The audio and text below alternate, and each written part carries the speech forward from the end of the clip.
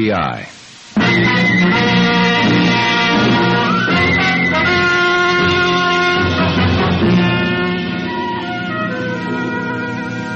Starring Dana Andrews in an exciting tale of danger and espionage. I was a communist for the FBI.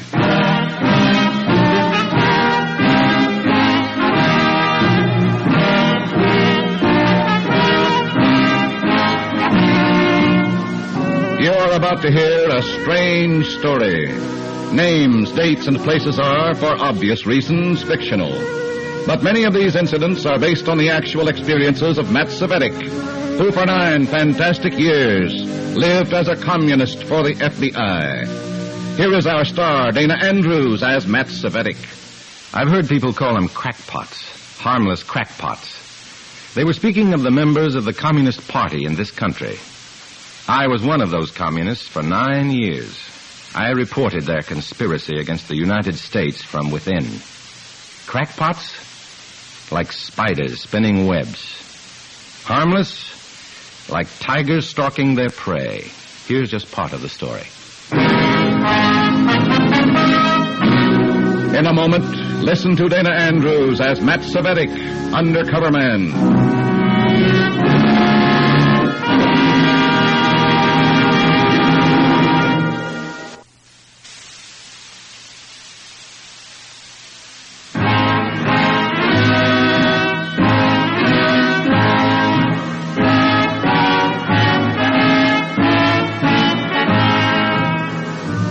Here is Dana Andrews as Matt Cvetic, undercover man.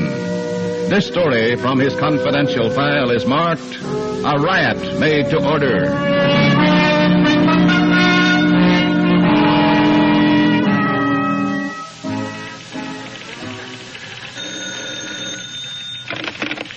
Hello?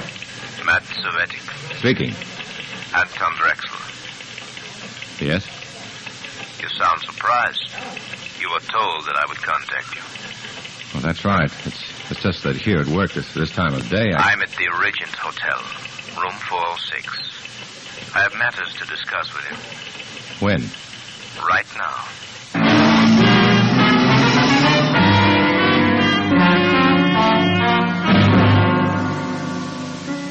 That's how you received your orders in the Communist Party. Anytime, anywhere. And you obeyed to the letter, right now. I got up from my desk, and there were a dozen pair of eyes watching me. Communist eyes. Some I had put in this department of the United States Employment Service myself. But I knew there were others, watching, reporting. Had I shown any aggravation, any irritation, Drexel would have known about it immediately. I walked out with a smile, the perfect, obedient slave on the way to his master.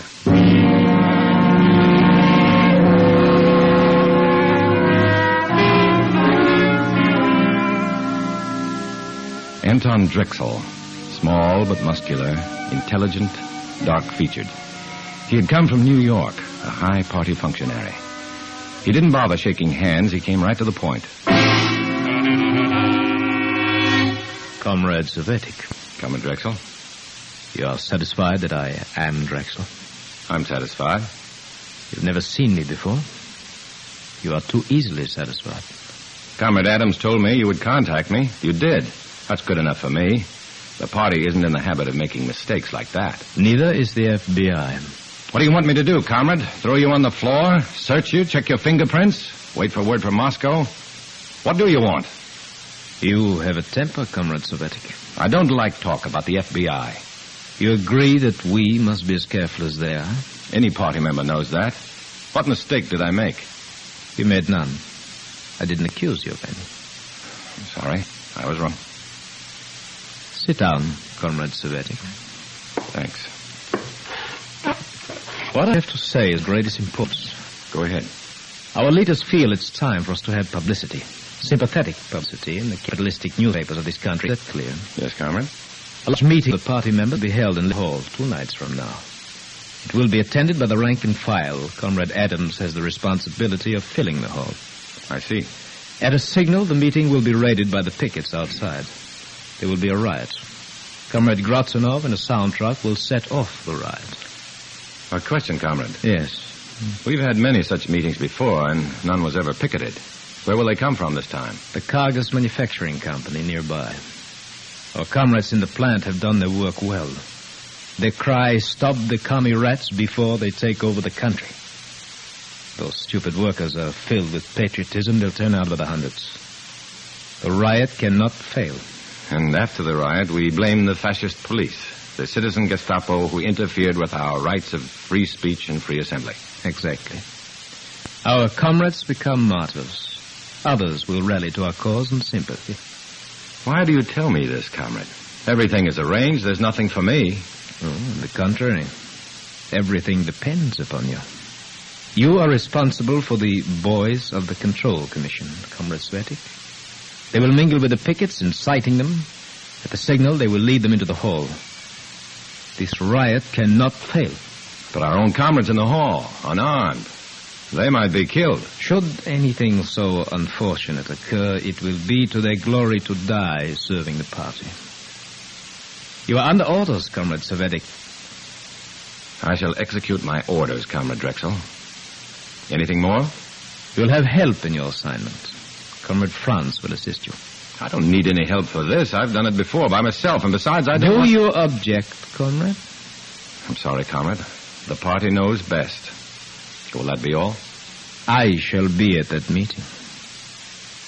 Good day, Comrade Cvetic.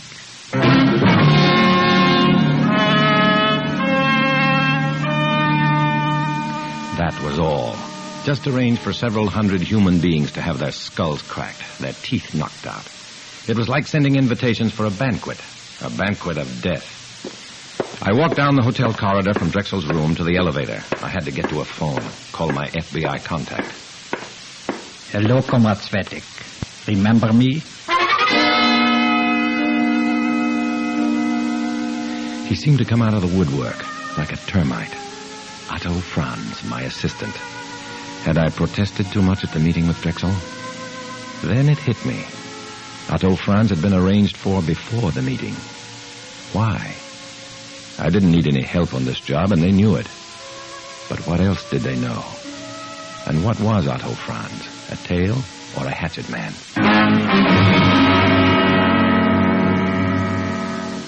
Hello, Otto. Comrade Otto to you, Cvetic. Where did you come from, comrade? It doesn't matter. Let's go to work, huh? Sure. What do we do first? That's up to you. I just go along and do whatever you say. You can see her tonight when you go home. Look, comrade, you can follow me wherever I go. Those are your orders. But you're not telling me where I can go. Those are my orders.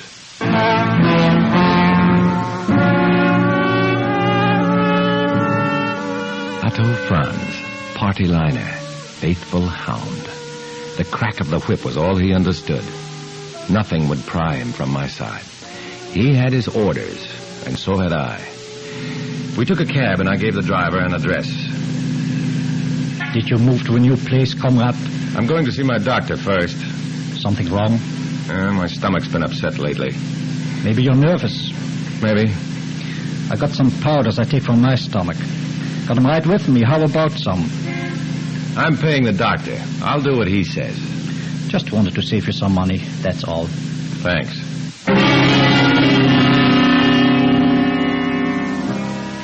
He stayed with me like a headache, right into the doctor's waiting room. When the doctor was ready to see me, I knew he wanted to follow, but he didn't quite have the nerve. I told Doc I wanted to find out how my mother was, and he told me in 2 words. Not good. I asked if I could use his phone. He nodded and went into his laboratory. So far, I was getting all the breaks.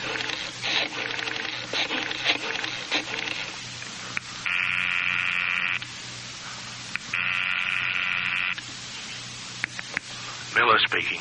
Randy Fletcher. Go ahead, Matt. They're staging a riot at Liberty Hall day after tomorrow. Several hundred party followers in the hall and that many pickets or more outside. On signal, the pickets raid the meeting. Go ahead, Matt. Go ahead. It's up to you fellows now. You've got to stop this thing. We can't move in on anything like this, Matt. I'm afraid you'll have to carry the ball on this one. Look, I've got a tail on me right now. Everything's been set. What do you expect me to do? I'm sorry, Matt. Yeah, but this is your... Yeah, I know. It's my baby.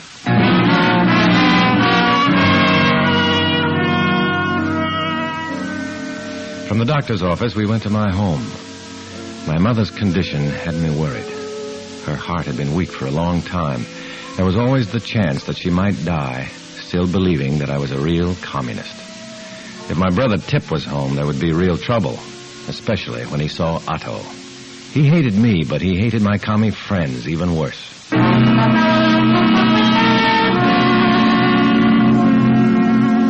Tip wasn't there. I almost felt good. The little breaks were coming my way, but I needed a big one, real big. Otto showed a rare streak of decency. Your mother upstairs, comrade? In bed. I'll wait here in the parlor. You go up and see her. But don't take too long. We got work to do, remember? I remember, comrade.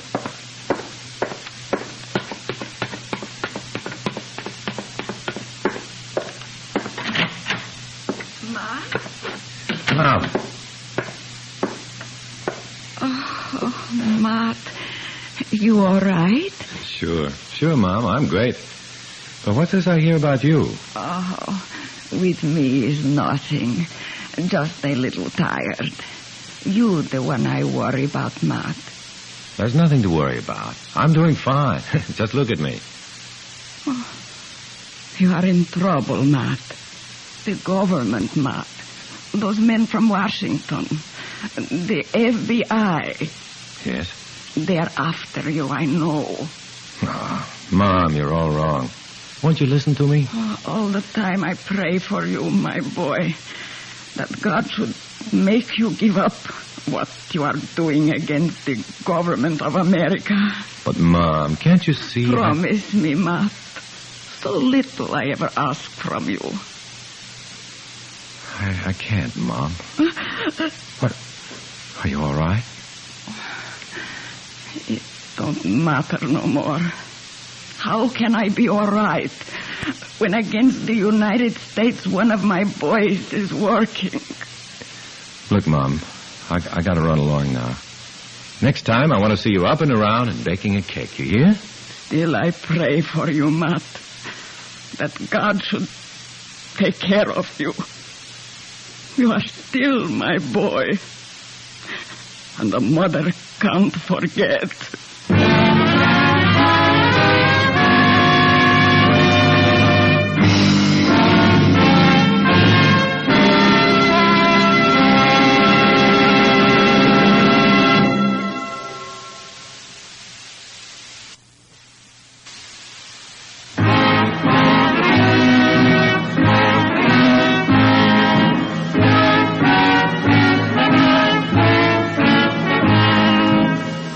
Back to Dana Andrews, starring as Matt Cvetic in I Was a Communist for the FBI, and the second act of our story.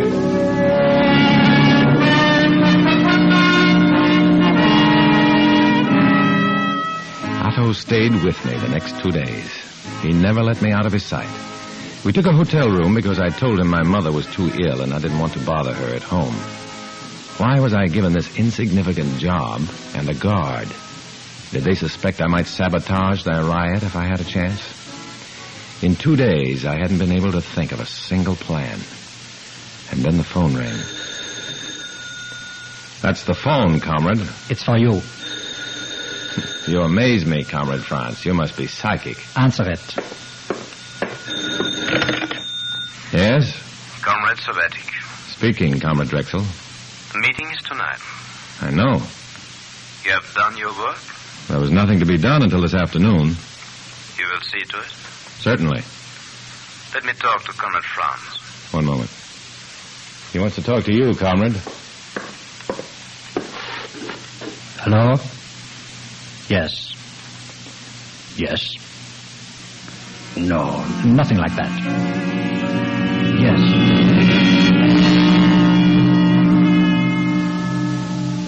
Drexel knew where to call. I hadn't told him, and Otto was with me every moment. Were they watching both of us? Or had Otto somehow given me the slip? I shuddered. One mistake was all you ever made in a spot like this. Your first and last. He was watching me, still talking at the phone. Yes, comrade. Right.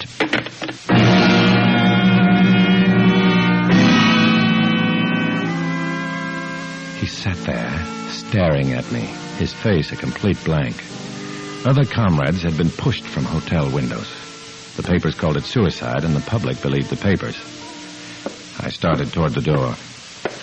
It's time to round up the boys for tonight, comrade. Comrade Drexel seemed a little worried that I'd not done it before this. I know. Well, are you coming, or do you stay here? I got my orders, comrade.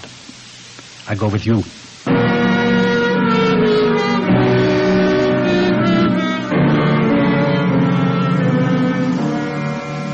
The goon squad I picked for this job was just like all the others, maybe a little more so. Muscle men. Powerful guys. And deadly. We met them in the back room of a cheap restaurant. 24 of them. Maybe a few more. Okay, comrades. Let's have it quiet. You'll gather tonight at 8 o'clock in the street in front of Liberty Hall. Pickets from the Cargus Company will be on hand before you get there. Wear your regular street clothes so as to look just like the other pickets. Mix with them, but stay away from each other. And get this, no guns. I'm going to say that again. No guns. You can use brass knucks, lead pipe and a newspaper, or saps. You've got plenty to work with, but no guns. A comrade in a sound truck will be yelling for a peaceful picketing with no violence. That's your job to make the pickets forget him and raid the meeting and start the riot. Okay, that's all. Nice work, comrade. Thanks. Comrade Drexel will be pleased.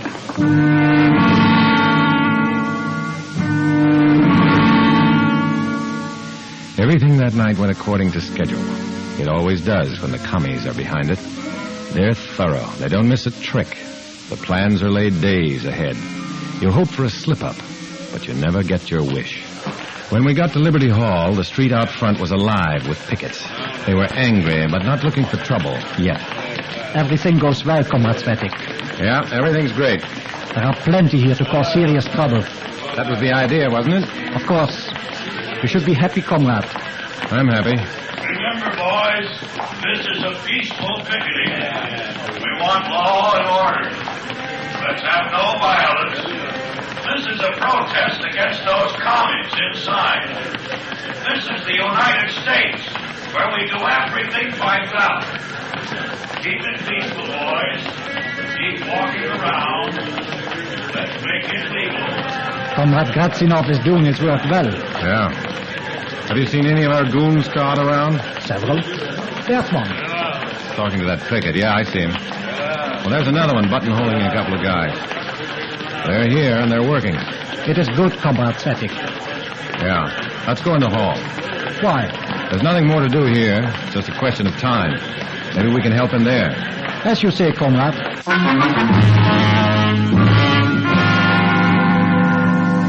Inside the hall, everything was proceeding according to schedule. There wasn't an empty chair in the place. It was like a sheep pen, with Comrade Adams, the ringleader, on the stage leading them to slaughter. And there you have an example, comrades, of this freedom America boasts. Right outside these doors, a mob of pickets. The fascist police of the United States are protesting our right of free assembly.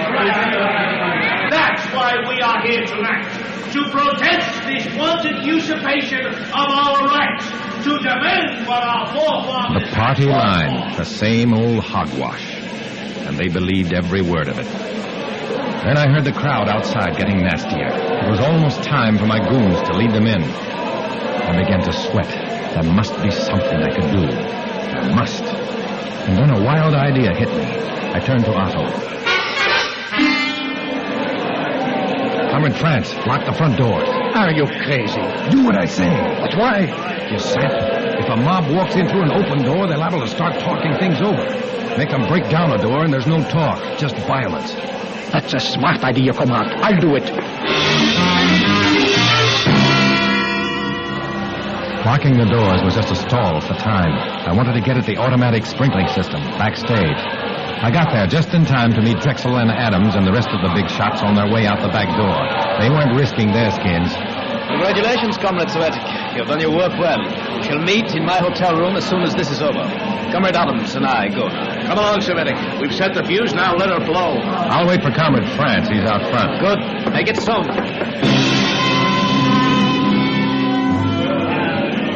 I was standing right next to a wall ladder. It led up into the rafters, and from there I could reach one of the valves of the sprinkling system and melt off the protective wax cap. I started up the ladder, and I saw Otto coming back. I jumped down. He hadn't seen me. Your idea works, comrade. Listen to them. They're like wild beasts outside. Good work, comrade. When those doors break, hundreds will be hurt.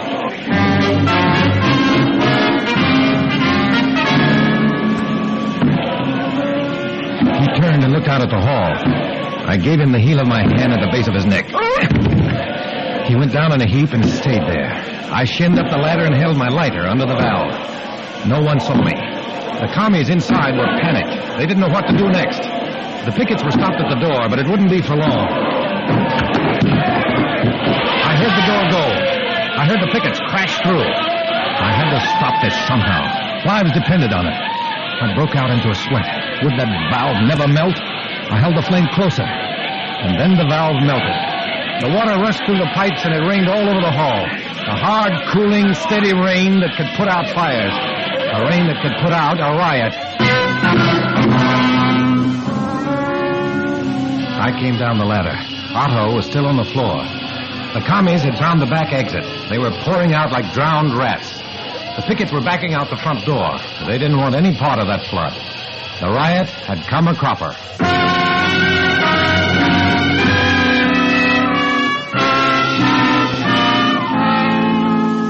Comrade Drexel was waiting for me in his hotel room, but I had to make one stop before that, a crummy little gym on Denton Street. I knew the owner, Mac, a hulking, punch-drunk ex-pug. He knew me slightly. He never asked questions. When you can't think anymore, there's nothing to ask about. Listen, Mac, I haven't got time to argue. It's a matter of life and death. I want you to go over my face, and go over it good. With gloves, huh? No gloves. Bare fists. I gotta look like I was really beat up. Blood, too? Yeah. Everything I'd get if 4 or 5 guys jumped me. Well, it might hurt you. I told you this is a matter of life or death. Now go ahead. Well, okay. Just as a favor. No hard feelings. No hard feelings.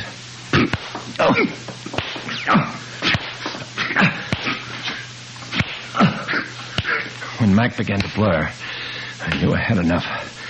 He helped me to the door, and I staggered into the night.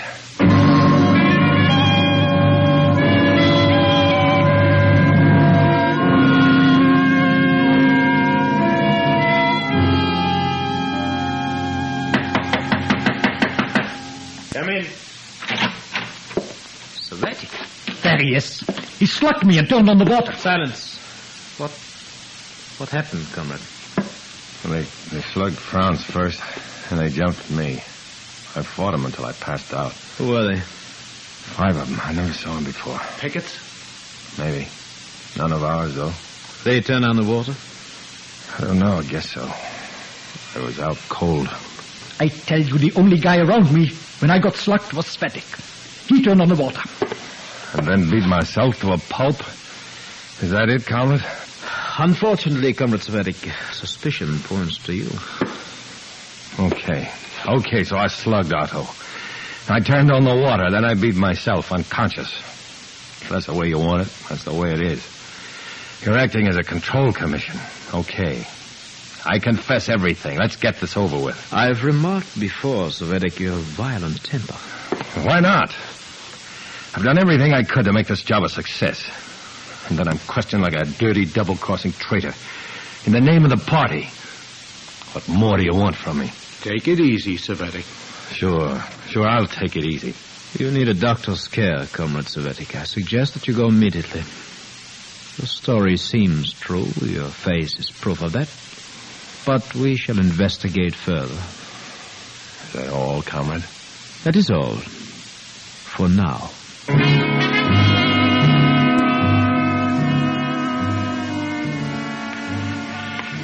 I left the hotel, and I felt good inside in spite of the pain.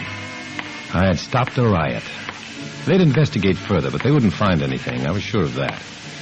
I'd covered everything, and for a while I was safe.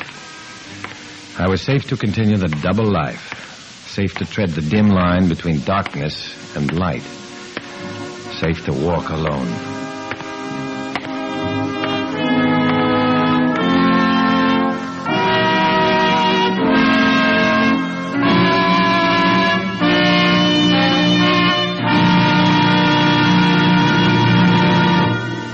Dana Andrews will return in just a moment.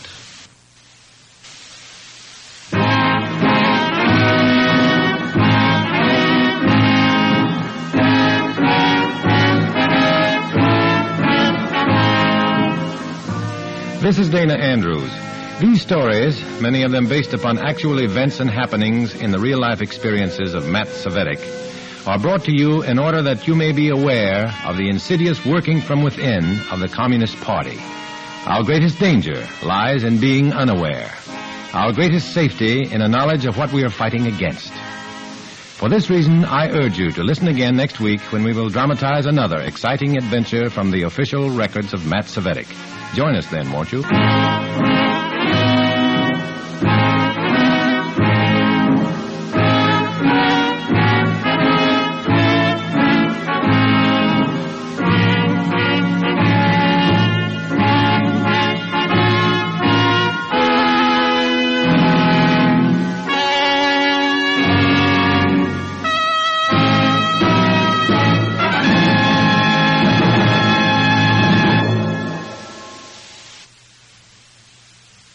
I was a communist for the FBI.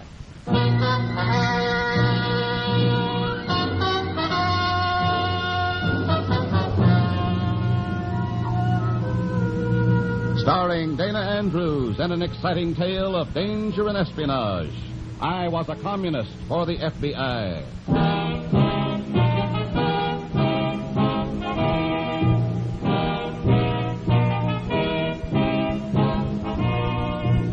From the actual records and authentic experiences of Matt Cvetic are many of the incidents in this unusual story. Here is our star, Dana Andrews, as Matt Cvetic, who for 9 fantastic years lived as a communist for the FBI. Iron Curtain, even a self-imposed Iron Curtain. And it's particularly distressing because we who have stepped behind that curtain can still see through it. We know the way you are living. Natural, normal, happy lives. We know, too, the way you look down on us, despising us as traitors. But though we understand, it hurts because everyone has a craving for love, for admiration, essentials of living that are denied to the unknown communist for the FBI.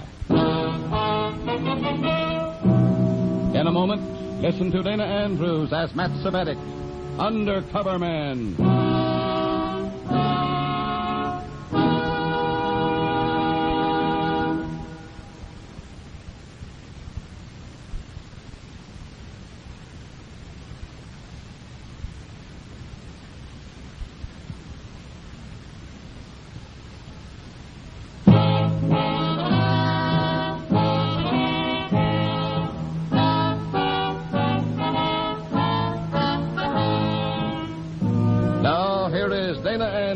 As Matt Cvetic, Undercover Man.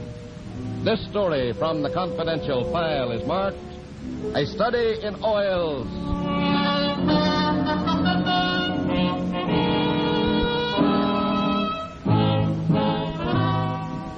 As I walk into Comrade Horsting's house, I know again that feeling of apprehension that accompanies every special party summons. As always, I wonder why I've been called. Have they seen me making a contact with the FBI? Or have they finally been able to fix the failure of some party project on me? It hasn't happened so far, but it can at any time. And the worry is always there. Then, in Comrade Horsting's living room, I learned that they haven't caught me yet. You have been chosen to perform a very important mission, Comrade Cvetic. Mission which has already met with several reverses. And what makes you think I can swing it? And what I think has no bearing on the case. The assignment came from party headquarters. Oh, what is it? You are to effect a friendly acquaintance with a Mr. and Mrs. Walt Wheeler. Where do I meet them? on the New York Bound Limited, which passes through here at 8 o'clock tonight. How will I know them? I have pictures of them. Newspaper pictures taken when the Wheelers overnight were catapulted from poverty to tremendous wealth. Oil? 5 wells so far, flowing 37,000 barrels a day. And according to my reports, this is only the beginning. And the party wants some of this oil money. Naturally. Oh, I see. Your job is simply to effect a friendly meeting with them. A meeting which can be exploited after you arrive in New York. I leave at 8 o'clock tonight? Right. The Wheelers, according to the report given me, will be in drawing room B, car 7018.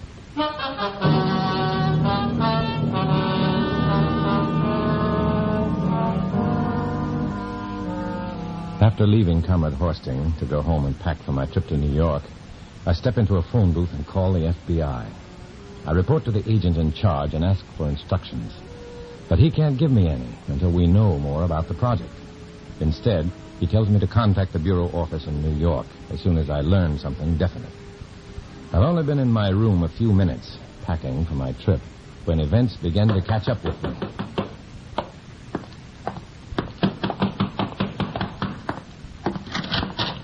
You take your time, Comrade Cvetic. I wasn't expecting you, Comrade Horsting. Come in. Has my trip to New York been canceled? No. In fact, your responsibilities have increased. I just received this package which you are to deliver to Comrade Crowder at party headquarters. What is it? I wasn't told, Comrade Cvetic, and I didn't ask. Well, I just wondered. A large, flat package like that. If Comrade Crowder thinks you should know, he'll tell you after you deliver the package. Now, finish your packing. We'll have dinner together, and then I'll drive you to the station.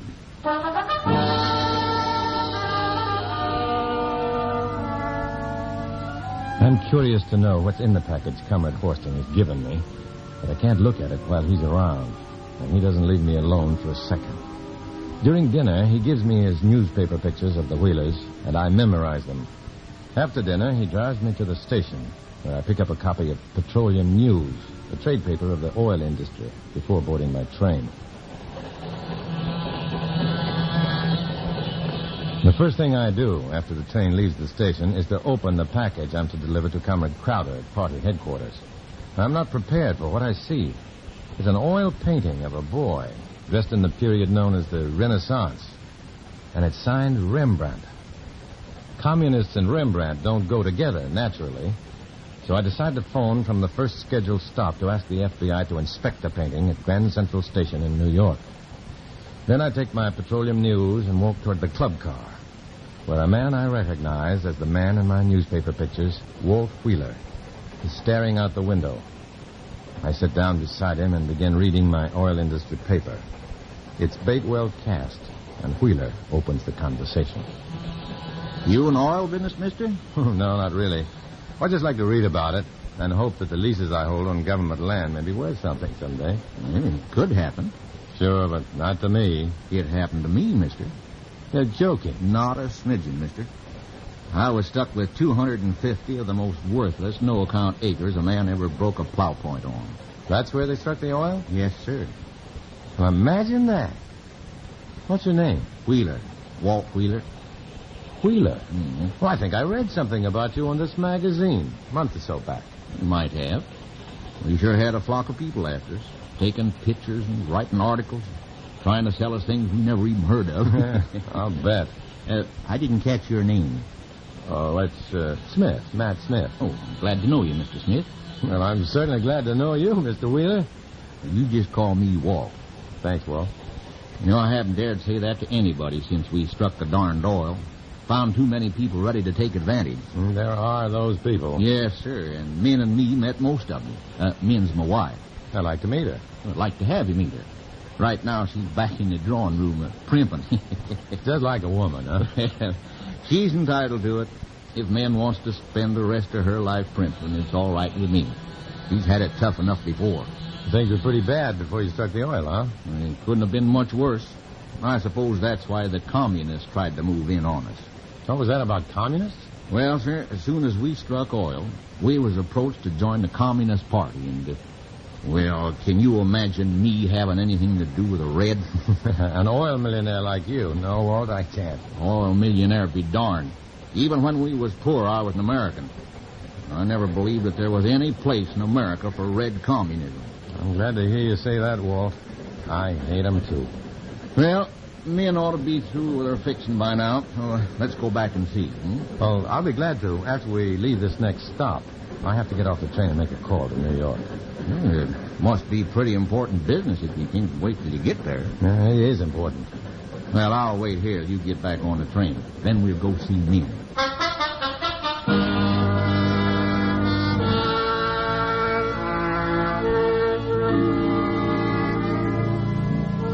While they're switching engines, I get off the train and call the FBI in New York and arrange to have an agent meet me at Grand Central Station and check on the Rembrandt I'm carrying.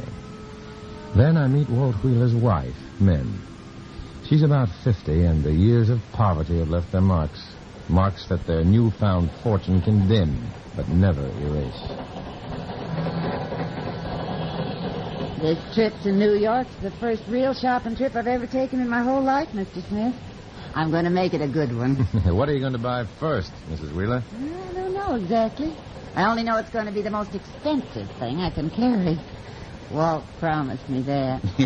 I meant it, too, honey. There's nothing too good for my men. It'd be fun to go shopping with you, even though I couldn't buy anything.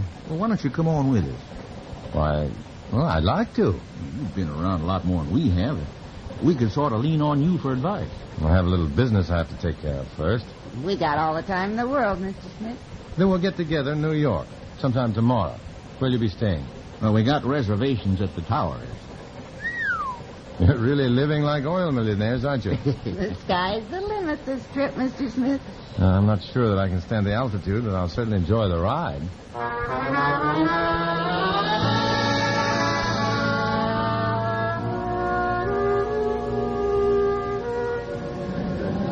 When the Wheelers and I get off the train in Grand Central Station, I know that I've established a contact with them that fits my party orders, a contact that can be exploited to the party's advantage. After we part, I try to figure out what the angle is going to be. Then suddenly, shockingly, the Wheelers are erased from my mind by the sight of a man walking toward me. A man with his arms folded. A signal that he's an FBI agent that I'm to meet and show the Rembrandt. I nod and start toward him. He smiles. Then when I'm only 3 paces away, his smile changes to a frown, and he turns his back as a voice says to me, Mr. Cvetic? What? Are you Matthew Cvetic? Yes. I'm Comrade Crowder. I believe you have a package for me. Yes. But I was supposed to deliver it to party headquarters. You were supposed to deliver it to me. May I have it, please? It's in my bag. Oh. In that case, keep it there until we reach headquarters. Were you successful in contacting the Wheelers? Yes. Good. How are we going to exploit them? That will be explained at headquarters. Come on.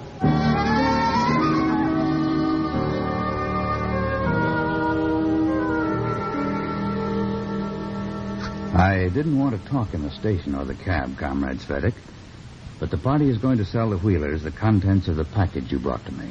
How can we be sure that they'll buy? That is your assignment, Comrade. Oh? And what am I supposed to sell them? Open your grip and take out the package. Here. Thank you.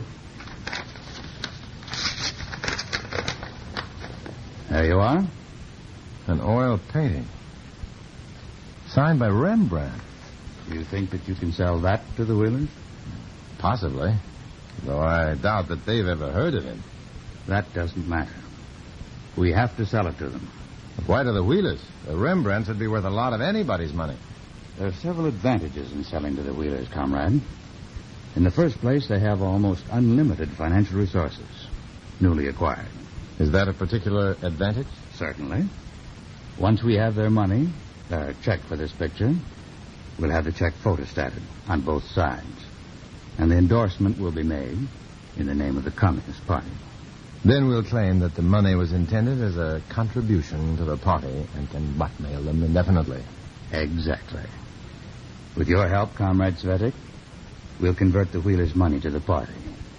Every dollar of it.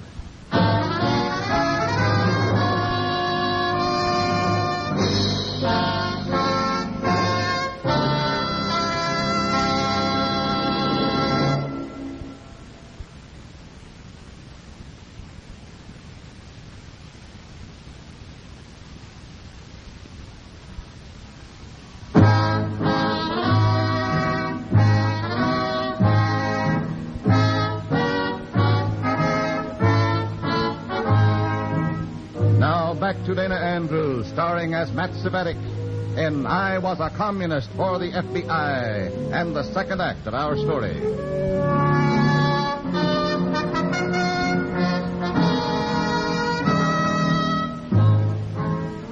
Now that I know the party's plan to sell the Wheelers and oil by Rembrandt, I'm anxious to get away to report to the FBI so that Walton men can be warned against buying any painting. But I can't get away. Instead, with Comrade Crowder, I enter an inner office. Shut the door, Comrade Cvetic. What is he doing here, Comrade? He has clients for our Rembrandt, Dr. Brokaw. Oh? Well, in that case, welcome, Comrade Cvetic, Doctor.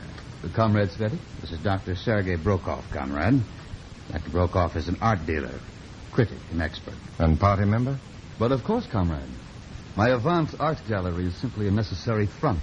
After several others have failed, Comrade Cvetic finally scraped up an acquaintance with a pair of dupes. The party has been most anxious to capture, Doctor. Oh? Peasants with oil wells. Oh, they should be very good prospects. Frankly, I doubt if they've ever heard of Rembrandt, Doctor. So much the better, Comrade. They'll not be so critical. Our artist, while improving, is not yet perfect. I'm afraid I don't follow you. For example, on this portrait of an unknown boy that was just delivered to us... Comrade Cvetic also delivered the painting, Doctor. No matter who delivered it, our artist is improving. Except for the subject's left eye being 1 centimeter too short in this... Forgery? Copy is a kinder word, Comrade. Except for that one small difference, and that would not be noticed by any except the most thorough investigators, I defy anyone to prove that this is not a genuine Rembrandt. The colors, the canvas, the frame, everything is a copy of the finest order. If you don't mind, Doctor, I'd just as soon you save the sales talk for these suckers of Comrade Cvetic. He and I need to work out a plan for catching them.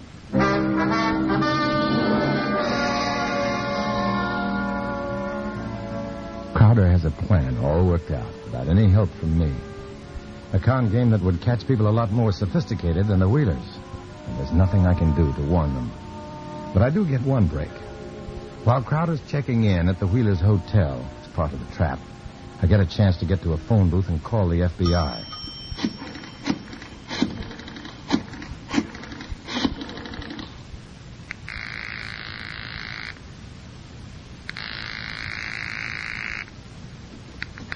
Norrie Hill office. I called you long distance from the railroad junction last night. Oh, yeah. The man who was to check a possibly smuggled or stolen Rembrandt for us reported an interception. Where are you now? I'm in a phone booth. That picture wasn't either smuggled or stolen. Sure? I'm positive. It was forged. Canvas, frame, everything. Describe the picture. Well, Dr. Sergei Brokaw called it Portrait of an Unknown Boy. It's a canvas about 14 by 16 inches. According to Brokaw, the art critic and a party member, the boy's left eye is 1 centimeter shorter in this forgery than it is in the original. Well, that'll help plenty. Good work. Well, that isn't all. They're getting set to sell this phony painting to some brand new millionaires, people named Wheeler. They're stopping at the Towers. Mr. and Mrs. Walt Wheeler. Anything more? Yeah, call the Wheelers and tell them that they're going to be shown a phony painting and warn them not to buy it. Well, I'm sorry, but I can't do that. But look, the Reds plan to hook them, then blackmail them. This is only the first step. Well, I can't warn them, and don't you warn them either. But look... I'm sorry. I have another call waiting. I'll explain it to you later. Bye.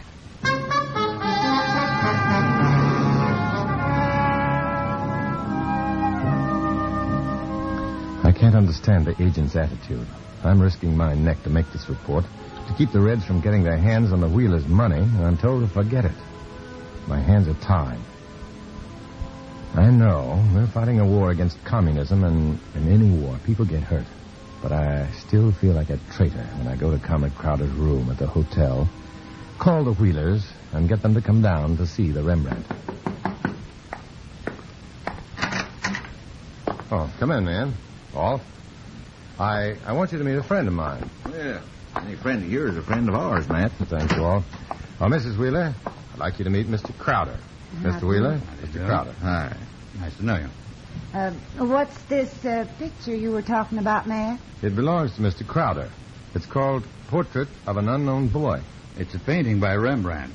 Little known and extremely valuable. When Mr. Crowder said that he intended selling the picture, men, I remembered your saying that you wanted to buy the most expensive thing you could carry. This picture might be it. You remembered that and thought of us. I told you he was real folks, men. There's considerable prestige connected with owning a genuine Rembrandt. Oh, is he one of them moderns? Rembrandt has been dead more than 200 years. Oh. He was one of the old masters. Oh, then this is real expensive. Extremely. It's probably worth much more than you could possibly pay. How much is it worth? Maybe 50,000. Possibly 150,000. Well, now, that's quite a spread. How do you find out for certain? Check some professional art dealer. Who? Your own, if you like. Oh, we don't have an art dealer. I didn't think you would. I don't know why you insisted on wasting my time, Matt. You're not wasting your time, Mr. Crowder. I'll vouch for the Wheelers. If they decide to buy your painting, they can well afford to buy it. And any other painting you happen to have, too.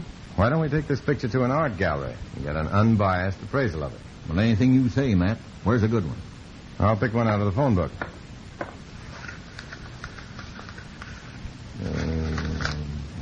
Here we are. The Avant Art Gallery. Dr. Sergei Brokoff, art dealer, critic, and expert. Well, get the picture and let's go. We'll show Mr. Crowder who can or can't buy a painting.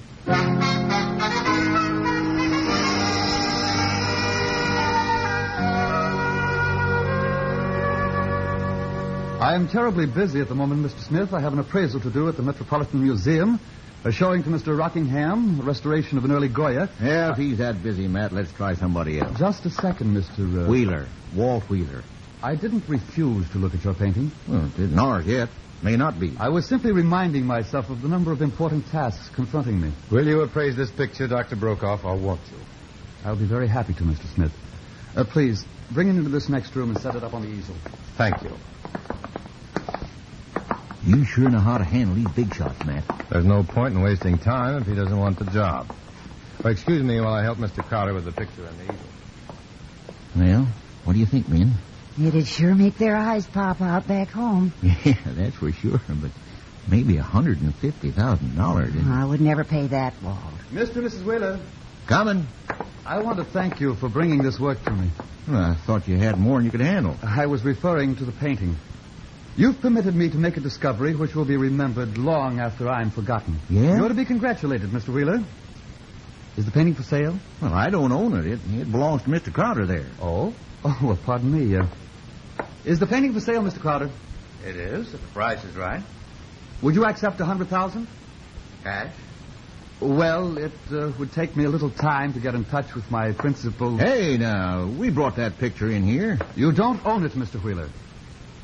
It may take me a few days to get in touch with my client, Mr. Crowder, but I can assure you that he'll be more than willing to pay $100,000 for this painting. Now, if you will accept my check for $10,000 as evidence of good faith, Mr. Crowder... We're buying that picture, Mr. Crowder. Oh, now, see here, Mr. Wheeler. If your client can pay $100,000 for that thing, Min and me can, too. And we'll give you a check for the whole thing right now, Mr. Crowder. Well, Talk to him, Matt. I didn't know it before, but I do now. I got to have that picture.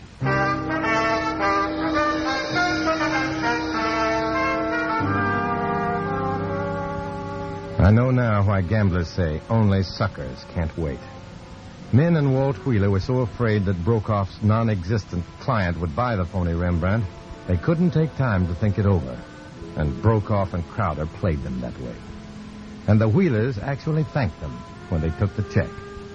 A little bitterly, I phoned the FBI and reported that their refusal to warn the Wheelers had given the Reds a present of several $1 million. I left for home that night, and it was 2 days before I again checked with the FBI and arranged a meeting. Ah, hello, man. Sit down. Thanks. Well, feel proud of yourself? Sure. I don't blame you. What are you talking about? The Wheelers and the phony Rembrandt. You really worked a deal there. Yeah, quite a deal. The phony art dealer and Comrade Crowder are going to get about 10 years apiece. What happened? When the story of the Wheelers' purchase broke in the papers, every art expert in New York wanted to see their unknown Rembrandt. I can imagine. And you can't imagine the trouble we were in. Half of the experts thought the painting was authentic. In fact, if it hadn't been for your tip about the left eye being 1 centimeter shorter than the original, we'd never been able to prove fraud against Brokoff and Crowder. The Reds still got Wheeler's 100,000. Well, we wanted them to, Matt. That's why you weren't allowed to tip them off. Once Crowder deposited that check, we had them. It was never cashed because the Bureau put a hold on it until the Wheelers actually stopped payment. Well, that makes me feel a lot better. I thought it would. All in all, it was quite a study in oils. Yeah, a study in oils. Oil wells, oil paintings, and communist oil. My cell leader praised me highly for having handled myself with such circumspection that the suckers, as he called them, never suspected me. And the other members of our cell echoed his praise, for no wholehearted believer in the communist doctrine could ever understand that the Wheelers' attitude toward me stemmed from their own kind, generous, and just basically decent instincts, rather than from any cleverness on my part. I understood, though, and I've often wished that I could see them again as a friend. Naturally, that was impossible. If I am to have friends, I have to pick them from among the members of the Communist Party. I choose to walk alone.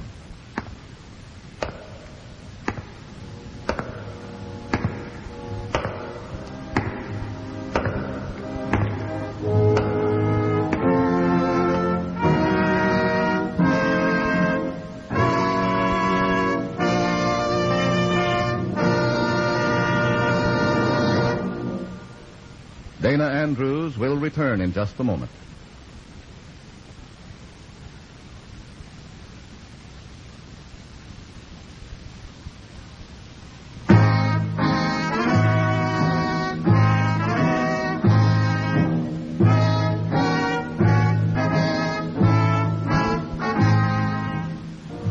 This is Dana Andrews.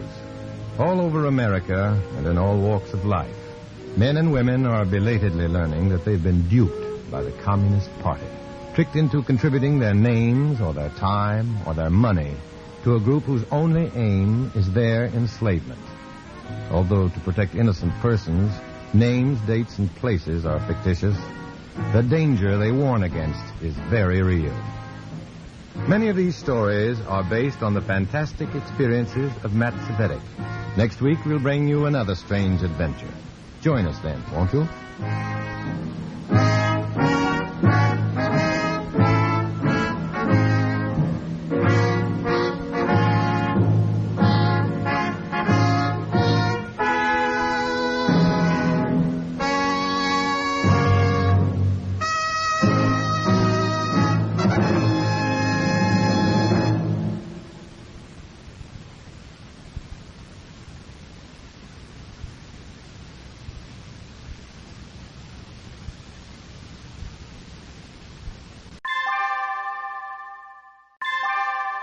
I was a communist for the FBI.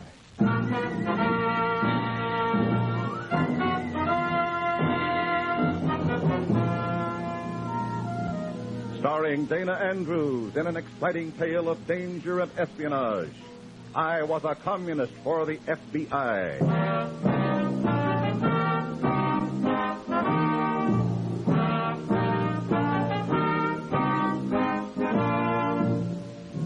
From the actual records and authentic experiences of Matt Cvetic come many of the incidents in this unusual story.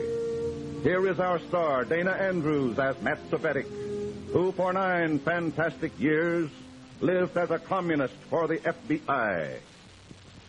If you were forced to select a companion from the Communist Party or a bed full of vermin, which would you choose? I had that choice to make once when I was a communist for the FBI. This story explains why I made the inevitable decision.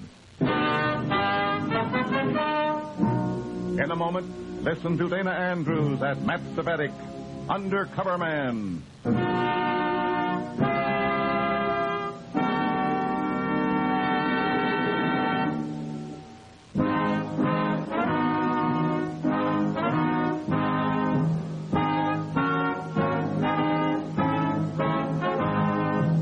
Now, here is Dana Andrews as Matt Cvetic, Undercover Man. This story from the confidential file is marked, A Suit for the Party.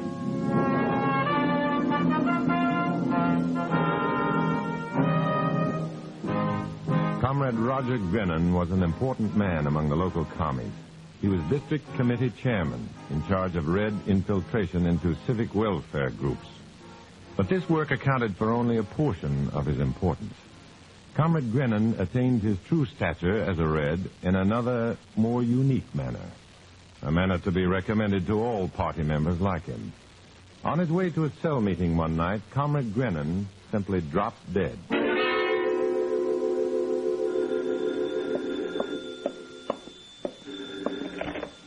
Hello? Cvetic, this is Rivkin. Oh, hello, comrade. Be ready in 15 minutes. I'll pick you up in a cab. What for? Where are we going? Where do you think we're going, idiot? We've got to see Grennan's wife immediately. Mrs. Grennan? Now? Have a heart, Rivkin. She just buried her husband.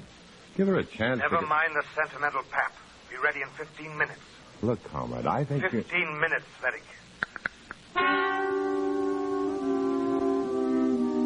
In exactly 15 minutes and 35 seconds, I was in the taxi with Comrade Jacob Rivkin. Rivkin was definitely not the type of commie you see in those red propaganda posters. He was no square-jawed Apollo in overalls. Quite the contrary. Rivkin was a nervous, pasty-faced little man, built like a radish and just as indigestible. Though he was a ranking cell leader in the party, he had the uncanny faculty for making people dislike him on sight. His attitude toward the grief-stricken widow of the late Comrade Grennan was all too typical. Please, Mr. Rivkin, I'd rather not go through my husband's personal things now. Maybe later on, a few days. It's imperative that we find the list immediately. I told you I don't know of any list. Come on, Rivkin, some other time. Mrs. Grennan, your husband was on his way to a party meeting when he was stricken.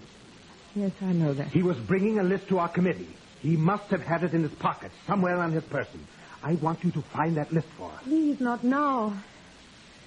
I haven't been feeling very well, sir. Maybe I can explain, Mrs. Grennan. You see, this list contained the names of party members assigned by your husband to infiltrate certain welfare groups.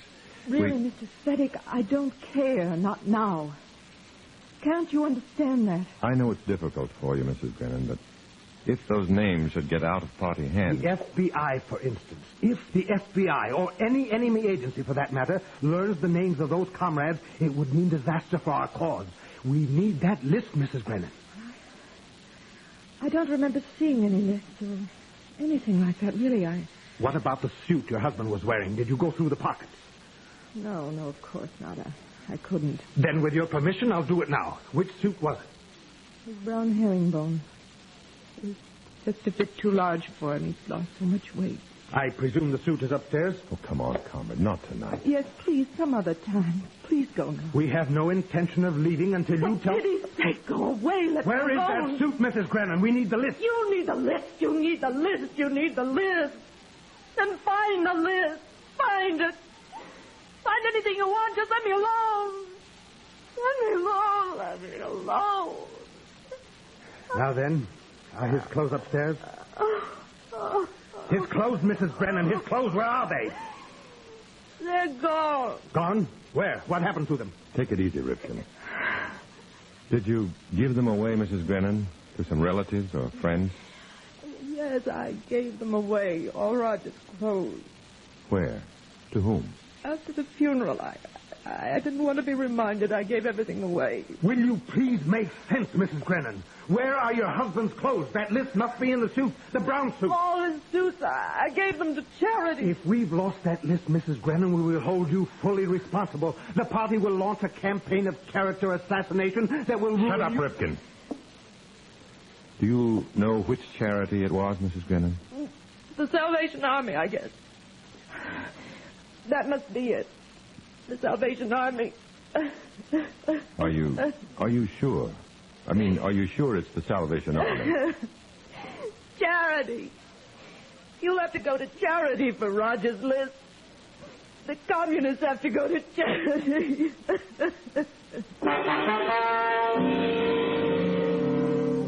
Ripken was frantic to find that list. As for me, I suffered my own secret desperation. It was my job as an undercover man to locate the list before Ripken did and turn it over to the FBI. But where does a dead man's brown suit go after it leaves the Salvation Army?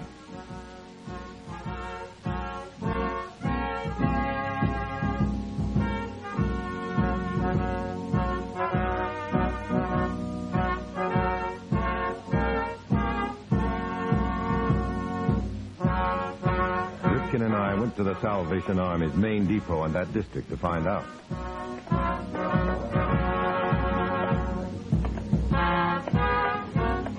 Well, Cvetic, we have a lead anyway. What? I said we have a lead. The clothes are collected here and sent to the missions on Skid Row. Where? The mission on Skid Row. Well, they've got 2 missions down here, comrade. You know that, don't you? Yes, of course. I checked the one on Victor Street. They haven't received any clothes in over a week. Then let's go to the other one. Just a few blocks from here.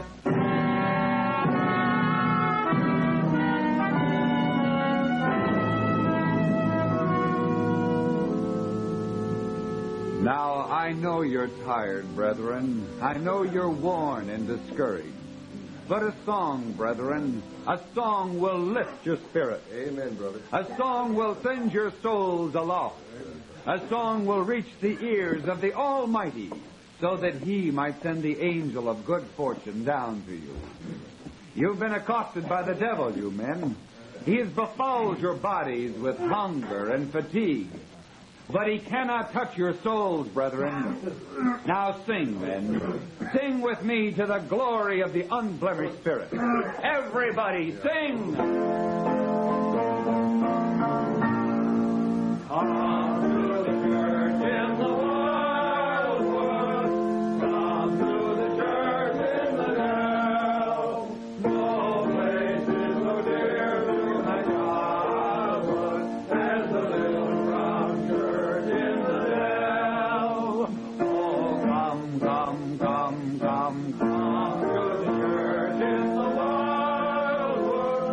Come to the church in the dell. No place is so dear to my childhood as the little brown church in the dell. Oh, come to the church in the wildwood. Everybody lift your voices in the dell. Just a moment here. You're Sergeant Simpkins, aren't you? Here, you, Simpkins. Wait till he's done, Ripken. Simpkins, you. Yes, did you want something, gentlemen? Yes, if you'd stop that infernal bleating long enough to listen. We didn't mean to interrupt your services, Sergeant. I'll be done shortly, gentlemen. There's soup on the steam table if you like. Perhaps you'll lend us your voices in this next hymn. We don't have time for foolishness, Sergeant. What's that? Oh, my friend is a little upset, Sergeant. It's rather an urgent matter. I see. Well, I promised these men here one more song. If you'd be kind enough to wait until it's finished. Stop it! Stop that infernal clanking! Well, you're not only being rude, my friend, you're being positively blasphemous. I'm afraid I must ask you to leave this mission. Just a moment. Just one moment, please. But, look, Sergeant, I want to apologize to my friend here. And, well, you might. As I say, we're both pretty upset. You must be. You see, we've got a problem about some clothes that... Clothes? Well, you're welcome to look through the clothes in the next room. Take what fits you and May the Lord bless you both with a little more courtesy. Thank you, Sergeant. Come on, Cvetic. The suit may still be there.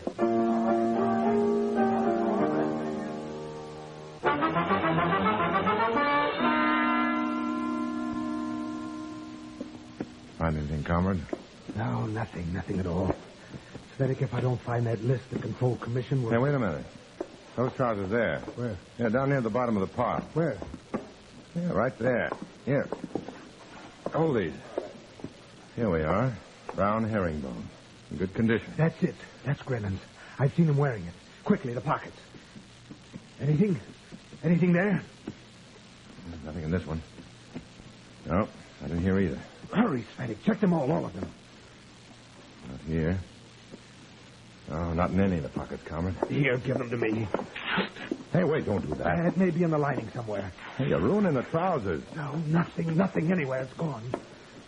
Well, the list may still be in the jacket. Oh, the jacket's gone, too. Probably in the back of some broken-down bunk. That's hardly spoken like a friend of the masses, comrade. Oh, these derelicts are typical of the decadence of bourgeois democracy. In a true dictatorship of the proletariat, they wouldn't sing hymns for their soup. They'd work or be liquidated. Yeah, okay. Come on. Where to? Let's start looking for the jacket. In this concrete jungle down here, impossible. It was worth a try, isn't it? Of course. It's Cvetic. Why are you so concerned? This is my responsibility. I'm the one to suffer if we fail to find the list. No, Rifkin, the cause will suffer. I'm as interested in that list as you are. Maybe even more interested.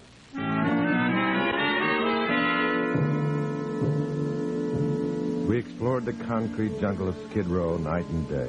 We took mental inventory of the derelicts on every corner, studied the flow of human flotsam in and out of the flop houses. We prowled the alleys, stepping over the defeated forms of homeless men. We wandered in and out of littered doorways, checked the tattoo parlors and 10-cent movie houses. We scouted all the shadows of Skid Row, but nowhere did we see the brown herringbone jacket we were so desperate to find. It's no use, Cvetic. Another day down here and I'll lose my mind. Yeah, guess I feel the same way. Hey, watch it. Don't trip over that old geezer's feet. What? I said, careful. You useless old fool. Asleep in the doorway. No place else to sleep. I told you to watch where you... What's the matter? What are you looking at? Huh? Oh, nothing. Nothing at all. Come on. What's the matter with you, Cvetic? You seem so... Oh, it's nothing. Nothing. I'm just getting jumpy. So many days on Skid Row.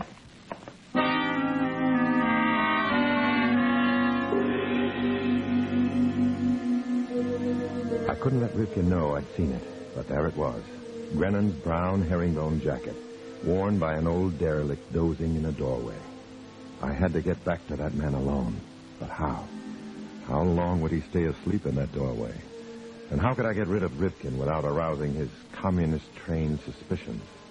Sure. It had to be done. And I had to do it. But how? How?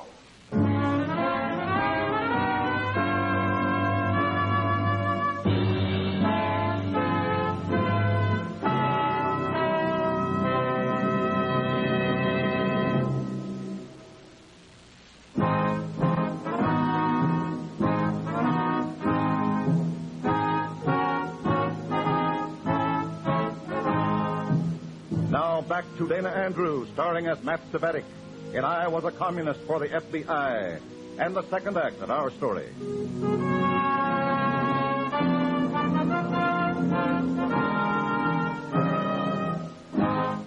The Communist Party can be quite broad-minded at times. For instance, it will seldom bear a grudge if a ranking party member dies without official permission, as long as he doesn't leave any incriminating evidence lying around where the FBI might find it. The incriminating evidence Roger Grennan left behind him was now lying in a Skid Row doorway in a jacket worn by a sleeping derelict. Comrade Rifkin hadn't seen the jacket, but I had. And I had to get rid of Rifkin before it was lost again. What's the matter with you, Cvetic? Suddenly you're as white as a sheet. Am I? Just tired, I guess, comrade. You're right. We've wasted too much time in this dismal neighborhood. We'll have to devise a more practical plan. Look, Comrade Rifkin, maybe we should work this thing in shifts. Well, that might work out. Sure. Look, I'll stay on the job while you rest up. Then you can relieve me in the morning. Go on, grab that bus across the street. I'll scout around here by myself. What's the rush, Cvetic? Anxious to get rid of me? Oh, don't be a fool, Ripken. You know it's the most sensible way to handle this chore. Go on, get your bus before it leaves. Let's get a bite to eat first. I'm starved. Hey, you'll miss your bus. There's a bus every 10 minutes. I know, but it's foolish to eat in one of these joints when you can go on. What the devil is the matter with you, Cvetic? Nothing at all. Come on, let's eat.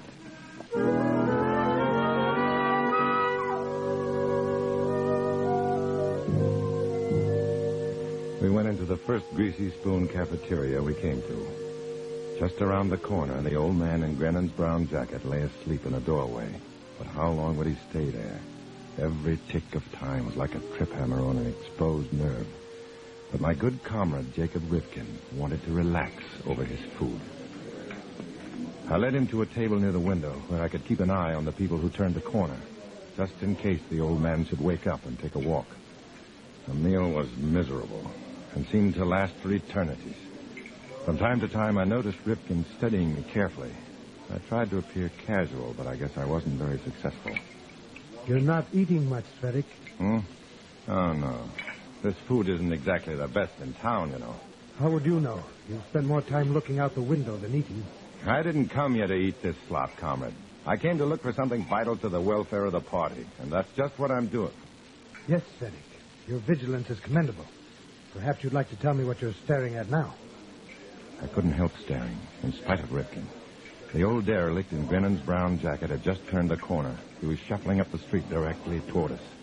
In a moment, he would pass the window, and Ripken would have to be blind not to see him. Well, comrade, what is it? Oh, it's nothing, really. Just thought I saw... Saw what? After all, I'm as concerned as... Oh, I'm sorry, comrade. Cvetic, you clumsy idiot. Give me that napkin, hurry. Well, it's only water. It won't stain. Here, let me help you. Never mind. I'll take care of it. Cvetic, there are times when you're as awkward and stupid as a 3-year-old. I said I was sorry, Ripken. No harm done. All right. If I'd known you'd react this way, I never would have had you help me. Well, forgive me. I guess we're both getting pretty jumpy. Maybe you're right. Let's get out of here. I don't want to miss the next bus. At least the upset glass of water prevented Ripken from seeing the old man shuffle by the window. Now Ripken was on the bus and gone. But the old man was gone, too. He couldn't have covered too much distance with that slow, uncertain shuffle of his. So I headed up the street after him. Once again, I was scouting the Skid Row shadows, peering into the windows of dirty little pawn shops, tattoo parlors, pool halls. But evidently the old man had gone into none of them. I stopped, trying to figure which way he might have turned, which doorway might have gobbled him up, when I noticed the only flop house on this dead-end street. Plaza Arms, said the tattered sign. Beds, 35 cents. Unless the old man could vanish into thin air, he'd have to be in there. Yeah. I'd like a room. We got flops here, 35 cents. You want a flop? That'll be okay. What's the matter? How come you need a flop? Why not? Man's got to sleep. You new on the street? Why? Them clothes. They're pretty good clothes. Regulars down here don't wear clothes like them. Look, chum, I'm paying for a bed, not a questionnaire. I'm broke. My wife cleaned out the bank account and took off. That satisfy you? Okay, mister, okay. Don't get sore. I just don't want those smart guys annoying my customers. What kind of smart guys? Cops? Cops is all right. Some fire inspectors and health officials. I can't afford no trouble here. My customers, they're entitled to a flop without trouble. Yeah. Oh, where do I find my bed? Upstairs. Got 2 empty. Take either one of them. The place must have been collecting the odors of human deterioration for years. As I climbed the stairs, I could hear the heavy breathing of the sleeping men. Upstairs, there was nothing but a drafty loft. No doors, no heat. Just a cracked skylight for ventilation. Obviously, it hadn't been opened in months. The smell was even more sickening than it was down below. Through the darkness, I could see 5 beds lined up against the far wall. 3 of them were occupied. I struck a match. The man asleep in the middle bed was the old derelict in the brown herringbone jacket. The poor old guy looked like he was exhausted. He was sprawled on top of the covers, out cold. I checked the pockets of the jacket, praying that he wouldn't wake up. There was nothing in the breast pocket. Nothing in either of the side pockets. The inside pocket was empty, too. But I noticed there was a hole in it. I used my pocket knife to rip the lining. The noise split the silence like a scream. The old man stirred. He was quiet again. I reached in and felt around inside the jacket lining. My fingers closed on a piece of folded paper. The list. Grennan's list of party spies working in civic welfare groups. Now to get out of this musty hole and turn the evidence over to the FBI before... I don't tell the king as I am. You ain't going upstairs for no other person. I tell you, I'm just looking for a friend. I told you... Well, I don't know nothing about you or your friend. Now, you get out of here. Take your clothes off me. Ripped. He suspected me after all. The trusting soul of a trained You get out commie. of here, I'll call the cops. Get out of my way. Oh, no, you don't. Hey, come back here, you. I looked around in panic. A back door, a closet, a fire escape, anything to hide before Ripken saw me. He was practically up the stairs now. There was only one thing for me to do. I jumped into one of the empty cots and huddled in the smelly, crawling blankets. I knew he was looking for me, but the darkness was in my favor. I held my breath, wondering how long it would be before he discovered me. I heard him strike a match. He was looking at the man in the first bed. He was at the second bed now. I began to understand how Goldilocks felt when she heard the three bears come home. But Goldilocks wasn't sleeping in a stale, vermin-infested flophouse cot. Ripken had another match going. He was headed for the third bed now, the bed next to mine.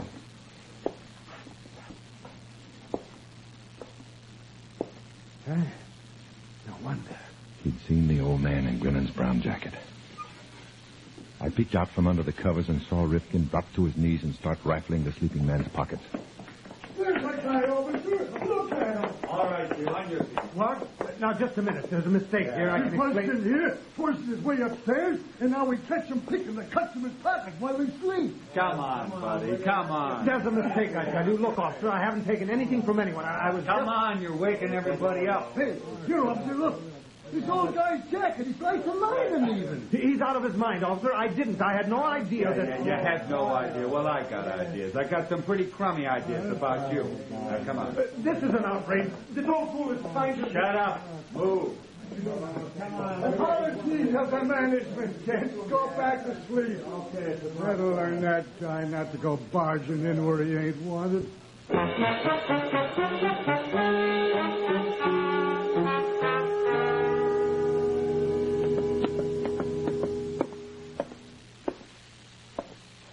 Good morning.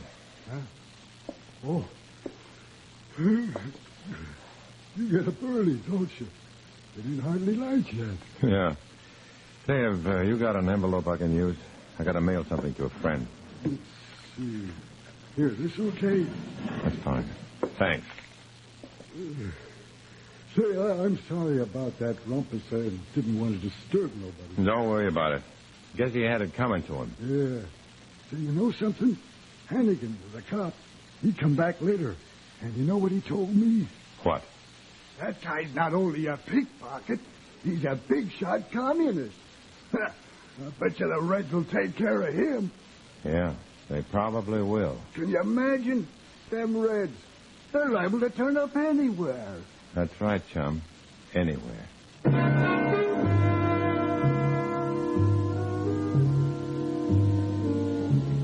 I walked down the street to the corner and mailed the list of party names to the FBI. Then I looked back at that Skid Row flop house. Last night, I'd been given a choice. A bed full of vermin or Comrade Ripken. The choice was obvious. I turned the corner and walked away. Two broken-down derelicts trudged past me. Defeated men, walking together. No homes, no hope, no dreams. But they walked together.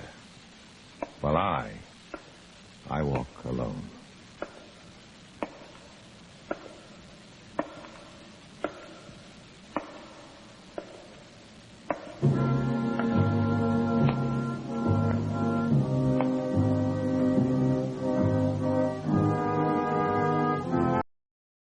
I was a communist for the FBI.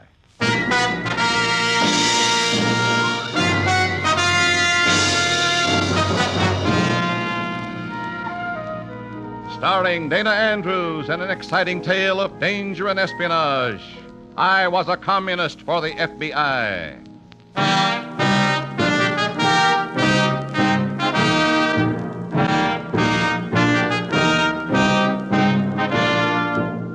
You are about to hear a strange story. Names, dates, and places are, for obvious reasons, fictional. But many of these incidents are based on the actual experiences of Matt Cvetic, who for 9 fantastic years lived as a communist for the FBI. Here is our star, Dana Andrews, as Matt Cvetic. For 9 years, I was like the Dutch boy at a broken dike, trying to plug leaks that could widen into a torrent and a flood. Fighting in the darkness of undercover to prevent disaster. Dreaming a strange, recurring dream that the water trickling ominously from the breaches in the dike was red. Blood red. 9 long years. In a moment, listen to Dana Andrews as Matt Cvetic, Undercover Man.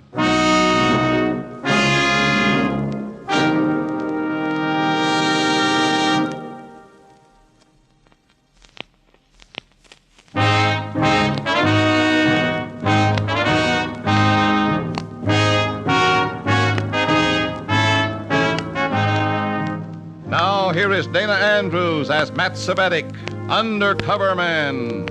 This story from the confidential file is marked Abby, as in Abigail.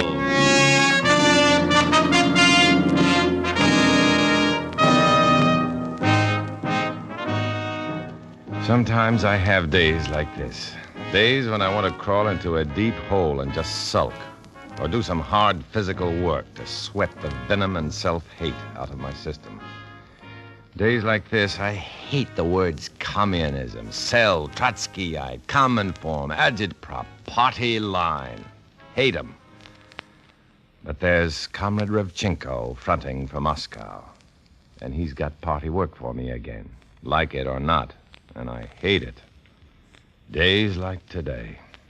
Comrade Cvetic, you know, of course, about the organization known as the American Rally for Peace and Tolerance. The RPAT? Yes. Something for us to infiltrate, I take it? My dear Cvetic, do you pretend not to know that the RPAT has been a communist front for 5 years? I'm not pretending anything. I just didn't know it. Strange.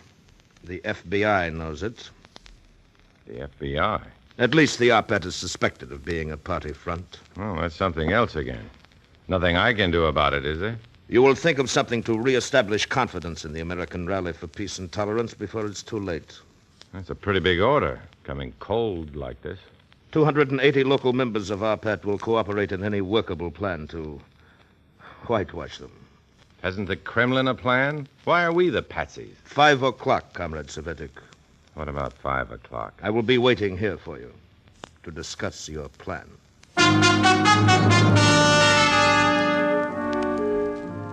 I go out, steaming quietly. I find a good, safe pay station and telephone my FBI contact. It's my day to be disagreeable, all right. I suddenly hate all the hocus-pocus of calling the FBI and using that red pony to blue fox gibberish so necessary to secrecy. I even resent having to call the perfectly respectable little cafe where we meet, Rendezvous Green. When my FBI contact walks in, I'm waiting for him with acid in my soul. I tell him of the assignment Revchenko has tossed into my lap, and incidentally let off a lot of dangerously explosive steam. And you say you're supposed to come up with an idea by 5 this evening? That is correct. Somewhere, Revchenko heard that Rome was built in a day, and that Cvetic was the architect. The noblest Roman of them all. Funny. I never was so close to chucking this job as I am right now. What's the matter? Just once, that's all. Just once, I'd like to perform some straight right-handed service for my country. No strings attached. We always wanted to be dead sure that the RPAT was really a red front. We are sure now, thanks to you. That's a big service, Matt. Maybe. But now I've got to whitewash a red front. And somebody's going to get hurt in the process. It's a fight, Matt. War means casualties. Just once. I'd like to do a lot of good without doing even a little harm. Well, you have any ideas for Revchenko come 5 o'clock? Blank. Nothing. Maybe you're fighting it too hard. Have you got any inspirations? No. Are you fighting it too hard? You've got me there, man. Yeah, I'll think of something. Matthew, who pays for the lunch? Call it. Heads. Heads it is. Best thing that's happened to me all week. See you around. Good luck, man. Keep in touch.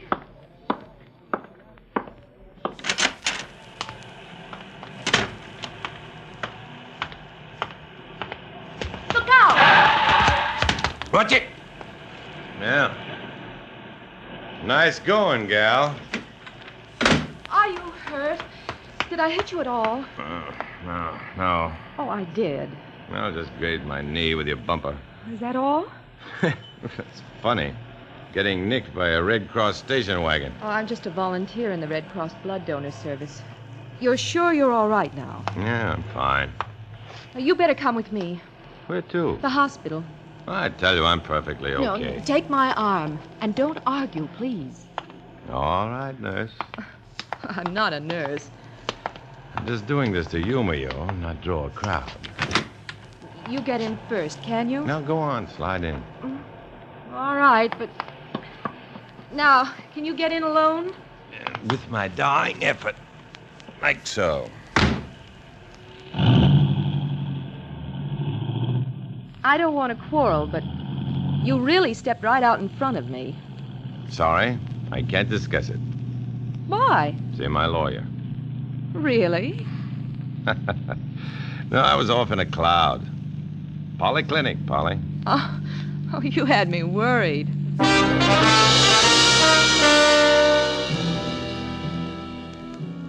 I watch the girl secretly as she drives, carefully, yet relaxed and confident. And very, very fetching in the blue uniform of the Red Cross volunteers.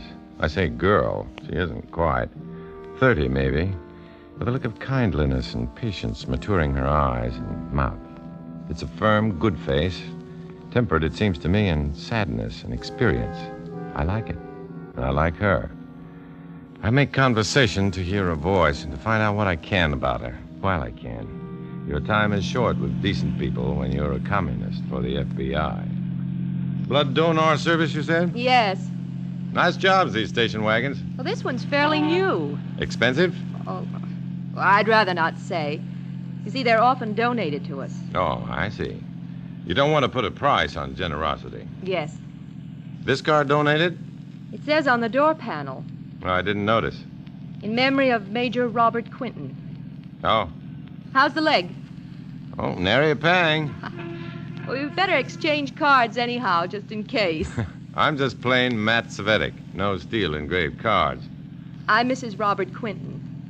Oh. Oh, you donated the car, then?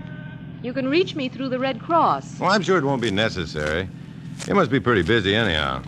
But unfortunately, no. Why not? Well, I don't know.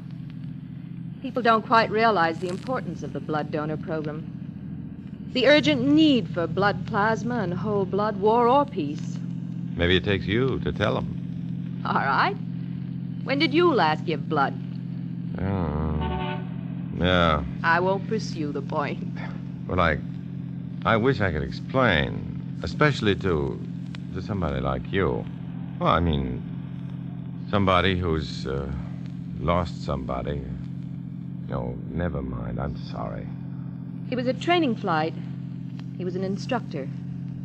They're just as gone, however they go. Oh. You get over it. You try. The blood bank has its share of visitors who are getting over it without forgetting. Yeah. I study the strong, gentle contours of her face. I like her laughter, but her melancholy pierces me through and through. All at once, I feel exactly like shedding about 500 cubic centimeters of Cvetic blood without any strings attached.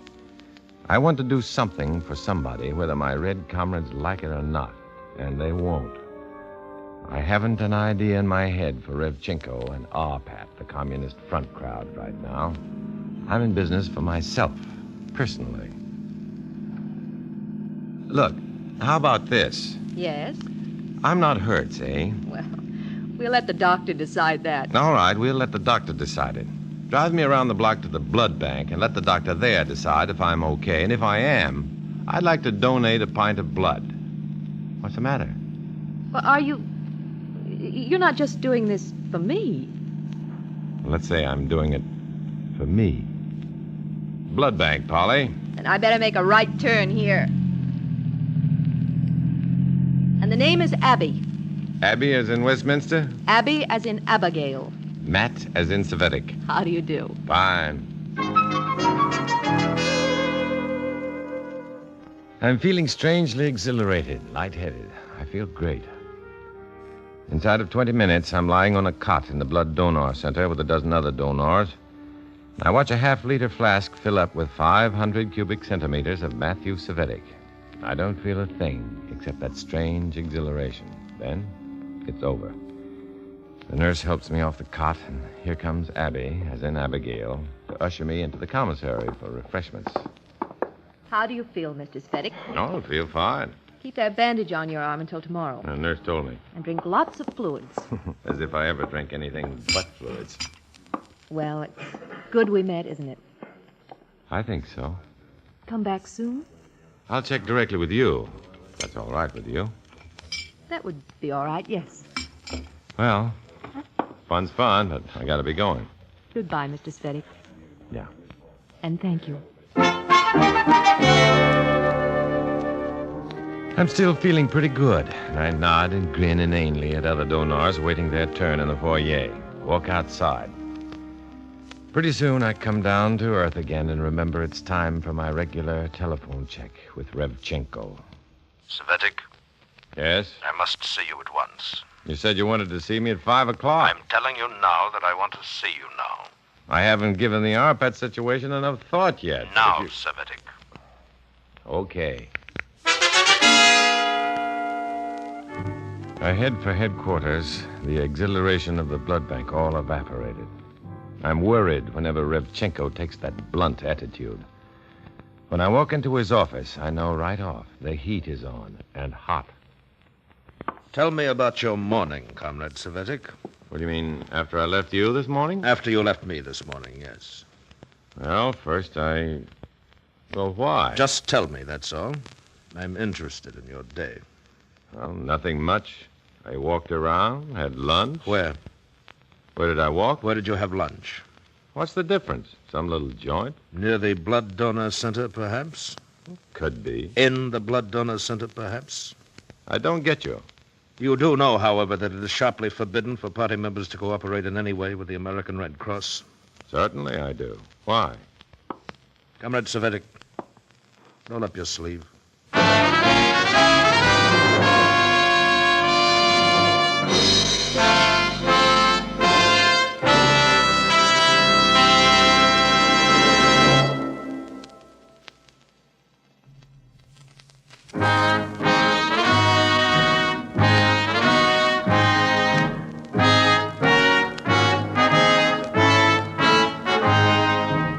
Now back to Dana Andrews, starring as Matt Cvetic in I Was a Communist for the FBI, and the second act of our story.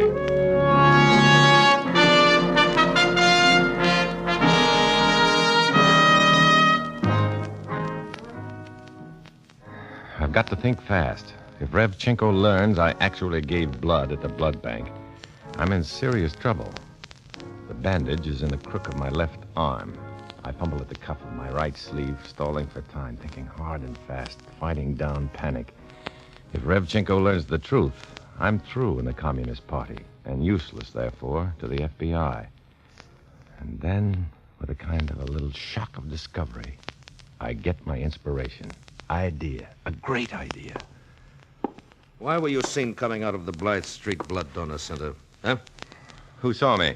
Does it matter you were seen? Well, I was working on an idea for the American Rally for Peace and Tolerance. And that's why you betray your party? Oh, I wouldn't say that, Revchenko. What would you say, then? Look here. Suppose the ARPAT volunteers en masse to contribute blood. Are you insane? We give a couple of 100 pints of blood, sure, but we publicize it big. We build up ARPAT as a patriotic force, giving their blood for Uncle Sam. Oh, few people may still have their doubts, but mostly it'll be a lot easier sledding for the rally from there on in. I can arrange to take over the Blythe Street Donor Center for the day. Photographs, reporters, sob interviews, some good old phonus balonus about our American responsibilities to America, the works. Leave it all to me, and it's a breeze. Huh? How soon can this be done? I'll get on it right away.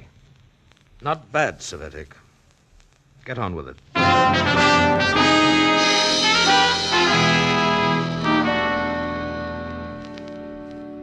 Hello? Hello, Abby? Mrs. Quentin? Hello? Hello? Oh, Abby, I've struck big pay dirt for you. Mr. Cvetic?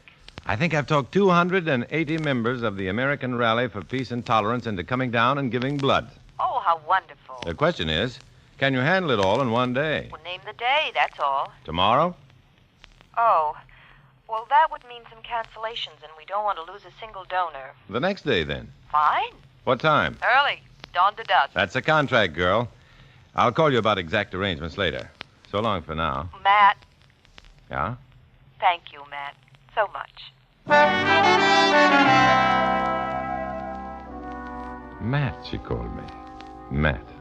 I'm feeling pretty good as I hit the telephone and make arrangements with RPAT, the newspapers, and the local radio for publicity on the grand gesture. It's almost too good to believe. I've actually conned the party into giving blood to the American Red Cross. 2 mornings later, the comrades of RPAT start showing up bright and early, and for the rest of the long day, there isn't a dull moment. Somewhere along late in the afternoon, I make my routine telephone check with Rev Chinko and get the first hint of sudden disaster. Cvetic, report to my office immediately. Why? What's the matter? Don't talk now. Do as I say. Report here at once. But I... At once, Cvetic. Now what?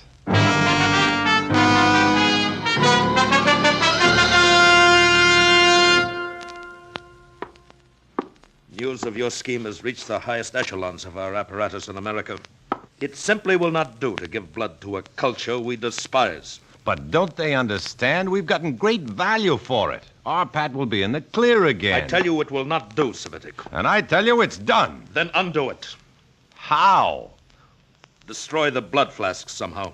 We can't do that. You can't, but you will. I'll try to think of something. You must. When can you bring me a plan? I'll call you later. I'll be here, Cvetic. Waiting.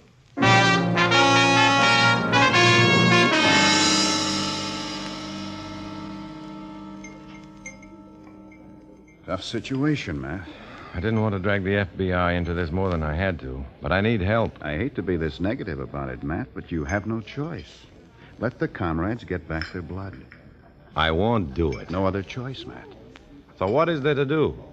The idea is to have a comrade pose as a holdup man making his escape. He stops a blood transport on the highway at gunpoint, commandeers the car, and hides it away for 2 days. If whole blood isn't processed in 2 days, it's worthless. Well, yeah, it begins to take shape. They don't dare actually destroy the flasks. That would point the finger straight at them, as you point out. Oh, that'll work all right. It's just a shame, that's all. Find out when the blood will be taken out tonight to the processing center. Call Revchenko, tell him your plan, and describe the route of the car. Oh, yeah. He'll get some zealous comrade to flag it down, all right. Better get going on it right away, Matt.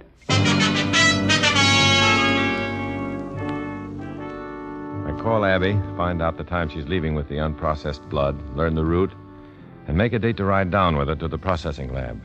Then I call Revchenko, make an appointment with him, and give him the layout. He likes it. Why shouldn't he like it? It was cut to measure by the FBI. I wait for 9:30 at night and ride the long ride to the processing lab in Abby Quentin's heavily loaded station wagon. A very, very bad company for a good-looking widow. Matt, what's the matter? Nothing. Well, you've been so quiet. Yeah, I get these moods. Good thing for a girl to know. Pretty dark stretch, isn't it? I know it perfectly by now. Is it always so deserted? Well, I picked it because it's deserted. I don't like traffic around when I'm driving blood. Too precious to risk. It's packed securely, isn't it? Heavy wooden cases, cork liners, metal partitions. But a hard blow and somebody might lose out. Burned child, wounded soldier, somebody. So many somebodies. Oh, Abby, look out! Oh! There's somebody in the road. He's waving at us, limping. Don't get out. He can make it. Thanks, friend. Thanks, friend. What's the matter? What's wrong? My car spun off the highway. Are you hurt? I don't know. Get me to a hospital. Well, climb in. Give him your hand, Matt. Here. Yeah, thanks, pal. Now get rolling. Fast. Oh. Go easy on that trigger, pal. Then get going. Better do it, Abby.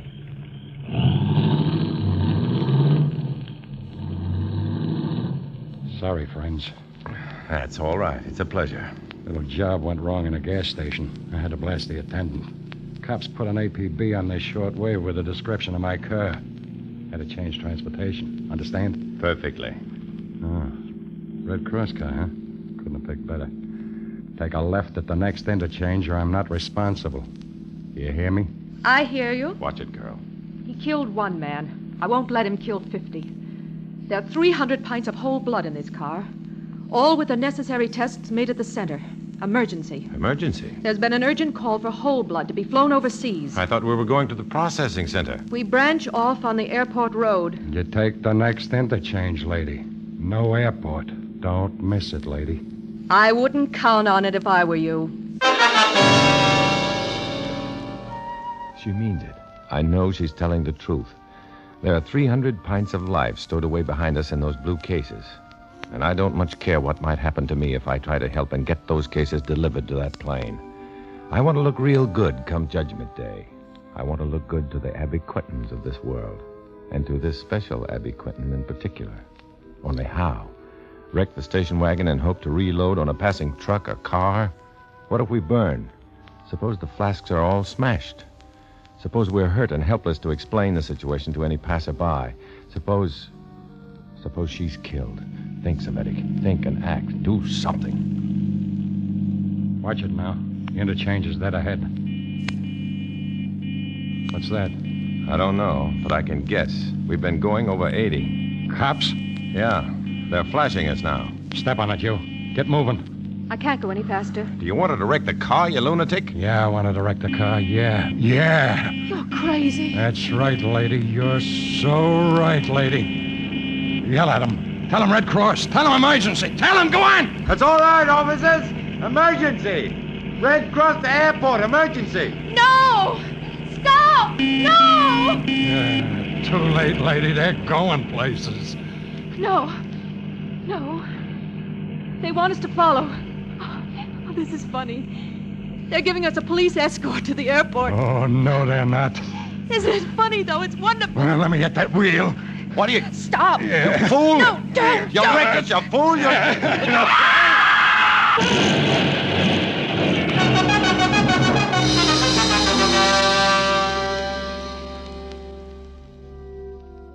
I wake up slowly. It smells like a hospital, then like perfume. It's both. I see clean gray walls. I see Abby smiling down at me. Hi, Matt. You're a mess. Oh, listen to you. What's a black eye and a patch on my cheek? Look at you. What about me? Oh, nothing permanent. You took the windshield way out. Or what about the flasks? Did it all smash? Just a few bottles. The police put the rest aboard almost on schedule. And they have our gun-happy friend. Yeah, that's fine. I'll be back tomorrow night. Good. Good night, Matt. Bye, Abby. As in Abigail.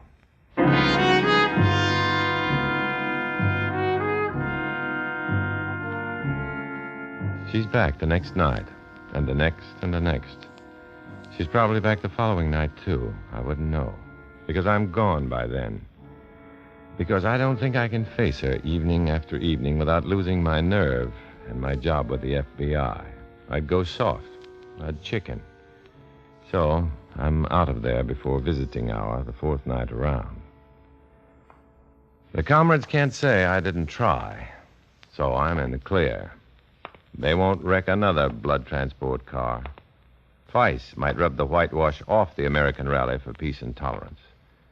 They don't know that the FBI knows what's underneath that whitewash. Red, bright red. So maybe I don't do too badly at times, but it gets harder and harder to say goodbye when the Abby Quintons say goodnight. But I'm a communist for the FBI. I walk alone.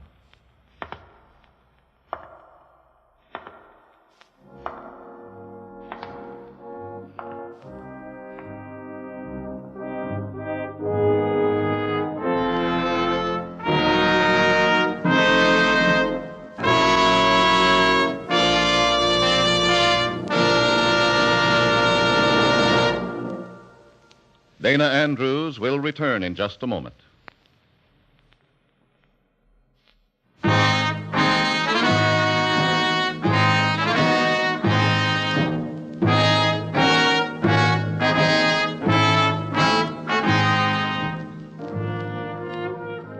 This is Dana Andrews. The play you've just heard is typical of the fantastic, undercover, behind-the-scenes struggle for America and the entire world.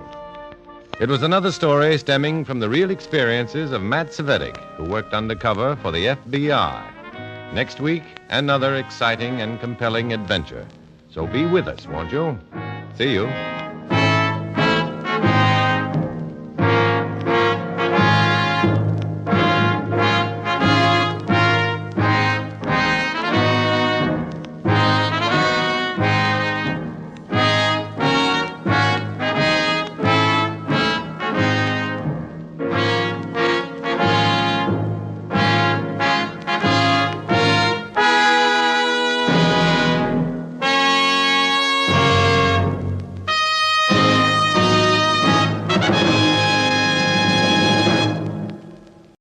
Communist for the FBI.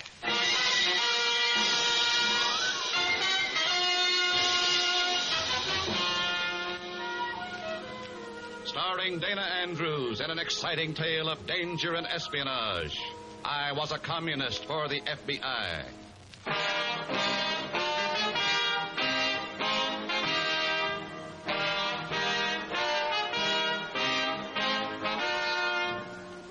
From the actual records and authentic experiences of Matt Cvetic come many of the incidents in this unusual story.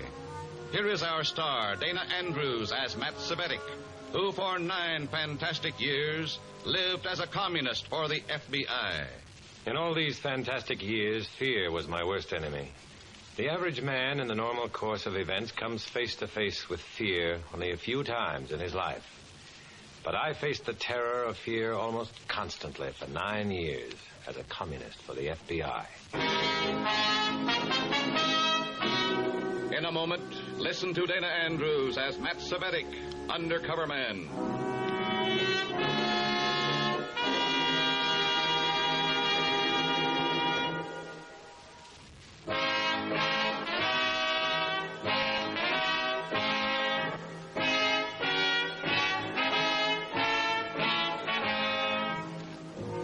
Here is Dana Andrews as Matt Cvetic, undercover man. This story from the confidential file is marked The American Kremlin.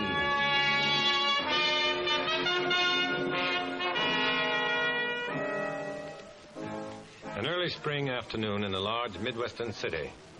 The sun has found its way through the haze that shrouds the downtown business section and is drying the remnants of a morning shower.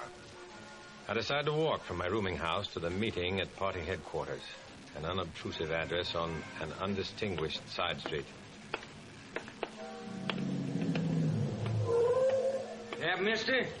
No, thanks, Cabby. I'll walk. I think you better ride, mister.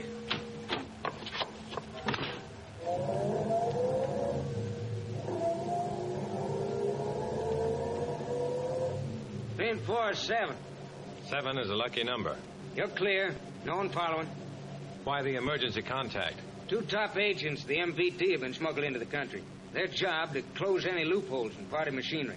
Who are they? We don't know who they are, what they look like.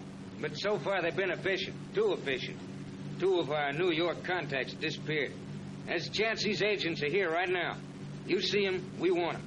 Now, don't waste any time calling your contact. Anything to report? No. Okay, you can let me out.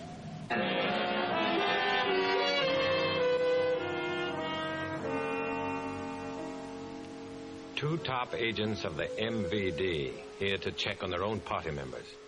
They're never sure of themselves or the people who work for them and with them. For how can you really trust a man who's a traitor to his own country?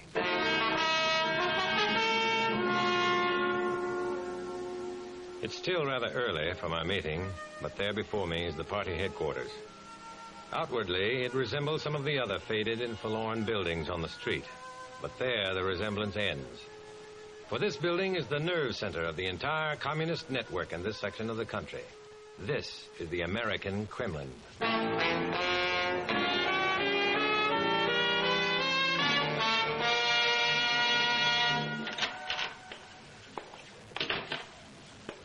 Comrade Barstow?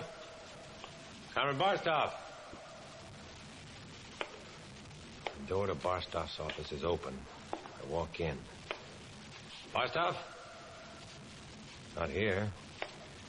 Beyond this office, the printing presses. I start to call Barstow's name, but the words choke in my throat. There, above me, dangling like a limp cord of an overhead light, hanging and swaying from a pipe which runs across the ceiling, the body of Comrade Barstow. I look around for the box or platform which he used to raise himself off the ground. But there is none. The floor beneath his swaying feet is clear.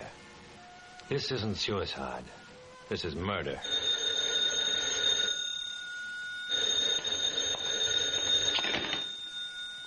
Hello? Yes? Is it done? Yes.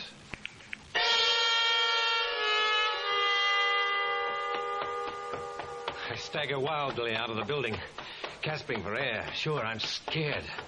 I didn't recognize that voice on the other end of the phone. Let's hope I wasn't recognized either. Why did I answer it? Call it an automatic reaction. The phone rings, you answer it. Just like you see a body swinging from a pipe and you know it's murder.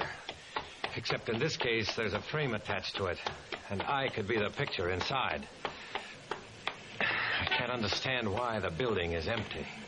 The presses should be rolling a symphony of inky lies, and some of my beloved comrades should be at the door. Of course. This is Sunday, and even a communist sometimes takes advantage of a decadent bourgeois custom, like not working. I walk around the block, and then I spot Comrade Cover, the local party leader, entering the building I just left, the American Kremlin.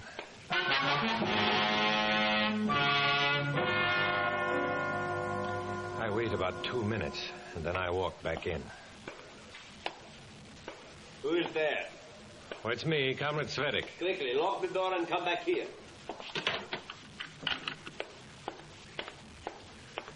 I had seen only Comrade Kova enter the building, yet... Comrade Cvetic, this is Colonel Polanski, who is here from Moscow. It is my privilege. Open the door to the press room, Comrade Kova, so that Comrade Cvetic may also see. Barstow? Who did...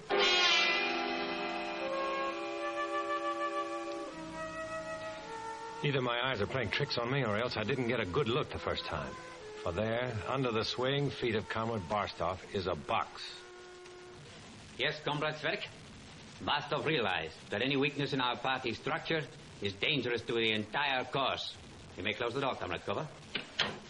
Comrade Cvetic, Colonel Polanski has asked me to recommend a man to take Barstow's place. I have recommended you. I'm here to serve. When the revolution comes, our strength will lie in the instrument of the workers, the trade unions. Your first assignment, Comrade Cvetic, is the shipbuilders' union in the Brooklyn Navy Yard. There's a train which leaves in exactly 40 minutes. You will be on it. Your contact is the waitress in the King Street Diner. Her name, Millicent Johnson. Comrade Kova here will give you specific instructions. About Barstow. You have seen nothing? You know nothing. Wait for me, Comrade Cvetic. I will accompany you to the station. Oh, don't bother, Comrade Cover. No bother, Comrade Cvetic. Who knows when I may see you next?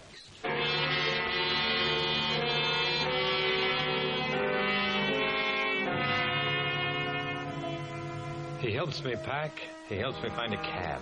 He's too much of a help. He is right with me as we enter the railroad station. I buy a ticket, look at the clock. There's less than 10 minutes to train time. 10 minutes in which I should get to a phone and tell the FBI that one of the two MVD agents is right here. But how to do it without arousing suspicion on the part of Comrade Cover, who is being most solicitous and most comradely. Comrade Cover, will you watch my bag while I wash my hands? Sure, go ahead.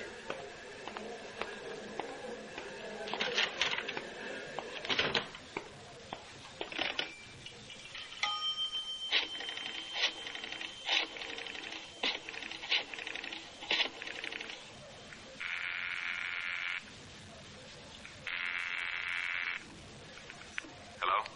3 and 4 are 7. Comrade Cvetic, whom are you calling? Oh, I was just checking the time with Meridian.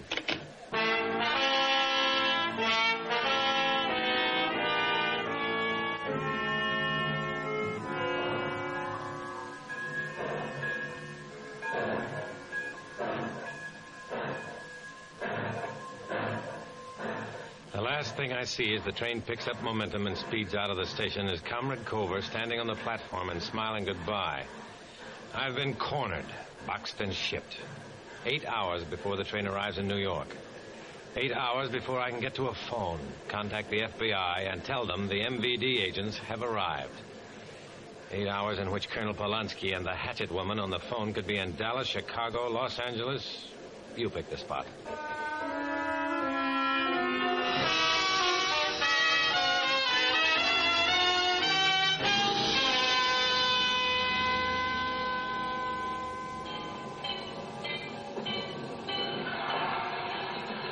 Penn Station, a canyon of noise and activity. I disregard the porter with the outstretched hand waiting to take my bag and head for a telephone booth. I call home to my FBI contact and reverse the charges. Hello? What are you doing in New York? I'm on my way to the Brooklyn Navy Yard, replacing a local comrade who was killed. Details? August Barstoff, party courier. Murder made to look like suicide. The body was still hanging in the press room when I left 8 hours ago. Be careful how you check it. I don't think anybody knows except myself, Comrade Cover, and one of the two MVD agents you're looking for. Name? Colonel Polanski. I think his partner is a woman. What's my Brooklyn contact number? Your Brooklyn contact number is...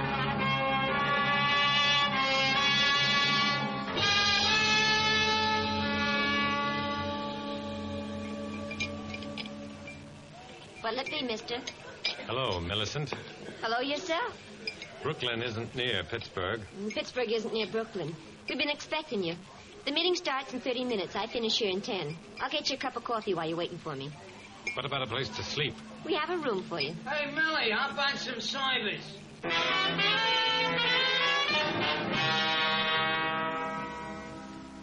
Brooklyn headquarters is an innocuous 3-story brownstone, a couple of blocks from the waterfront. A converted rooming house which boards all the local agents. I'll be under constant surveillance here. Is this by design or accident? Oh, Comrade Millicent. Come in. And this is... Comrade Cvetic from out of town. How do you do? How do you do? Where is Comrade Aachen? She's due here any minute. She, Comrade Smith? Yes, Comrade Hedwig Aachen, one of our most brilliant party members. Direct from the Stalin Institute. Are you discussing me? Ah, Comrade Aachen, this is Comrade Cvetic. Where is Barstow? I'm taking his place.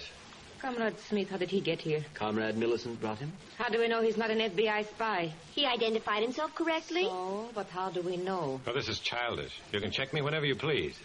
I'm here to carry out a mission. Which is? The Shipbuilders Union. I'm satisfied. Comrade Millicent, you have contacted one of the union men? Yes, Hans Martin. He's been a party member for 2 years, and he's anxious to do what he can. Comrade Cvetic, this is an important union. They are at work on some vital naval projects. So far, we have only been able to win over Martin. But one man in there is not enough. He will help you join the union. When do I meet Comrade Martin? He comes into the diner every day before his shift, around 3:15. You be at the diner tomorrow, and I'll introduce you.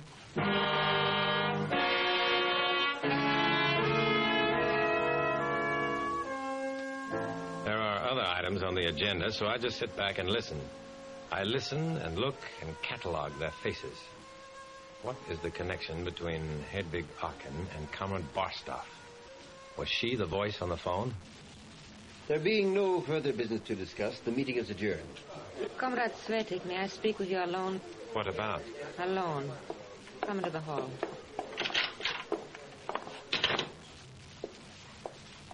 What's on your mind? Why did you kill Barstow? What did you say? Why did you kill Barstow?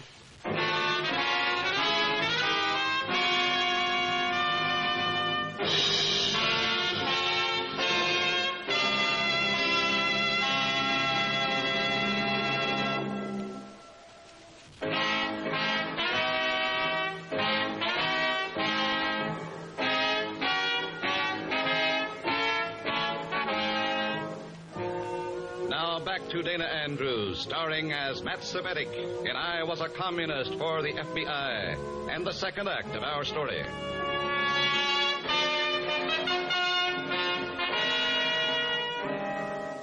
This was it. Fear again. Fear projected by the cold, deadly, accusing voice of Comrade Hedwig Aachen. Why did you kill Barstow? I had to stall for time. The best defense is an aggressive offense. I grabbed her arm and replied, "What did you say?" Why did you kill Barstow? Let go of my arm. You're hurting me. Come on. Let go. Let go. What is the meaning of this? Come on, Comrade Aachen. Repeat what you just asked. You fool. I said repeat what you asked me. I will hear it from you, Comrade Cvetic. She asked me why I killed Barstow.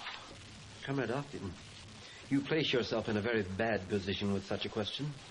How many times have you seen Comrade Barstow? And under what circumstances? Was there a romantic attachment Comrade between you? Smith, you exceed yourself. Comrade Smith, perhaps Comrade Aachen's suspicions might be alleviated by a long-distance phone call. And you might ask Comrade Cover why Colonel Polanski recommended me. Colonel Polanski? Comrade Smith, I wish to withdraw my charge against Comrade Cvetic. Good night.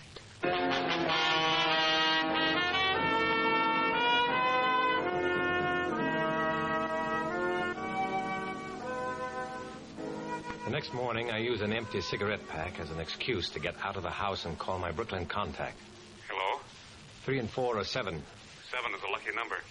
Have you made contact? I'm living at local headquarters. Nothing to report as yet. Did you hear from out west? Party headquarters had a visit from the local building inspector, but everything was in order. Did they find Barstow's body? No. Was Barstow an FBI contact? No. Okay, if he were, you wouldn't tell me. Any other contact besides you? The shoeshine man outside the King Street subway station.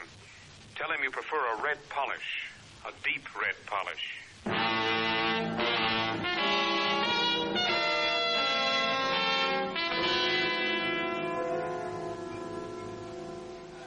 3 o'clock, and I'm sitting at a table in the corner of the diner. And over in the opposite corner, a fat, paunchy individual blows the steam off a spoonful of soup. It's during my second cup of coffee that Hans Martin comes over to the table. Sit down. You're Millie's friend? And your friend, Hans Martin. First, we got to get you into the union. There's a meeting of our shift tonight at 11:30. The business agent for the union will be there. You meet me at 11:30, and I'll introduce you as my cousin. Where is the meeting? In the warehouse off Pier 9. Don't worry, nobody will stop you. Just walk past Pier 10 and across the cutover, which you can't miss. Meet me at the entrance to the warehouse.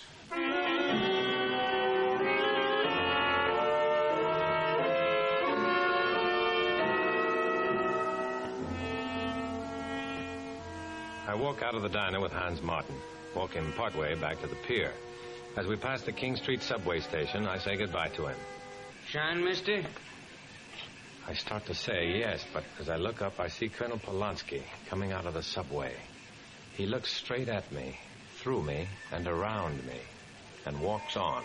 Shine, mister? Well, yeah, I prefer a red polish, a deep red polish. Oh, well, my cab driver from home, how come? I had a feeling out there that you might be heading into something. I can't get over the feeling I'm being watched. I sit back in the shine chair and let my eyes wander. Sure enough, across the street is a fat man who had been blowing steam from his soup spoon in the diner. Anything to report? Colonel Polanski. What about him? Can't talk. Being watched. Well, there you are, sir. Got the shoe, please?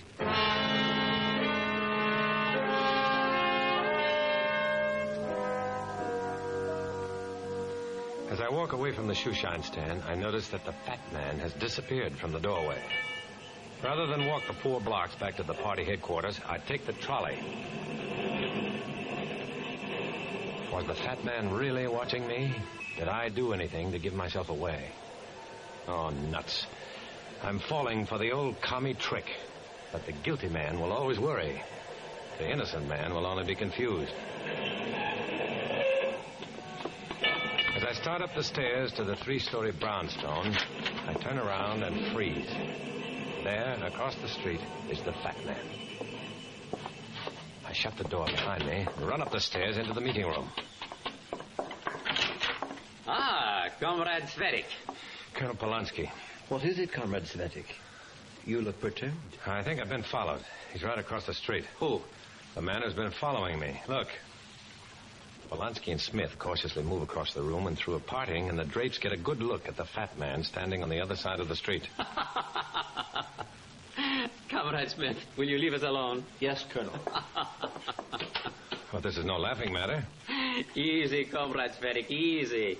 I watch as Colonel Polanski lowers and raises the window shade twice, and then see the fat man across the street come up the steps and into the brownstone house.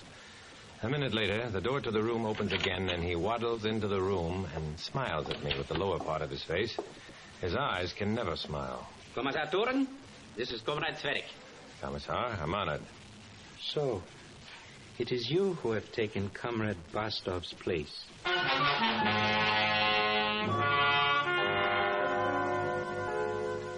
This is the other member of the 2-man team from the MVD. This is the voice on the telephone. I watched you handle your contact in the diner, and I'm very pleased to know that we have such workers in the party. Good. Comrade Cvetic, what have you arranged? I'm to meet Hans Martin on the pier tonight at 11:30. He's introducing me as his cousin to the business agent of the union. I should have no trouble. My dear comrade, but the test of a good agent is to always be prepared for trouble. Colonel Polanski will accompany you. In the meantime, I suggest you get some sleep. You look tired.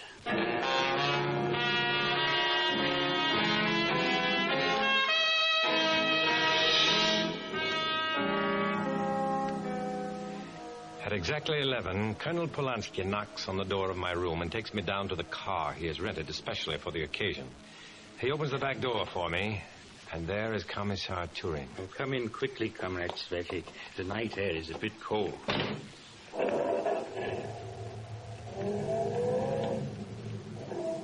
Comrade Cvetic, you wonder why a commissar and the colonel should accompany you on such a routine matter. My duty is not to wonder, just to obey. Very convincing, Comrade Cvetic. You should not have run out of the building where you found Bastov's body after you spoke to me on the phone. Oh, yes, do not look startled. It was you. And you should not have entered the building a second time and acted as if it were the first time you had seen the body of Comrade Bastov. And finally, you should not have called the FBI. This is some sort of joke. I don't get it. Oh, come now, Comrade Cvetic. Spy, traitor, fascist tool of the FBI.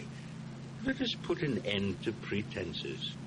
If, as you say, I am an agent for the FBI, why do you accompany me to my meeting with Hans Martin? Why don't you just kill me now? You have an appointment with him. If you do not appear, he will ask questions. Commissar, we are approaching Pier 10. Turn your lights off. Why was Comrade Barstov killed? Let us say he served the cause. Served the cause? Yes. To trap any traitors in our ranks. And we did trap you, didn't we? I shall put it all in my report tomorrow. Moscow will be pleased. Bear in mind that Colonel Polanski and I are both armed. Now we shall get out and keep our date with Hans Martin.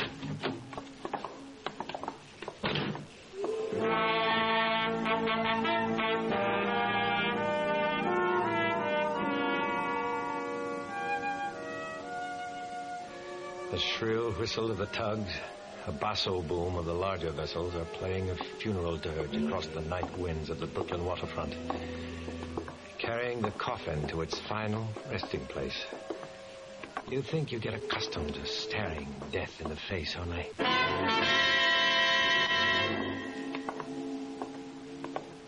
Where's that light coming from? Drop your guns! An FBI trap. This is my cue. I make a dive for shelter behind some piling. I miss my target. Find myself choking. The water drags me down, choking, gasping, fighting my way up. I break for air, and I hear the barking of guns punctuating the stillness of the night. There's an eerie quiet, and then... Cvetic! Cvetic, are you all right? Just a little wet, that's all.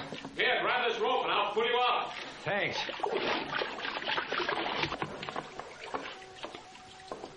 Where are Turin and Polanski? We've got them. Are they dead? I don't know. The boys will find out. How did you manage to get here? We've had a stakeout on local headquarters ever since you arrived. The shoeshine man reported your contact, and when you got on the car tonight, we just followed. Did anybody else know of their suspicion? I don't think so. But I'm supposed to meet a party member on Pier 9 at 11:30. What time is it? Well, that's the 11:30 break now. What do I do? Tell him you slipped and fell overboard to explain your wet suit. We'll take care of Polanski and Turin. Well, what are you waiting for?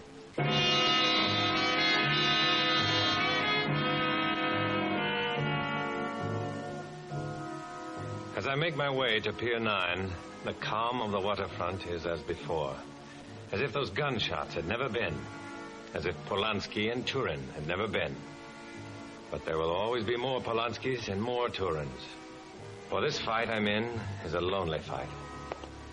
An undercover man who must forsake his friends and family for the false friendship of the comrades in the party. I must continue this fight alone, as I walk alone.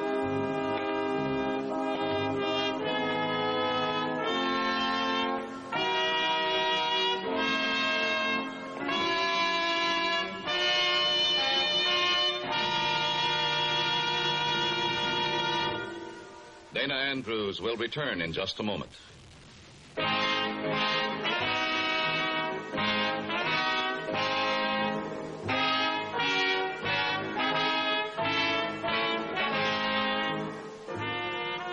This is Dana Andrews with the word about the story you've just heard. In this episode, as in all others, names, dates, and places are fictitious to protect innocent people. However, party headquarters, described as the American Kremlin, did exist. And similar places will continue to operate in this country until we won the fight against communism. Next week, another exciting adventure based on Matt Cvetic's experience as an undercover man, a communist for the FBI. So join us, won't you?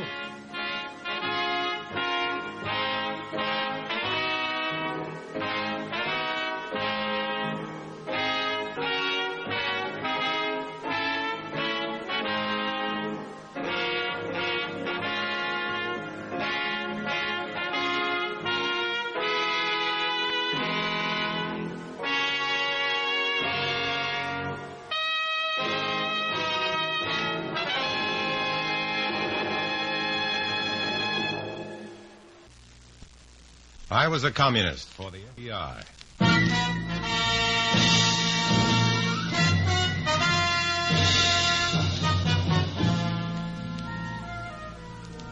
Starring Dana Andrews in an exciting tale of danger and espionage. I was a communist for the FBI.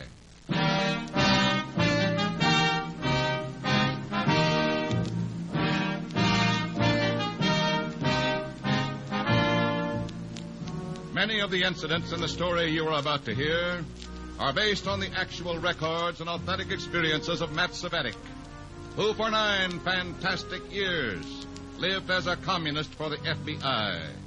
Here is our star, Dana Andrews, as Matt Cvetic. For 9 years, I lived on the brink of a volcano called communism. A volcano which is centered in Soviet Russia, but which is erupting all over the world. Through fissures in the social structure, the lava of communism has eaten its way until it has engulfed whole countries and subcontinents, burying freedom and the dignity of men as deep as Vesuvius buried Pompeii. That's the future the communists plan for free men everywhere, mister. So take warning from my story. It's the story of communism. In a moment, listen to Dana Andrews as Matt Cvetic, Undercover Man.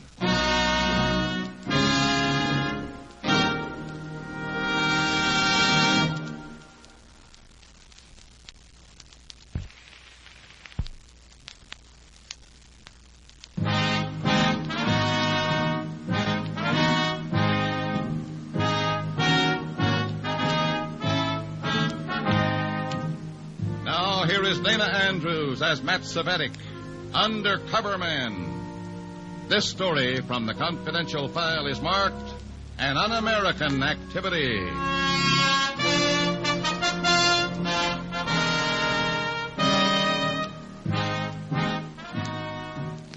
When the Politburo of the American Communist Party ordered my district leader to report to them in New York, I was instructed to take over his duties. That was a week ago, and I've heard nothing more from either the Politburo or my district leader. I don't like it, because the closer you get to the top of the Red Organization, the closer you're watched. And I know there's always a chance that I'd make a slip that could be fatal. I'm in my room, assembling some new special study party literature and extracting copies for the FBI, when my phone rings. Hello? Calling from number 4. Yeah? Wanted here immediately.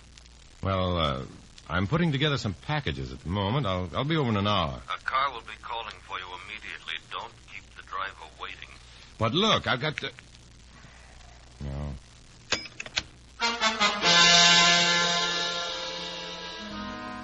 I don't like that kind of phone call. It may mean nothing at all. Then again... when you're a communist for the FBI, it may mean something very important.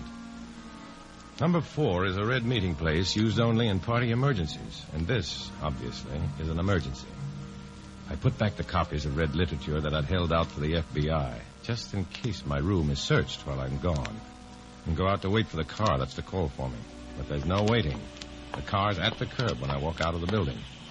And the driver swings open the door. As I walk up to the car, he says... You Cvetic?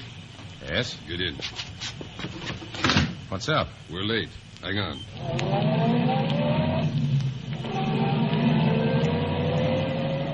Hey, what's the big rush about? I just take orders, comrade. My orders are to bring you to number 4, right now.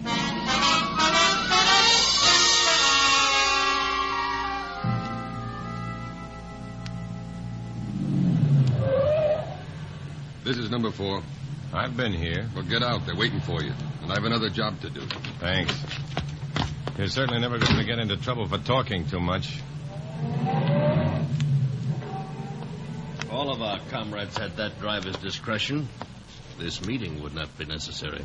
I don't believe I've ever seen you before. Possibly not, but you'll know me well before the matter is finished. Now get inside quickly, comrade. The enemy may have spies watching this place.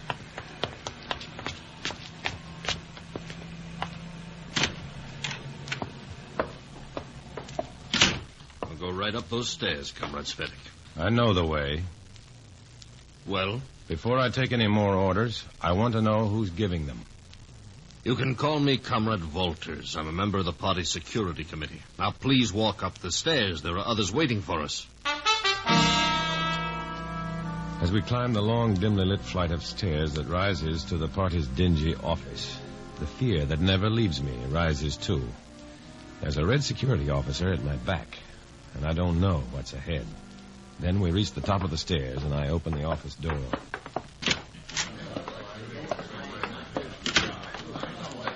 Quiet. Now that Comrade Cvetic has arrived, we'll get down to business. I've been sent here to warn you and to help direct your fight against one of communism's worst enemies. The Washington Committee is preparing to subject this area to one of its degrading public circuses. One of our comrades has secured a list of those who will be subpoenaed, including the names of those rats who've actually volunteered to serve the persecution as friendly witnesses. This meeting is to determine what action we should take against these swine. The Reds' reaction to Comrade Volter's announcement is so violent that I wish every fellow traveler and parlor pink in the country could hear it. They hate the committee, of course, but their hatred for friendly witnesses is much deeper. They'd like to give them the sort of red justice that has purged thousands of innocents in the communist homeland and its satellites. We ought to give them a trial, then hang them. Well, the thought is admirable, comrade, but not practical. We could beat them until they were afraid to talk to the committee. The next suggestion was for a series of accidents to befall the deserting comrades. A speeding car on a dark night, a fall from a high building, all the impossible-to-prove murder methods that have ever been used before. It was an idea that appealed to this group of scared and frustrated Reds, and I knew I had to sidetrack them right then. I'm no hero, and I didn't want to buck that mob. But some of the friendly witnesses are people who've made a mistake, and they want to correct it. People on our side now who've seen the Red side, and they don't like it. It was my job to protect those people, no matter how scared I was. So I stepped up and opened my big mouth. Well, Comrade Volters!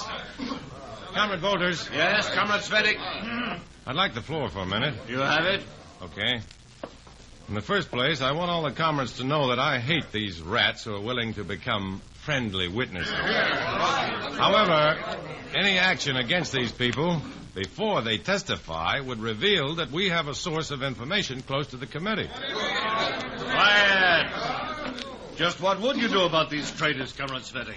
Well, before the subpoenas are issued, I'd talk to them. How do you talk to a rat? Some of us would remind them of the party's purposes. Others would talk about a member's obligations. And if that fails, Comrade? Well, if that fails, Comrade Volters, after the subpoenas are issued, is time enough for coercion. But still no violence? No. The threat of violence is enough if it's accompanied by a smear campaign and phone calls every 15 minutes, day and night. Besides, right now, we should spend our time and energy preparing our campaign against the real enemy, the committee. Do you have any suggestions concerning that, Comrade Cvetic? Yes, if you'd like to hear them. We would. Well, my suggestion is to organize every group in the city in which any of our comrades are members into public opposition to the committee and its persecution. You mean labor unions, industrial councils, business organizations, and so forth? Yes, with paid ads in all the papers denouncing the committee and its unconstitutional violation of the Bill of Rights. You're talking like an idiot, sir. I'm talking as acting district leader, and I'm telling you how to organize public opinion against the committee. Force them to stop their vicious harassment of party members. Now, Cvetic, you know that we don't have enough party members in any labor union, any industrial council, any organization in this city to force any one of those groups to pay for ads attacking the committee. Don't be naive, Comrade Volters. These organizations won't know anything about the ads they're supposed to be sponsoring until they've read them in the papers. We'll place the ads, and we'll pay for them. The organizations will disclaim them. It won't do any good, because the ads will be signed by comrades as members of the various organizations. Individuals. Obviously. And like most people, Comrade Volters, you don't read the small "and up" in advertisements. Our ads will be signed by, say, Matthew Cvetic for the Independent Workers Association. Oh, no, that won't mean a thing, Cvetic. It will to the casual reader, and particularly when the Matthew Cvetic is in normal-size type, the Independent Workers Association in type 4 times that size, and the "for thee" so small it can hardly be read.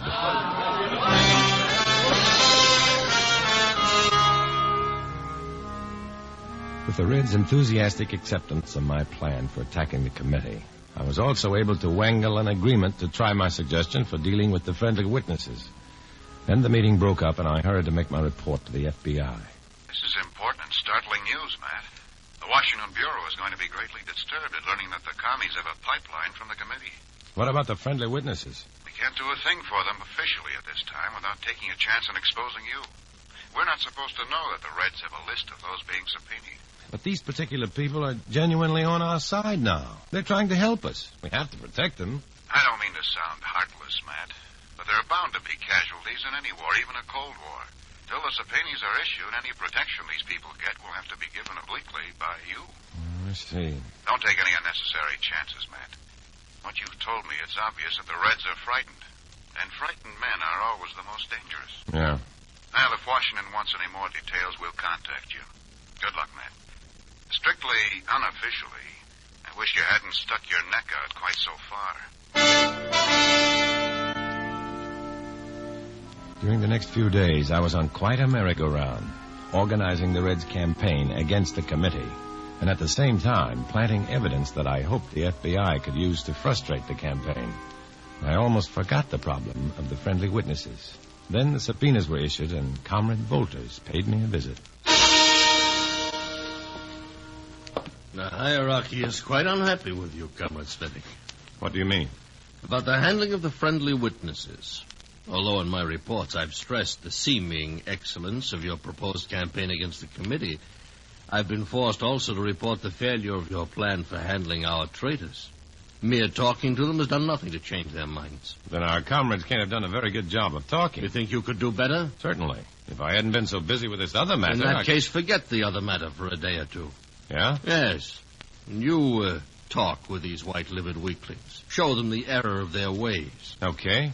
And be your most persuasive, comrade. If your plan fails, the responsibility will be yours alone. And the group deciding your punishment may not include a Comrade Cvetic to sidetrack their violence.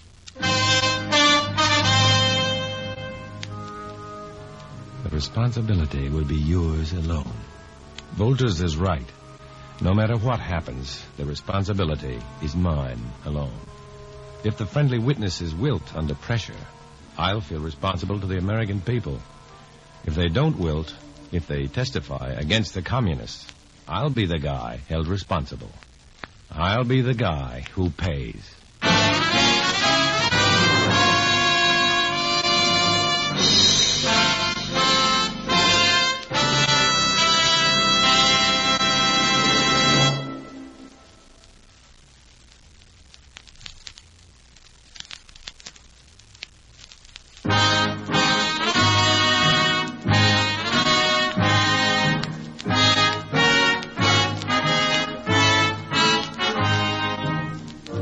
Back to Dana Andrews, starring as Matt Cvetic in I Was a Communist for the FBI, and the second act of our story.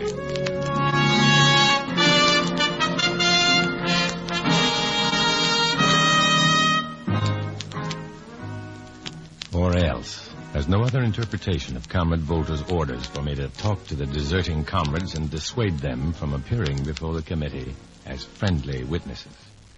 As soon as I feel it's safe to leave, I go out to a phone booth and call the FBI.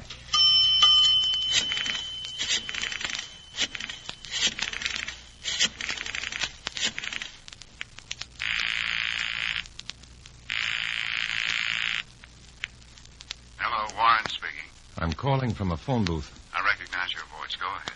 Now that the subpoenas have been served, the heat is on. On you? Yes, and I'm supposed to transfer it to our friends. We can help now. How? By giving our friends a little vacation before you reach them. I'm supposed to get to them immediately. Give us half an hour before you try to see any of them. Then go through the list of friends alphabetically. We can't prove anything against you if you can't find anyone to talk to. I hope that's the right answer. It has to be. We can't take a chance on one of the witnesses identifying you as the goon who put the heat on them. Okay. Anything more? Yeah. One of our men spotted a couple of security committee goons getting off a plane about 20 minutes ago. Watch your step. Thanks. Thanks a lot. I wait a half an hour before trying to reach the first of the friendly witnesses Volters has ordered me to pressure. But my FBI contact has made good on his promise. When I return to Comrade Volters at number 4, I'm forced to report that all of those party traitors have been taken into protective custody. I don't envy you your position, Comrade Cvetic. It was you who persuaded the group to delay punishing these rats. Yes, but to protect the party. Protecting the party is the business of the security committee. I'll explain the situation to the security committee. If they want to talk to me. They do. In fact, 2 of the comrades arrived in town just a short time ago. For your sake, I hope your campaign against the committee is more successful than your suggestion for handling rats. For the next few days, we're all too busy making last-minute preparations for the committee hearings for Wolters or his 2 goons to give me any trouble. They're hanging around, of course, but the local comrades, swallowing their own propaganda, are so confident of chasing the committee right out of town that the goons adopt an attitude of wait and see. The night before the first day of the hearing, the entire group meets at number 4 for a final report and briefing. Quiet, please. Now, tomorrow, comrades, in the hearing room of the Washington Committee, we will fight the battle for freedom. Tonight and tomorrow morning, every newspaper in the city will carry pages of ads denouncing the committee and its flagrant violations of the Bill of Rights. Outside the building, protesting working men and women will picket the hearings. Comrade Wolters! Yes, Comrade Mercer. I'd like to make certain that all comrades who've been designated to picket as working mothers make arrangements to borrow their babies for the duration of the hearings. Very good. Comrade Wolters. Comrade Ryan. I would like to remind the war veteran who is under subpoena to wear his combat medals to the hearings and to throw them at the committee's feet when he's called upon to testify.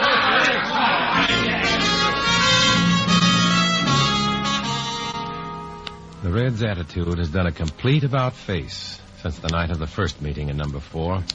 Then they were frightened and frustrated. But tonight, they're ready to man the barricades, behind the protection of the Fifth Amendment, of course. One misguided idealist even goes so far as to compare this meeting with those held in 1776. And as the comrades grow more exuberant, I grow more depressed. As soon as I can, I get away to phone the FBI and make my last report before the hearings. But I don't have to make the call. I'm waiting at a street corner for the light to change when a car pulls up beside me. And my FBI contact says... Get in quick, Matt.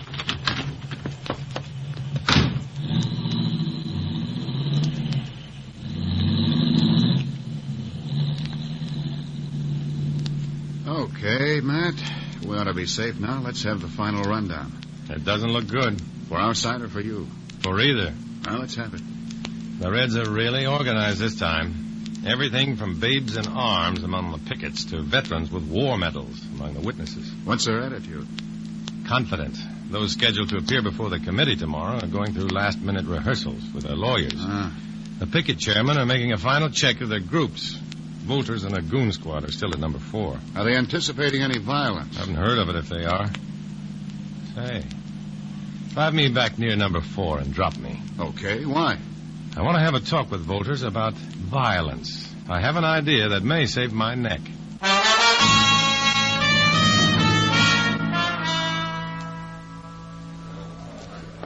I'm glad you came back, Comrade Cvetic.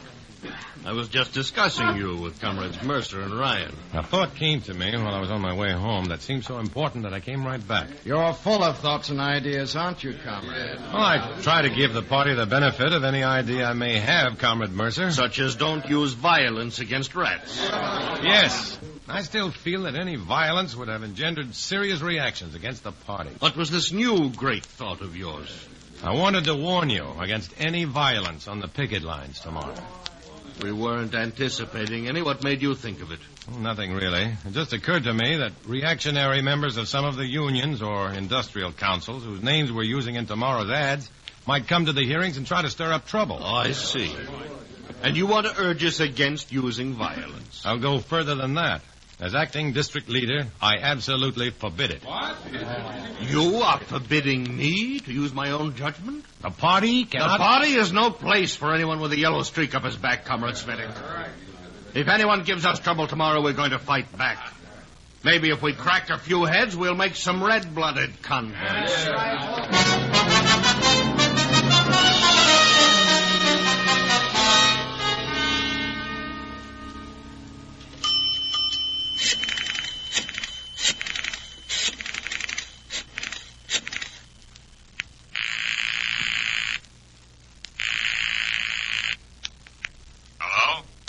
Is this Jake Martin, head of the labor division of the Steel Industry Council? Yeah, that's me. I just called to tell you that there's an ad in tomorrow morning's paper which gives the impression that the Steel Industry Council is supporting the communists in their attacks on the committee. There's a what? There are other ads purporting to show that many of the labor unions are also behind the Reds in their fight against the committee. Trying to tie labor into their filthy work, huh? You know where we can find these people who are responsible? Well, Mr. Martin, a lot of them will be picketing the Chambers building. That's where the committee is holding its hearings. The next morning, the comrades are jubilant. Living on a strict diet of propaganda, they're the world's greatest suckers for the printed lie. They've all read the ads in the papers, and even though they know how the ads were inserted, they've kidded themselves into believing that the city's entire populace is rising behind them to drive the committee into hiding. Up in the committee room, the friendly witnesses are giving damning evidence against the party and various party members. But down on the street, the pickets are proudly carrying their signs, too blinded to realize that the expression in the eyes of the average passing American is a mixture of growing hatred and contempt. I'm standing off at one side watching the scene when I see a group of shirt-sleeved working men approach, led by a man I know as Jake Martin, the Steel Industry Council's labor leader. I walk over to where, hidden from the Reds, I can be handy when Jake wants to ask a question. My timing is good. Who's running this red parade? I don't know for sure, but they seem to be taking orders from that big fellow over there, by the statue. The one with the two thugs standing in back of him? Yeah, that's the man. I think they call him Comrade Volters. Comrade, huh? Come on, boys. We'll teach these skunks to use the name of labor for their dirty propaganda. You boys bust up the picket line, but leave that Comrade Volters to me. Now, let's go! Let's go!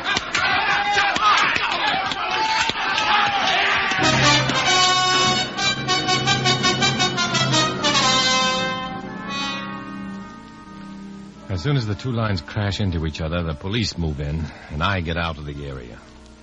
There aren't many comrades present at number 4 that night, and of those who are there, I'm the only one without a bandage, which doesn't please Comrade Volters at all.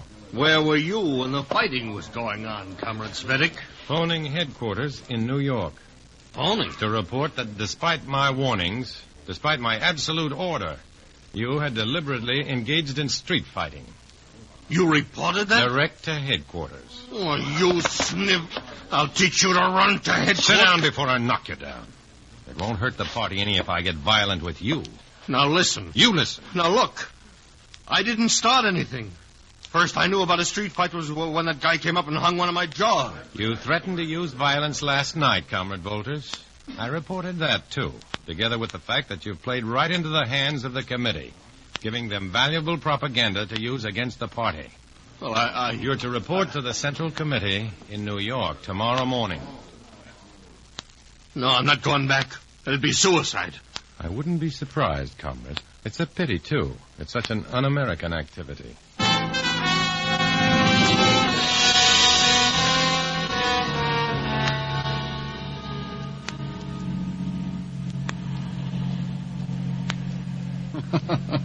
Why didn't you tell me what you had in mind when you asked me to drive you back near number 4, Matt? I was afraid the Bureau couldn't endorse the instigation of a street fight.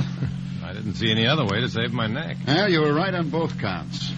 Incidentally, the Washington office picked up the rat who was passing along information he filched from the committee's files. Was he working for the committee? No. His girlfriend was a secretary in the committee office. She was transferred, though she had no idea he was a communist. They're not going together anymore. I know what you mean. I had a girl once, but not anymore. I guess that's part of being a communist for the FBI.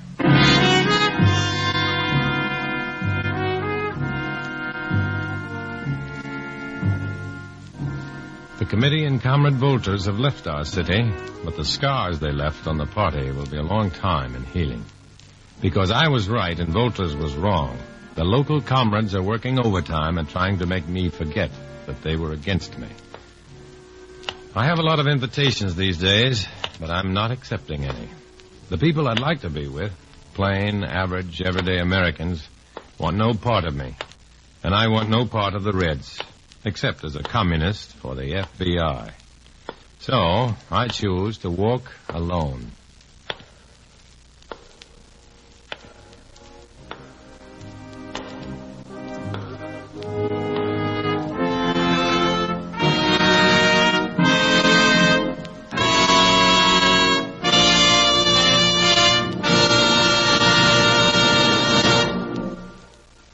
Dana Andrews will return in just a moment.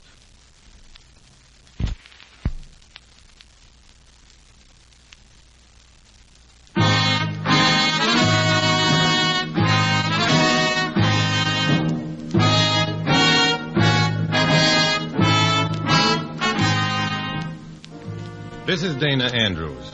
The struggle between freedom and communism affects your life every day, directly or indirectly, through battle tolls or taxes. It's a struggle you can't afford to lose.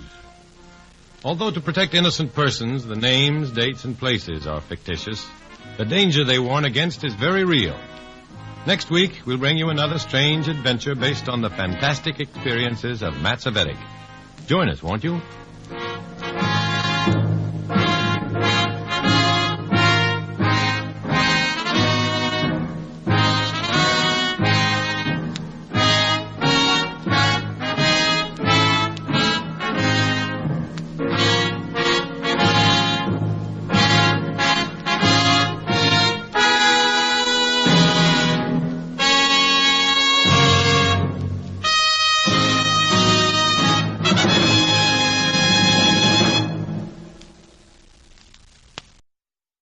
I was a communist for the FBI.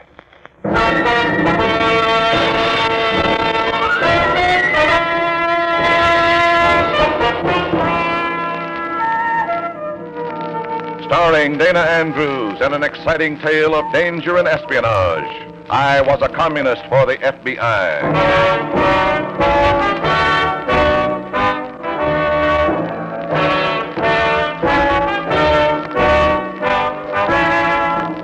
You are about to hear a strange story. Names, dates, and places are, for obvious reasons, fictional. But many of these incidents are based on the actual experiences of Matt Cvetic, who for 9 fantastic years lived as a communist for the FBI. Here is our star, Dana Andrews, as Matt Cvetic. It was a long time to pretend I was what I hated most. 9 years of being a part of the viciousness that is communism. You might have been one of those that sneered at me for being a Red. If you are, mister, I'm proud of you. If you aren't, well then listen. You'll see why you should have. This is my story. This is the story of communism. In a moment, listen to Dana Andrews as Matt Cvetic, undercover man.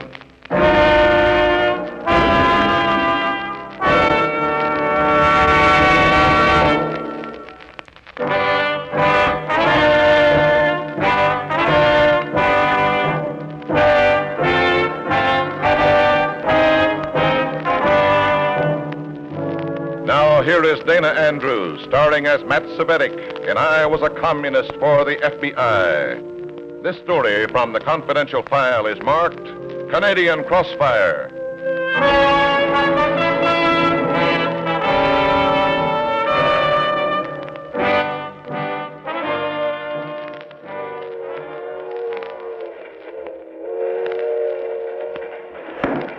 Albany, next stop. Albany.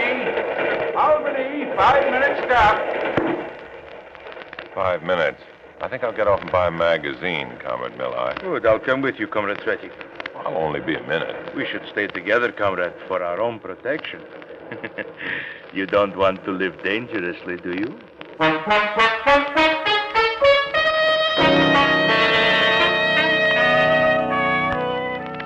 I was headed for Canada on a routine assignment for the party. As secretary of the Red-controlled Slav Congress, I was supposed to organize some new labor cells in Montreal. The FBI had given me the name of a Canadian agent, Ferguson, who was to be my contact. The commies had given me a traveling companion, a squat MVD man, a Romanian Red named Millhigh who had a sense of humor like an undertaker. It's so funny. I was just thinking of a letter I received. So my cousin in Romania just died. I owed him $800. Oh, brother. What's the matter? No funny bone? You just cracked it. To me, death just isn't a laugh. Oh, you're the sensitive guy. Yeah. Why are you going to Canada? I have a special assignment. Very specially.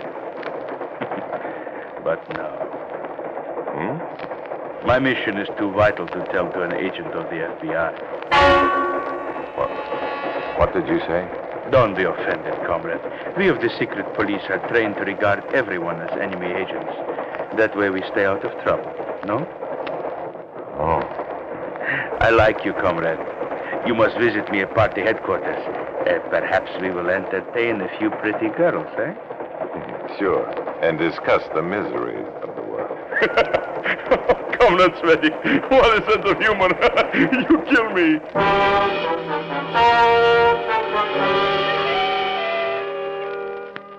I would have loved to kill him. But Milai had done one thing for me. He had dropped a hint of something dangerous. MVD agents are always trouble. When there are several of them and on special assignment, it's murder. We crossed the broad St. Lawrence into Montreal by way of the 1 3/4 long Victoria Jubilee Bridge. At the station, I finally got rid of Milhai and made my way through the limestone buildings of the charming city until I came to the Place d'Armes and the magnificent Church of Notre Dame, the largest of Montreal's countless churches. A white-haired man was lounging alone in the right-hand opening of the triple-arched doorway. I went up to him. Good morning, sir. Aye, it is that. Could you direct me to a shop where I could buy 48 angels? Man, that's a very peculiar request. Would you not be satisfied with 9? Sure would. Hello, Mr. Ferguson. I'm Matt Cvetic. It's my pleasure. You've gotten a report on me, I take it? Aye. It's a dangerous work you do. I don't want to step on any toes, sir. Just tell me... Nonsense. The Canadian authorities will be glad to cooperate with you. Thank you.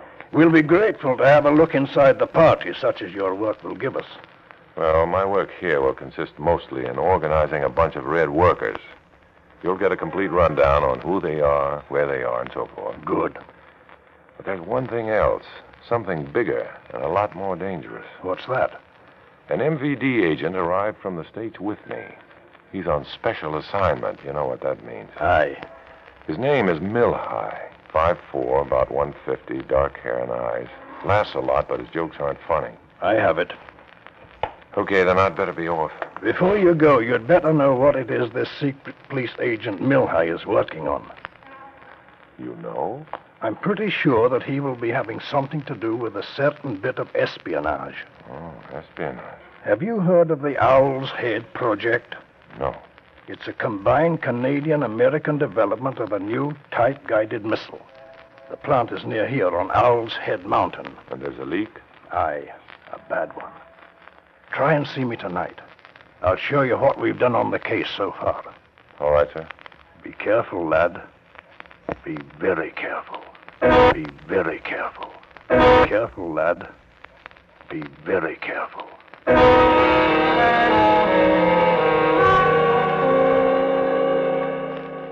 A few minutes later, and I was strolling down St. Catherine Street past the theaters and big retail stores to a small shop called Seryoja's.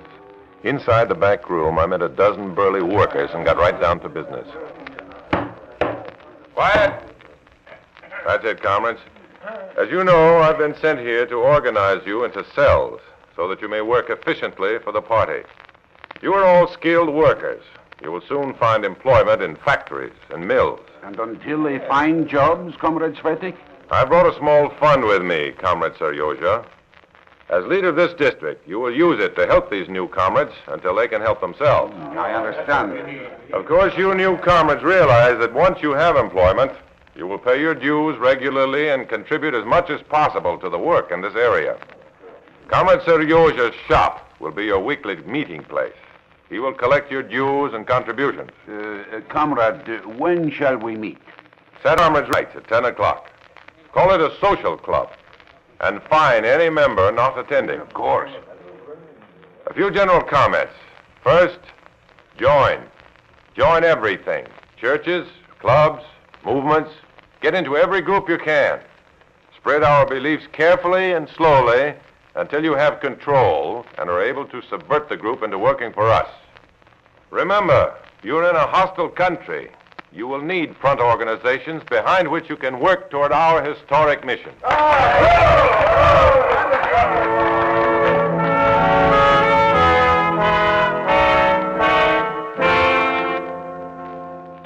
rest of the day, I talked and explained. Then, after dismissing the meeting with instructions to gather at the shop the following day, I walked outside with Comrade Seryoja, the store owner and district leader. I was asking him where to stay when Milhai came up and solved the problem this way. But of course, comrade, you will stay with me at party headquarters. Well, that's swell, but really I could go to a hotel. Oh, high-ranking party member like yourself should not have to suffer the indignities of bourgeois companionship. But I have... It is settled, comrade.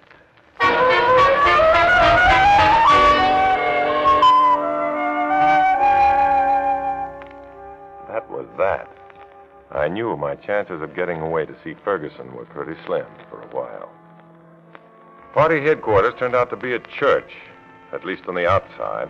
On the inside and underneath the empty auditorium was a beehive of rooms, people, and activity. Busy little place, is it not? That's an understatement. Come with me. There is someone I want you to meet. Here, in this room. Good evening, Comrade Grice. This is Matt Cvetic. Come in. Comrade Milhai tells me you are the Secretary of the Slav Congress in the United States. That's right. Let me welcome you to Canada, comrade. You're told, of course, that you will stay here? Oh, I see I really didn't have a choice. None whatsoever, comrade. You prefer it here to a capitalistic hotel, don't you? Certainly. Good. It's quite a place you have here. The center of all our Canadian activities? You ask questions. I don't like that. I'm sorry, comrade. Show Comrade Cvetic to his room, Comrade Milhai. Yes. And instruct him in the security regulations. I wouldn't want him liquidated because of some ignorant mistake.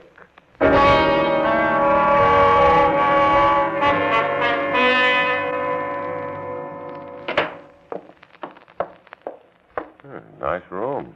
Small but comfortable. Now, what are the regulations I should know? There are things going on here that you do not understand. Let it remain so. Sure. Be very careful not to let anyone follow you here. Do not make any phone calls from here.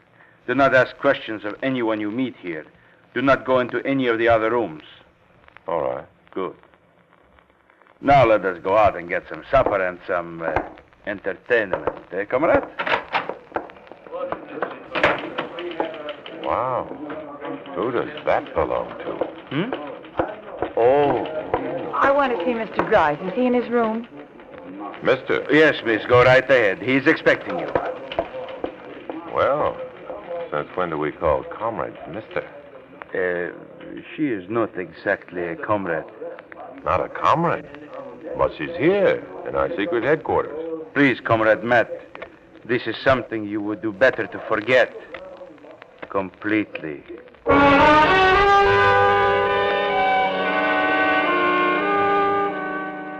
Forget it. Not likely. Milhai's attitude only made me more curious about the girl. But for the moment, it had to wait. When I could, I shook loose from Milhai and his ideas of entertainment and made my way to Ferguson's office. The first thing he did was show me a dozen photographs of workers at the Owl's Head project. We've narrowed down the suspects to these people in the pictures, Mr. Cvetic. Our thief has to be one of those. No luck. I've cased party headquarters, but no sign of any of these people. Where are the headquarters? Under a fake church near the French market. Near the Bon Secours. Aye, we've had a suspicion about the place, but no proof. If I can spot your thief there, you'll have your proof. And he must come there sometime to deliver the stolen documents. Yes, I know you have your own job to do, but keep on the lookout for one of the faces in those pictures. I will, sir. Do you have anything on a beautiful blonde girl, late 20s? No. Not that I know of offhand. Why? Just curiosity so far. I'll keep in touch.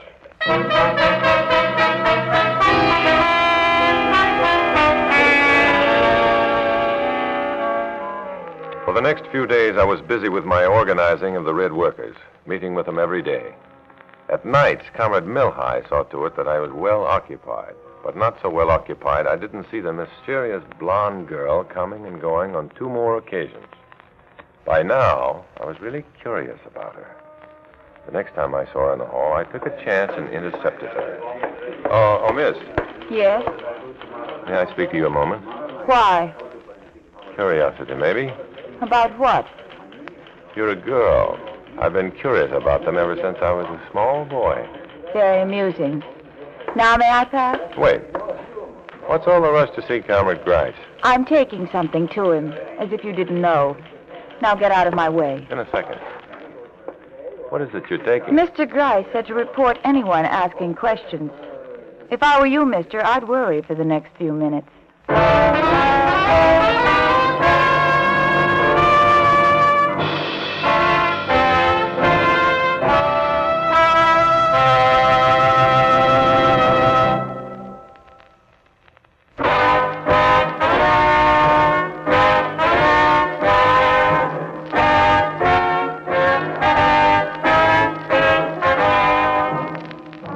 Back to Dana Andrews, starring as Matt Cvetic in I Was a Communist for the FBI, and the second act of our story.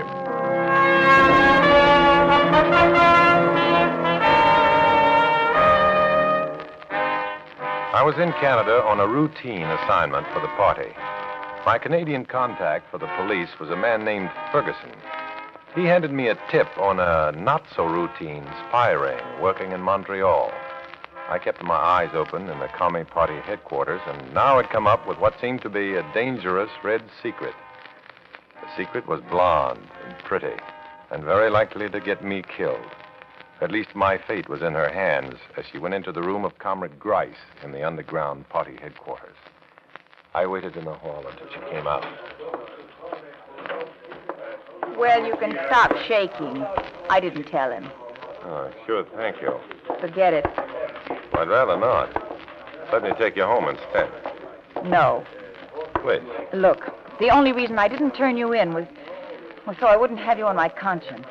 I'd rather be on your mind. Just leave me alone, will you? I don't like you or any of your kind. Well, you work for us. You must... Do I go home alone or do I go back and see Mr. Grice? Bye, honey.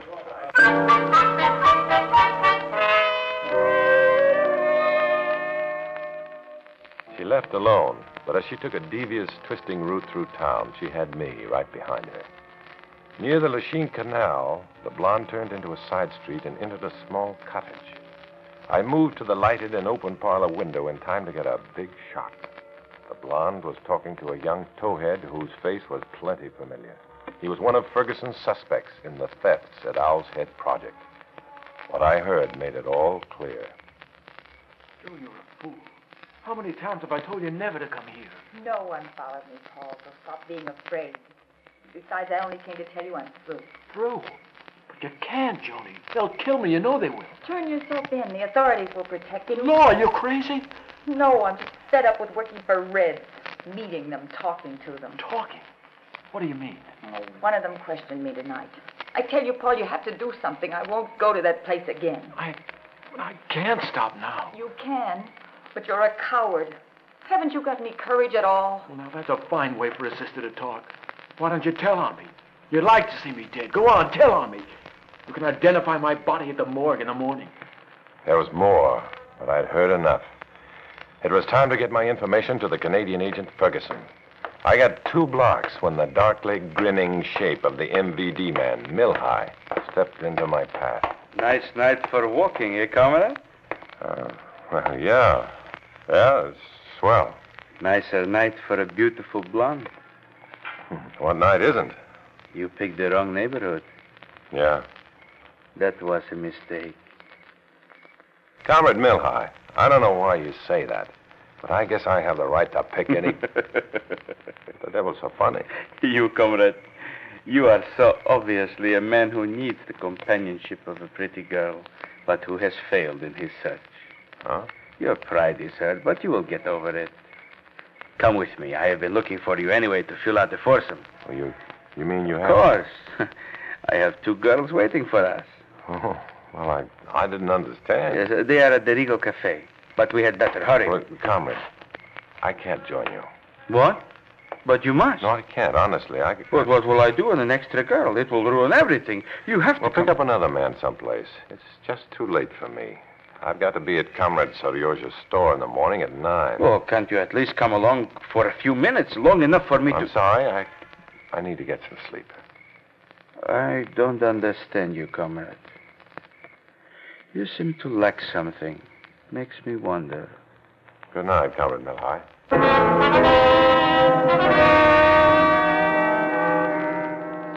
It wasn't very cautious of me, but I had to get to Ferguson. I left Comrade Milhai scratching his head and frowning. I could only pray he didn't become curious about the neighborhood and connect me with the girl and her brother. In Ferguson's office, I picked out the picture of the girl's brother and showed it to the Canadian. Aye, Paul Werner. I'm not surprised, but how... His sister has been acting as the liaison, taking the documents to the Red headquarters. His sister. So that's the missing link. Yes, sir. She brought another batch tonight. They'll still be at headquarters, so you can round up the ring any time now. Aye, but we need one thing more, Werner's testimony. That would clinch our case. He can be made to talk, sir. He's weak and he's scared to death. His sister will turn him in. Will she? No, sir, I don't think so. She doesn't seem to be a Red. She's doing this out of fear for her brother. But she's got guts. She won't talk if she thinks it will hurt him. Aye, but he doesn't know that. No, sir. If we can get him away from her, tell him she told us the whole story, he'd open up like a broken dam. Can you get him alone? Somewhere we can pick him up. I can try, sir, but we'd better move fast. Milhai spotted me in the neighborhood of Werner's house. If he connects me with Werner, the Reds will cross out Werner's number fast. We'll be waiting 2 blocks south of the Werner home at the end of the street, where it meets Lachine Canal. I'll get him there as soon as I can. Do that. Then in the morning, we'll close in on party headquarters. Wait till I've left around 9. I'll be going to my organizing work at Saryozha's store. And I'd like to be one Red who stays out of jail.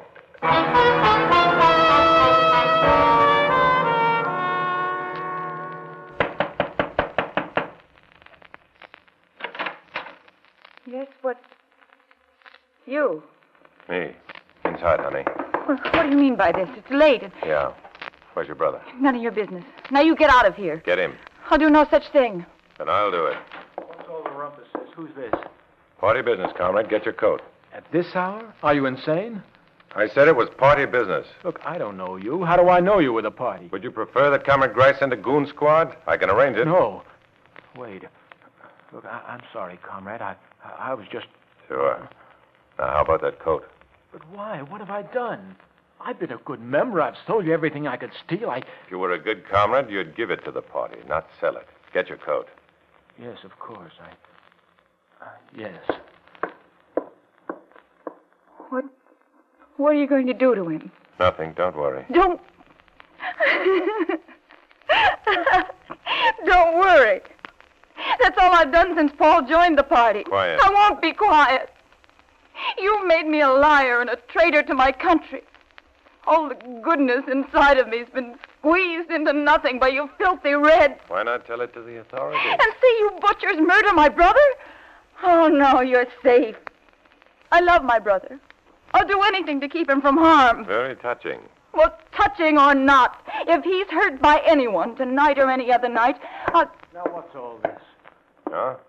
Your sister doesn't like your party work. Oh, no. Sis, how many times do I have to tell you to lay off? Look, she didn't mean it. Skip it. Let's go. It was easy until I got poor Werner outside. Then as we neared the end of the street where it met Lachine Canal, I could tell he was getting uneasy. His eyes darted back and forth, and when Ferguson and his men moved out to meet us, Paul saw them. Comrade, look! Police! Hey, Paul, come back! Paul ran headlong to the dark waters of the canal. I did the only thing I could and followed him. When he leaped up on the concrete wall of the canal, I tried to grab him. But it was too late. He'd get away if I didn't stop him, so I dove into the icy canal after him. Stop! In the name of the law, stop! 30 feet from the bank, I caught Paul and grabbed him. Let go, you fool! Let go! I can't. I've got a cramp. Stop, you proudest fool! Turn it loose! Turn it loose! Sorry, fella. Don't! Come on, Mac! Mother, you all right? man. Stay here, men.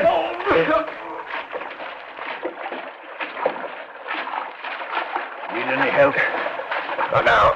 Revere. I said, Tompkins, give the lad a hand. Yes. Here.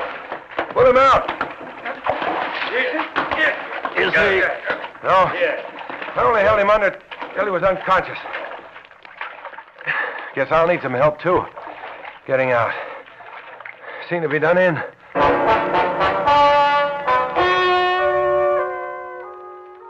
That was the start of the ball. While I went back to party headquarters, Ferguson went to work on Paul Werner. When I left party headquarters in the morning, heading for my organizing work at Serioja's store, I ran into Ferguson a block from the church. He was grinning, and I suddenly became aware of the quiet of the street. You were right, lad. Werner held out until we told him about his sister's testimony. Then he confessed the whole thing. Good. But what we're going to wrap up party headquarters now. The police have it surrounded. We were waiting until you were clear. Oh. Well, you'll find everyone in the church, and all the stolen documents and data. That'll make it a clean sweep. With Werner's story to back it up, we'll smash this spy ring completely. I'll bet Werner's a little annoyed with me. Aye, that he is. But you needn't worry about him telling anything to the commies.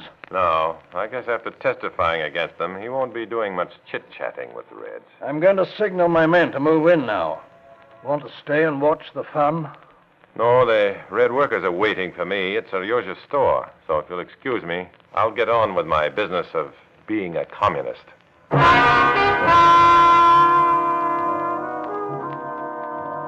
In America, or our good neighbor Canada, the job was one that had to be done, and was being done by the Fergusons and by me. Only my part was different, separate from everyone and everything that was good and clean. There was no recognition. There was no chance to tell my story. There were no friends. My only companions were my deadliest enemies, people sworn to lasting hatred of undercover men like myself. That was why I always found myself walking alone.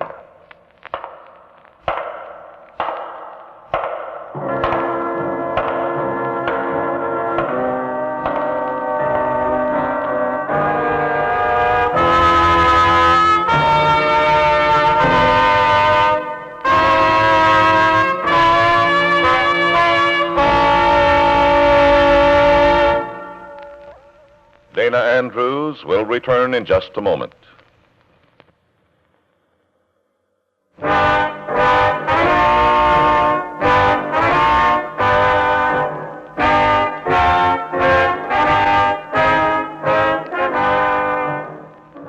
This is Dana Andrews.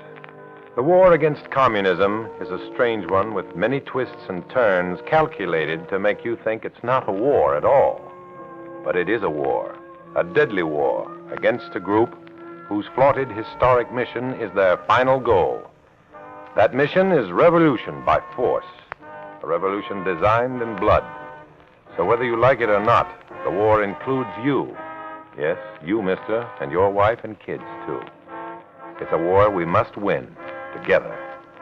Next week, we'll bring you another strange story based on the fantastic experiences of Matt Cvetic. Join us then, won't you?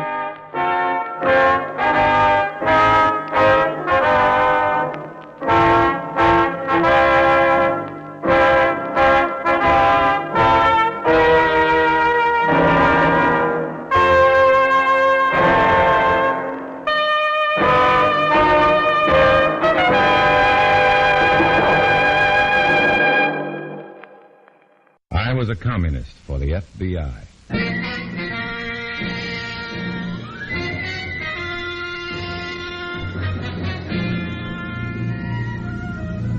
Starring Dana Andrews in an exciting tale of danger and espionage. I was a communist for the FBI.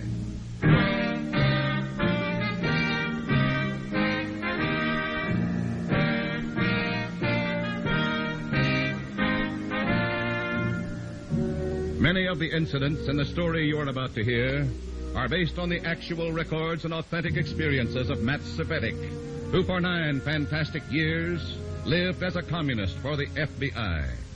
Here is our star, Dana Andrews, as Matt Cvetic. 9 years. 9 nervous years. Always looking over my shoulder. Because if I didn't, my head might roll when I didn't want it to. Years of isolation and tension. Being alone in crowds of comrades. A long, hectic dream. But now that it's over, the dream is more real than ever. For all of us now. In a moment, listen to Dana Andrews as Matt Cvetic, undercover man.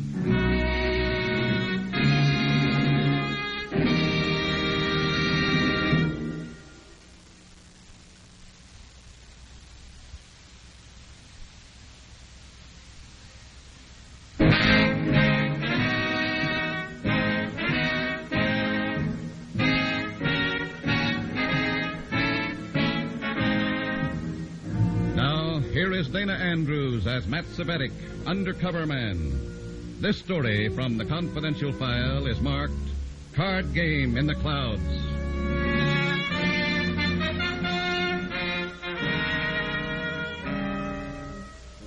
The federal courtroom is jammed. There's no stir and no sound in the room except the voice of the attorney for the federal government making his opening to the court. Everybody in the room knows that this matters. This is important. This is part of an enormous struggle for our survival. We listen spellbound. And we shall present witnesses whose testimony will prove beyond any shadow of a reasonable doubt that these defendants, all members of the Communist Party, have been guilty of sedition, seeking the overthrow of the United States government by force and by force of arms if need be. We are ready to proceed, Your Honor. Are you ready to leave, Mr. Cvetic? Who are you? Come with me. Give me one good reason, and maybe I will. Revchenko wants you. Revchenko? Not so loud. Headquarters? Certainly not. I'm to telephone Revchenko that I found you. He'll pick us up at a spot that I'll designate. You must be quite a gal with the party. I am. We'd better go. Revchenko is an impatient man.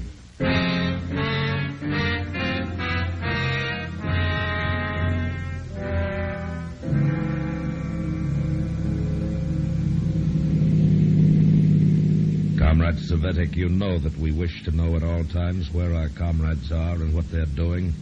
You seem to know where I was, Comrade Revchenko. Only because you were seen in the courtroom by a comrade. I've been looking all morning for you. Oh, so the lady tells me. The lady is Comrade Laura Black. Comrade? Comrade. Well, I'm ready for orders. When we reach the city limits, this automobile may have been wired by the FBI. We will abandon it to talk. Interesting problem, Comrade? When we leave the car, Comrade.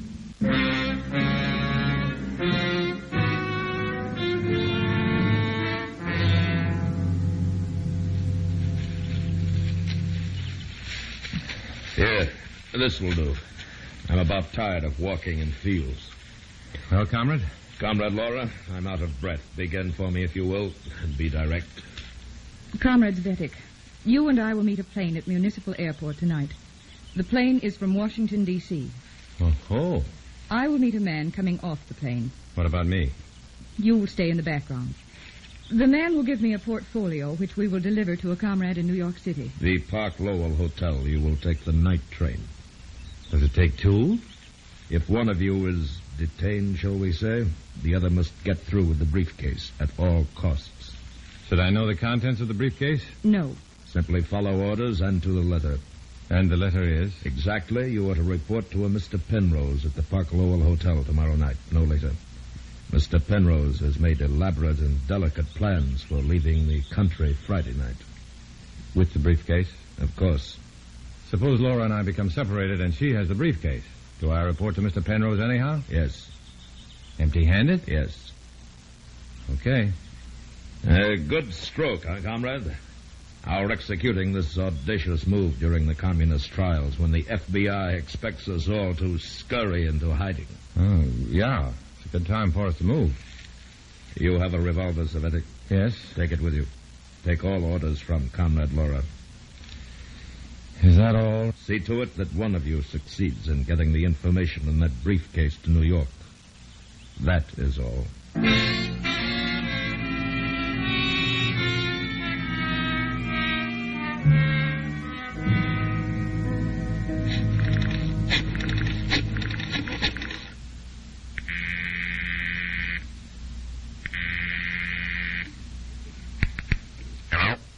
Mr. Oxford, please. Who's calling, Mr. Oxford? Cambridge. This is Oxford. Go ahead. The boys dragged me out of the federal courthouse this morning for an assignment with all the romantic gingerbread. Mysterious gal, briefcase by plane from Washington, D.C. Gun toting. Hold it. Yeah? Where did you say you're calling from? Pay station, drugstore, 12th and Main. Fool with a sandwich there, and I'll pick you up in exactly 10 minutes. Sound big to you too, Oxford? 10 minutes.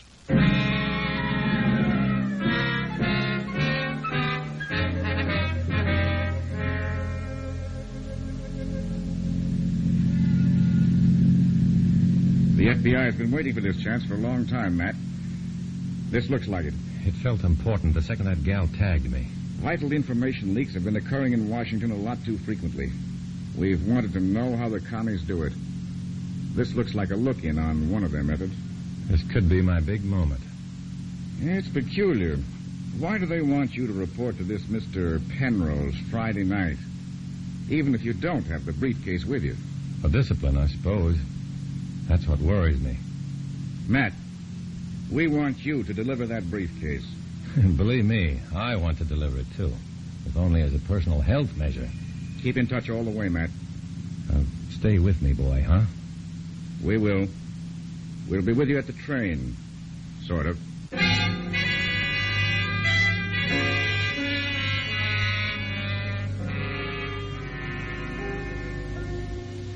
I pick up Laura at 6. We drive to the airport and wait for Flight 695 from Washington, D.C., the taxi to Gate 5. A tall man in a flapping topcoat and dark glasses steps out of the plane. He's carrying a briefcase. I crowd the wire fence for a good look, but the girl pushes ahead of me and faces me. Her eyes are cold toward me, but I sense an inner excitement in her manner. But I'm not the guy that's exciting her. Please go inside and wait for me. Why can't I meet the gentleman from across the Potomac? Do as I say, please. You're pretty set on my not seeing your boy up close. And you're set on seeing him close. Why? Just being a good party member is all. More like one of those contemptible FBI plants who are going to testify at the trial. How does that figure? That's a rough remark, Laura. Then please don't intrude until you're needed. Now go. Yes, Sergeant.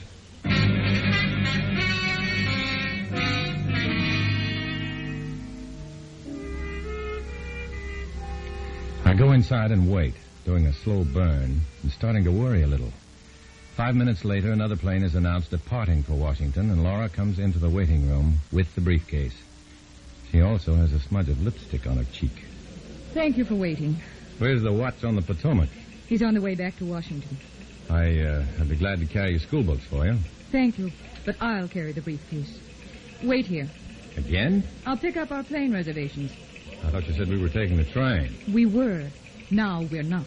That can be confusing. I mean it to be confusing. Well, you made it, sister. No objections? I don't like to be treated like the bourgeois rich relative while I'm an accredited and trusted member of the party. Unless maybe you don't trust me. I don't know, do you? Do you trust me? Let's say I trust Comrade Laura Black. But plain Laura Black, who isn't plain at all and with a smudge of lipstick on her cheek, may be something else again. Warren and I happen to be in love. Oh, Warren, is it? And you'll forget it, do you hear? The tender passion and the party. Is it quite all right with you? The question is it all right with the party? The answer is that if we weren't in love, he wouldn't be doing this for me and the party. Flight 802 for Buffalo is now loading at Gate 7. Well, I'd better hurry and pick up our reservations. No hurry. That's 802 for Buffalo. Yes, that's for us. We're going to New York. By way of Buffalo.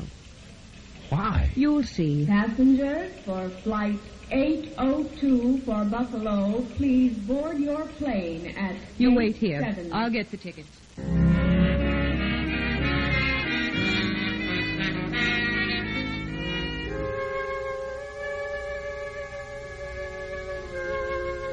I look around for a telephone booth. I've got to let the FBI know that I'm flying to Buffalo tonight instead of training out to New York. All the phone booths are filled and people are waiting except at one where a soldier is talking and smiling in pantomime behind the glass door.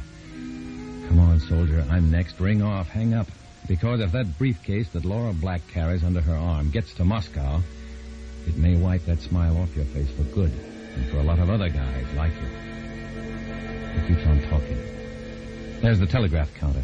I go to the counter and scrawl a message and hand it to the clerk, just as Laura Black's hand reaches past me and takes the yellow blank out of my hand. May I, Matt? You may not. Oh, private? And personal, and you're getting pretty personal with my privacy. There's no such things in our lives, is there? Go ahead, read it. Mrs. Cvetic. My mother. Who is Mr. Oxford? A prospect of mine.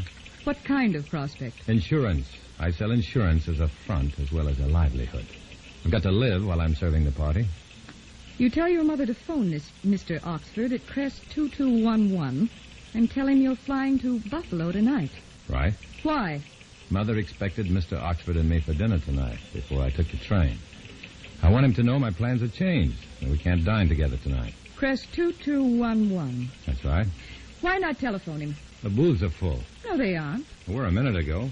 Better still, let me telephone him. What for? Well, you'll think I'm your secretary. It does make an impression.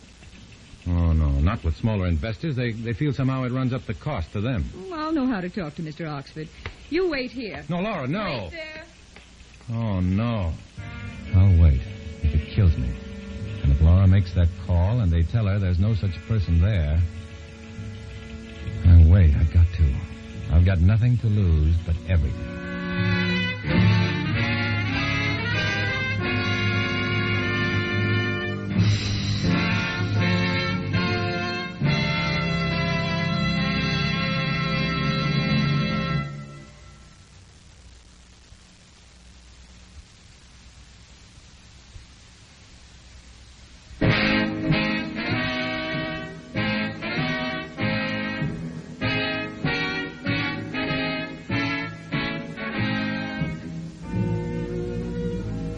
Back to Dana Andrews, starring in I Was a Communist for the FBI, and the second act of our story.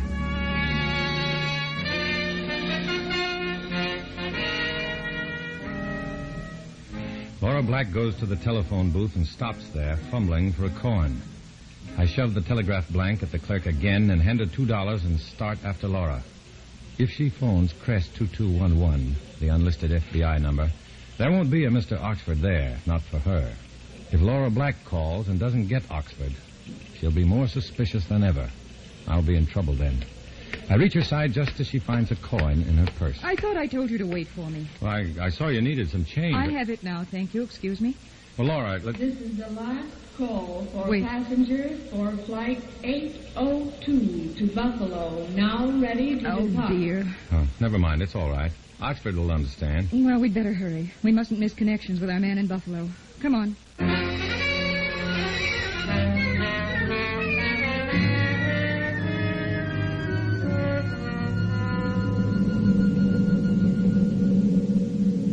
In the plane, Laura and I play canasta with cards furnished by the stewardess. The briefcase on her lap serves as a table. On her lap. Somehow, I've never even touched the leather portfolio. So far, I'm excess baggage on this assignment, and I don't like it. We play indifferently at first, idly. Then, as the coveted stack of cards on the briefcase grows larger, the play grows tense and watchful. Strangely, some enormous stakes seem in the balance. Our playing is careful and charged.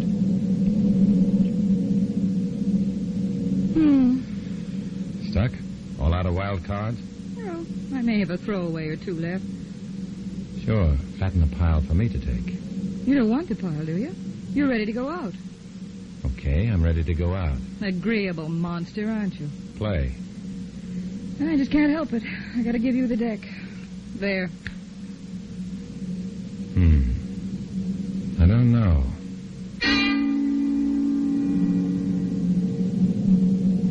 All at once, the innocent card game in the clouds is a clue to another, more sinister game that lovely Laura Black is playing. She's trying to keep me in the deal until she can raise her score just enough to win. It's like putting me on an important job for the commies so that the FBI won't want to call me off that job, even to testify at the trial. If that's the game, then they know I'm an FBI spy. Or do they? For a long time, I stare at my cards unseeingly. A long time. What's the matter, Matt? What? Make up your mind. We're coming into Buffalo. All right. I'm not going to bite. You refuse all those juicy points? Yes, I'm going out.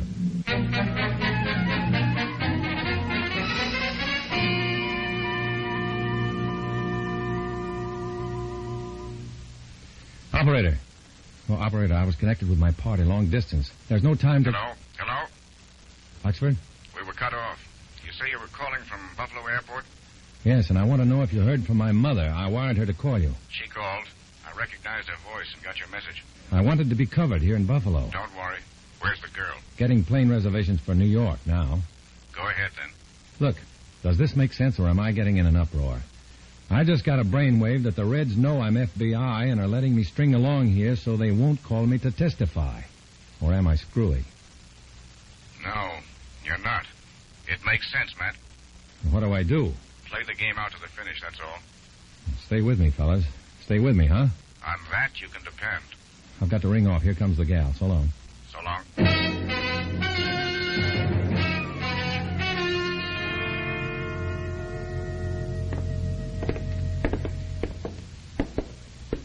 Buffalo American Products Corporation? Baxter and Baxter Law Offices. Fantis and Arbogast. Stop here.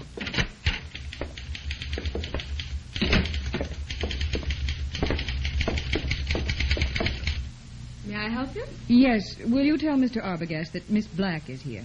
Oh, yes, Miss Black. He's expecting you. Go right in. Thank you. Will you wait out here, Matt? What else have I got to do? Give me your revolver, please. What? Your revolver. Why? Because I asked for it. Don't you trust me with a gun? Perhaps I don't trust Mr. Arbogast without a gun. I have definite orders from Revchenko to go armed. You have definite orders from him to take orders from me. Your gun, please. All right. Don't shoot yourself in the foot. Thank you. Wait here.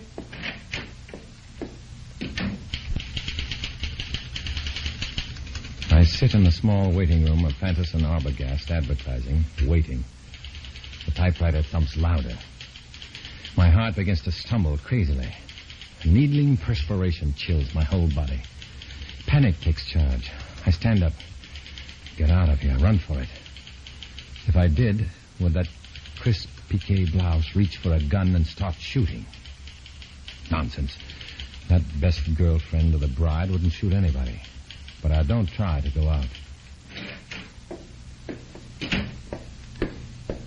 Thanks for waiting. It's been a joy. Here's your revolver. Thanks. Come on.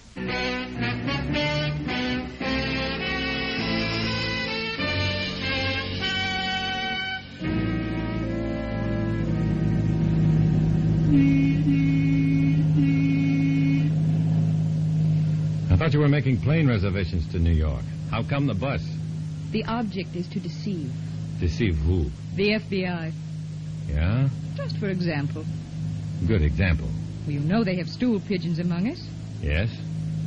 Then why do you ask such stupid questions? I happen to be stupid. I wonder.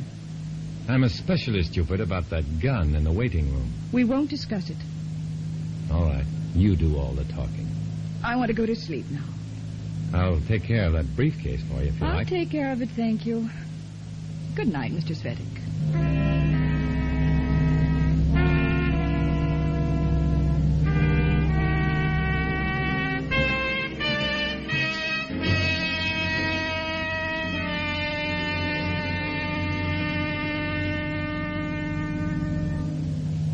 Matt. Matt, it's gone. Huh? The briefcase is gone. What? When? I don't know. I thought you might be able to tell me. Well, I was fast asleep. Hey, what kind of a lopsided remark do you call Never that? mind, anyhow? never mind. Never mind. You sit there and imply that Well, I we may... both can't sit here and argue about it. What are we supposed to do about it?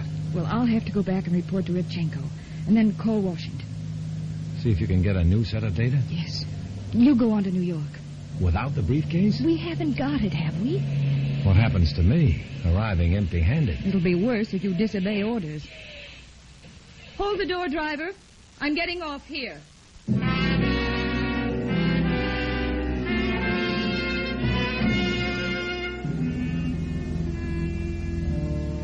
Laura is gone. The briefcase is gone. And we're underway again.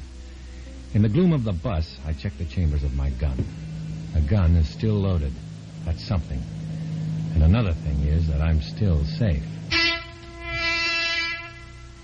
It's still dark when we roll into New York. I go to the hotel. There's a note waiting for me. Meet me, Pier 11, East River, urgent. No signature. I go outside. My throat is dry and my palms are moist. Meet whom? Why on a dark, lonely waterfront? Taxi! The bulldog edition of a paper on the driver's seat. The headline says, FBI plant takes stand against accused Reds today. Now, if the Reds suspect me, they can knock me off. And no bearing on the case whatever. Here goes.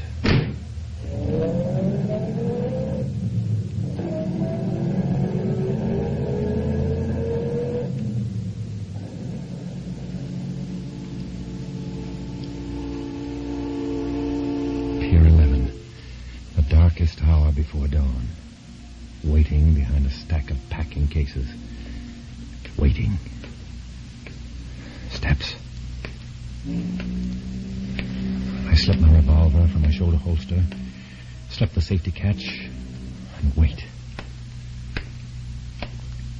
A beam of light spears my eyes and I go blind.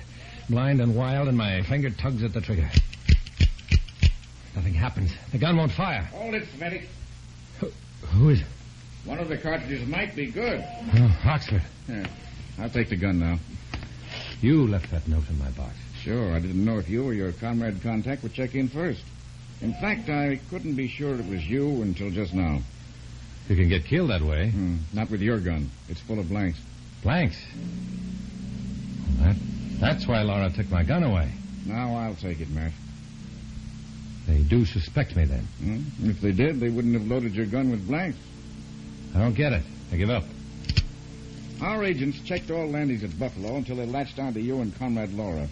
They tailed you to Fantis and Arbogast. Advertising, go on. After you left, we picked up Arbogast on a long-standing illegal immigration raft. They can't possibly connect his arrest with you. And while we were there, we found out that Fantis and Arbogast advertising is a cover for a microfilming laboratory up there. That tiny film thing? Tiny enough to roll up and fit into a cartridge, emptied of powder, and the lead replaced. Yeah. Are you telling me they microfilmed the stuff in that briefcase and put it into the cartridges of my gun? Well, here they are. And they didn't go off, did they? I'm in trouble. Comrade Laura never lost the briefcase on that bus. Our agents were on board watching. She slipped it to a Confederate while you slept. We let them. We'll get them in Washington when they try to put the data back in the files. Yeah, and I'm in trouble. I've got to go back to the hotel and give Mr. Penrose, whoever he is, my gun with those microfilm bullets in it. Right. You got it. Here's your gun back. Well, what about the bullets? It's got bullets with doctored microfilm in them. I've reloaded your gun with FBI prepared ammunition. It'll make the Kremlin very, very happy with you, Matt. And it won't do them any good at all. Feel better? Clever, you bourgeois bloodhounds. Well, we got to be, or we'd all be in the doghouse. Get going, Matt. You don't want to keep the Kremlin waiting.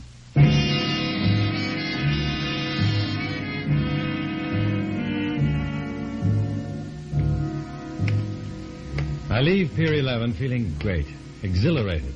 The card game in the clouds has come down to earth with plenty of inside stuff for high stakes. And I've won. And then, I think, no, the game isn't over yet. I've just won the deal. The long gamble is still ahead of me. And when the final chips are down, I'll be on my own. I'm a communist for the FBI. I walk alone.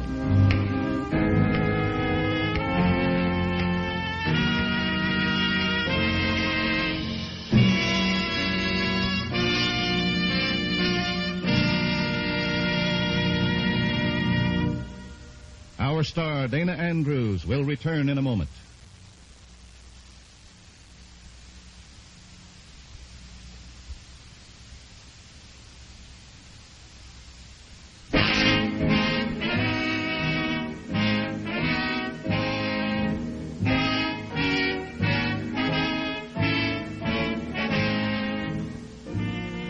This is Dana Andrews with a word about the story you've just heard.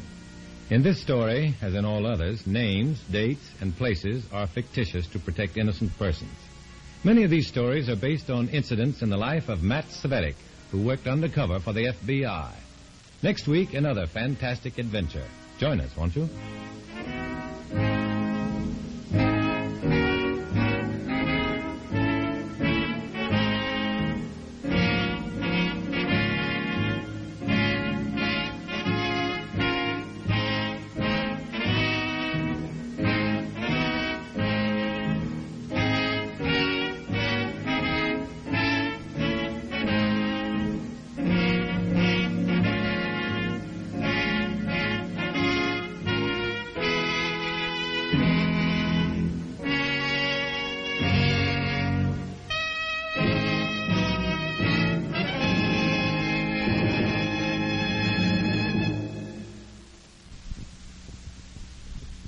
I was a communist for the FBI.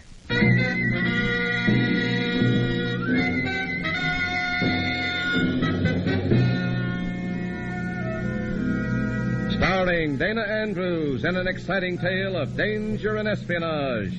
I was a communist for the FBI.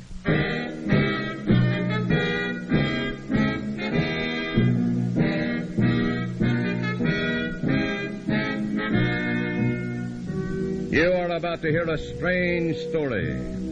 Names, dates, and places are, for obvious reasons, fictional.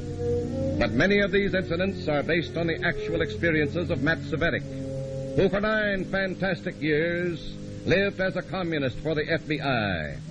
Here is our star, Dana Andrews, as Matt Cvetic. For 9 years, it was a steady diet of treachery and betrayal, all wrapped up in a tissue of red lies. I lied so much I couldn't even believe myself sometimes. But even when I hated myself most, I knew that I was helping to expose the menace of red fanaticism. That's why I had to keep on being a communist for the FBI.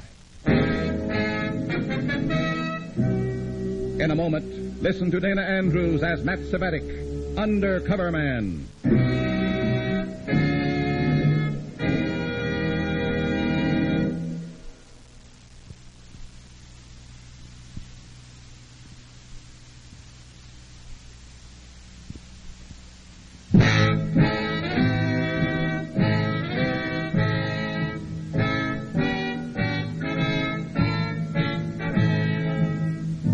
Here is Dana Andrews as Matt Cvetic, Undercover Man. This story from the confidential file is marked Capital City Square Dance.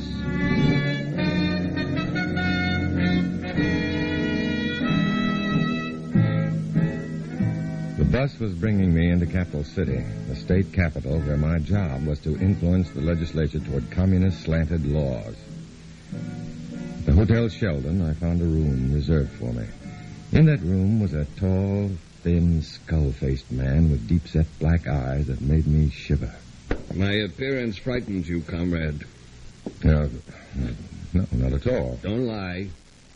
Don't ever lie to me. No, I won't. Comrade, Kells. You were sent here to Capital City because as Secretary of the Civil Rights Congress, you have a position from which to act openly. Act? The party needs the passage of a bill. But look, Senator Terry is a fellow traveler. I think you'll have no trouble persuading him to start this bill, as a rider on a more popular bill, of course. Oh. To get the popular bill passed, they have to pass ours along with it. That will help, all right. But even at that, we'll need a lot of votes. That's your job. Well, you can depend on my organization. And you, I hope. Funds have been deposited in your name at the Citizens Union Bank. Funds?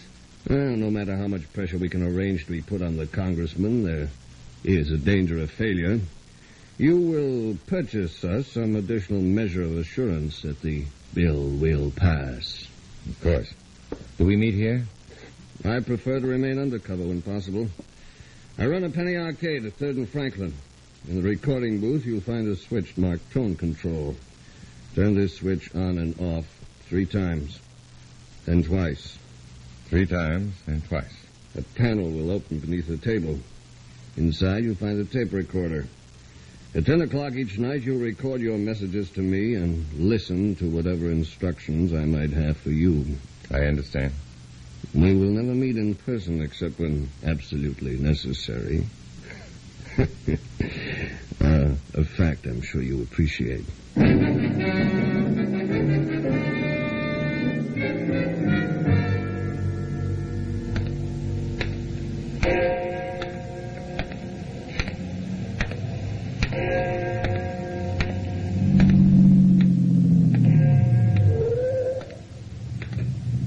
Need a lift to the market building? Hop in, Matt. Oh, hello, Frank. Thought you were in Washington. I flew here when the FBI got your report. Well, I knew it was important, but I didn't know it was that important.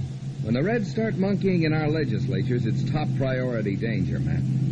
The wrong kind of law getting passed can mean more trouble than 100 pieces of sabotage. Yeah. Well, here's a copy of the bill the party wants passed. I'll read it later. Right now, boil it down for me. Well, skipping the commie double talk, the law says simply that no man in the state can be fired from any job, union, or organization for reasons of political belief.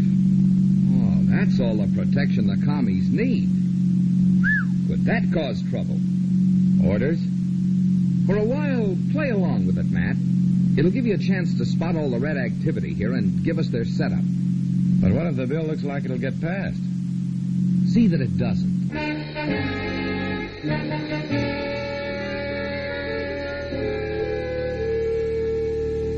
Senator Terry, I understand you were sympathetic to the views of my organization.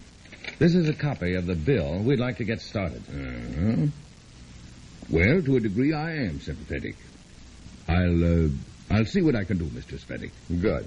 I see that this bill goes on as a rider. Yes, I understand, but it takes votes to pass. Pressure is being brought to bear on your fellow senators from many sources. Of course, but even that may not be enough. We know that, and we plan to obtain other votes. You might know someone less in the public eye who could help with that problem.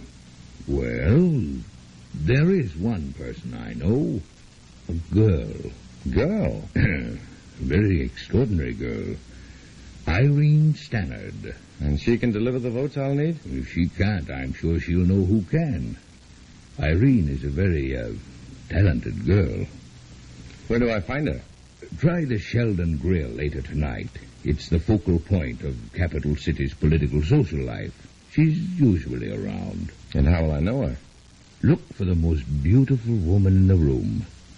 If she has red hair, you've found Irene Stannard.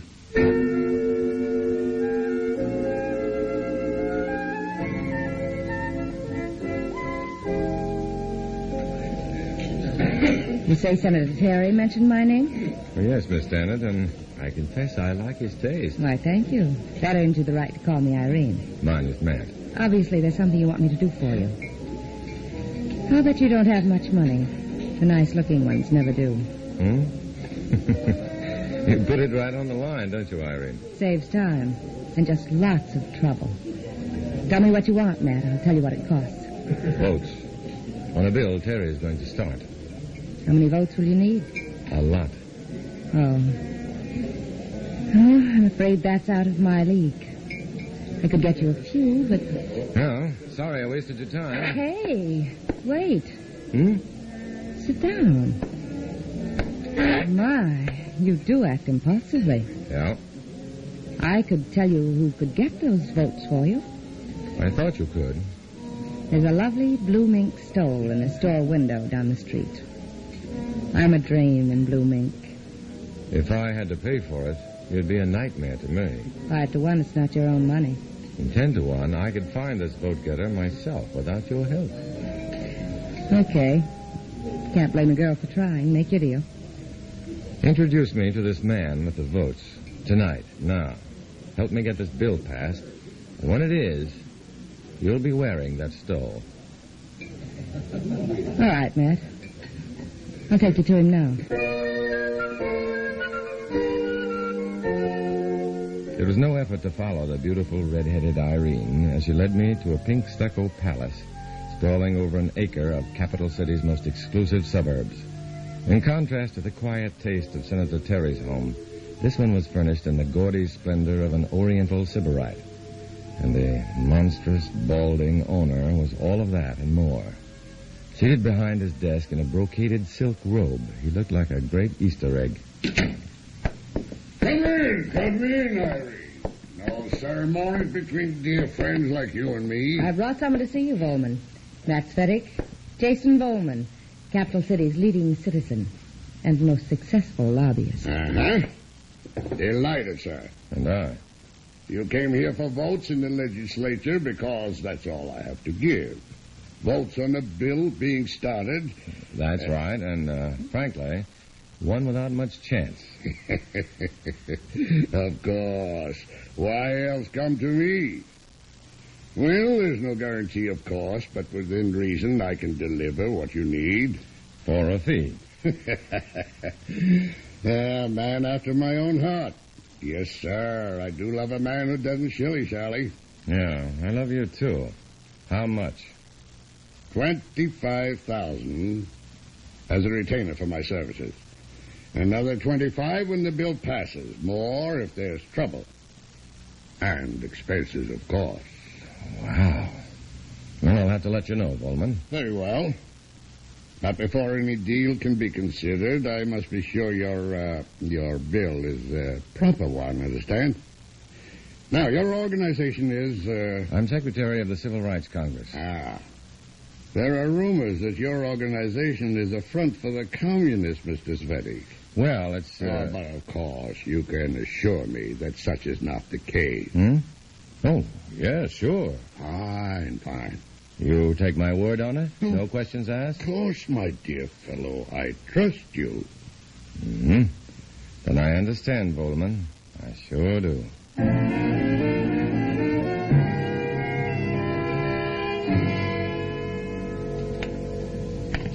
Him and his conscience. Volman? He'd help you pass a law legalizing murder if you paid him for it. Where are we stopping? Oh, I just remembered I promised my mother I'd make a record and send it to her. I can do it here in this penny arcade. I'll go in with you and wait. No, you go on home, Irene. I'll see you tomorrow. But... All right, Matt. Matt. Yeah? I don't know what you're involved in or who backs you. And I don't care. Good night, Matt. Good night.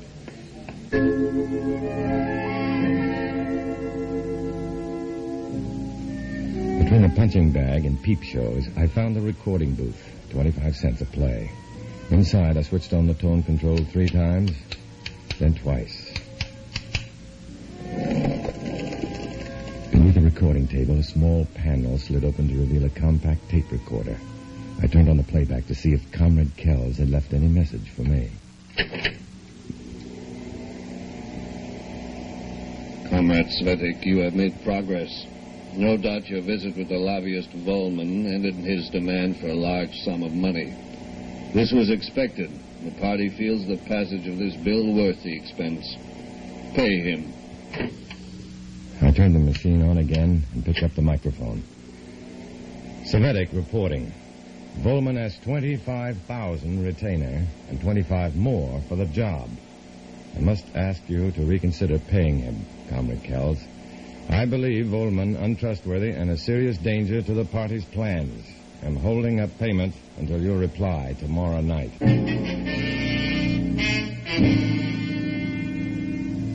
Kells' knowledge made it plain I was being watched. So after a late meal, I went straight home. I knew my attempt at stalling the commie plans was dangerous, but I didn't realize how dangerous until I entered my hotel room and found the skull-faced Kells again waiting for me. I didn't expect to call on you in person so soon, comrade, until you refused to obey me. Oh, wait, I wasn't refusing. It was just that my impression of Volman... I couldn't be less interested in your impressions. Comrade Kells, You should have faith in your leader's decisions. I do. I wonder. And, Comrade Cvetic, that should worry you.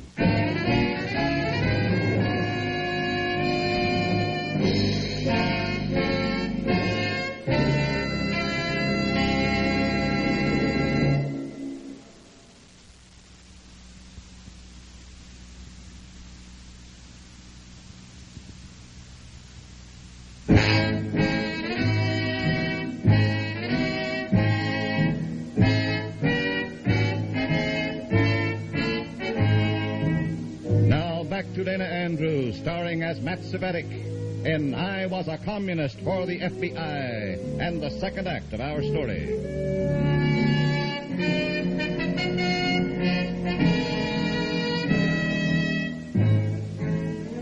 The commie-instigated bill was on its way through the state legislature as a rider on a bill known as S-1729. The red bill was worded in double talk with no hint of the pressure being brought to bear by a dozen powerful, and in some cases innocent, organizations to see that S-1729 was passed. The bill passed the Senate, and one person was not surprised. The lobbyist, Volman. And with 6 votes to spare. The House of Representatives will be tougher. Nonsense. The bill will pass. You'll see. I'd better. I'm paying $50,000 to see it. I've been paid more. And less, probably. But I guess you make enough to pay income taxes. Please, don't mention those words.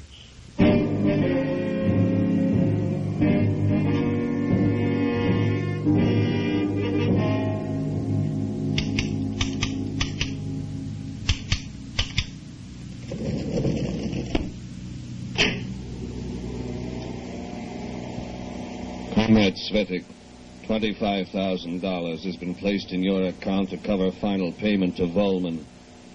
Be careful. FBI agents from Washington are in town.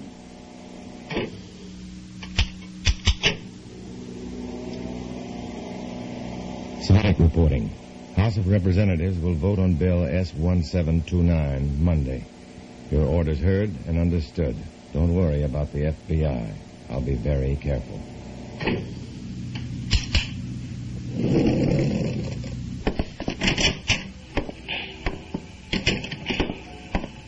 Matt. Hello there. Hello, Irene. Sending another recording to your mother? Oh, yeah. What are you doing here? Saw you go in and decided to wait for you. I was hoping you'd be glad to see me.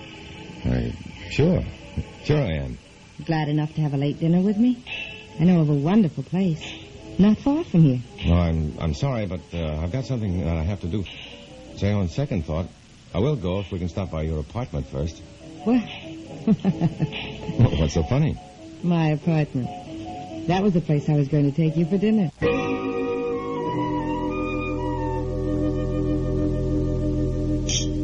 To your very good health, Matt Cvetic. Salud y pesetas y amor y tiempo para gastarlas. Sounds nice. That means health, wealth, and love, and time to enjoy them. Oh. They're pretty wonderful, Irene. You'd better tell me why you wanted to come up here.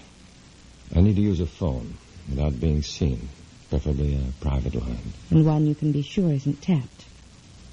So, okay, you guessed right. It's over there in the cabinet. Help yourself. And I'll wait in the other room.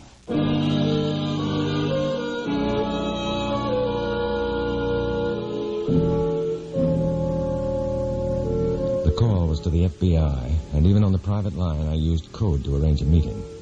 I slipped out of Irene's apartment without saying goodbye, and a few minutes later, I was in the FBI office, telling what I knew.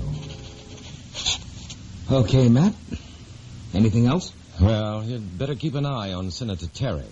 I think he's just a misguided idealist, but in his position, he can do a lot of harm. Mm-hmm. Well, it's time to stop that red bill, Matt. We'll arrange to have it protested. That'll help. Too bad you couldn't have got to us sooner. Kells has had me covered like a blanket. I didn't want his men to even see me near a phone because when Kells gets suspicious, he's no fun at all.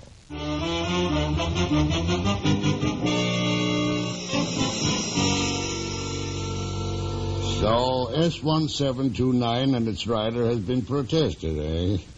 Well, that's too bad. You don't seem very upset, Volman. I never get upset. Bad for a man of my weight.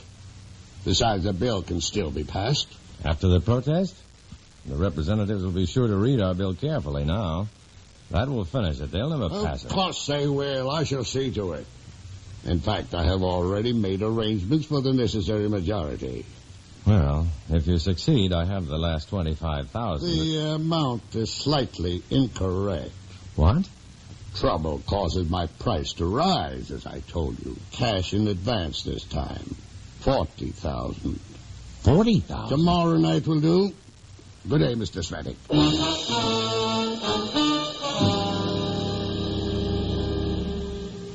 I didn't Kell's reaction until the next day.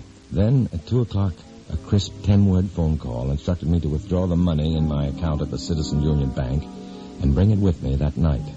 So the cash was in my pocket at 10 o'clock when I entered the Penny Arcade record booth and switched on the hidden recorder. Never mind using this recorder, Comrade Cvetic. Report to me in my office immediately.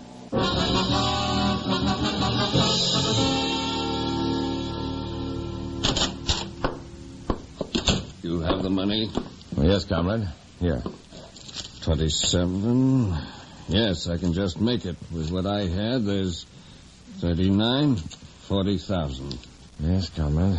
Then I'm to take the money? The money will stay with me. You'll return here at 11 o'clock when I close the arcade. Then you'll take me to see Volman so our deal can be completed tonight.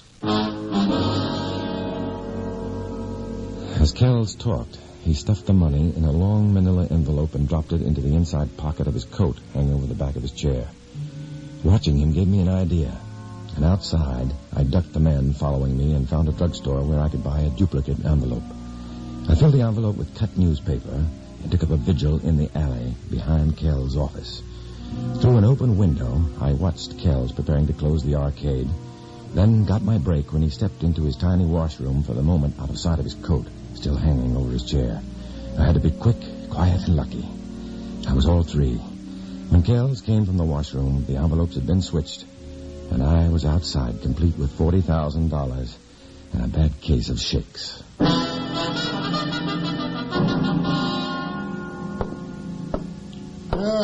Good evening, gentlemen. Shall we step into the library? Thank you. Now, let me guess. This is the man behind the throne, eh, Mr. Cvetic? Welcome, Mr. My name is not important. This is. Here. 40,000. Our part of the bargain. Yes, thank you. If the money is all here. It's there. Open the envelope and count it. Let's have no trust spoiling our relationship. Of course. What kind of a joke is this? Joke? This paper. What kind of a fool do you take me for? There was $40,000 in that envelope. I sealed it myself, and it was never out of my possession. And so? You are paid. The party will expect you to do your job. Party? So you're communists? As if you didn't know. This puts a new light on things. Good day, gentlemen. Not yet, Volman. Not until I have... Look out, he's got a gun. Ignoring political beliefs, it seems obvious you have no money. Therefore, our business dealings are finished. What's so funny? This is the first time I've done business with people as untrustworthy as myself. If I hadn't been planning to swindle you, I'd be most annoyed by your efforts to swindle me. You never intended to deliver those votes? My dear fellow, I'm not a magician, of course not. That's why I requested the money in advance. You treacherous swine! Kells, no!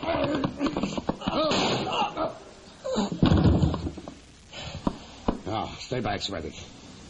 Look after your friend. Yeah. Kells? Is he... No, he's only wounded. Oh. Then get him out of here. Quickly before I call the police. All right, Volman. Pour me a glass of water from that carafe so I can bring him to. He's too big to carry. Here. Thanks.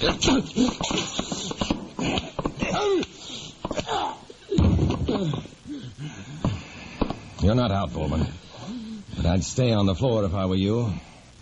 Oh, and I'll pick up the gun just to keep you out of trouble. What are you going to do? You mentioned the police. I thought I'd call them for you. They're going to want you, Volman. No. Oh, but yes.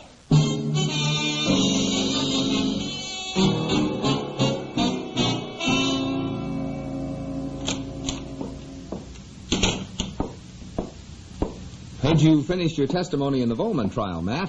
He's a cinch for 5 to 10. Will you be leaving now? As soon as I say goodbye to Irene. She's going to be mad about not getting that stole. She'll get it from someone else. You in trouble at commie headquarters? Not really. Those rolls of tape recording I took from Kell's recording machine proved how I protested his trusting Volman, so I'm clear.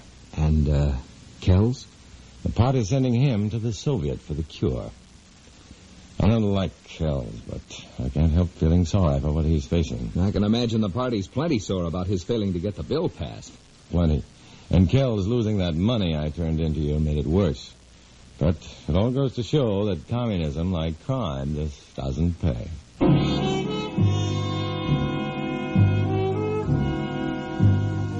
It was back to work as a commie.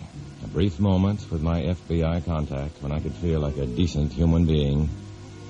Then again, I was a Red, working with the party, being one of them. Yet because I am their enemy, I always walk alone.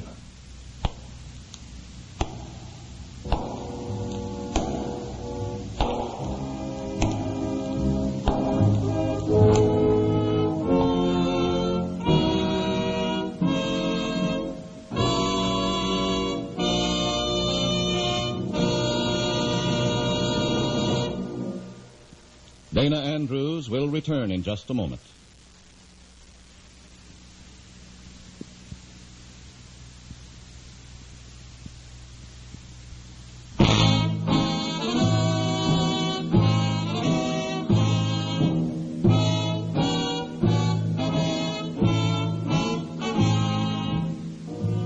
This is Dana Andrews. Communism is not a political argument. It's a hard, cold theory of aggression intended to end with what the Reds call their historic mission. That mission is revolution. Its purpose, to destroy everything you and I hold dear. It's up to us to see that it doesn't succeed. Join us next week for another of Matt Cvetic's thrilling stories, won't you?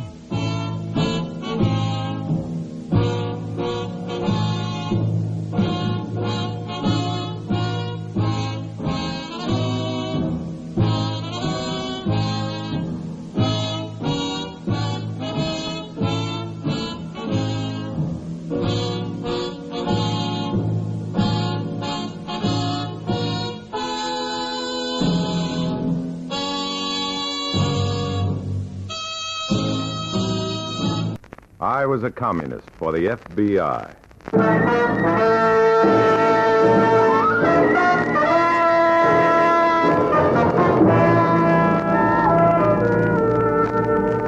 Starring Dana Andrews in an exciting tale of danger and espionage. I was a communist for the FBI.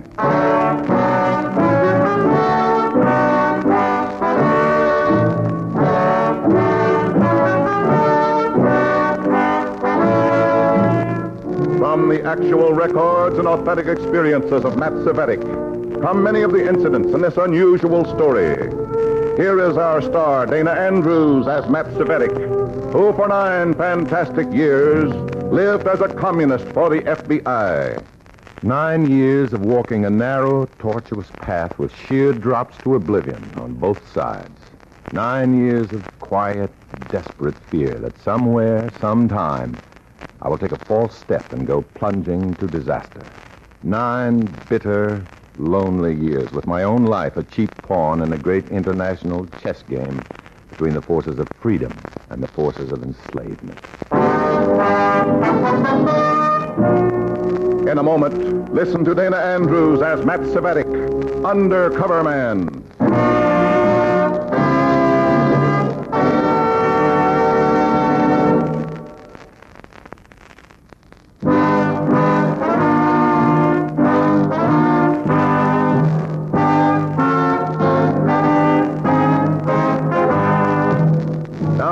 Dana Andrews as Matt Cvetic, Undercover Man. This story from the confidential file is marked Courier of Disaster.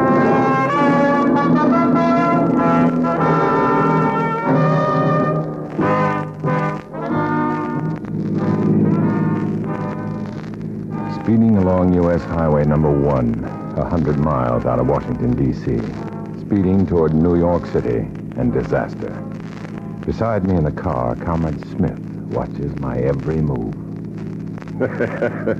We're making good time, Cvetic. good time. 100 miles out of Washington, 130 more to New York. The car's like a prison. The speedometer steady like the sights in a gun. And no way to stop it. No way to get out. No way to get to a telephone. Over and over in my mind, I review the steps that brought me to this point of no escape. Over and over, I try to find some way out. Nothing. It's hard to believe it began just 24 hours ago when Comrade Revchenko, my cell leader, called me to local party headquarters.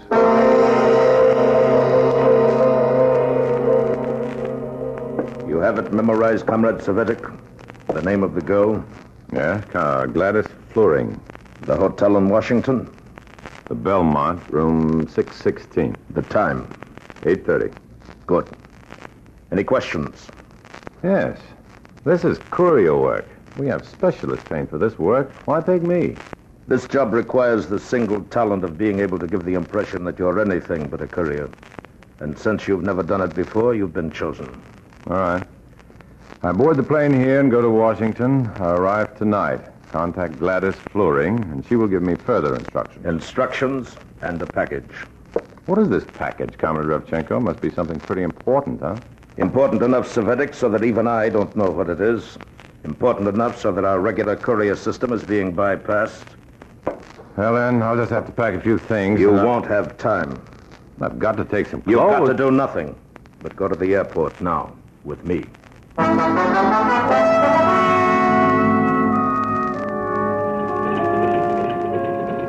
At the airport, he waves goodbye to me just like a friend waving goodbye to a friend. I hold up my end of the act and wave back, and we take off.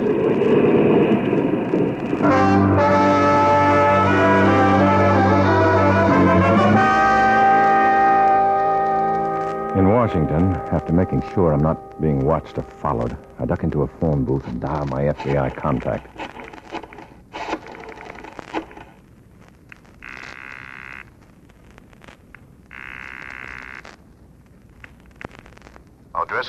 O'Driscoll, this is Red.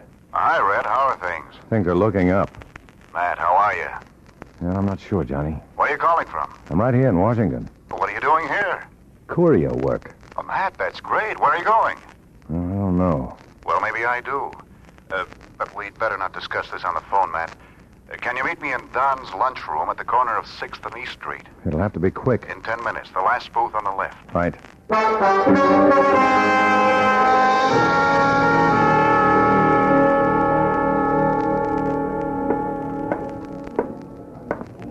Good to see you, Matt.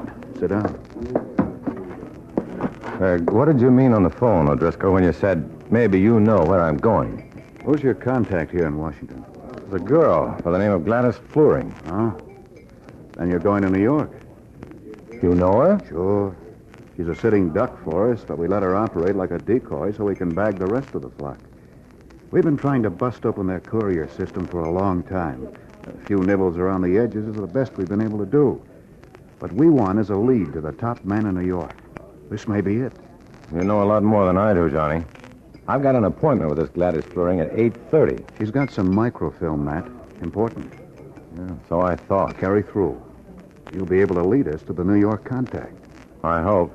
You know what the microfilm is? Now, don't worry about it. It's only half the story. No good by itself. Then I'm to go through with my assignment. All the way through. Don't worry. We'll be on your tail.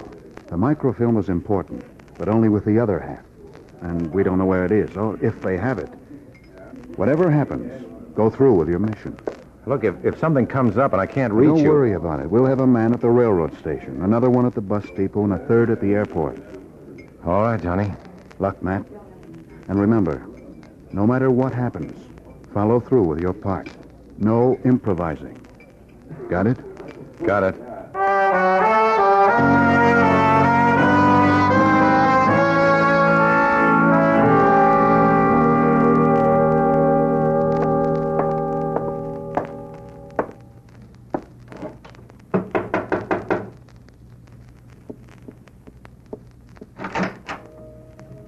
Yes.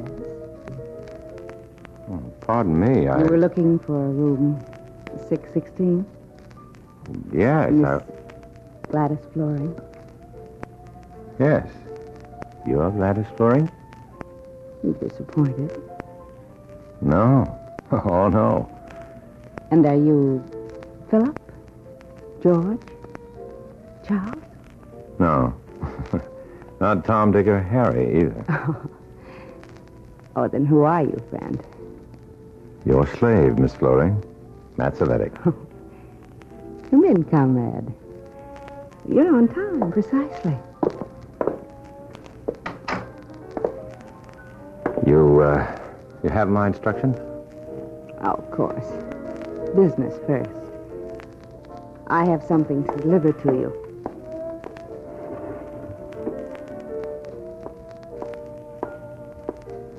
Here. Such a tiny package to be so important. This is all? For the moment. You're to wait here. I can think of no pleasanter occupation. What am I going to do with this package? Put it in your pocket. You're to deliver it. To whom? I don't know. Come on. Sit down, comrade. Comrade Cvetic, the party's always right, huh? The party says if we find friends within our ranks, so much the better. Hooray for the party. Oh, it's so nice to be able to relax and be yourself with someone you trust. By all means, comrade. Be yourself. Comrade Cvetic. Oh, company. It's such a moment. Ah, Gladys. Conrad Smith. Come in. Mr. Smith, Mr. Matt Cvetic. Well, it's good to meet you, Cvetic. We have a job to do. Fine. What is it? Oh, very simple job in easy stages. We take a little trip, deliver a little package. Simple, eh? Depends. You said we? Yes, I will accompany you. My instructions were to... Your instructions were to take instructions, eh? You are to take possession of the package until we get to New York. When do we leave? Now. Good. How do we go? Train, plane, or bus? By car. Car? But I thought You thought what? Well, I thought we were in a hurry. I thought driving would be the least practical way to get to New York. Exactly. Not to be expected, eh? And that is why we're driving. Come along, Cvetic. We'll go out through the basement. My car's 2 streets away. All right, Smith. We'll have time to pick up my toothbrush at my hotel. No, we will leave from here. Together and immediately. But my hotel bill has It's been paid. Well, the party is very thorough. Always. Well, Cvetic, want to say goodbye to Comrade Floring? Go with haste, comrade. Return with speed. For a better tomorrow.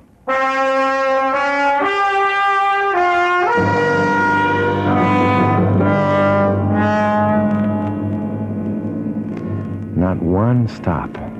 115 miles out of Washington.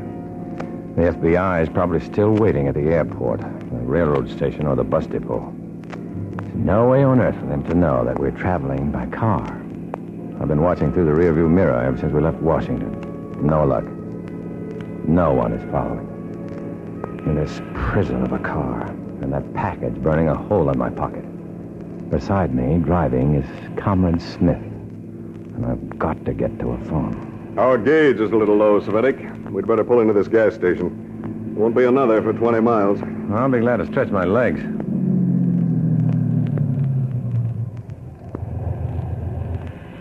Fill her up. I'll be right back, Smith. Right back? I'm going to wash up. Powder your nose, eh? Okay, I'll wait for you. Now, my only chance. The washroom around the side of the station. Right outside, a telephone booth. A call to let the FBI know where I am, what kind of car we're driving in, where we're headed. Long distance. Long distance. I want to call Washington, D.C. What number in Washington, please? I want to call the... Wash up a bit, Comrade Cvetic? Oh, I was just... No wash basin in a telephone booth, comrade. What number in Washington, please? What number in Washington, Cvetic?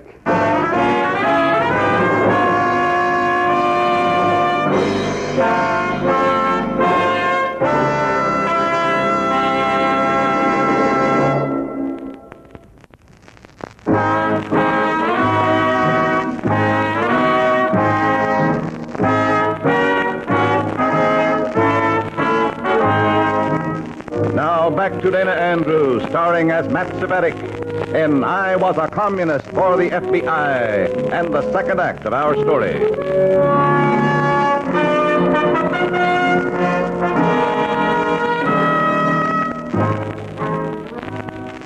They say laugh and the whole world laughs with you. But they never heard Comrade Smith laugh. Especially when he's just caught me trying to make a phone call when I was supposed to be in the washroom of the gas station. In my pocket is a package containing microfilm, and my mission for the communists is to deliver it to someone in New York. Now, here at a wayside gas station halfway between Washington and New York, I've missed what may be my last chance to get in touch with the FBI. Or perhaps anyone else from the way Comrade Smith laughed. There's no wash basin in this phone booth, Cvetic. What are you doing here? Oh, my love life is no concern of the party. Your dreams are a concern of the party. Comrade Fluring is a party member. Certainly you don't... No phone calls, Cvetic. This work is new to you. Let's get back to the car.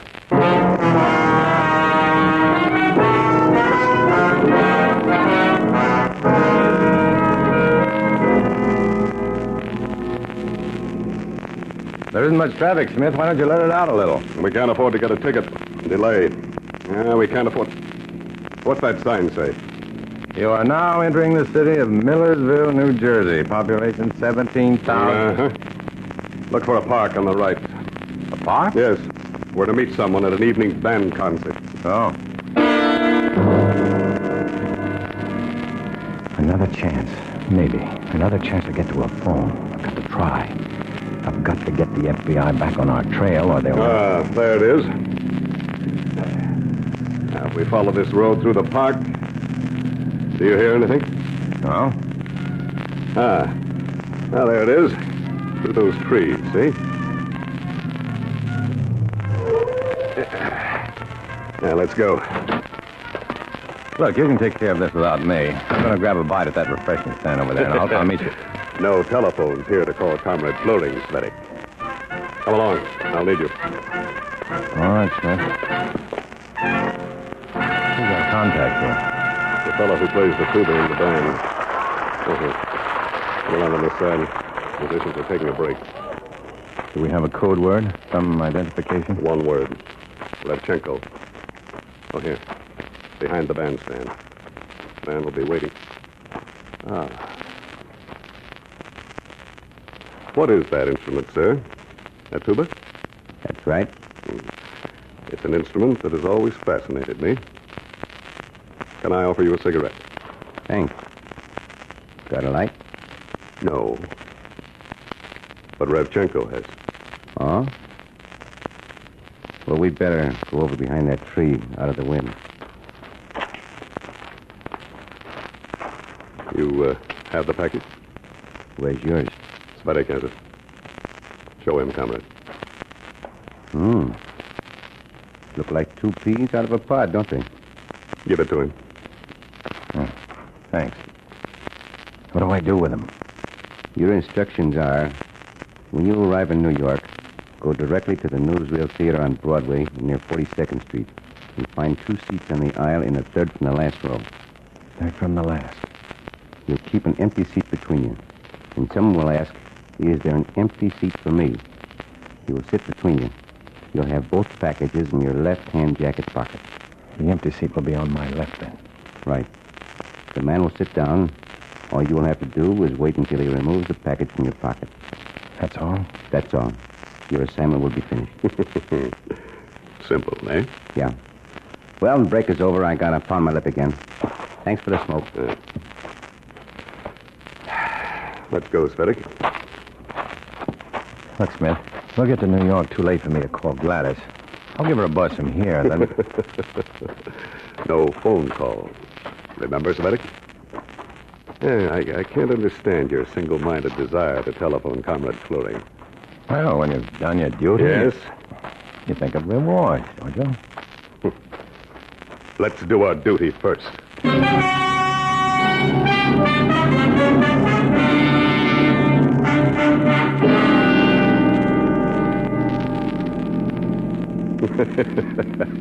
Why so silent, Cvetic? Only another 55 miles to New York. Any more stops? No. No more stops until we get there. Nothing to do but sit back and relax. Relax. Just 55 miles from New York. 55 miles with the tires humming. And both halves of the precious microfilm in my pocket now. And no way to stop the car. No way to stop this whole business from rushing to its finish. Unless something happened to Smith and I could dispose of the film. But that would tip my hand, and I'd be of no more use to the FBI. Besides, my instructions from O'Driscoll were explicit. No improvisations. Go through with it. Go through with it. In that glove compartment, Cvetic, pack of cigarettes. Have one?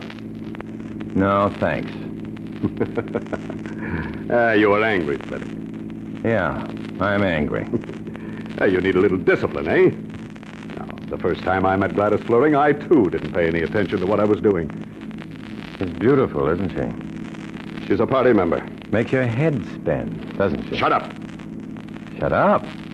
No orders about not talking, Smith, are there? No instructions. You and I can't talk. I suppose she has other party business tonight? Wouldn't you like to talk to her? Wouldn't you like to check up on her? Shut up, Cvetic. She's my wife.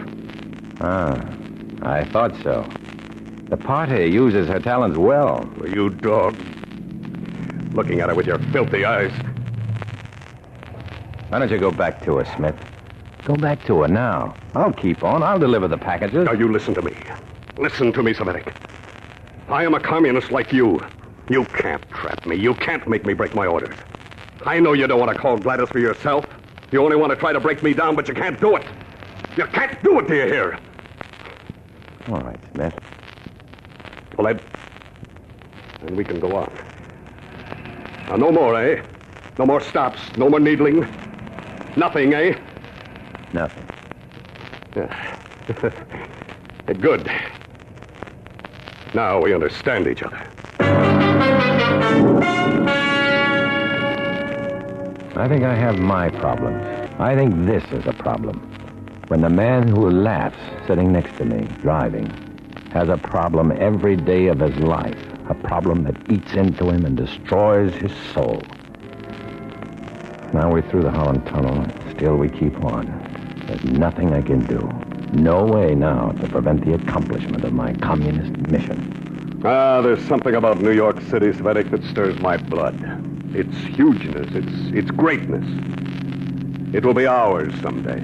Cut across 42nd Street. Huh? Oh, yes. Now, there's a parking lot there, close to the theater.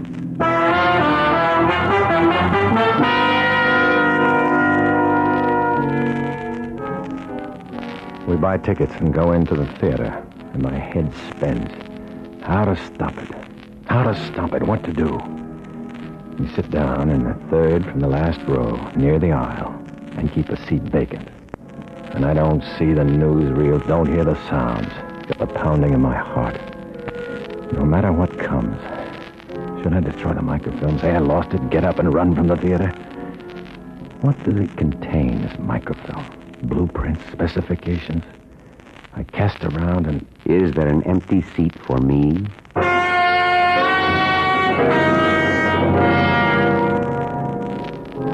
It's done. The hand fumbles into my pocket and takes out the two small packages. I can't even see this face in the darkness. And then, in a few moments, he gets up and leaves. Smith and I wait. Then we're out on the street again. Our mission accomplished. You going to stay here in New York? I guess so. Any place I can drop you? I'm returning to Washington. Good luck. Good luck? We just had a lot of good luck. We've done our jobs. That is good, eh, comrade? Yeah. Wow.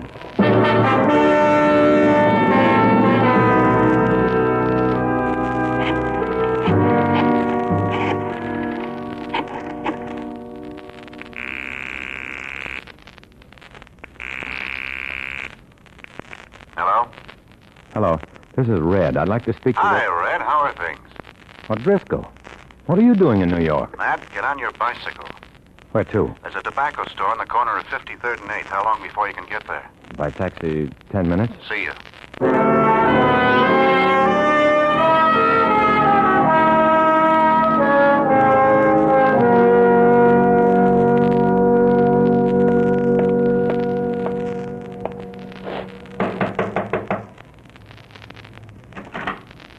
Come in, Matt.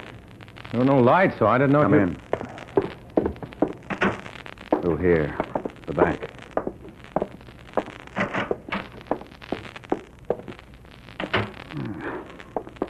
Well, Matt? I followed instructions. I couldn't get to a phone. Mm-hmm. We didn't leave by train or bus or plane. I didn't get a chance to call you. Yes, we figured that out. You said that microfilm Gladys Fleury had was one half the information. We stopped at Millersville and picked up the other half. Millersville? Who was it? There was a tuba player in the band. There was an evening concert there. We'll take care of them. What use is it? Too late now. The packages were delivered. They're gone. I didn't dispose of them. Maybe I should have. No. No, Matt. Huh? We've got them. You've got them? How, Johnny? We figured out pretty quick you must have gone by car. Oh, you knew I went by car? There's no one following us. We've had the license number and description of Comrade Smith's car in our files for months. Oh, of course. I didn't think of that. I flew here to New York, and we had the tunnels and the bridges covered like a championship fight.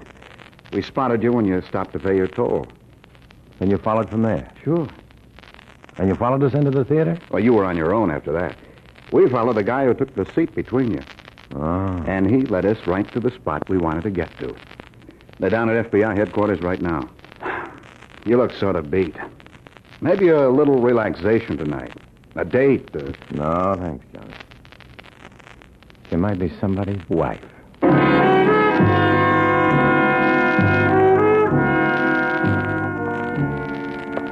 I walked down New York's busy streets alone, watching the friends, the couples, the normal, happy people enjoying their normal, happy lives. For me, there's no normalcy, no happiness, no peace. For me, there's only the emptiness of a friendless world as I walk alone.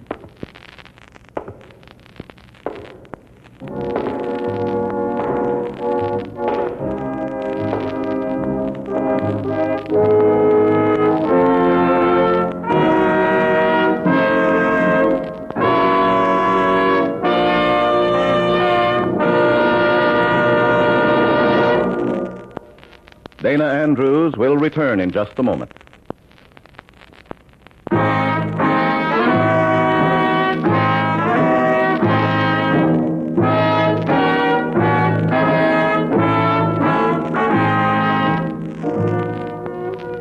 This is Dana Andrews, friends. Ralph Waldo Emerson once wrote, "Of what avail the plow or sail, or land or life, if freedom fail?" Let's be sure freedom does not fail. The story you've just heard is based on notes from the files of Matt Cvetic, FBI undercover man. Names have been changed and events modified for obvious reasons. Next week, another exciting adventure out of Matt Cvetic's experiences as a communist for the FBI. So be with us then. We'll be expecting him.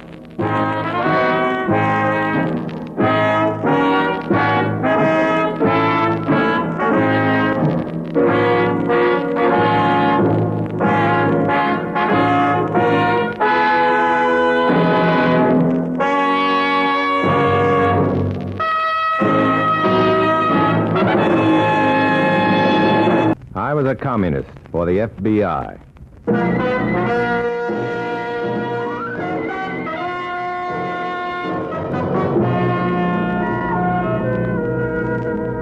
Starring Dana Andrews in an exciting tale of danger and espionage.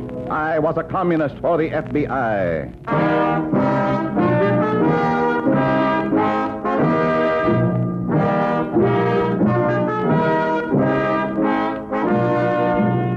From the actual records and authentic experiences of Matt Cvetic come many of the incidents in this unusual story. Here is our star, Dana Andrews, as Matt Cvetic, who for 9 fantastic years lived as a communist for the FBI. For 9 years, I studied the communist picture at close range. What I saw, I hated. What I learned, I'll never forget. For instance, there was a time when the red picture was deceptively attractive. Then I held it up to the light. What did I see? This story describes it for you. In a moment, listen to Dana Andrews as Matt Cvetic, Undercover Man.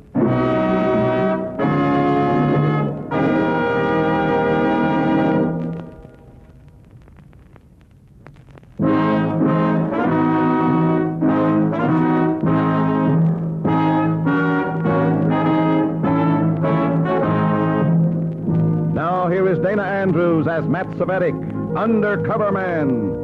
This story from the confidential file is marked Double Exposure.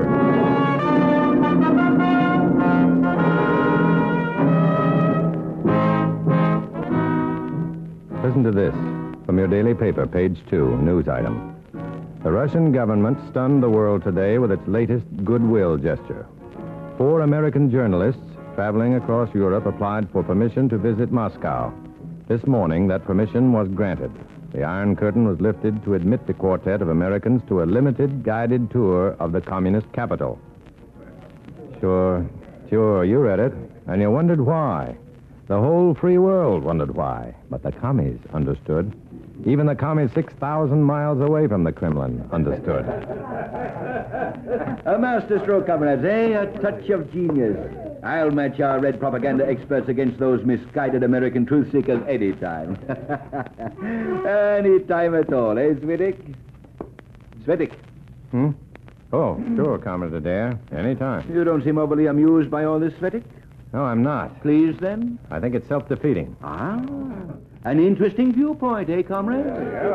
Our leaders in Russia let the 4 Americans in. But if those Americans aren't permitted to leave... Ah, those 4 foolish truth seekers are honored guests. They'll be shown every part of Moscow. From the sunny side of the street, of course.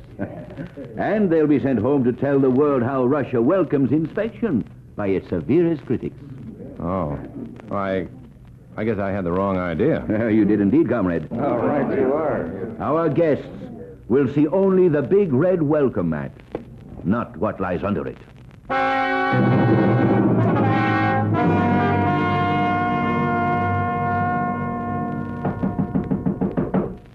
Who is it?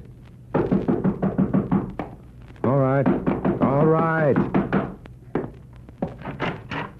Oh, hello, Adair. Are you alone, Cvetic? Well, yes. Let me in. Sure, come on in. There's no one here? Oh, I said I was alone. What's wrong with you? All right. Listen to me. There's trouble. Oh? Those Americans who visited Moscow. Those newspaper people. What about them? They've left Moscow. They arrive in New York Thursday. I know that. It was in the papers. Typical bourgeois arrogance, ungrateful swine. Stop muttering and make sense, will you? They were wined, dined, shown through the Kremlin palaces, invited to labor camps, taken to farms, factories, shown every phase of a great proletarian dictatorship. But they insisted on seeing prison camps. Prison camps! Uh-oh. Even that wasn't denied them. But after they left the prison, only hours after they had left the country, mere hours after being flown out of communist territory, the camera was found. Camera?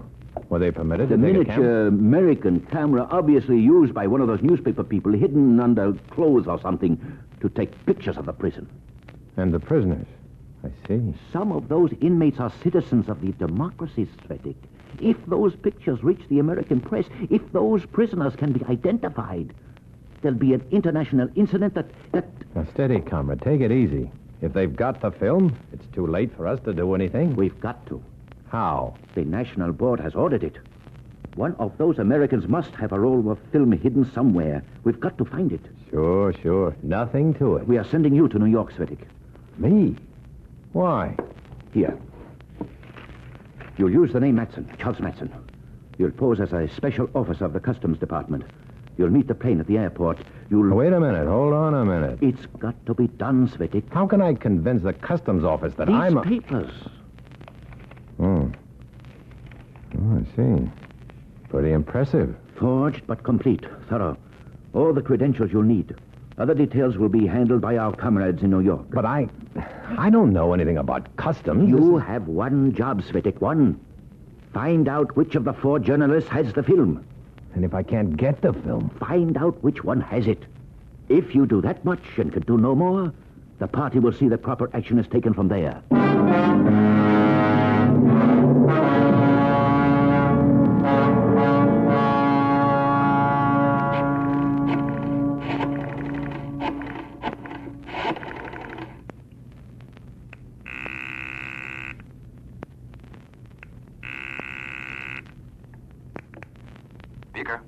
Beaker, this is Red. Hi, how's... Take this down, will you? Okay. I'll be in New York Thursday. My name will be Charles Matson. I'll be a special officer of the U.S. Customs Office, and I'll have forged government papers to prove it. What's it all about? One of those journalists who went to Moscow took pictures he shouldn't have taken, shots that might identify some political prisoners. Wow. You better not do it, Matt.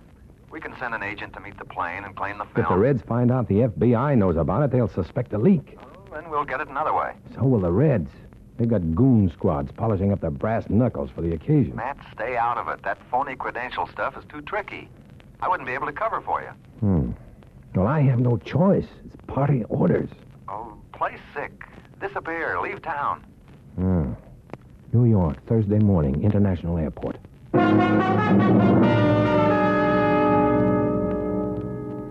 Efficiency can be an insidious thing when commies are involved. You get to hate their competence. You despise their attention to details. My comrades had cleared the path for me all right. I arrived to find that Charles Matson, Special Customs Officer from Washington, was expected. The Reds had seen to that. My phony credentials were accepted. The Reds saw to that, too. Even the big transoceanic plane arrived right on time as if to cooperate with the commies.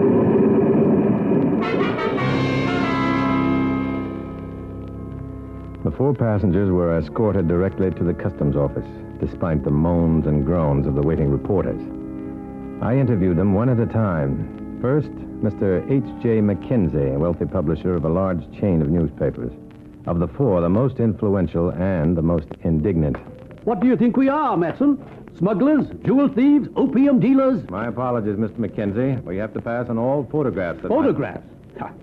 What about our stories, our news releases? Does the Immigration Office want to correct our grammar, too? I'm sorry, Mr. McKenzie. It's important that you check any photos or films with us.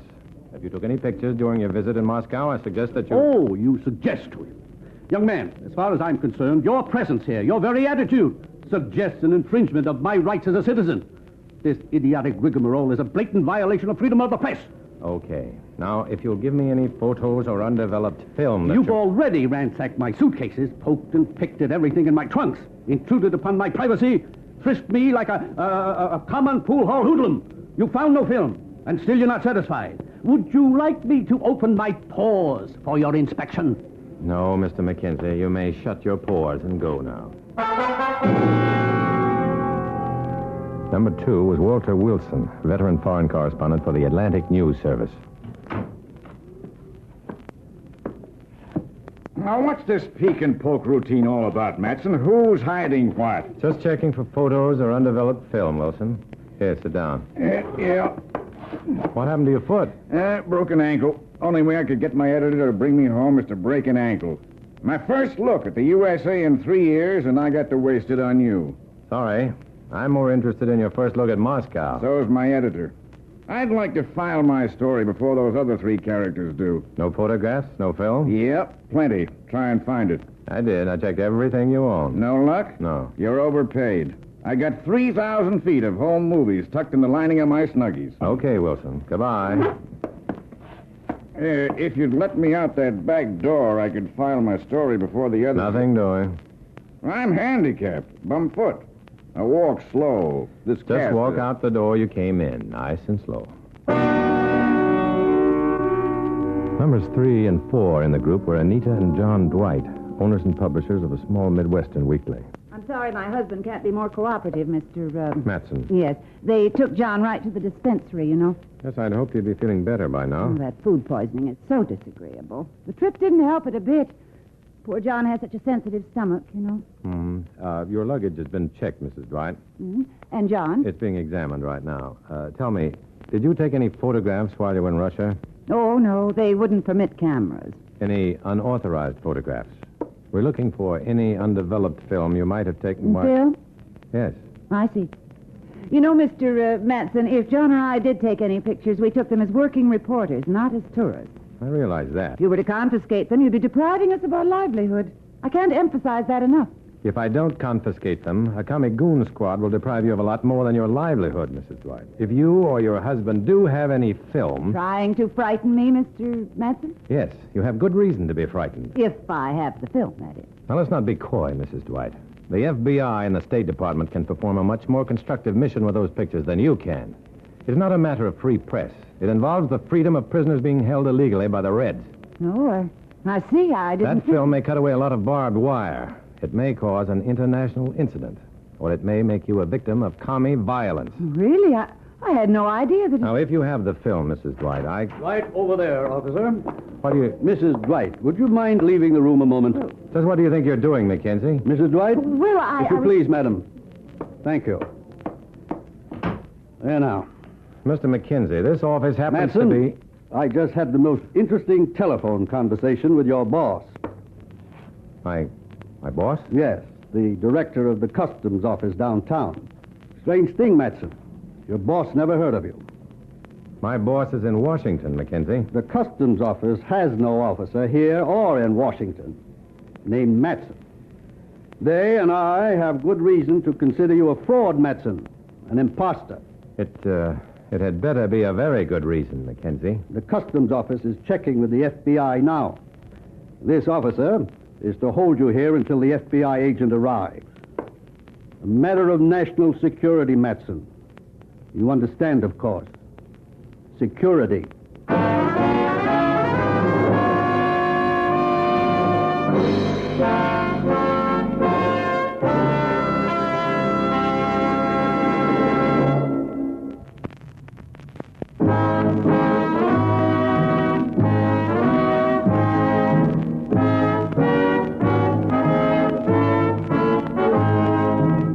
Now back to Dana Andrews, starring as Matt Cvetic in I Was a Communist for the FBI, and the second act of our story.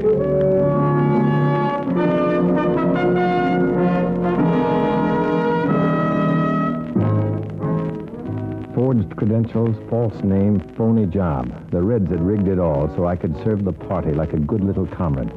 But I was trying to use the situation to serve the FBI. And now I was being served right to the wolves. Sit down, Matson, or whatever your name is. You're very kind, Mr. Mackenzie. The FBI man should be along shortly. Yeah. You know, Mackenzie, I happen to be a representative of the United States government. My credentials are very much in order, very official, and very acceptable. May I see them? No, you may not. Then... If you want to see them, you'll come with me. In fact, all four of you glorified tourists will come with me. We're awaiting the arrival of an FBI... Wrong. We're awaiting no one. We're going down to the FBI office right now. You're forgetting something, Matson. The policeman at the door. Yeah, remember this. One of you four passengers has a roll of film that's a threat to our national security. Oh, officer, look these papers over, will you? Those official credentials you mentioned. May I? Shut up and sit down, Mackenzie. Look these over, officer. Then escort us down to the FBI office, will you?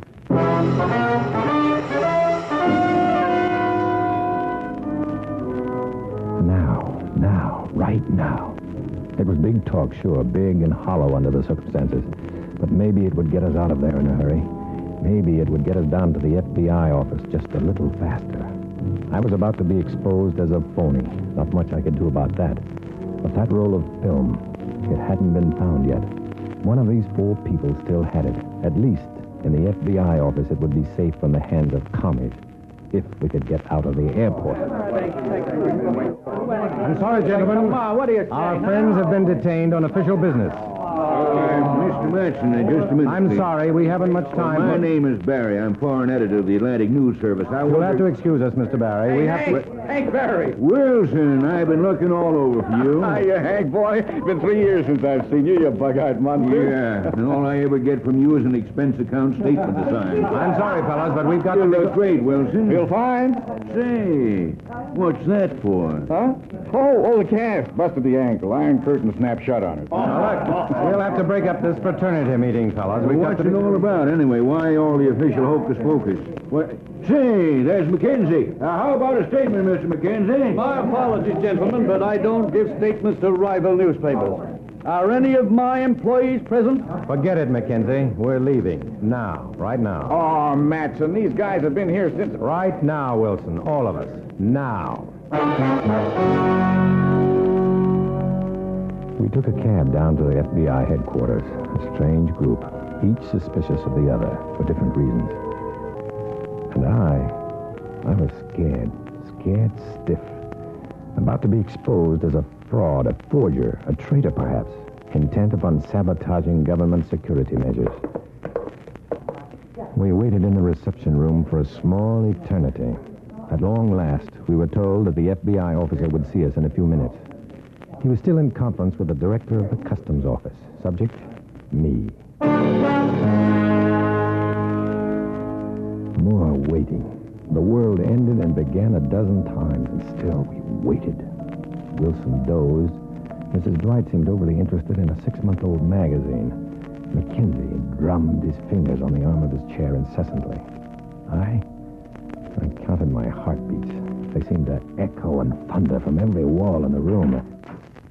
Mr. Matson and Mr. Mackenzie, will you come in, please? Well, high time, I'd say.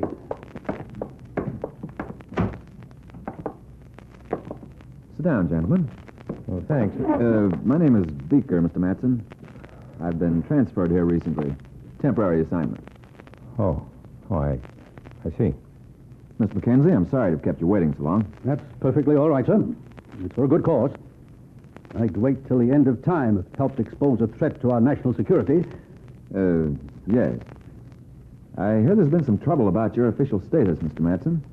Let's call it a misunderstanding. I hope we can. Do you have your papers with you? Uh-huh. Here we are. Thanks. Excuse me a moment. I'll check these with our files. Won't take but a minute.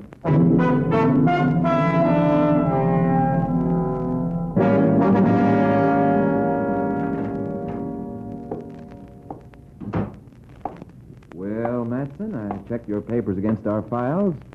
They seem to be in order. Are you sure of that? Yes, Mr. Mackenzie. I'm sure. Why aren't you sure? The customs office said... They were mistaken. Oh, yes, I see, of course. Matson, my most humble apologies. Matson, how'd you make out in your search for that undeveloped film? Not too well, I'm afraid. Maybe Mr. Mackenzie can help us. No, I didn't take any pictures in Russia. Inclined to believe him, Matson? Yes. You may go, Mr. Mackenzie. Thank you. Sorry, thank you. Close, huh, Matt? Yeah, too close. How come you're here? Taking care of you, chum. We... Come in?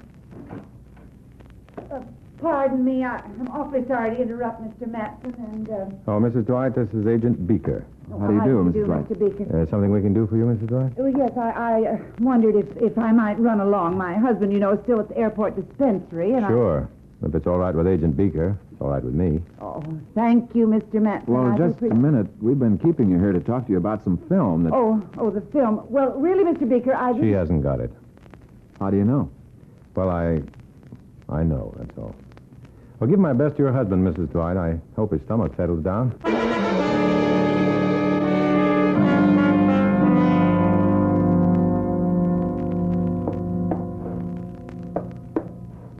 Now, look, you guys. I spent 3 years in Europe, chalking up a pretty good score for news beats. Now I get the story of my career. An inside on Moscow, and you chain me to an umbrella stand in a reception room. Sorry, Mr. Wilson. So am I. I notice you didn't waste time with my competition. They've probably got extras on the street by now. You'd make better time without that cast on your foot. Very funny. That cast is a handicap to you. And to us. Now I get double talk. Look, guys, all I want to do is file this story. Wilson, you told me your editor brought you home because you broke your ankle. Sure. You don't know Hank Barry like I do. You've got to break at least one major bone before he'll even let you go out to lunch. Wasn't that Barry down at the airport? Yeah, He didn't know about your cast, friend. He didn't know you'd broken an ankle at all. He seemed very surprised, Wilson. And, you look a bit surprised yourself right now. You think I'd wrap a ton of plaster around my foot to hide a roll of film? Yes. I think you'd sell your mother to science for a good news beat, wouldn't you? Sure. But that's a lot more comfortable than wearing plaster of Paris wedgies. Okay, let's remove that wedgie right now. Oh, no, Buster. You don't go tampering with my broken bones. This cast is strictly for my doctor and me. You've got doctor's orders to keep your foot in that cast? You bet I have. Your doctor's in Europe, isn't he? Okay, you win. Very tidy little trick, Wilson. Where'd you learn it? World War II. You'd be surprised at the messages that cross the lines inside plastic casts. Your ankle all right? Yeah. I decided to break it when I heard I was headed for Moscow. Look, you guys won your point, so I'll make a deal with you. You keep the cast, I'll keep the film. No deal. Well, remember, it was my camera that took the pictures, my leg that carried the cast, my idea to smuggle the film through the Iron Curtain. No doubt about that. The film's rightfully yours. Should be a big story, all right. The biggest. Actual on-the-spot photos of Russian political prisoners. The ones you G-men haven't been able to identify yet. In fact, you've got two stories, Wilson. One, the pictures on that film. And the other? Exclusive rights to the obituaries of those political prisoners. Obit? The FBI can't confiscate that film, Wilson. We don't want to. It's yours, rightfully. I know. We can't confiscate your conscience, either. That's yours, too. All yours. Okay. You've killed my story, busted up my cast. Might as well take the film, too. Thanks, Wilson. Where are you going? Now that I've got a conscience again, I'd better buy my mother back from science. I waited at the FBI office while Beaker sent the film down to the lab to be developed and printed. He kept the prints, gave me the negatives. I felt pretty good sitting around the FBI office, just as though I belonged there. Just as though there were no commies in my life at all. I hated to leave, but I had to. Comrade Adair would be waiting for me, waiting to hear how he tricked the FBI and... Get in, Cvetic. What are you... Get in. Well, comrade? Why, I thought you were still in Pennsylvania, Adair. You were wrong, weren't you?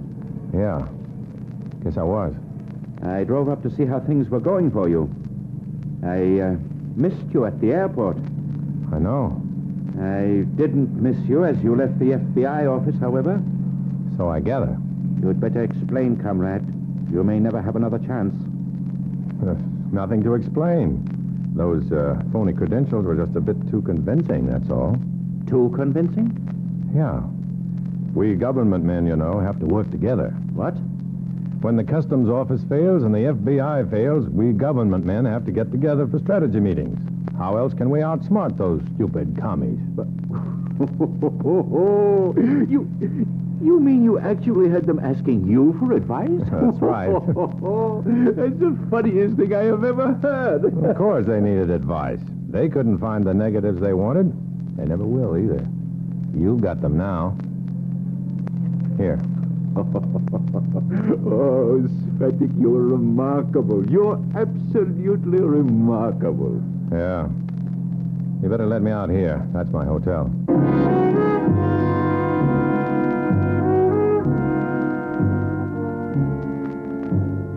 I stood at the curb, looking after Comrade Adair's car, his laughter still pounding in my ears.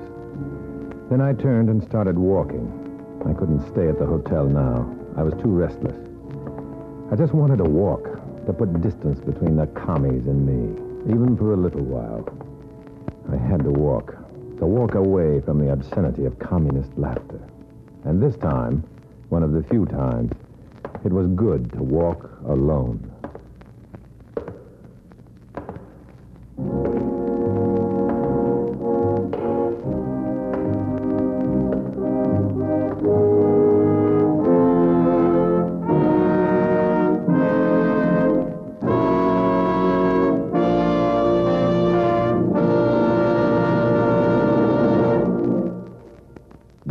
Andrews will return in just a moment.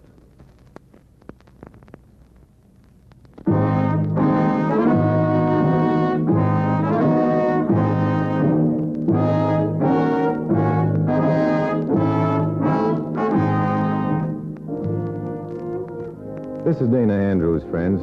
Not long ago, a man who had escaped from behind the Iron Curtain made this observation about communist fashions. He said their clothes were well made, but they were dull and drab, and the people seemed to huddle down inside their garments as if seeking to protect themselves from a cold, ill wind. Thank heaven, freedom is still the fashion in America. In the story you just heard, names, dates, and places are fictitious to protect innocent persons. Next week, another fantastic adventure. Join us then, won't you?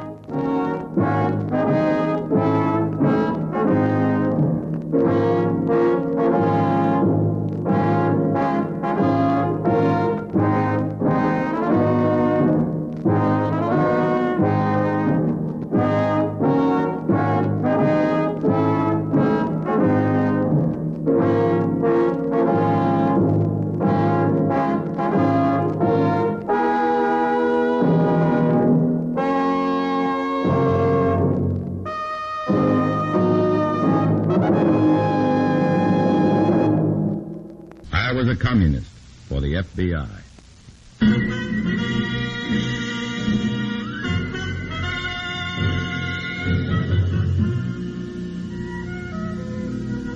Starring Dana Andrews in an exciting tale of danger and espionage.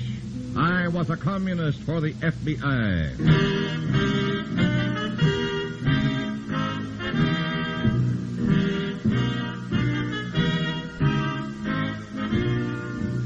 Many of the incidents in the story you're about to hear are based on the actual records and authentic experiences of Matt Cvetic, who for 9 fantastic years lived as a communist for the FBI.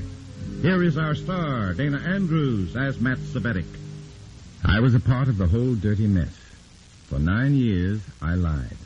For 9 years, I cheated and betrayed my country in word and deed. For 9 long years, I was everything that decent people hate. For 9 years, I was a communist, working as an undercover man for the FBI. This story may help you understand why I felt my job was important to everyone in America. In a moment, listen to Dana Andrews as Matt Cvetic, undercover man.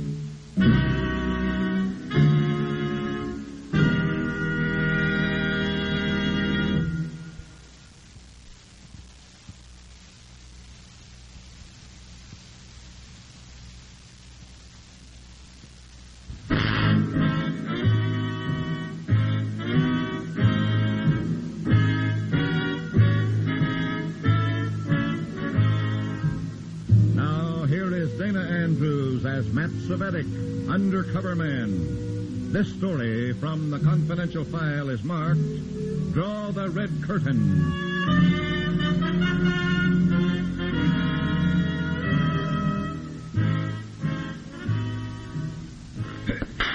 There. See this? That is what I think of your editing. Very well, Vladimir. I'll report your change of heart to party headquarters and ask for a new assignment. No. Wait, comrade. Why? I am sorry. I will put in the new dialogue. I do not want to disturb our comrades with such a petty quarrel. I was sure you wouldn't. But if only you weren't such an aesthetic nincompoop.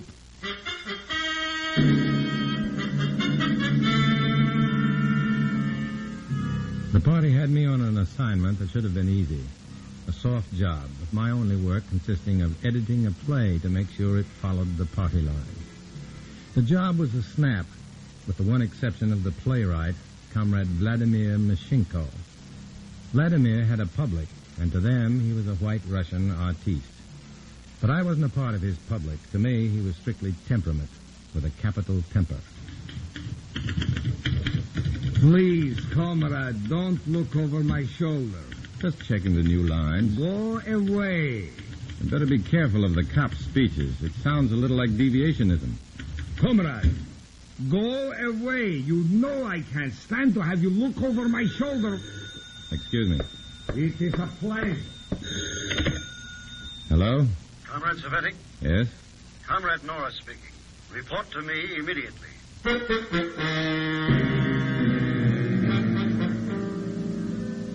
And that's the way the job lost any softness it might have had. And trouble was mine without the asking. By now, I had almost gotten so that I was used to having trouble as a daily companion, but I never liked it. I left Vladimir attacking his typewriter like it was one of his hated capitalists, while I went down to party headquarters, located in a forbidding gray stone building that was, ironically, squatting between two symbols of everything communism was against, a church and a bank. Inside, Comrade Norris, the local MVD chief, greeted me with all the warmth of a bowl of ice cubes. Sit down, comrade. Thank you, comrade. How is your work coming? Oh, it's fine. Vladimir... Keep it that way. I'll try, comrade. But that work is now secondary. What? But we are going to take over the local dramatic arts guild. This will be... Local dramatics arts guild, but I You don't... interrupt, comrade.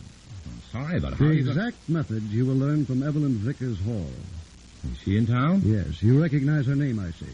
Naturally. She's one of our best organizers. She has been brought in as a wardrobe mistress at the theater where Vladimir's play is to be put on. How did you get that job? That's no business of yours, comrade. Sorry. As you know, Vladimir belongs to the Dramatic Arts Guild. You must get him to vouch for you so you can join, too. That won't be any problem. Once in the guild, you are to report to Comrade Hall for instructions. Clear?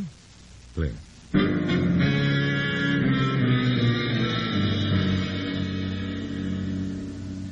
It was too clear, all except the technique to be used. I knew the local Dramatic Arts Guild had a membership of over 2,000, including people in all phases of the theater, from prop boys to set designers and stage hands to producers. I was plenty curious just how a handful of Reds were going to take it over. Curious, but not disbelieving, I'd seen too many of their operations to underrate the threat of this one. As soon as I was away from Comrade Norris and party headquarters, I made my report to the FBI from a drugstore payphone. Hello? This is the man with the red hat. We're in the market. Go ahead, Matt. Evelyn Vickers Hall is coming to town. Going to try and organize a takeover of the Dramatic Arts Guild. When? Right away. I got instructions to work with her. The commies aren't missing a bet in getting their message to the public. Go ahead with it, Matt. Send us a list of the Reds you find in the guild. Then try to break up the deal without exposing yourself. That's quite an order. Yeah. Good luck.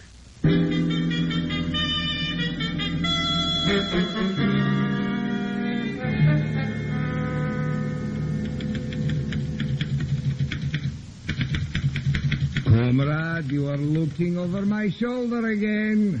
Nice dialogue. I don't like it when you... Huh? Oh, it's good, huh? Oh, it's great. Can you get me into the Dramatic Arts Guild? What? Oh, but why, comrade? You'll learn soon enough. Can you do it? Of course. When? Tomorrow. But in what occupation are you? The guild takes in all of the theater. What's the difference? Make it I'm a writer. Okay. Well, thanks. Uh-oh. Here comes Angel Child. Vladimir, my own beloved. Ah, my beautiful angel child. Did you miss your Vladimir? Oh, yes, yes. I adore you, my strong, my brilliant, my magnificent. You see, Comrade Cvetic, Sally knows me. She loves me. Yeah. Sally, be a darling. Put the kettle on. Of course. Will you help me, Comrade Matt? He'd be glad to. But I... Go ahead. I won't miss you. All right. Well, this way to the kitchen. I know. The kettle is there on Matt. Huh? We're alone, darling. So we are. Well, I'll get the kettle and fill it. Oh, Matt. Why do you treat me like this? I'll do anything you say, only... Then turn on the stove. Here, give me the kettle. There.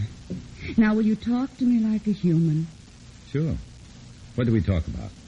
Matt, I like you. That's nice. Well, what's wrong with me? Well, you're smart. You're very beautiful. Oh? But you've got the heart of a pawnbroker. Well, naturally. I'm a woman. You're a party member. My mind is. But my feelings are pretty bourgeois. You need some discipline, comrade. Badly. You did a good job bringing Vladimir into the party, but you're risking it with it. Nonsense. I can handle Vladimir. Either way, get a new boy to flirt with. I've got a new job to do. I'll be busy. New job? Oh, don't tell me, with Evelyn Vickers Hall? Yeah? Oh, that's wonderful. Well, what's so blame funny? You'll see, my darling, tomorrow.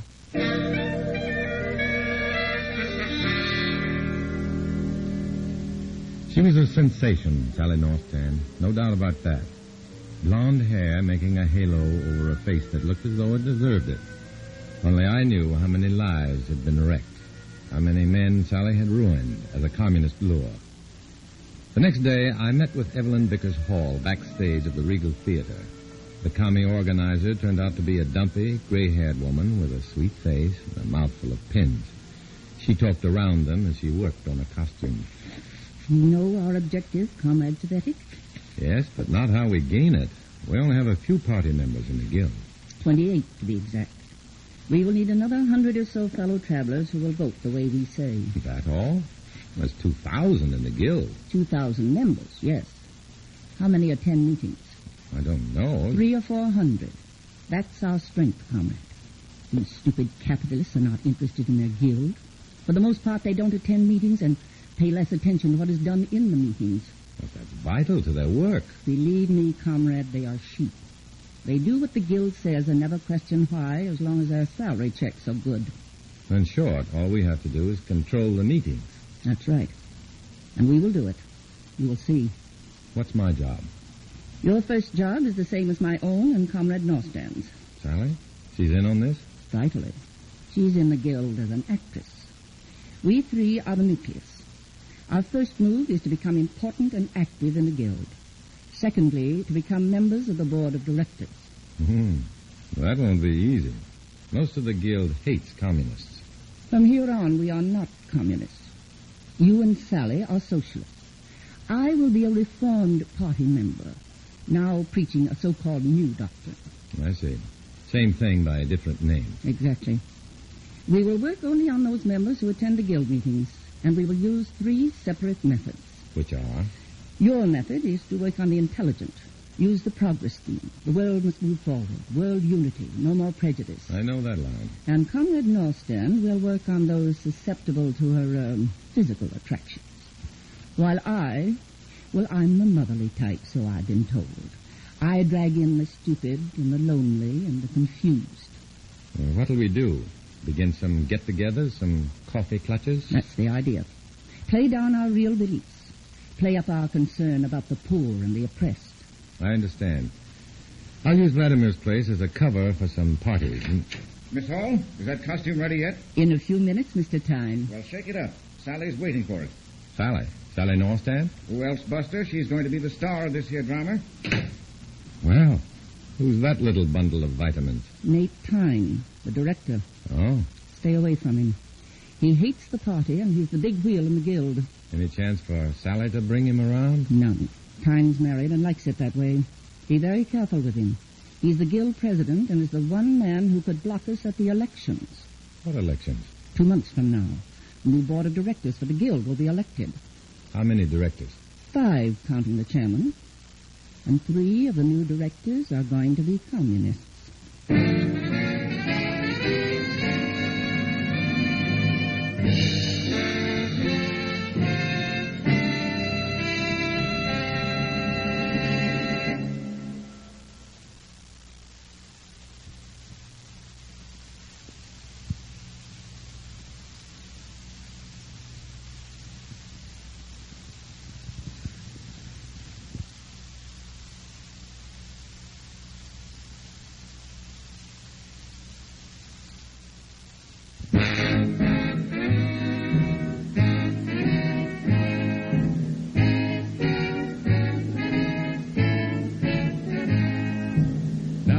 To Dana Andrews, starring as Matt Cvetic in I Was a Communist for the FBI, and the second act of our story.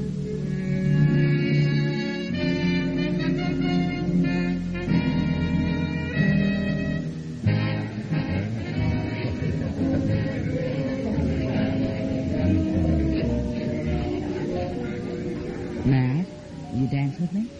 Save it for the suckers, Sally. Get to work on that big actor over there. He's ripe for picking. Oh, all right. But he dances like a tank with a broken tread.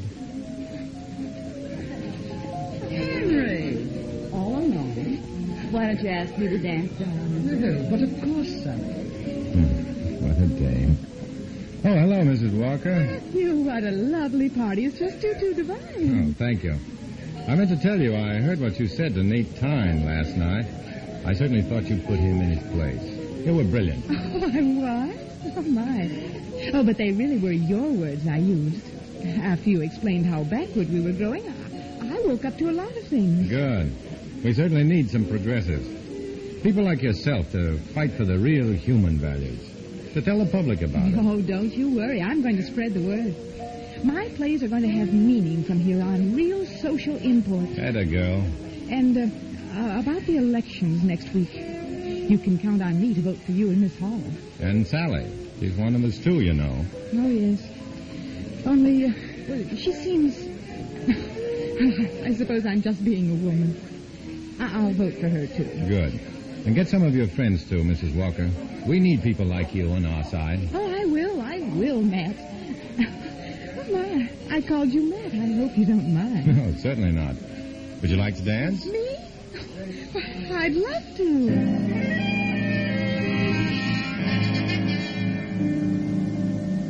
It was working, and a nastier operation I've never been in.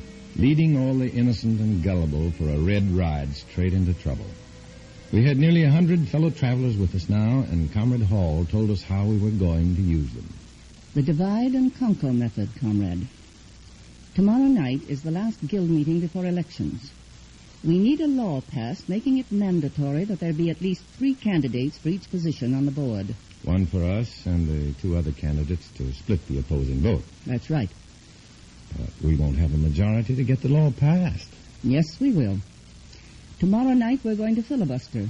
We're going to stampede our law through. But with only 100-odd votes, By the time we've talked until 4 a.m, so many of the opposing votes will have gotten sleepy and gone home. We'll have a majority. You'll see.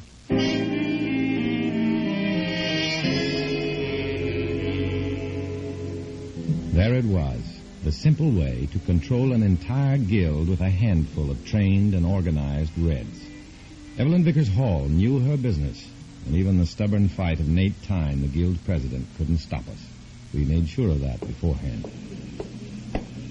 Our comrades are down front. They know what to do, Comrade Hall. Good. Let's go on stage. The meeting's ready to start.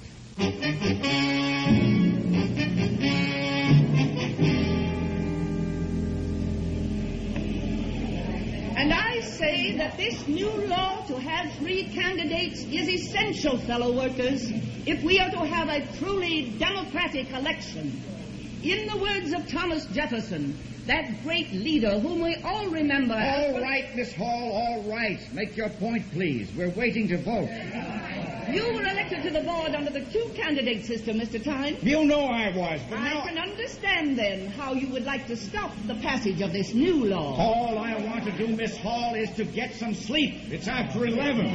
Ladies and gentlemen, Mr. Tyne seems to dislike freedom of speech. What? Why, that... What? I put it to you, fellow workers. Are we to have a voice in our guild, or are we to be forced to do the bidding of a few dictatorial leaders?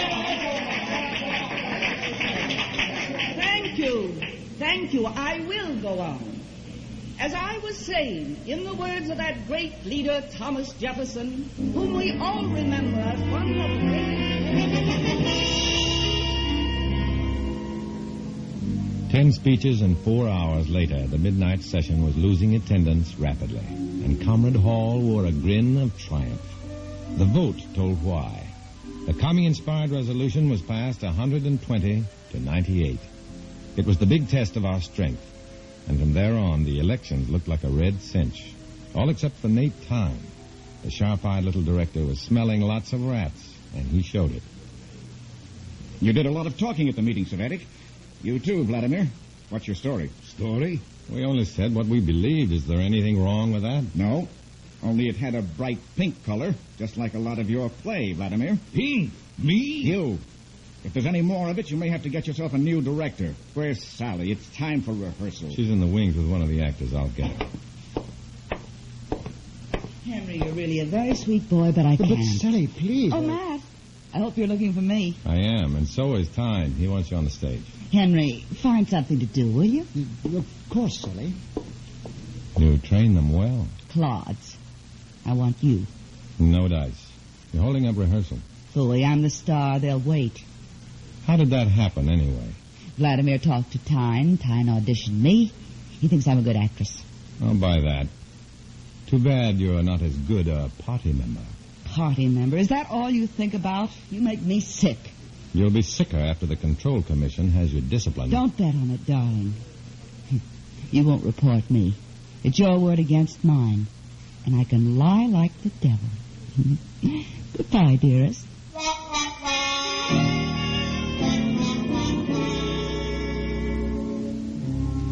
The laughing, devilish angel child gave me the idea how to break up Comrade Hall's invasion of the Dramatic Arts Guild. I didn't have much time before the guild elections, so the next night I went to the theater and found Vladimir backstage in Sally's dressing room. Ah, good evening, comrade. Good evening. You ready for the election? Sure. Who has the room next door? Tyne, isn't it? The little fascist. Yes, it's his office. I thought so. Does he use it after rehearsal? Of course. Say, did you hear Sally in this scene she's doing on the stage? I think she's changed your dialogue. It doesn't sound so good. She's what? Changed my words? She wouldn't dare. I'll kill her. Vladimir went out like an angry jet, and I went to work in a hurry on the ventilator shaft that connected Sally's dressing room to Tyne's office. In 5 minutes, I had the grate open at both ends, and in 10 more, I had the padded soundboards out of the shaft, leaving it an empty tin tube. I had no time to test it. I could only hope that voices would carry through it. Just as the rehearsal was ending, I caught Evelyn Vickers Hall outside the dressing rooms. Yes? What is it, Matt? I think you'd better speak to Sally. She's getting ideas now that she's starring in this play. She's ready to quit the party. She's what? Why, I'll strangle that pretty cat. She'll be coming to her dressing room here in a moment. Yes, and I'll be inside waiting for her. Matt, where's Miss Hall? My costume needs fixing. She's in your dressing room, Sally. Thanks a lot, darling. Well, you're very welcome. Oh, Mr. Tyne. Yes? Aren't you going to your office? Not tonight. I'm going straight home. Why? I want to talk to you in private. Well, can't it wait? No, it's important. Well, all right, but make it fast. Come on. Now, let's have what... Put a finger in my face, you old bat. I tell you, Matt Cvetic lied. Why, and I say I don't believe you. Believe what you like, I don't care. You don't care, comrade. Sounds like Miss Hall. I thought he would teach you to care. Don't threaten me. I don't like it. Party? Very well, comrade. Why that dirty? There's no time for us to squabble. The guild elections are in a few days. You know your job. Don't worry about me, Comrade Hall. Good night. Yeah, so that's it. Now I see what... Cvetic. Yes? Get out. What? Out. And forget what you've heard. What you heard me. Not one word about this.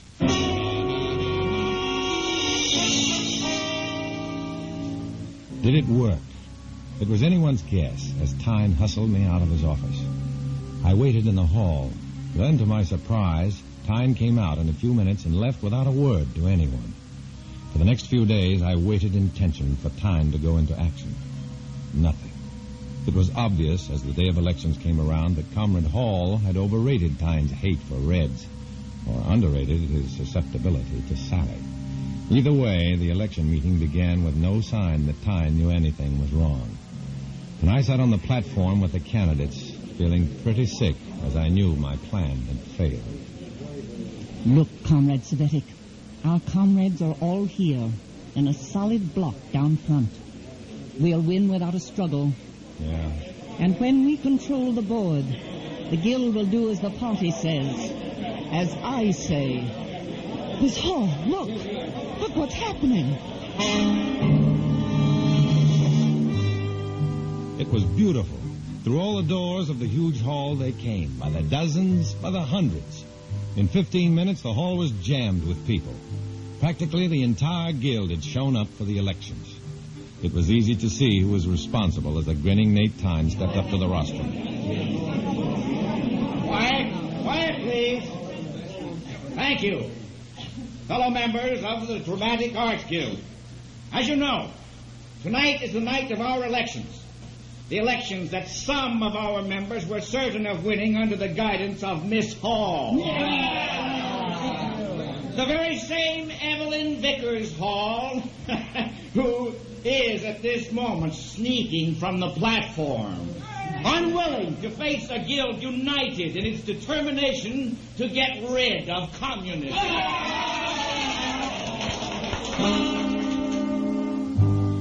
It was a great night, and a group of Americans had proven again that communism can and will be defeated by a democratic people. For me, I had to report to party headquarters the next morning, and Comrade Norris was somewhat less than friendly. You failed, Comrade Cvetic. Failed the party miserably. But, Comrade Norris, it was not my fault. It was Comrade Hall and Comrade Norston who were overheard by that fascist Tyne. I am aware of that.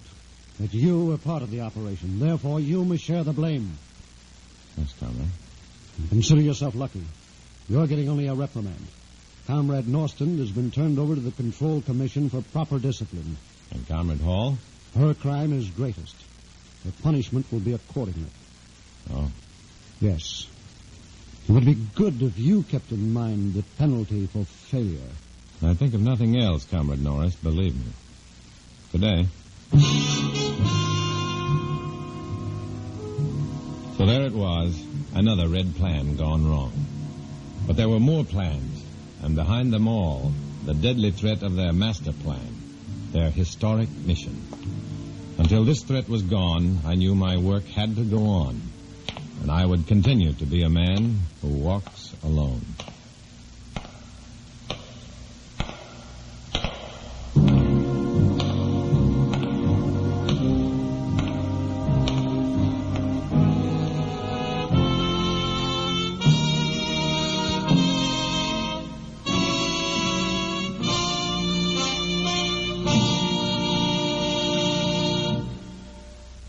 Dana Andrews will return in just a moment.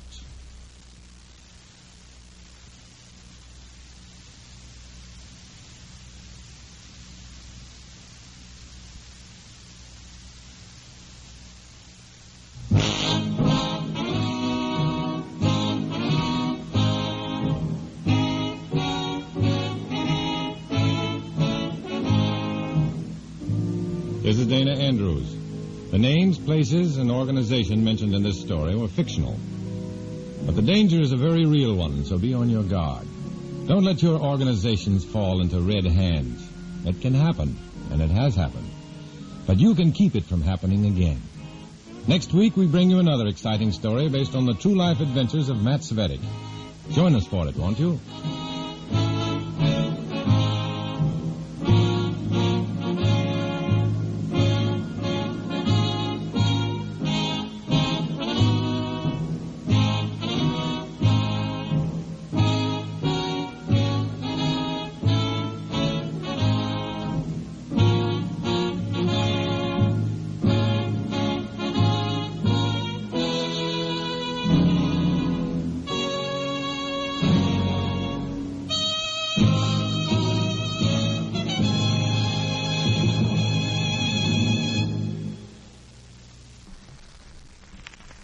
Rainier Old Stock Ale presents recorded, I Was a Communist for the FBI. Ask any man who knows good ale, this is what you'll hear. Give me a bottle of Rainier Ale, ale with robust cheer. Try Rainier, you'll ask for more. You've never had ale like this before. Rainier Ale. The biggest selling ale in all the West. Rainier Old Stock Ale. The ale with robust cheer.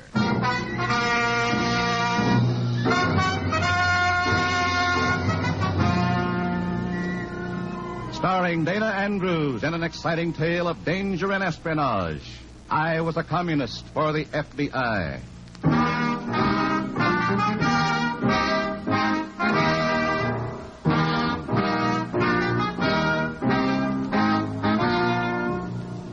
The story you are about to hear is based on the actual records and authentic experiences of Matt Cvetic, an undercover agent of the Federal Bureau of Investigation, who for 9 fantastic years lived as a communist for the FBI. here is our star, Dana Andrews as Matt Cvetic, undercover agent. 9 years of it. 9 years of living behind a mask that made me an outcast among my own people. And from behind that mask, I saw these things happen. It's all in the record. Listen to Dana Andrews as Matt Cvetic, FBI undercover agent.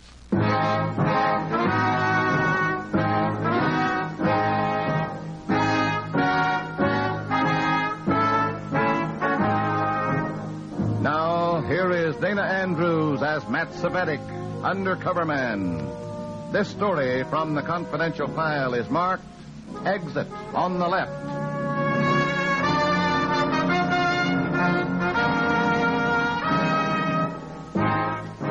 The regular meeting of our cell was being held in the home of our cell leader, Selma Malnick.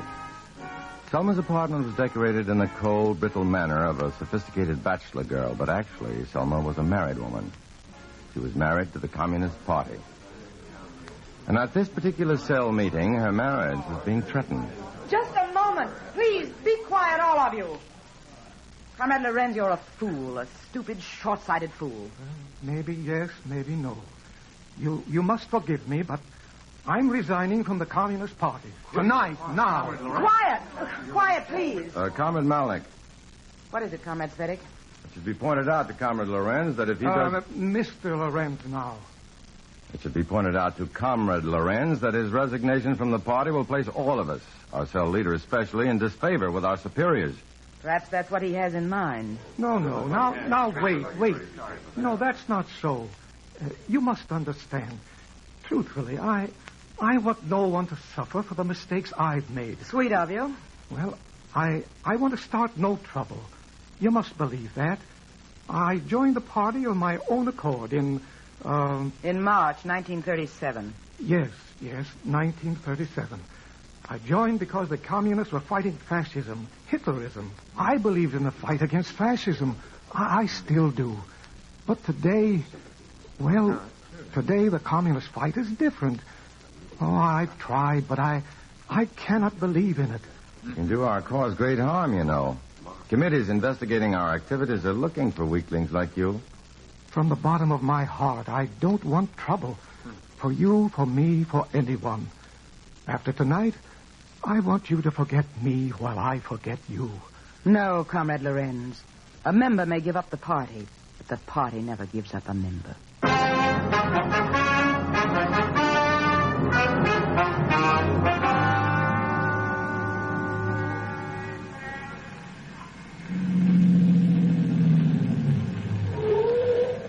Taxi, mister?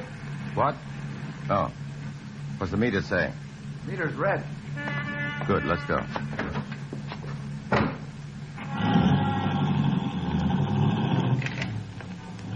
You're late, Matt. Couldn't help it, Beaker. Hectic meeting tonight. Any trouble for you? No, it's Arthur Lorenz. He quit the party. Lorenz. Do we have a file on him? I doubt it. He was never active enough to bother the FBI. Sort of quiet type. About 50. He works as a librarian at the Hauser Library. Why is he quitting the commies? Coming to his senses, I guess. But his resignation put Selma Malnick right smack on the spot with the party bigwigs. Her future depends on the way she handles Lorenz. And little Selma plays for keeps. Malnick. She's that tall, sharp-looking gal, isn't she? Yeah, sharp-looking. Like a meat axe.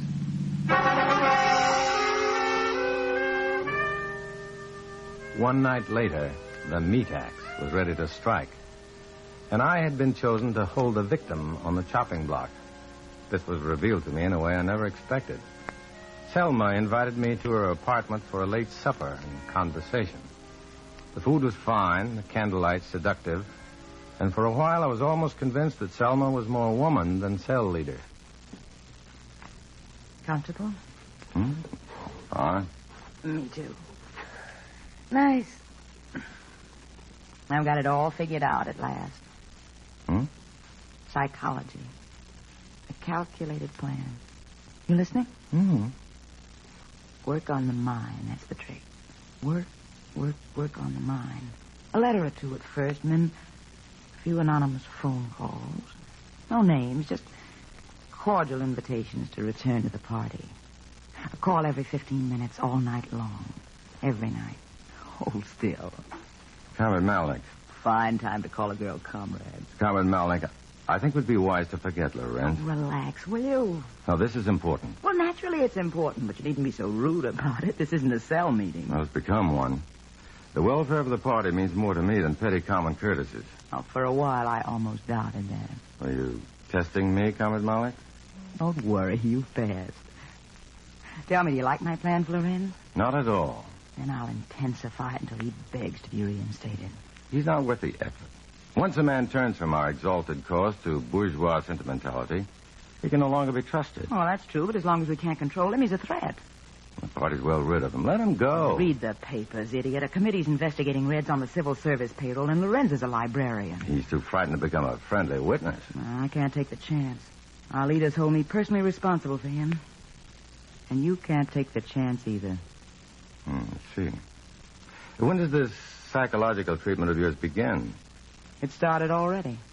And you'll see that it continues. Very well. Good night. Oh, wait a minute. Don't leave now. It's still early. We must never divert our attentions from our cause. Distractions are dangerous. Good night, comrade.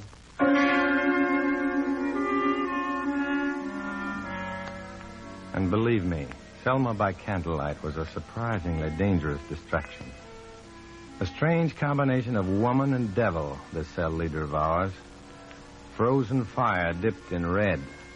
That plan of hers would crack Arthur Lorenz like an old plate.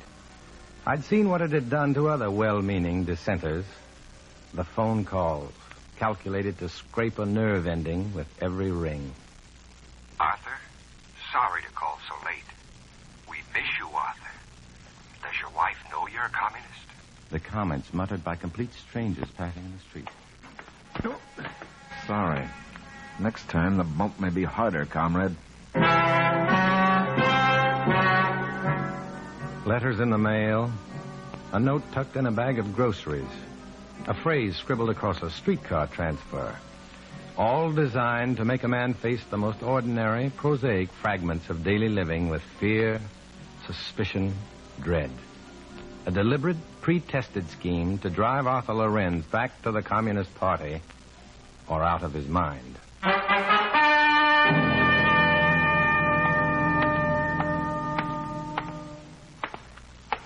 Oh, pardon me. Where's the chief librarian's office? Just beyond the reference shelves to the... You.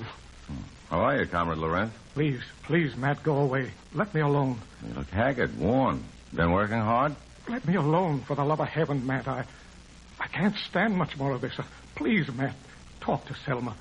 Tell her I won't make any trouble. I swear it. I just want to forget. Investigating committees would love to hear what you'd like to forget. You know I wouldn't do that, Matt. Why, where are you going? To the chief librarian's office. Why?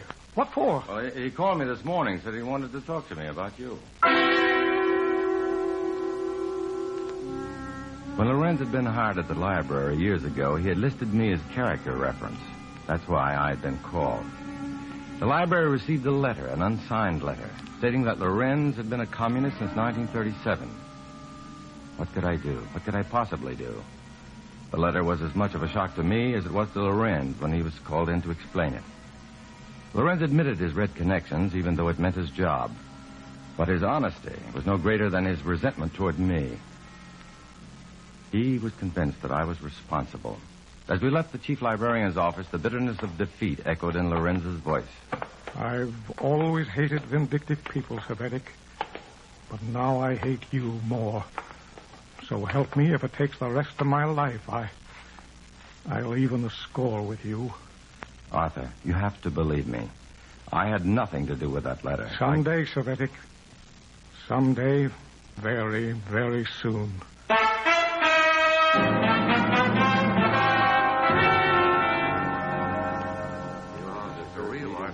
Frankly, I'm rather proud of that letter. Did you notice the way I made the handwriting look so crude? Yes, Comrade Malnick. Very crude. That's a funny thing. People are more willing to accept unsigned letters of accusation than the other type. They don't feel obligated to challenge the accuser, I guess. Now, about the next step in Operation Arthur Lorenz. Comrade, you're underestimating the results of your scheme. Am I? Yes. Lorenz couldn't possibly be a threat to our welfare any longer. He's been jobless for weeks, blacklisted. spends most of his time in bed, on the verge of a nervous breakdown. Good. Perhaps I'll be commended by our leaders. Nevertheless, I feel we must... Good evening. Lorenz. Comrade. Welcome home, Comrade Lorenz. So nice to see you. Just stopping by to pay my respects. Matt, my friend, I never had a chance to thank you for all you did for me. Thank me? Listen to him. Such a modest man. Haven't you told Selma and the others here? Told us what? Oh, how you convinced me to leave the party. What? Oh, he'll deny it, of course. You know how modest Matt is. But really, Selma, in all fairness, he did a remarkable job. Why, if it were not for Matt, I'd still be in the party. Cvetic, is this true? Of course it isn't true. Tell them, Matt. Tell them. Yes, by all means, tell us. Hours he spent. Literally hours. Talking, reasoning, convincing me that the Communist Party was no place for a decent, honest man. Lorenz, do you realize what you're doing? Oh, please understand, Selma. Matt did it only because he felt I was a poor worker. That your cause would be better off without me. It was in the best interest of the party. I'm sure it was. Now, we're all happy. The party is better off without me, and in spite of all I've been through, I'm better off without the party. I think Matt deserves some special attention for his work, don't you? By all means. And I'll see to it that he gets it.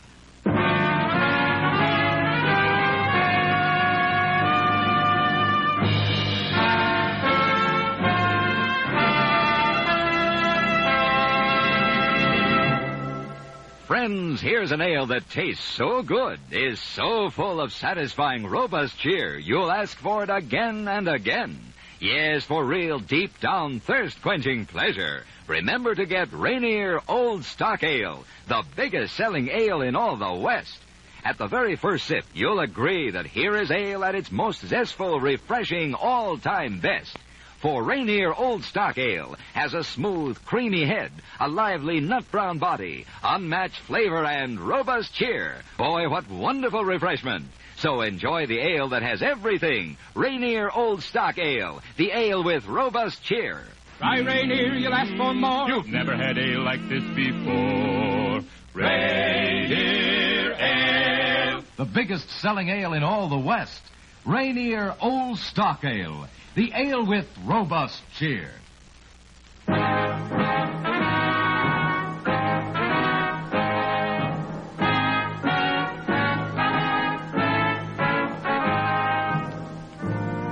Now back to Dana Andrews, starring as Matt Cvetic in I Was a Communist for the FBI, and the second act of our story.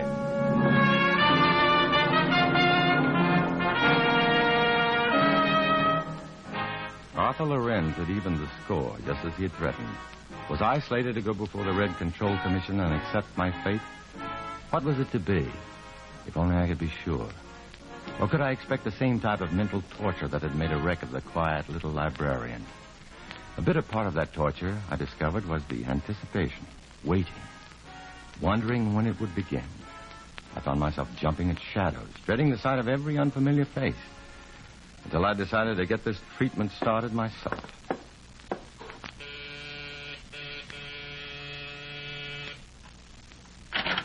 Well, this is a surprise. Can I come in? Yes, I suppose so. Well? All right, Comrade Malloy. Tell me what you're after. What do you want of me? I might ask you the same question. This is an odd hour for visiting, you know. This silent treatment I'm getting. If you consider me a traitor, turn me over to the party leaders and stop this foolish dawdling. I may not consider you a traitor at all. But others in the party insist on proof. Our cell, you know, gives everyone opportunity to prove one's faith. Even if one is driven out of his mind in the attempt? Our cause has no use for that sort of weakling. Nor have I. Just what must I do to prove myself? That's up to you, isn't it? Good night, Comrade Molly. Seems silly to leave now. Well, this is an odd hour for visiting, I'm told. You and I are odd people. You're really an amazing creature. You'll devise a scheme to drive a man out of his mind. My concern is a political entity. But you won't drive a man out of your apartment. my concern as a woman. As a political entity, they're fascinating. And as a woman? You're just a woman. Good night.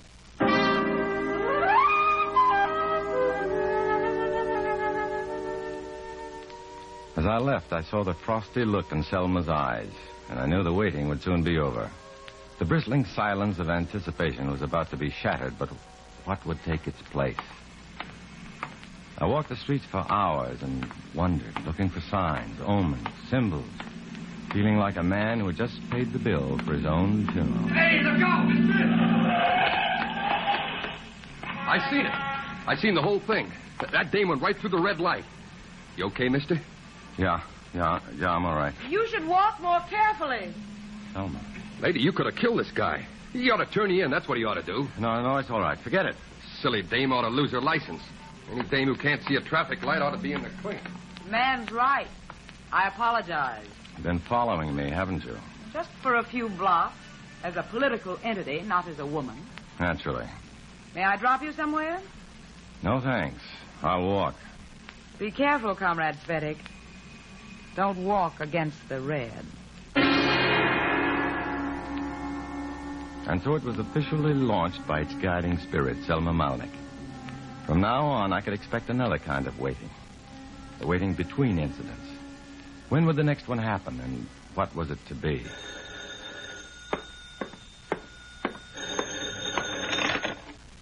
Hello? Hello? Hello? Anyone on this line? What the devil is it? Hello? Oh, for Pete's sake. Hello? Hello? What's the matter with this thing? Hello? Oh, the heck with it. Don't hang up, Comrade Cvetic. What? Who is this? Hey, hello? Who's on this line? Hello? Hello? Hello? Hello?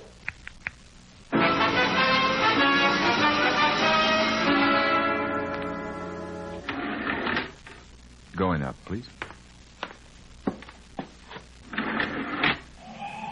Your floor, sir? Oh, 5, please. Okay. You new on the elevator? Yes, sir. My first day. 5th floor, sir. Thanks. Watch your step, Comrade Cvetic.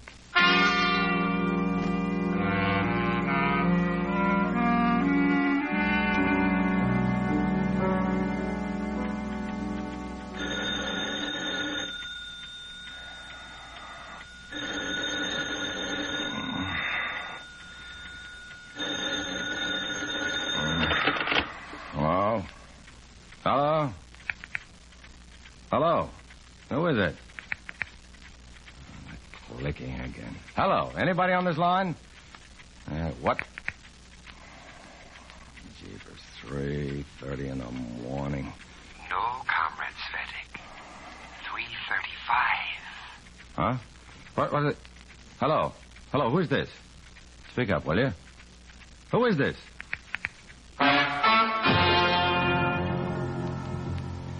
It was beginning to get me, in spite of myself, to get under my skin and strum away at my nerves. I could no longer talk myself out of the jitters, and I couldn't risk contacting the FBI. I knew now what Arthur Lorenz had suffered. But in my case, what did it all mean? Was this my punishment, or my chance to prove my faith as a loyal Red? Or was it merely the whim of a red she-devil who secretly yearned to be a woman? At least the latter would be the most human explanation. Who is it? Who is it? Tell me, who is it? All right, let's get it over with.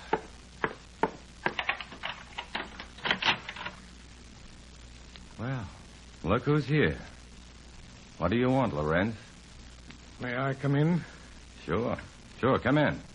Come in and gloat over the job they're doing on me. Matt, I want to help you. Help me? You? You can't even help yourself. For myself, I don't care anymore. About all I have left is my conscience. I'll never forgive myself for what I did to you, Matt. The story I told Selma. Well, maybe I had it coming to me.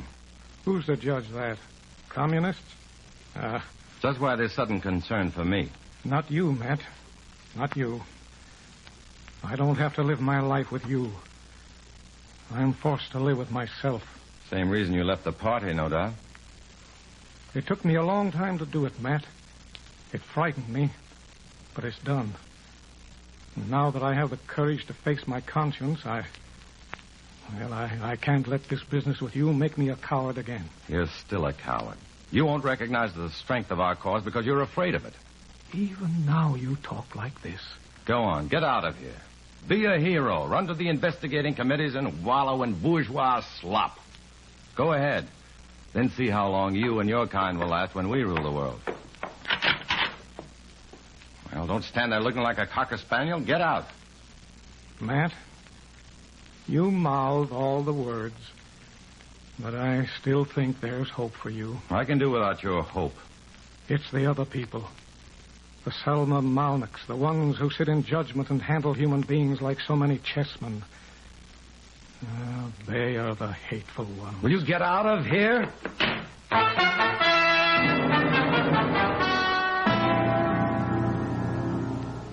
It hurt. It hurt bitterly to treat Arthur Lorenz like that. I stared at the door for a long time after he left. He could never understand me as long as I was forced to play my dual role as a red and an undercover man. But I hoped with all my heart that he might have understood what I was trying to tell him to do. And then came that insidious probing finger of doubt. Had I veiled my message heavily enough for my own safety?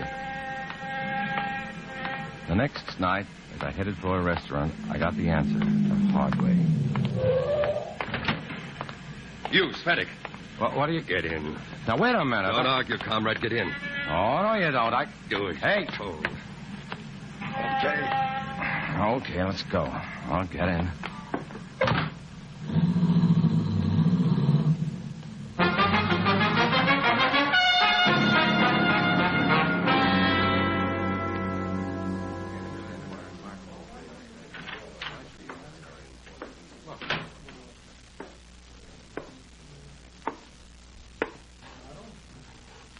Well, what's everybody staring at? Congratulations, Comrade Cvetic. We're proud of you. What for? You've redeemed yourself gloriously. You've proved your faith in the party. You've given us even greater faith in you. I don't understand. Your conversation with that whimpering fool Lorenz. Irrefutable evidence of your loyalty to our cause. You heard what I said to Lorenz? Standard procedure for suspicious cases. Tap the phone, wire the room. Your every word was recorded. Have your new cell leader play the records for you. You'll enjoy them. Thank you, Comrade Malik. Our new cell leader. Is that what you said? Oh, of course you hadn't heard. I've been relieved of my duties.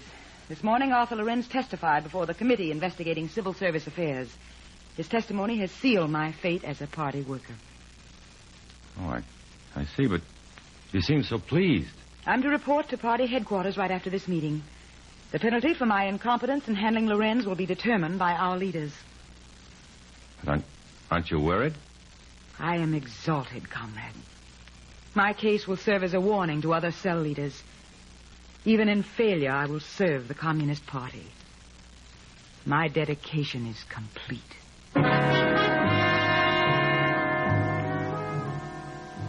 The irony, the futile paradox of this sort of dedication.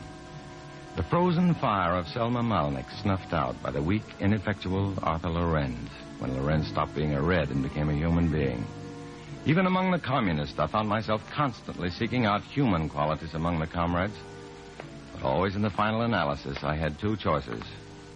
To walk with the frosty-eyed political entities or to walk alone. I chose to walk alone.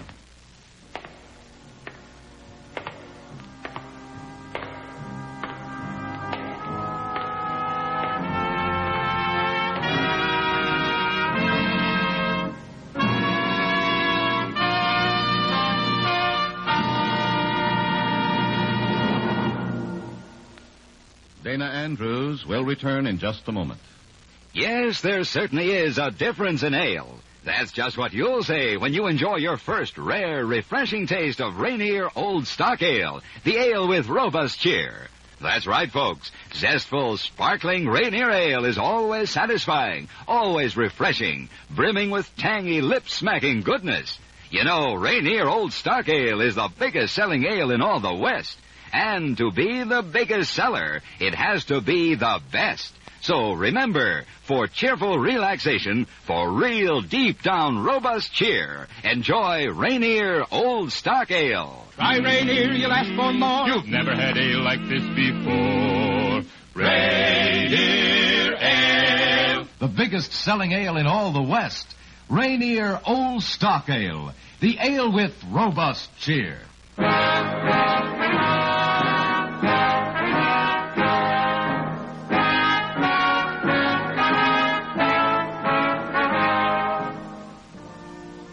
This is Dana Andrews. These stories are designed to illustrate one important point about democracy. You can't set free men free. Free men must set themselves free. In this story, as in all others, names, dates, and places are fictitious to protect innocent persons.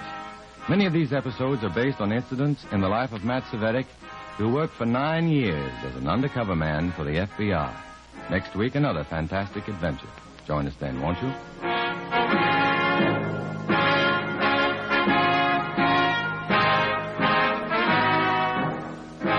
Your sponsor, the Rainier Brewing Company, feels privileged to present this expose of communist activities in the United States. They would appreciate your comments regarding these programs. Just tell the man who sells Rainier Old Stock Ale what you think of I Was a Communist for the FBI.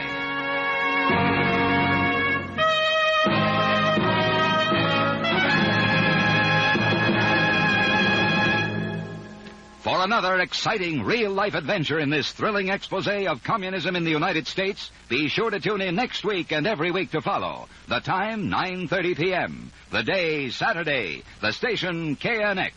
I Was a Communist for the FBI, recorded and starring Dana Andrews, was presented by Rainier Brewing Company, brewers of Rainier Old Stock Ale, and came to you from Columbia. I Was a Communist for the FBI.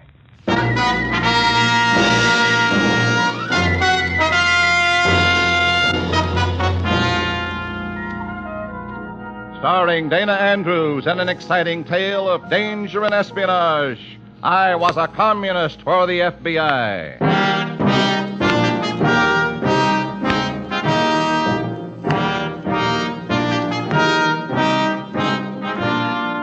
From the actual records and authentic experiences of Matt Cvetic come many of the incidents in this unusual story. Here is our star, Dana Andrews, as Matt Cvetic, who for 9 fantastic years lived as a communist for the FBI. For 9 phantasmal years, I was the man who looked into the dark mirror and wondered, which is the reflection and which is me? For 9 years, I lived my double life so intensely that sometimes I wondered, which is the real Cvetic? What is reality and what is the dream? It's over now. It all fades back into memory and merciful unreality. It's hard to believe it happened. So fantastic, so stunning were the events and their implications. Sometimes I wonder, is it really over, or is this a lull in the nightmare? In a moment, listen to Dana Andrews as Matt Cvetic, Undercover Man.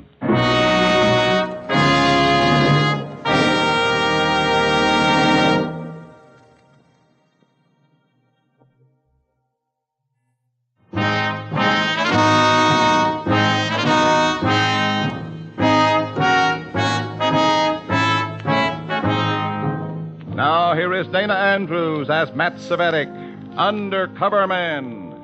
This story from the confidential file is marked 15 Minutes to Murder.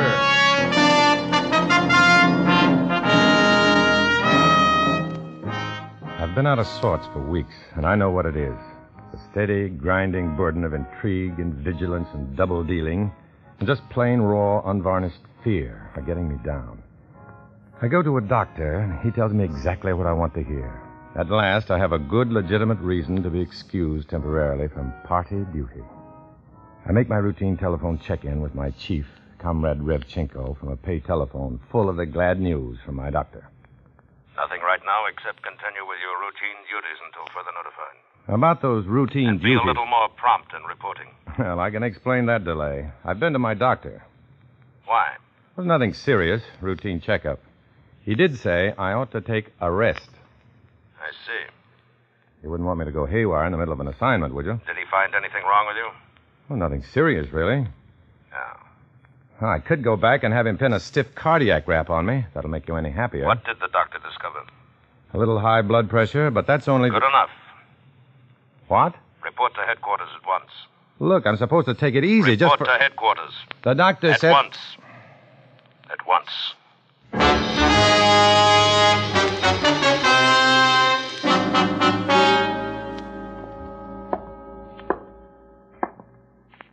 Sit down, Comrade Cvetic. Before we go much further, I want to point out that... Point out nothing until I've finished, Comrade. That's all right. I've been doing some work while you were on your way over here. Concerning me? I have rearranged matters to provide for you, yes. Provide for me? You need a rest, Comrade. I could use one. I have arranged everything. Oh, how do you mean? Arranged what? A private room at Angel of Mercy Hospital. Well, look, I'm not really sick. You need a rest in bed. Well... I had assigned somebody else to this, but your mild hypertensive condition makes you more logical for the job. Oh, it's work then. A rest in bed at party expense.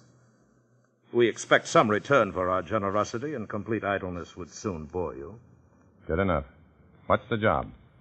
Directly across the street from the room I've reserved for you, some 200 feet away, is the back of a row of fashionable apartment houses. Oh, yeah, I know the place. From your bed, you will keep a constant lookout on one of those apartments. Which apartment is marked on this simple diagram? 12th floor. All 5 windows. Mm-hmm. And you will need this pocket telescope, small enough to keep on your person. Allow nobody to realize that you're watching the apartment. What's the object? Oh, shouldn't I ask? You should very definitely know, Comrade. We are out of patience with the FBI. Oh? Tired of their spying, tired of their undercover burrowing into the very core of our party apparatus. It is time we serve notice that this is war and that espionage in war is punishable by extreme measures. Well, then the man I'm watching is an FBI spy? Study every move he makes. He knows he's a marked man. He does not expose himself where we can punish him. That's understandable. Now repeat this number after me. Shoot. Elmwood 41137. Elmwood 41137. Again. Elmwood 41137. Mark nothing down. Of course not. Watch the apartment. Notice Benedict's actions. Well, that's his name then, huh? Benedict? Call it that. Go ahead. Report to Elmwood 41137 closely. It may take a week or 2 weeks or a month, but keep at it. What may take that long, exactly? For Benedict to decide it's safe to leave his stronghold. When he does, give our men half an hour's notice. They will do the rest. Check. Informers and contemptible stool pigeons. Time they squirmed. What else? That's it. Everything's prepared for you. All right, I'll pick up a few things and report at the hospital. Cvetic. Yes? We will leave for the hospital directly from here. I'll come back here then. We are leaving from here immediately. But I... Secrecy, Comrade Cvetic, secrecy. Absolute and impenetrable secrecy. We will go to the hospital from here in a car I have waiting for us. They are all over the FBI spies and informers. You seem disturbed, Comrade. It's just this. I'm to be the accessory to a man's murder. An FBI informer? Some vacation. You did not join the party to sip pink lemonade, Comrade. In the hospital, you will under no circumstances attempt to contact the party. Do you understand? I understand. It is out of our hands. Whatever occurs must be credited to the ordinary underworld retaliation. Yes. Forget us. Simply call Elmwood 41337. 1137, isn't it? Just testing. We will go now. We walk several blocks and hesitate at a corner to be picked up by a nondescript car driven by a man I've never seen before. Silence. All the way to the Angel of Mercy Hospital. Absolute silence. I'm being whisked away to a private hospital room secretly, incommunicado, to spy on another FBI undercover man like myself and send him to his death. And I can't even get to a telephone to call my FBI contact and report what's happening. I've got to report to them. I've got to get to the FBI. All I get is to the hospital, though. Revchenko stands by wordlessly while the registrar checks me into my room, 1216. Then he goes, and I'm on my own, isolated, marooned. Can I get you anything, Mr. Cvetic? Oh, thank you, nurse. Dr. Anatole will be in to see you soon. Who? Well, your doctor, Dr. Anatole. Fine. He'll be in directly. Okay, he'll be in a flash. Oh, you're not going to be a bad patient, are you now? Oh, I'm just going to be the sweetest thing ever happened to this little old Temple of Mercy. You don't have to be cross, do you? I want to be left alone. Just as you say, Mr. Cvetic. Absolute minimum of solicitous attention. What are you angry at me for? I'm not angry at you. Oh, I'm sorry, Ness. I'm not angry at you. I know you're nervous and upset, but... Oh, nurse. We'll take care of that, though, won't we? Well, just remember, I'm not mad at you. Oh, is the telephone connected? Oh, yes. Go right ahead and use it. Dr. Anatole will be right in.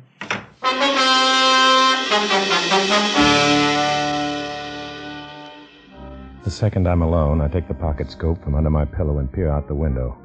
Across 200 feet of street and a backyard terrace to the rear of those stylish apartment buildings.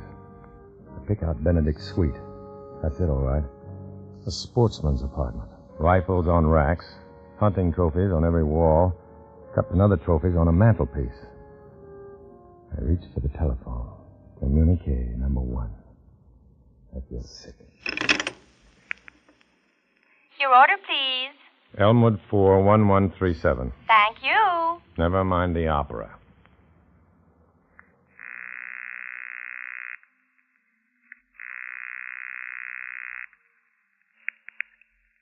Yeah? Elmwood 41137? Yeah. I'm in. Oh, yeah.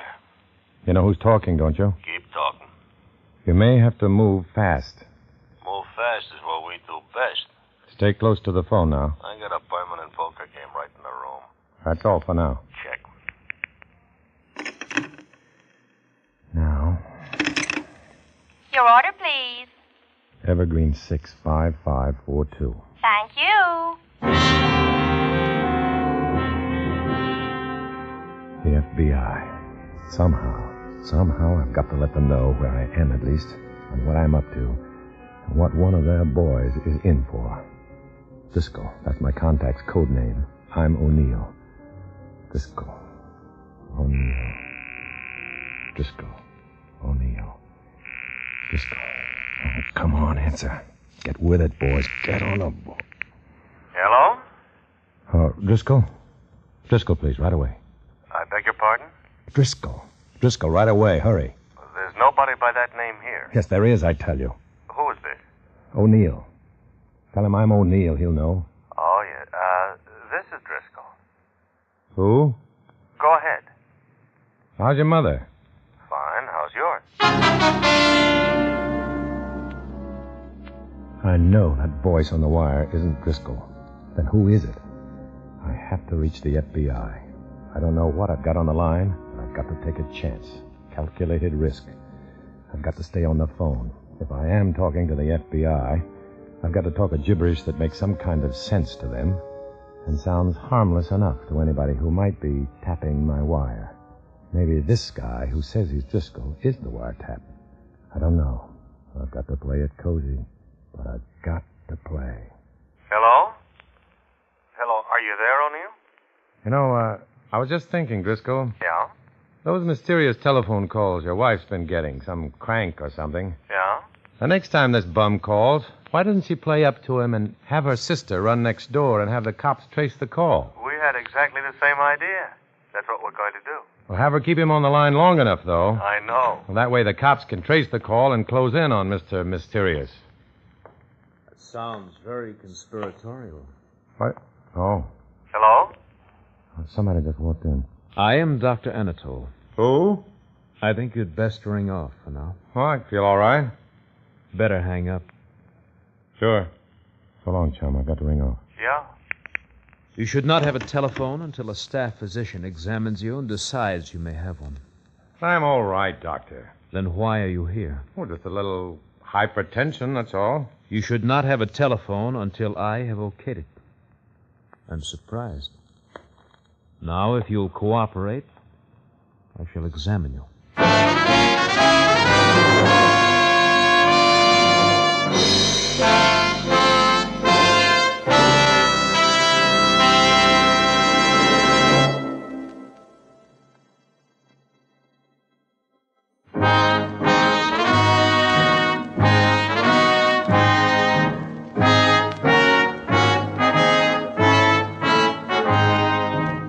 Now back to Dana Andrews, starring as Matt Cvetic in I Was a Communist for the FBI, and the second act of our story.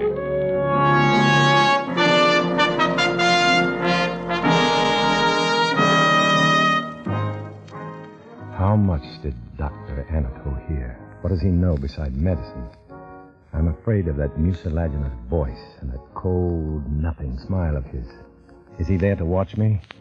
That phone made him pretty mad in his cold-blooded way. Or maybe I'm imagining it. I don't know. In my position, I've got to assume that the walls have ears, and that a strange voice that isn't Driscoll's could be a trap. Meanwhile, I've got to study Benedict across the way. Find out when he gets up, when he has his meals brought in, how much time he spends on his 2 telephones. He never goes out. But when he gets up his nerve to try it, he's dead. And I will have killed him indirectly. And it looks close now. Your order, please. Elmwood 41137. Thank you.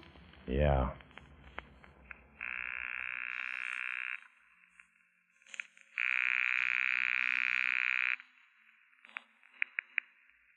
Yeah? Any time now. Oh, it's you. I hate to disturb your poker game. What's the matter? It's you? Never mind. Wise guy. Stand by to go on fast notice. Yeah, I'm all tensed up. I mean it. Listen, what are we, kids? We know what to do. All right, then. Matt, are you stupid or something? He's taking stuff off the walls and packing them. That means he's ready to go. When he goes, we'll come. All right. Stand by. Check. That's all.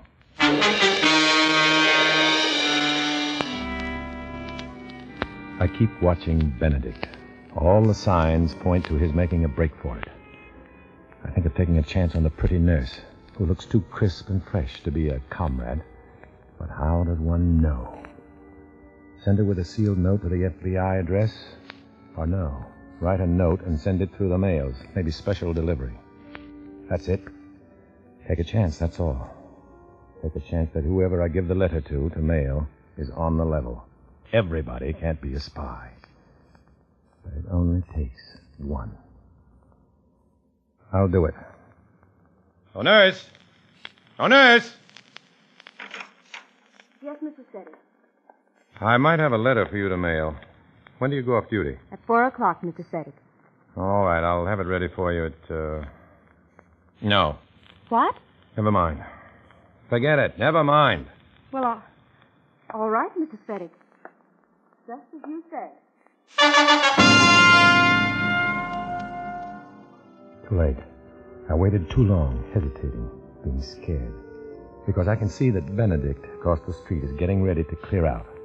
By the time the nurse got to the FBI headquarters, it'll be all over anyhow. I've got to report to Rev Chenko's goon squad. I don't want to. I've got to. And then, maybe figure some way out for Benedict. And for myself, too. Elmwood 411. I've got to. Hello? Your order, please. Elmwood? Hello. Elmwood 41137. Thank you.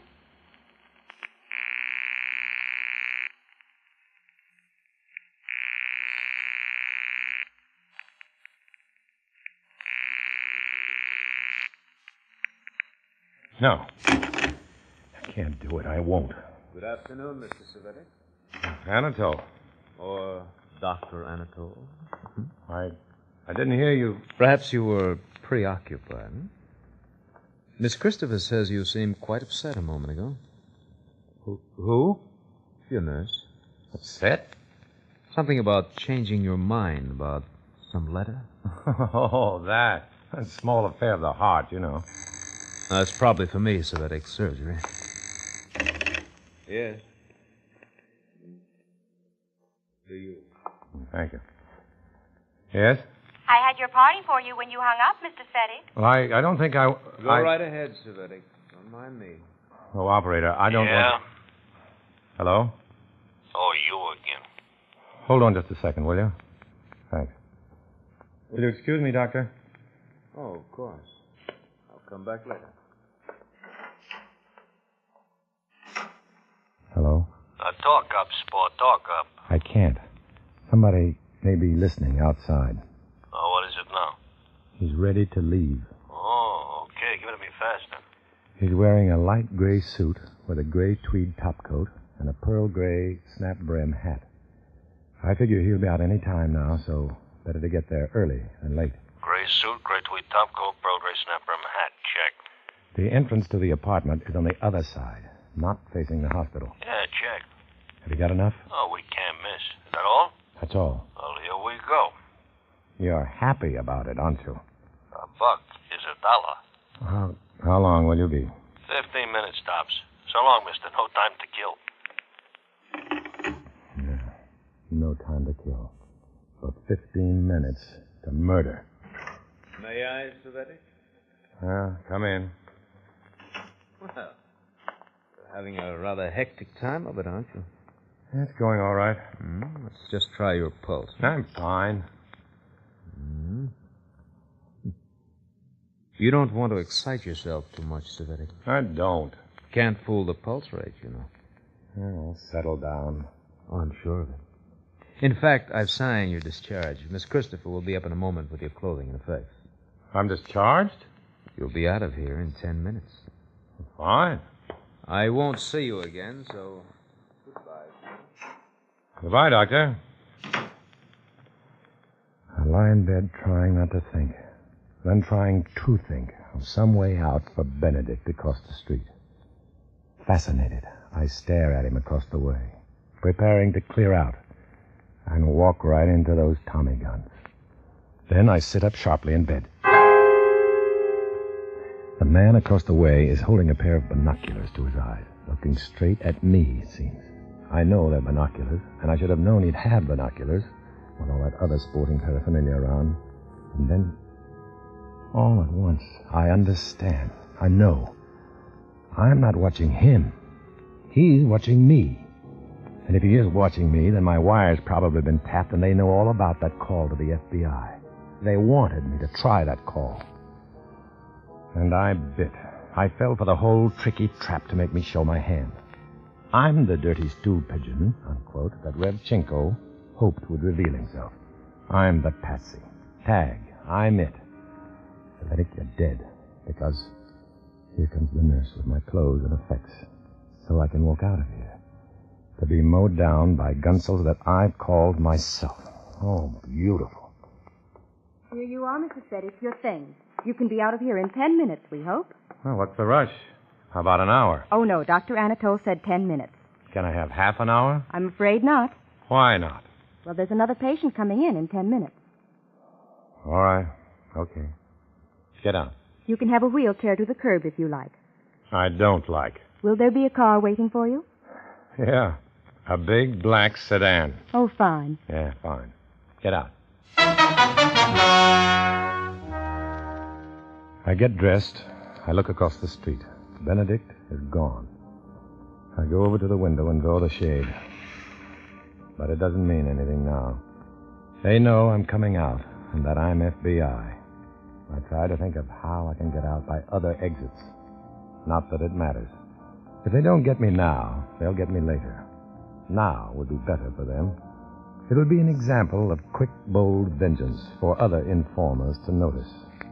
I'm dead, all right. But I have one small satisfaction. At least I wasn't putting the finger on a fellow FBI undercover man.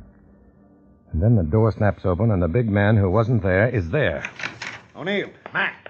Driscoll. Driscoll it is, Matt. Let's get out of here fast. Where were you? I tried to call you at the FBI, but some strange voice answered. I know. You know? Yeah, I instructed him to accept calls for Driscoll from O'Neill. Well, I took a chance and talked some jabberwocky at him, hoping he'd catch on and trace the call back here to the hospital. Yeah, smart boy, Matt, and we're smart little fellas, too. Because that's how I knew you were in this room. Where have you been all the time? 2 rooms down the corridor, watching that commie across the street. You too? They told me he was an FBI agent they wanted to knock off. I thought I was killing our own man. You almost did. What? I'm the guy. But it's me they're after. They're going to mow me down in the street. They've been watching me, testing me. I'm dead. Look, I was watching him first, getting a line on the people who visit him. They caught on after 2 days and set him to watch me. But they had to get the information about me from you. How do you know that? Well, look at me. Remember the clothes that gent across the street was wearing? Gray suit, gray tweed topcoat, pearl gray hat, right? Yeah? Well, he was watching me and mimicking whatever significant things I did for you to see and report. By reporting on him, you were reporting on me. Sort of a carom shot. They're after me, Matt, not you. They trust you completely as of this assignment, or they wouldn't have let you act for them. Now, look, you leave first, and I'll follow in 5 minutes. Watch out for that Dr. Anatole, though. Anatole? He's one of us. Oh, brother. Have I got a headache? Get going. Say, what about the killer car? It's on the way. Nah, it'll never get here. As soon as we found out where you were, thanks to your call, we put a tap on your phone. We've had Elmwood 4, 1137 staked out for 2 days. Oh, then you've picked up those gunsels. 10 minutes ago, with all kinds of raps against them. They've all got records we can put them away for. Quite a haul, huh, man? Yeah. And you're in the clear. The Reds will blame me for everything. Nice haul. Terrific. Vacation in bed. Ha!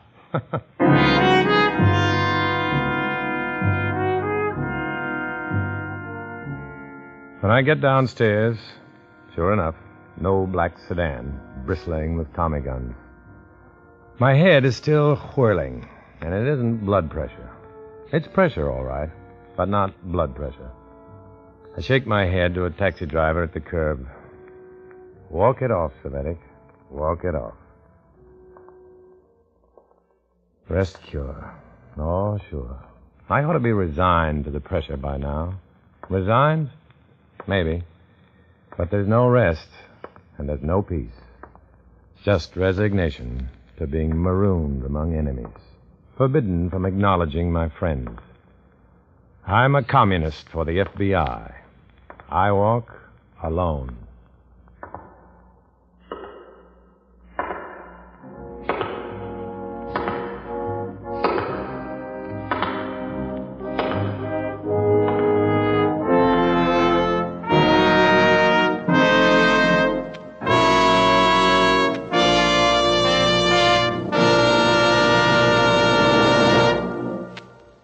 Dana Andrews will return in just a moment.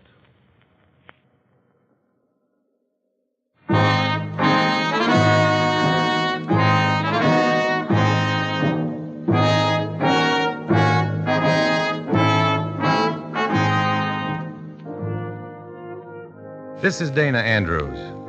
I can drop my role of Matt Cvetic after each show, but there's a real Matt Cvetic from whose fantastic adventures these stories all stem. The story you've just heard happened in all its basic details. The constant, silent warfare between the FBI and the Communist Party never ceases. This story told one small phase of that bitter fight. Names, places, and incidents have been disguised naturally, but the spirit of fact remains untouched. Next week, another exciting adventure from the journal of Matt Cvetic, who worked undercover for the FBI. It's a landmark, and you're listening, so mark it. See you then.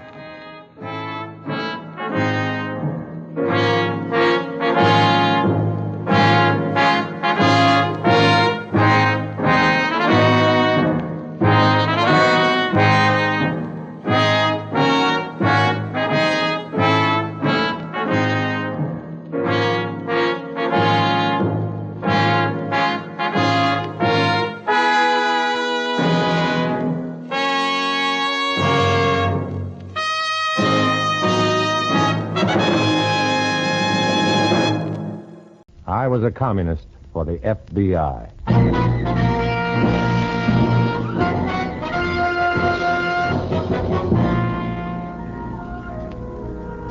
starring Dana Andrews in an exciting tale of danger and espionage. I was a communist for the FBI.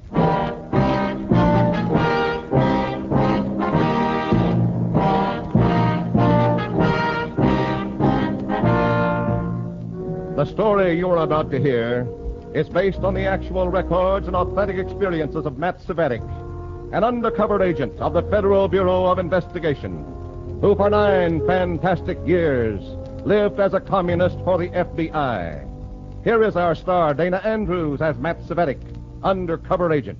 Communists, as I learned over a period of 9 miserable years, are particularly fond of children. Young minds are so susceptible to red poison. But some kids don't know what they're supposed to be susceptible to. And, as in this story, even the Reds can't convince them. In a moment, listen to Dana Andrews as Matt Cvetic, undercover man.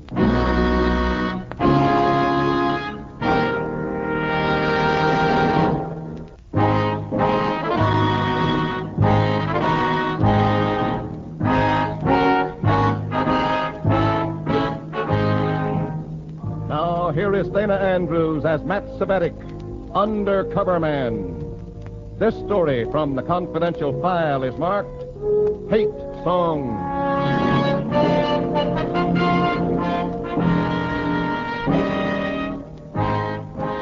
I was alone for a change. Comrade Kettner and my other commie playmates were marking time. No new projects on the red agenda. The next cell meeting, 2 days away. I was even up to date on my reports to the FBI. Quiet hour. Sweet and blissful. Time to insulate the nerve endings. Time to forget the future. Enjoy the present. End of quiet hour. Nerves twanging like guitar strings again. Time for my past to explode in my face. Hello? Mr. Cvetic, please. Speaking. Who is this? Matt? Yes. Who is this? Matt, it's great to hear your voice again, son. Who is this? Dr. Norcott, Matt, remember? Dr. Norcott. Now, the years haven't changed me that much, have they? Well, Doctor. Well, this is wonderful. What in the world are you doing so far from home? Same old thing. Plugging away for Boys Incorporated, the best kids organization in America. Still its guiding light, huh? Yes, sir. I'm in a rut. Well, it's a good rut to be in. Oh, that's agreed. I've been sent here to whip the local chapter into shape. How'd you like to help me? Me? Why not? You were an active recruiter back home, you know. One of the best supervisors Boys Incorporated ever had. Well, that was years ago, Doctor. Years haven't changed you, have they, Matt? Have dinner with me tonight, Matt. Let me tell you about our plans. Well, tonight Tomorrow, then, and no arguments. And I want to hear all about your life and time since I saw you last. Dr. Norcott, #1 booster for Boys Incorporated, a nationwide organization dedicated to the welfare and cultural and physical development of American kids. Years ago, I'd helped the doctor organize our hometown chapter. Years ago, when red was just a color, and undercover meant a good night's sleep. Yes, sir, Matthew. You were an eager beaver in those days, all right. I confess I enjoyed every minute of it, too. Now, tell me, what are you doing with yourself these days?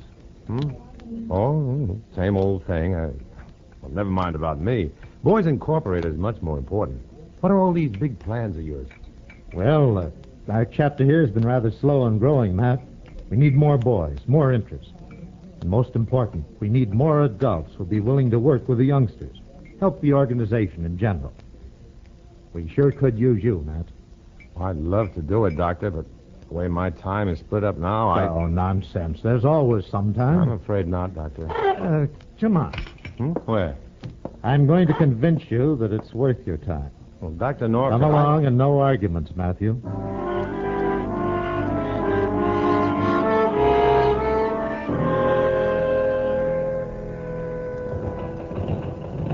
This gym is just one portion of what this building has to offer these kids, Matt. Look at that little guy punch that bag. Just a few months ago, he was doing that to other kids on the street. Come on, I'll show you the rest of this place.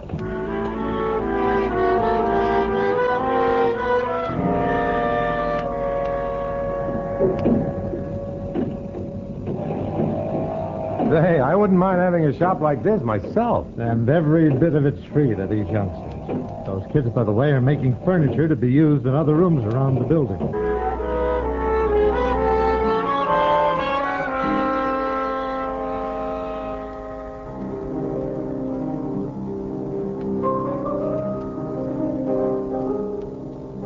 This is just one of our music rooms, Matt.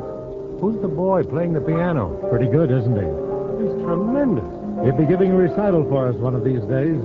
He's good on the low hurdles, too. And the high jump.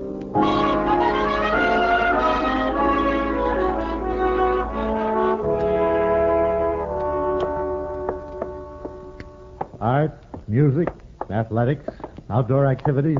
The kids share interest in everything, Matt. If not as participants, they enjoy themselves as spectators. It sounds like a sensible plan, all right. It is, and it seems to work. Things sure have progressed since I was... But we can sure use you, Matt. We need more boys to enjoy these activities. We need adults, interested parents, men and women who will work for the organization. We need a hard-hitting local representative on the National Council. We need... Easy, Doctor. Slow down. I'm sorry. I guess this project is somewhat of an obsession with me. It's so big in other parts of the country. It deserves to be big here, too. Well, Dr. Norcutt, I wish I could help. Don't worry. There's plenty for you to do. I can't. What? I can't help you, Doctor. I just can't do it. My time is so limited. My work is... But, Matt, you must have some time. No. No time at all. Oh, Doctor, it's getting late, and I have a company meeting to attend. If you'll excuse me. All right, Matt. Don't let me keep you from your work.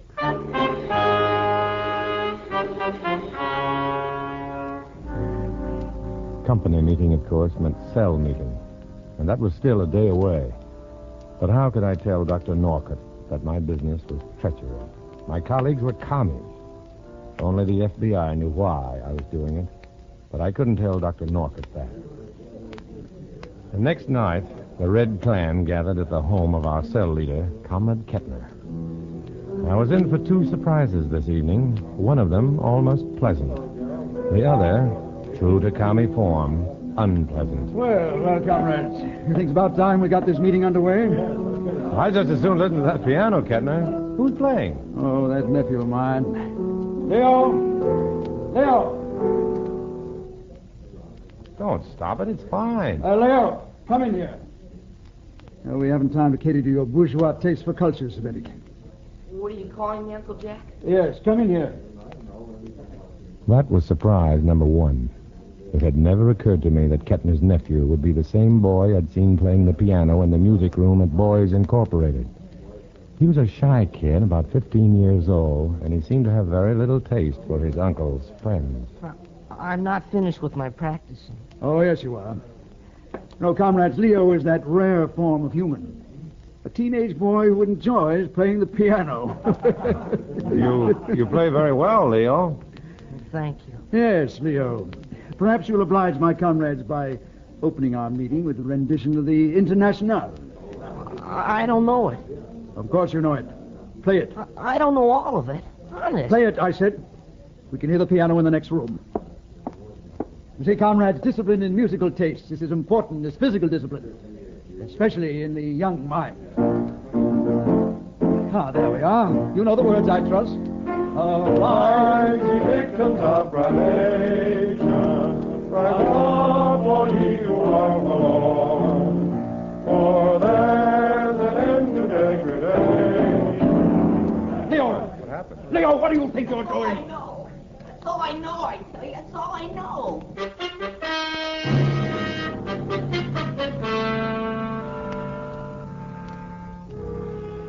It wasn't a pretty scene, but it takes more than that to embarrass communists.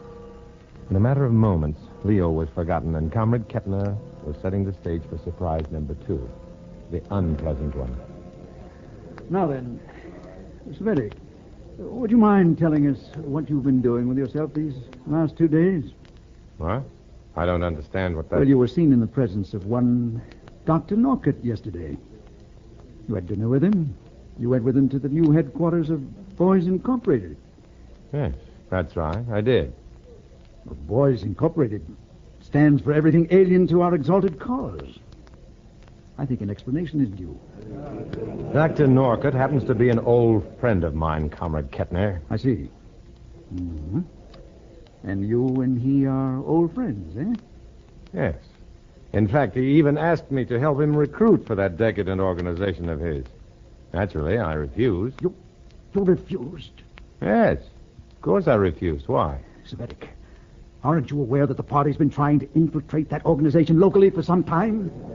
Infiltrate Boys Incorporated? Of course. What are you talking about? The young mind, comrade. The fertile, malleable, youthful mind.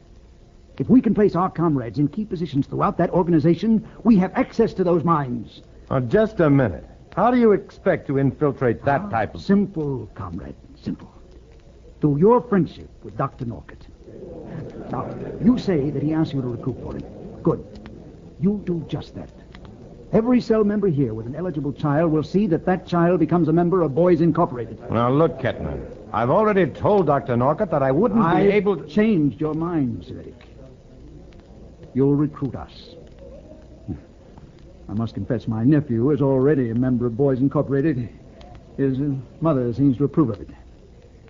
Now I can make it serve the party. Suppose we do get into the organization, Kettner. What good can it do? How can we change the setup to suit us? As I understand it, Boys Incorporated has a national council consisting of adults who represent local areas, the policymakers.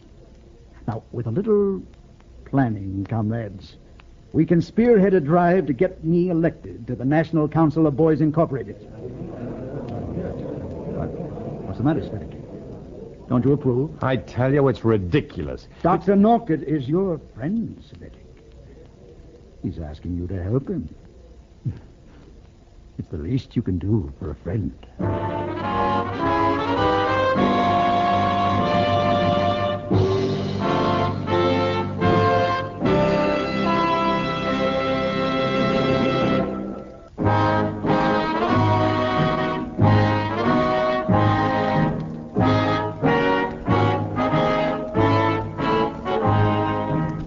Now back to Dana Andrews, starring as Matt Cvetic in I Was a Communist for the FBI, and the second act of our story.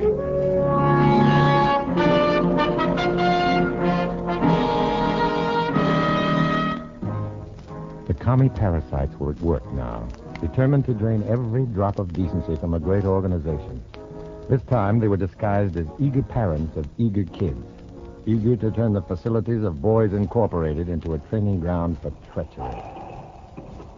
Matt, these past few weeks have been a revelation to me. I can't tell you how grateful I am. Grateful for what, Doctor? For what? Why, for the way you've increased our membership. Look at those boys. Ever see this gym so active? Wonderful youngsters. And their parents, and especially fond of that Kettner fellow. Wonderful worker, Matt. Diligent, sincere. Yeah. Kettner's terribly sincere. I've already spoken to him about running for the National Council. What? As our local representative. He seems quite willing. Doctor, you don't want Kettner on the National Council. He's just not... He's ideal for the job, Matt. What's more, the other adult supervisors agree with me.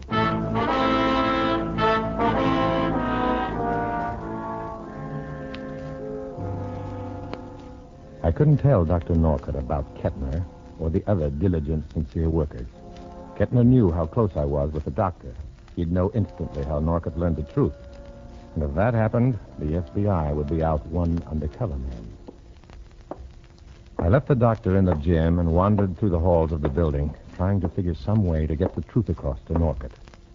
I passed the woodworking rooms, buzzing with activity, the art department, pungent with the aroma of oils and the sweet smell of crayon. The music rooms were dark as I approached them, but one of them was occupied. I paused at the open door and squinted through the gloom. Seated at the piano, alone, pecking dispiritedly at the keys, was Leo Kettner.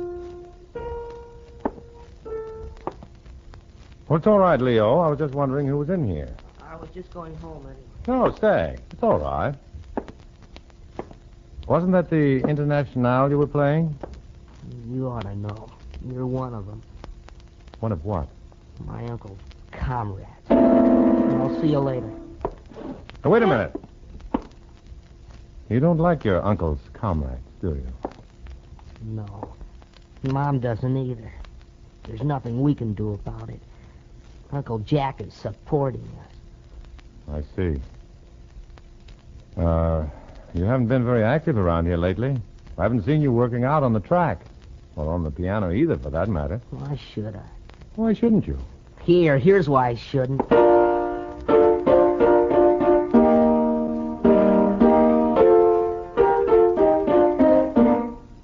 That's why. You and Uncle Jack and your comrades all over the place. Dr. Norca doesn't seem to mind. I know. I thought he was a decent guy. What do you mean? You heard me. He's just like the rest of you. What? You think Dr. Norca Well, is one? isn't he? You ought to know.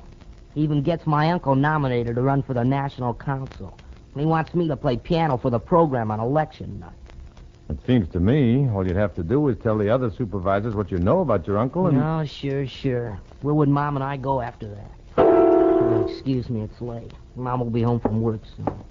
Oh, Leo. Now, look, son. Maybe if you... Listen, Mr. Cvetic. The official boys' code tells us we gotta respect our elders. But it doesn't tell us how to respect communists. So leave me alone.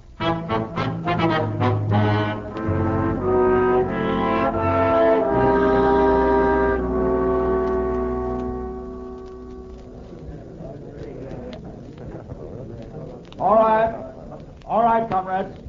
Let's bring the meeting to order. Now, first of all, a progress report on our work within Boys Incorporated. As you know, the good Dr. Norcott has nominated me for the election to the National Council. Do you think you'll win that election, Comrade Kettner? I must win, Cvetic. Having progressed this far, the party will not tolerate a defeat. There's only one way I could possibly lose now. If Dr. Norcott or any of the other voters should learn our true purpose, if they were to discover that I were working for our exalted red cause, but I'm sure that won't happen. Will it, Comrade Cvetic? No, Comrade Kettner, it probably won't.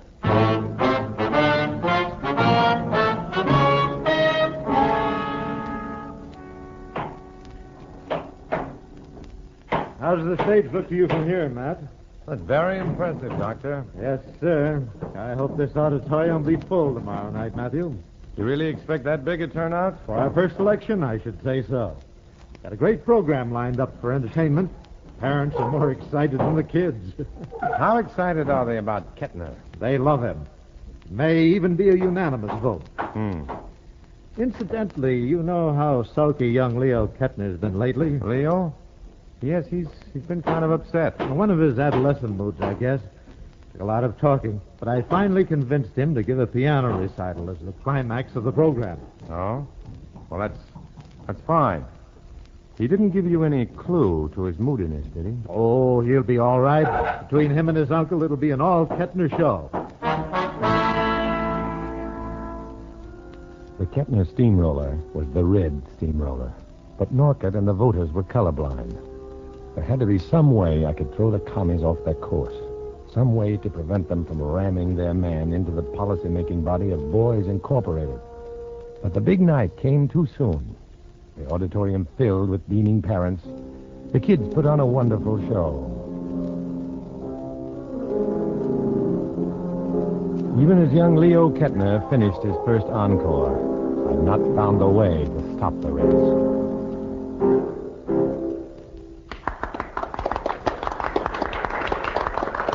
Look at that, Cvetic. Listen to them. They love that kid. They should, Kettner. The boy's good. Good. Good is right. Good for us, good for me, and good for the party. But when he leaves the stage, the voting starts. And the Kettner name will be uppermost in their minds.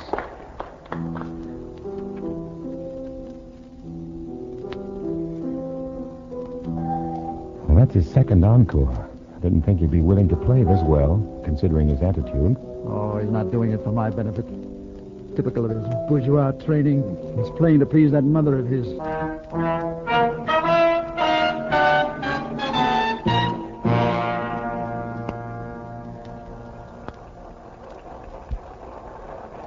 That was Leo's second encore. Now the balloting was certain to begin. Too late for me to block the commie advance. Too late for me to... Wait. They won't let the boy leave the stage. He's vowed 3 times, 4 times, but they insist on another encore. The poor kid looks confused, bewildered. He's pausing in the wings. It's obvious that he's not prepared for another encore. He doesn't seem to know exactly what to do. If I could get to him before the applause fades away. If I could get to him before he begs off completely. If I could only reach him now. Now.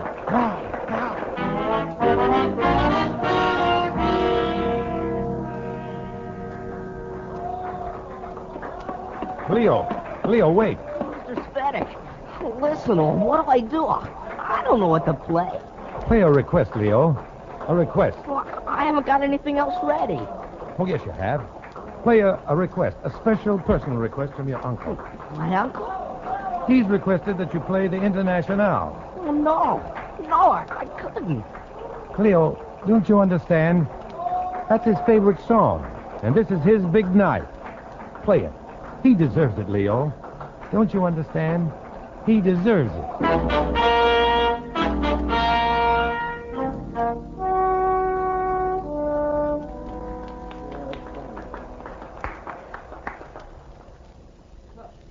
Ladies and gentlemen, I sure am grateful for all that applause.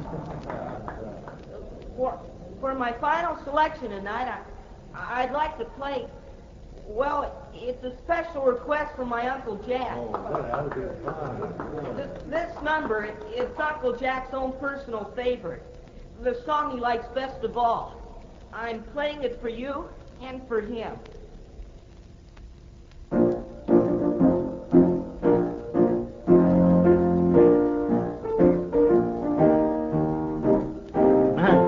Matt, for heaven's sake, what's that song he's playing? Why, I don't know, Dr. Norcott. It sounds familiar, but I just can't seem to place it. I cut that out! It's the communist anthem! That's it. It's the Internationale. Why, Matt, why? What's wrong with the boy? He said it's his uncle's favorite, Doctor. But the communist anthem. Yeah, that's right. And he said it's his uncle's favorite.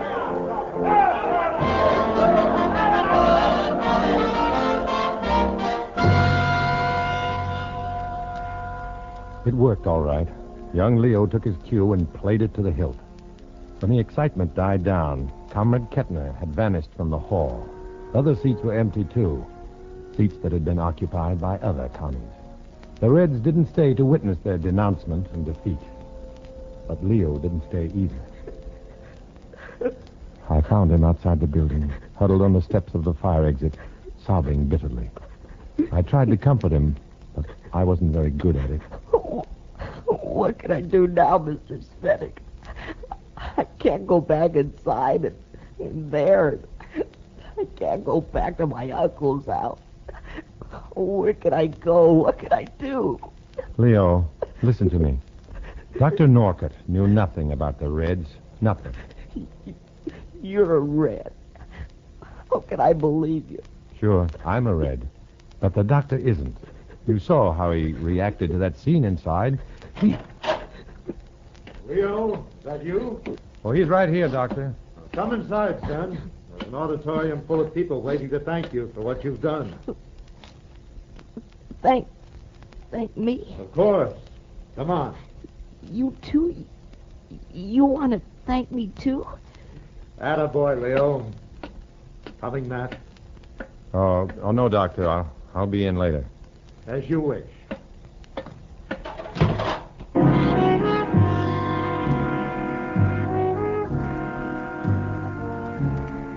It was over now. The Red Steamroller had flattened its own crew of commies. Kettner was called out of town by party officials with sinister suddenness. Boys Incorporated saw that Leo and his mother were cared for, and I just walked away. I left a good friend and a part of my past behind me, and just walked away. It's easier to walk without friends, without memories, when you walk the red, red road. When you walk the road alone.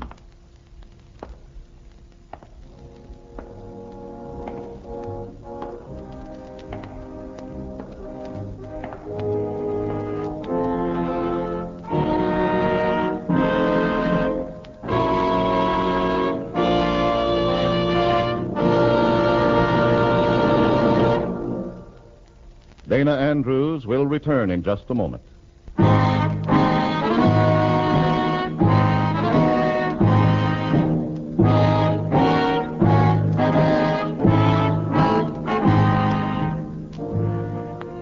This is Dana Andrews reminding you that there's an additional state in this union of ours, the state of mind known as freedom. Its borders extend as far as the mind of man. Its constitution is the Bill of Rights. Its chief executive, you. In the story you just heard, names, dates, and places are fictitious to protect innocent persons. Many of these stories are based on incidents in the life of Matt Cvetic, who worked undercover for the FBI. Next week, another fantastic adventure. Join us then, won't you?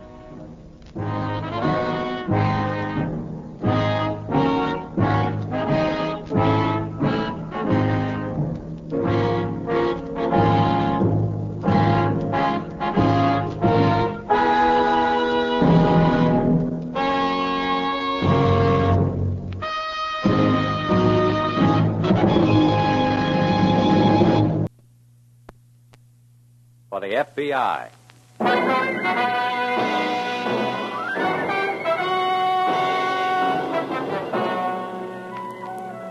Starring Dana Andrews in an exciting tale of danger and espionage. I was a communist for the FBI.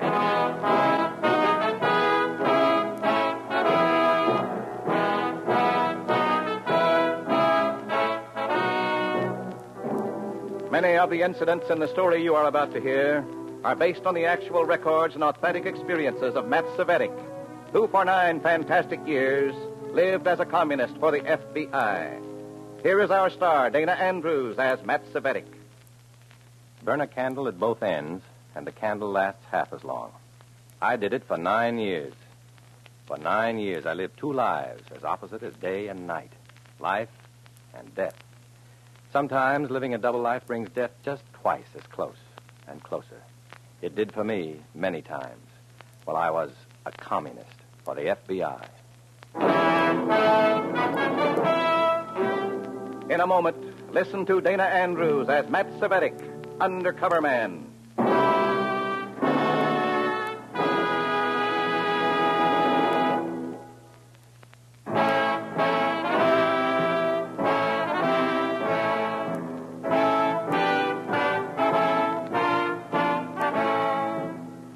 Now, here is Dana Andrews as Matt Cvetic, undercover man.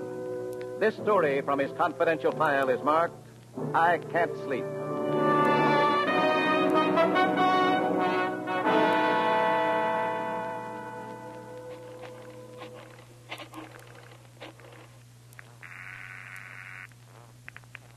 Yes? Mr. Baker, please, right away. Who's calling, Mr. Baker? Tom Roberts. Come on, get on it. This is Baker. Go ahead. I've got to see you right away.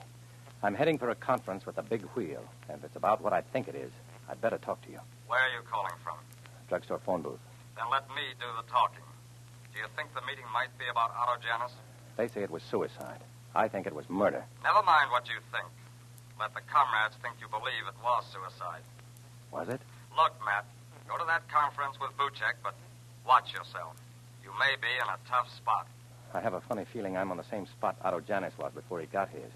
Go to the meeting, then meet me on the southwest corner of 9th and Viaduct. Okay. Watch yourself.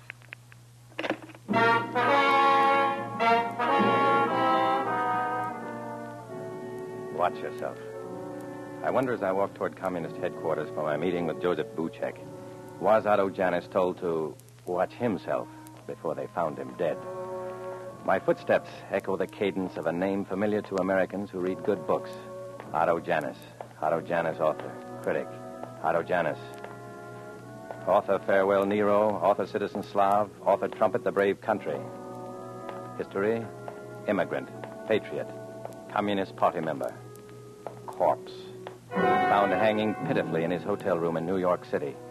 Why such an end to such a man? How? That's what Joseph Buchek wants to talk to me about.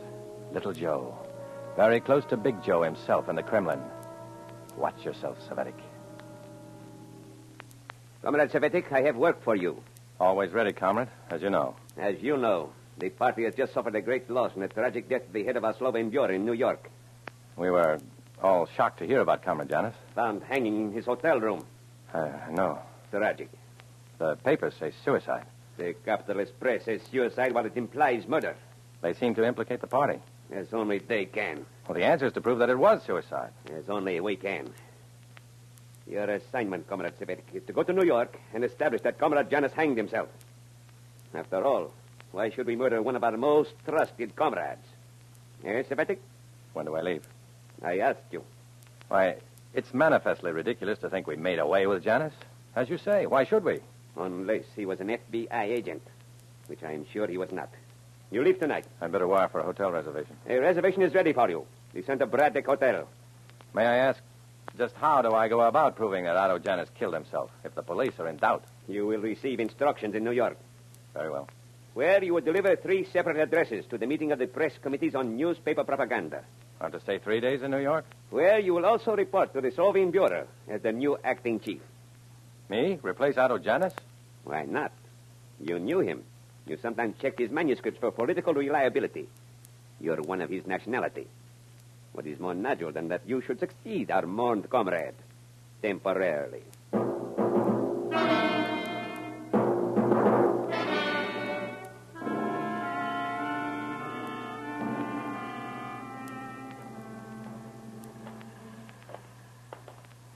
So the meeting was about Otto Janis, eh, Matt?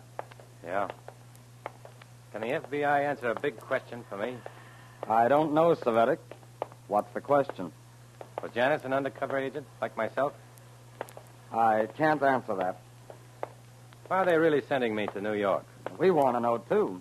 We'll give you all the help we can. Watch yourself, Cvetic.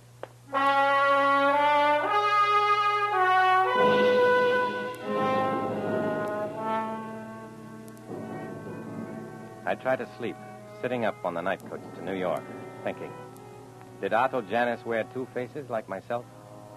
How did he die? Suicide or cleverly disguised murder? Over and over again, round and around. I can't sleep. And then, mercifully, I do fall asleep.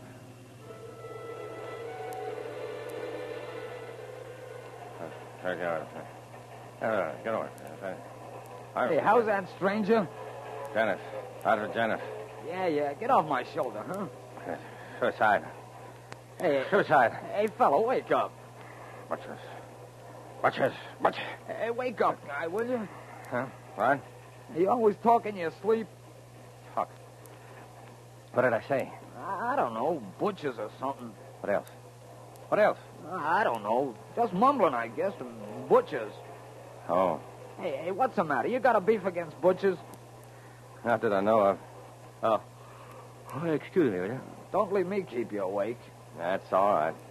I've had enough sleep. Plenty.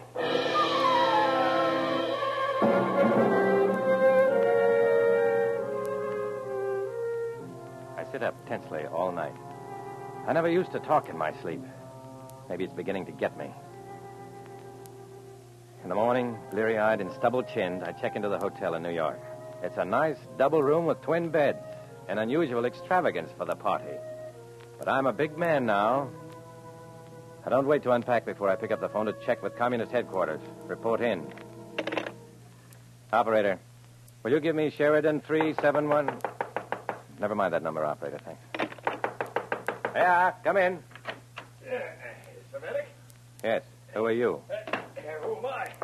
Lord, look at these suitcases. I'm your dormitory mate. That's who I am. Yeah. Dormitory mate? Carp. Comrade Carp, with a K. I wasn't told I'd have a roommate when I got here. I'm attending the press committee's meeting, same as you, comrade. I got to use the telephone. Excuse me. Hello, operator. Wait a minute. Hang up. Well, I've got a report. Hang up. I like you, comrade. I like you. You don't take no for an answer. Eh? I want to know more about you before I split a room with you. Yeah, well, Carp is the name. With a K, I know. And that's all I know so far. That's why I'm calling headquarters, comrade. So we can both check on each other. Eh? You see? Hey, wage slave. How about Sheridan 37115?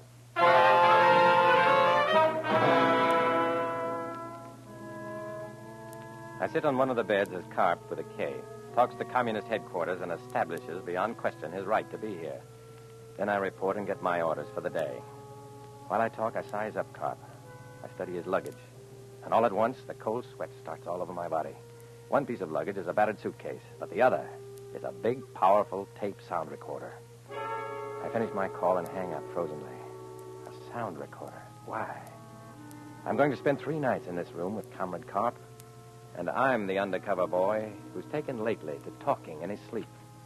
And all at once, I wonder who the man beside me in the train was. Was he sent to watch me, too? Did he tip off the party to send Comrade Carp to haunt me with a tape recorder? I don't know. I don't know. Or don't I? Yes, sir, you're Comrade Cvetic, eh? You tell me you were a friend of Otto Janus. A comrade is more like it, in the strict party sense only. Why do you suppose he bumped himself off anyway? That's what I'm here to find out. How are you going to get it to fax? Comrade Buchek said I'd receive instructions how to proceed when I got here. Yeah. You're getting your instructions now, comrade. Your instructions are that Comrade Otto Janus committed suicide. I understand. You were here to meet with the press committees this afternoon to plan the spreading of that fact among the Slav element in America. Give me the line on Janus, then. All right, he was a sensitive artist. He was in ill health. He'd been worrying about the precipice of chaos and war to which capitalistic aggression was leading his beloved adopted country. All right. I wish Buchek had been more specific with me, that's all. So Comrade Buchek was specific with me, and I'm specific with you. Same difference. Comrade. Yeah? What's the tape recorder for? Oh, that? Record the minutes of the meeting. Copy them down later. Why? Well, I'm sort of a high-fidelity sound hobbyist myself. That's a good machine. Yeah, sensitive as the human ear. And it works while you sleep. Yeah. What do you mean? Works while you sleep. Hey, wait a minute. You kidding?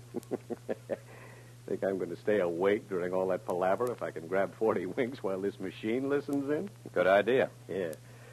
Well, I'm going to grab some sleep right now. Immediately and at once. Yeah. Me too, comrade.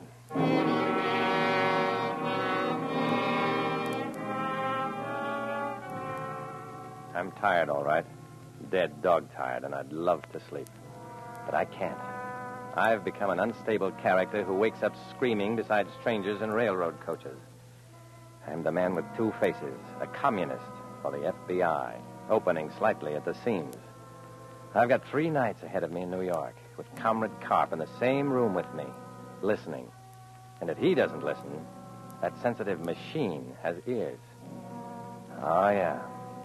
I'm dead, dog-tired. I don't dare sleep for 3 more whole days and nights.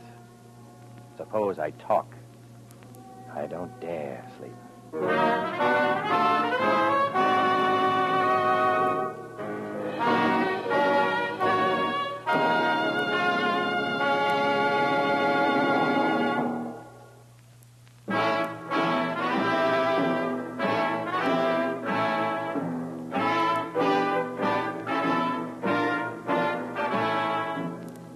Now back to Dana Andrews, starring in I Was a Communist for the FBI, and the second act of our story.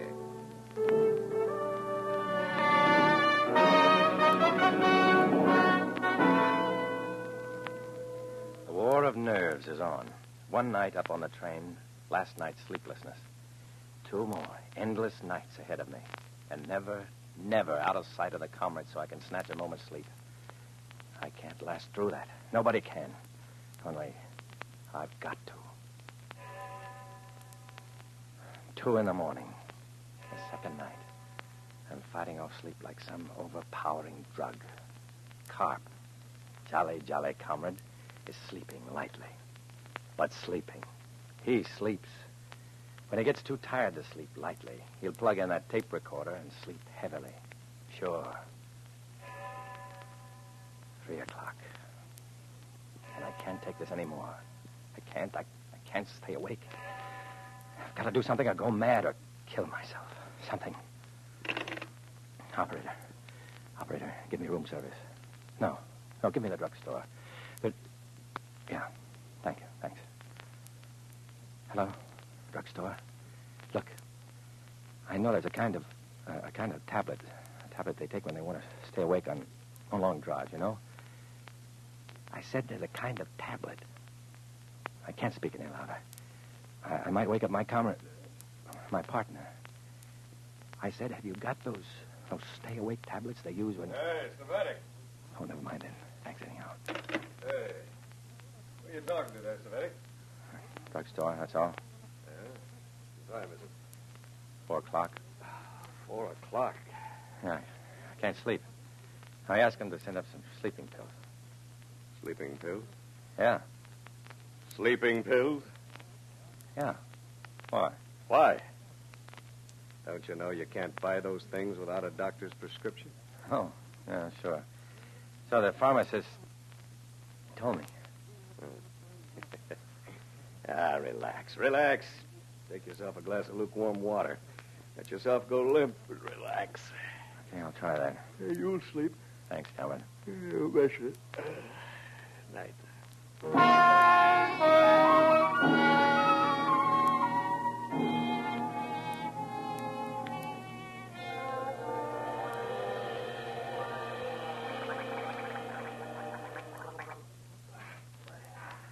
Hey, Cvetic.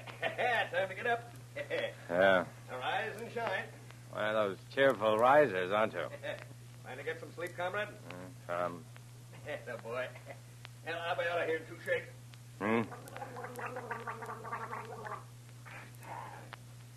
Cvetic? Hey, Cvetic, wake up. I wasn't asleep. Come on, arise and shine, boy. Arise and shine.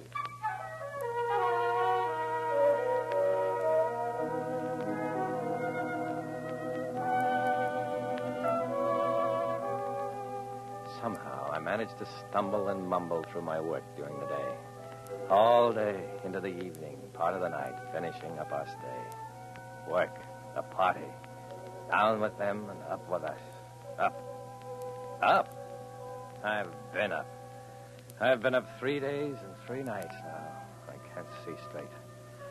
I don't know if I can take it again. And I can't shake the comrades to steal an hour's sleep somewhere. I want to scream at them. I want to yell at them to go away and leave me alone. Let me sleep or I'll go crazy or I'll... Rather than fall asleep and talk, kill myself. 4th night. Agony.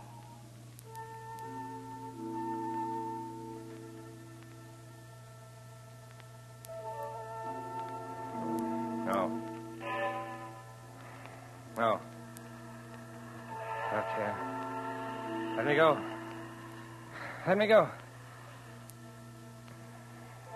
FBI. I hate the FBI. I hate them. Let me go.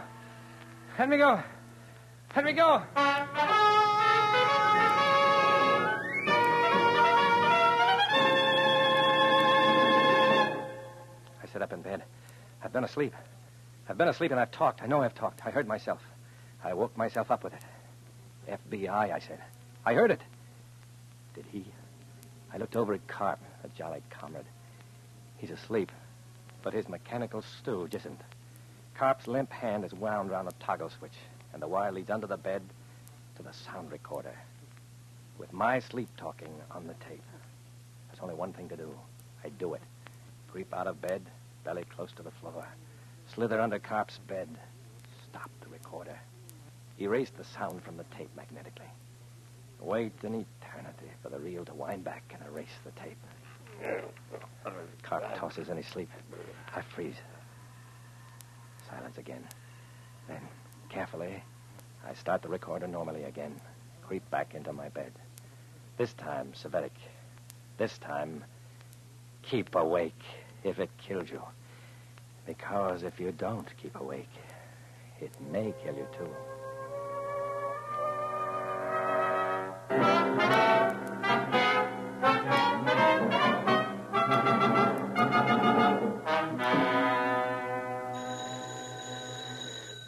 Get that, Cvetic. You get it. Get it. All right. Okay. Yeah? Tom Roberts? You've got the wrong room. No, this is Mr. Baker from out of town. Baker? Try to meet me in front of the main library on Fifth Avenue. Understand? I heard you, yes. There's no Roberts here. And I don't know him, Mr. Baker. You've got the wrong room. Goodbye.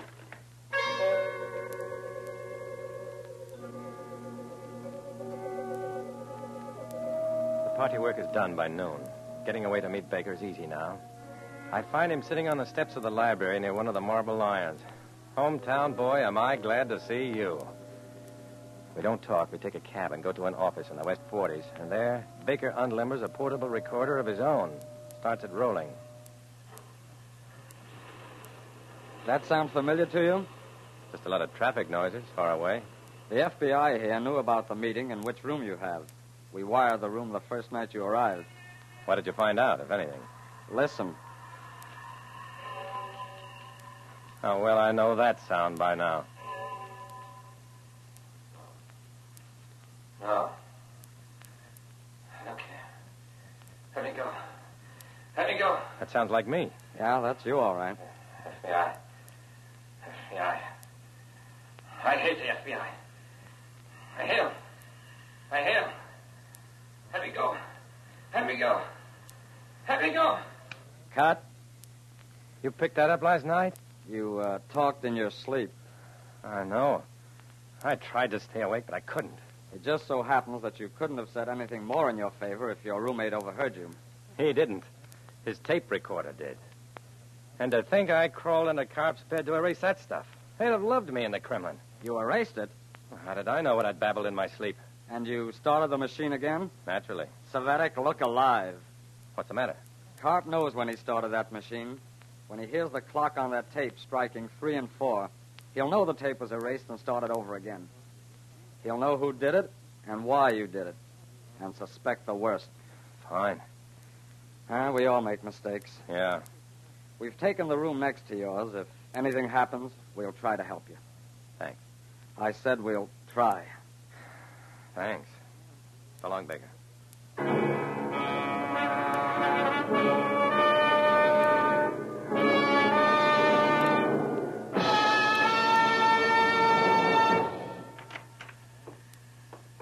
Oh, come in, comrade, come in. Just running off some tape I exposed last night. That's so? Yeah, I don't know what I caught. So far, nothing. What did you expect to catch? Yeah, all I got is traffic from outside. Oh, wait. Yeah. Steeple clock. I watch Carp's rapt face as the clock on the tape strikes 3. He keeps on smiling. But I know these people, the comrades. I know them so well that I know the verdict on Otto Janus's death. Suicide. I know that he, too, must have been on the spot and chose suicide rather than endure the maddening torture the comrades could inflict. I knew Otto Janus hanged himself because I almost came to that. Verdict, suicide. Mission accomplished. Boy, there's a real late sailing. Ship held up in the fog, likely. Probably. You know, these things are a lot of use. A lot of fun, too, Cvetic. And then, all at once, the truth hits me. I know that the clock chiming 3 on the tape when it shouldn't chime more than 2 hasn't rung any bells with Comrade Carp. And I know something else, and know it right. And that is that the myth of the new Soviet man's wit and cunning is a myth. We can be as smart as they are, and they can be as dense as we are, any time of the day or in the dead of the night. So long, Comrade Carp. Where to, comrade? Hey, Wade, how about 40 winks before we catch the train back? Oh, me? I feel fine. I'm going for a walk.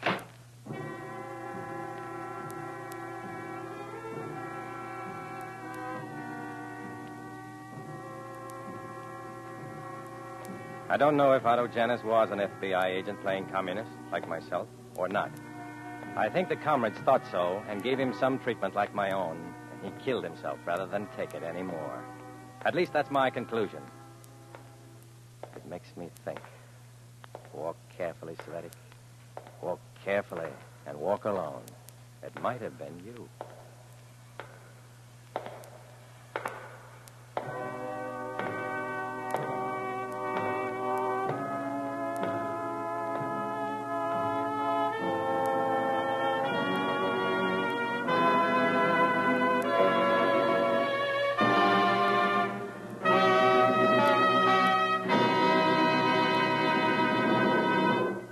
Our star, Dana Andrews, will return in a moment.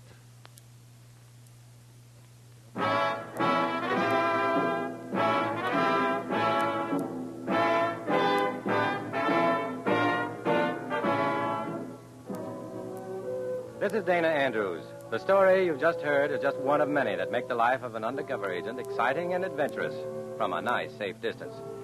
For obvious reasons, names, dates, and places have been changed, but our stories are based on the real-life experiences of Matt Cvetic. Next week, we open his file for another exciting adventure. Join us then, won't you?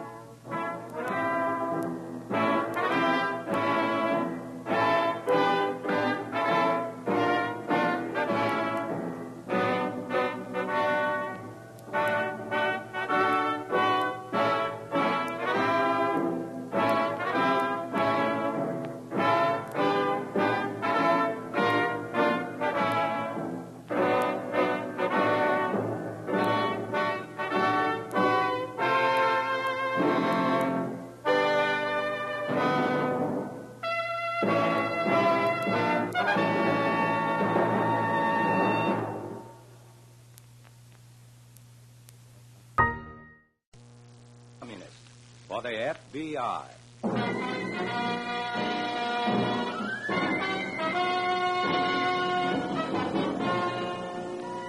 Starring Dana Andrews in an exciting tale of danger and espionage. I was a communist for the FBI.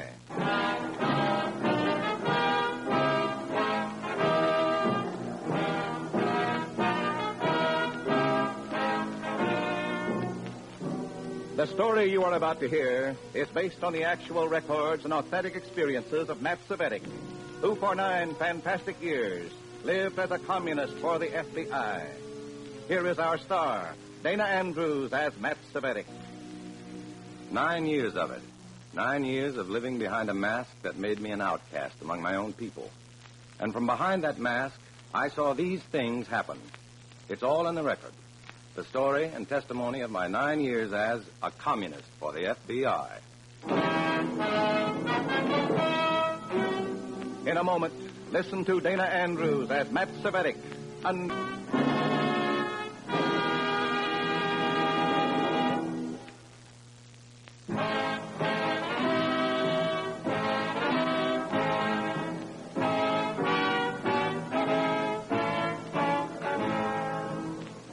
Now, here is Dana Andrews as Matt Cvetic, undercover man. This story from his confidential file is marked, I Walk Alone.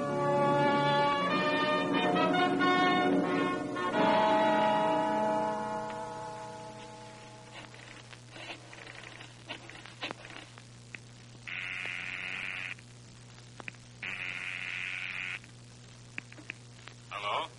I'd like to speak to Mr. Lawrence, please. Who? Mr. Lawrence, Dick Lawrence. This is Dick Lawrence. Oh, this is Chuck. Chuck, how are you? Haven't heard from you. Haven't been able to get near a phone booth. Something doing? Will you be in the office after midnight? I could be. I may have something after the meeting tonight. Big? Some guy imported from Moscow or Bucharest is going to address our cell. He's supposed to have gotten his boot training practically with Uncle Joe himself. I'll call you right after the meeting breaks up and... Oh, honey, I don't know when it'll break up. These shindigs last. Huh? It's probably too late to do much anyway.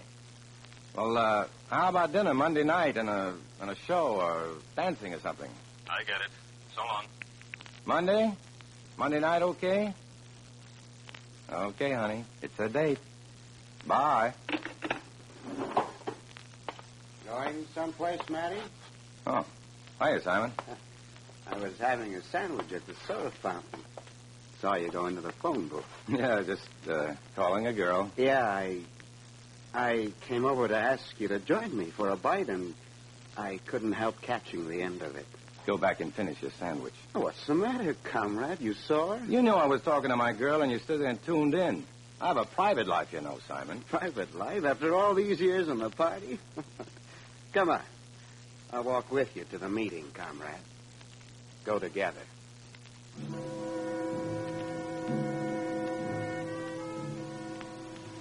I walked shoulder to shoulder with Comrade Simon Horvath, thinking, yeah, we go together, but we walk alone. All these comrades, but never a friend among them.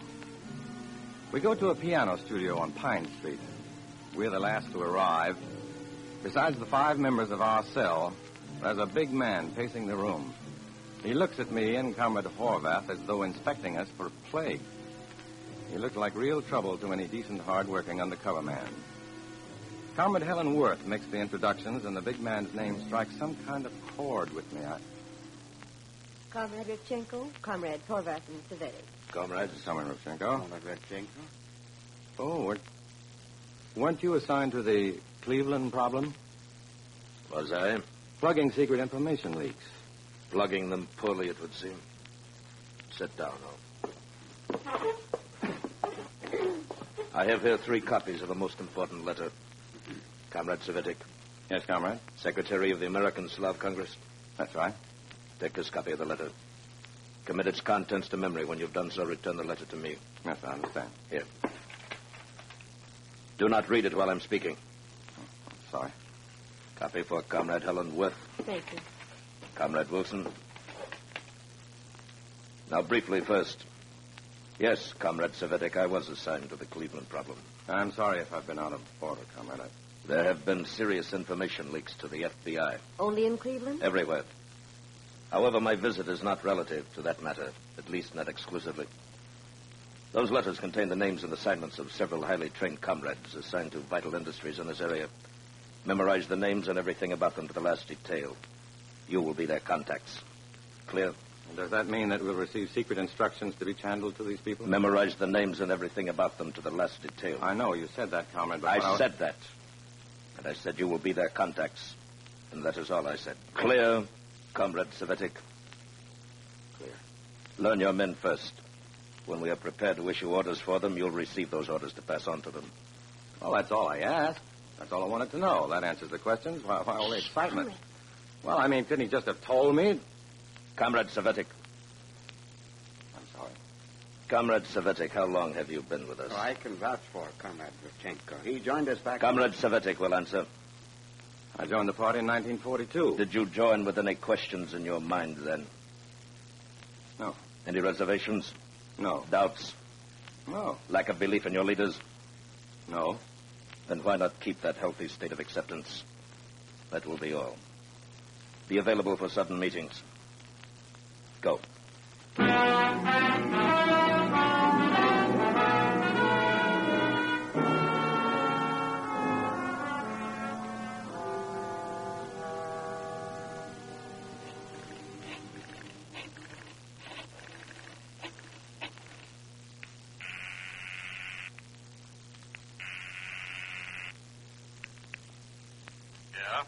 Mr. Dick Lawrence, please.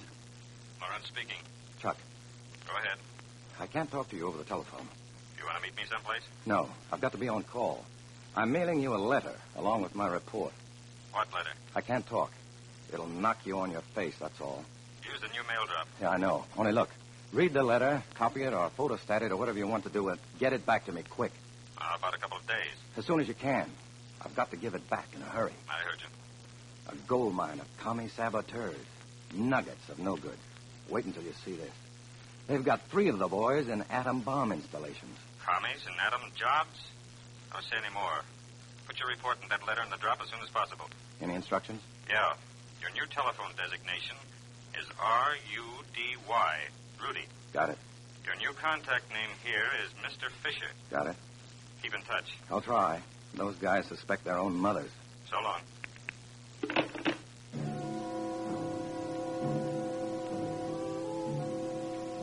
I go back to my room at the hotel. I'm supposed to be living with my folks, but my folks don't want much part of the son who turned commie and disgraced the family. That's the way it is. I type out my report, sign my current code number, enclose Revchenko's letter, and address it to the new drop, a little barber shop in the Golden Triangle where it'll be picked up by an FBI agent. I go out to mail it, then come back to my room and bone up a little on the Communist Manifesto to look sharp to Revchenko. And then I go to sleep. In the morning, I go out to breakfast. Hey, Matty. My heart jumps. Comrade Horvath. Has he seen me come out of the hotel? Good morning, Oh. Comrade. Hello, Simon. What were you doing in the State Hotel just now? I'm peculiar. I eat. I was in the coffee shop. Don't you eat breakfast at home? No, I don't hang around home very much. You know that. My folks don't like a communist in the family. Time they get used to it. Yeah, it upsets Mother when you know how it is. No. How is it? Well, after all, she's my mother. A nice bourgeois sentiment. And that's why I don't like the party to call me there. The family takes messages for him, but they sure don't like it. They took one for you this morning. What? Didn't they tell you? No, I left pretty early. What time? What time did you call? I didn't. You just said that you... Revchenko called. What for? He's calling back all the letters. Oh, he just issued them last night. He figures overnight to study them is enough. Well, when does he want the letter? He wants it 2 hours ago. Well, I don't have it. Huh? Not on me, that is. I don't carry it around. It's home. I'll go home with you. Well, I better call home first. All right. There's a drugstore. I'll go with you. Why don't you go back and tell Revchenko I'll have a letter for him later today, this afternoon. Let's see if they found it. Back home. All right. I'll phone him. I'll go with you.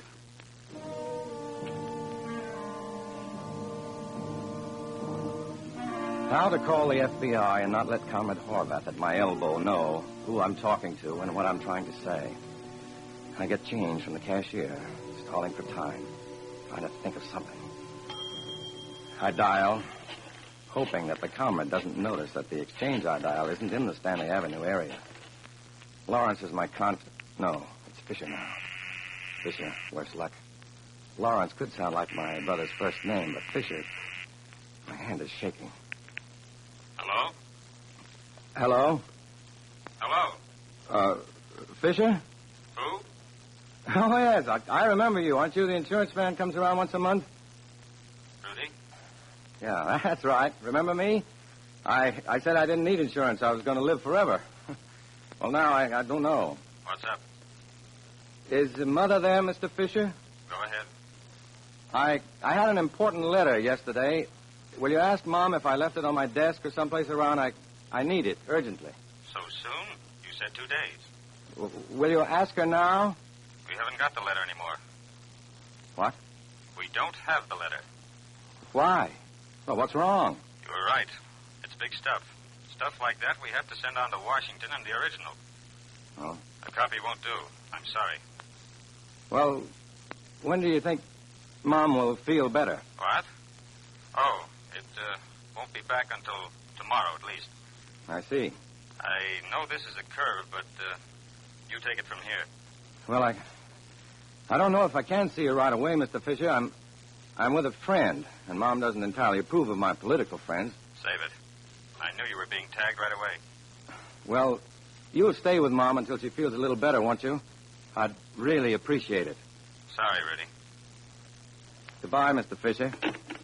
Trouble? Yeah. Mother isn't feeling so well. Maybe I better go see her. What about Revchenko? Explain it to him for me, will you? Oh, no. Not me. Oh, he'll understand. Maybe you can make him understand, not me. What's so special about this Revchenko? Or Nikolaev? Nikolaev? Or Tomaszewski? Wasn't there a Tomaszewski who was out? Yeah, what? Who used to be with the NKVD, now the MVD, the Communist International Secret Police. Revchenko? Alias this, alias that, yeah. Only we call him Comrade Revchenko. He's going to want to talk to you, Comrade Cvetic.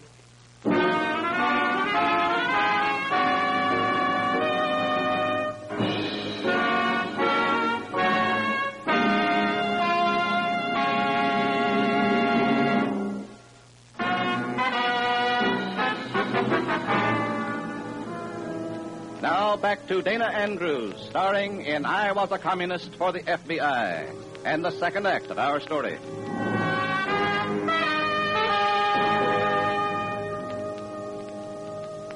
That is all, Comrade Cvetic. That is your story. Yes, Comrade Revchenko. But no letter. Well, I've explained that I learned my mother was ill, and I can't decide if it's wise to visit her under the circumstances. The only wisdom is to produce the letter. Well, it may take time. She's ill, and she resents me. My family... It is at your mother's house, you say? Yes, but I Get don't... it. Very well.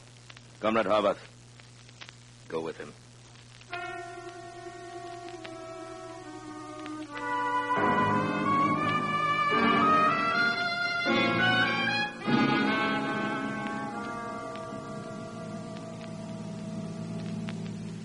First house past the lamppost, driver. 5102. Right here. That's right. Oh, the flag driver will be right out. Now, look, Simon. You know how my family feels about my going with communists. Why don't I go in first and see how Mother feels and then sort of get her used to the idea of bringing another communist into the house, huh? Well, make it short. This taxi is on you, don't forget.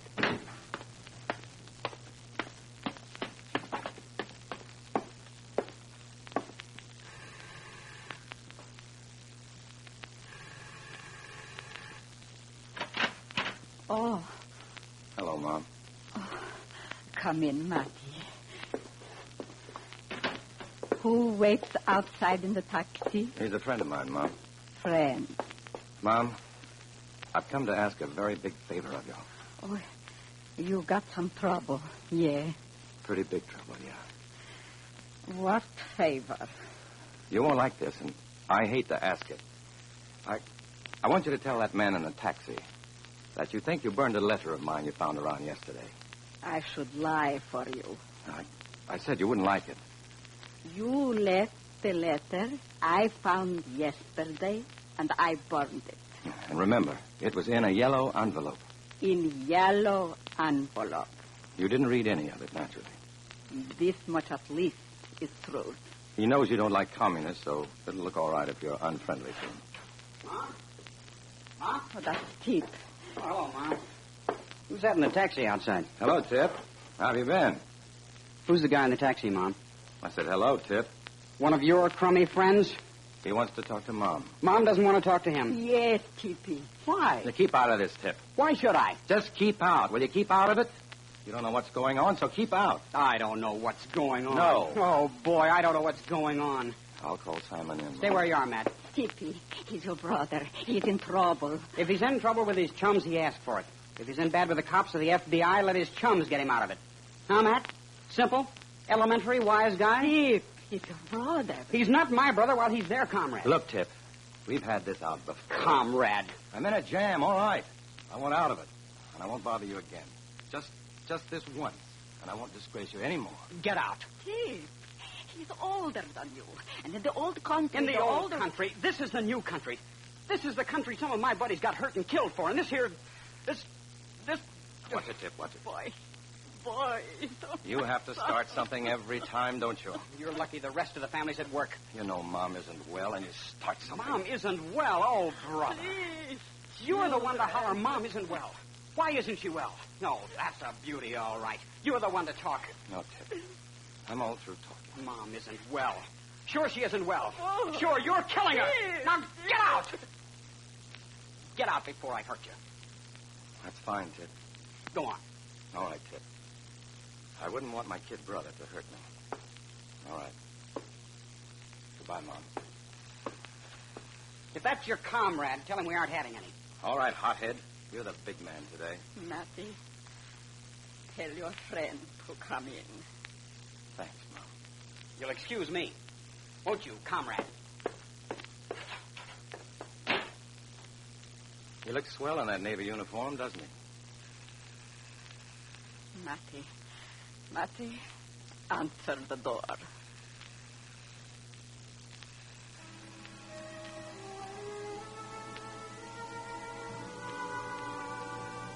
Mom tells Comrade Horvath her simple fiction so convincingly that I almost believe it. He seems satisfied, but he isn't Revchenko. On the way back to headquarters, the taxi stops for a light. A newsboy waves a paper at us through the window. I don't hear the kid. I just see the headline. The words rush out at me in type that gets bigger and blacker and louder until it explodes right in my face. Simple words that could be my obituary. FBI seizes Red Atom saboteurs. Holy... Where did they get that? Yeah, I wonder.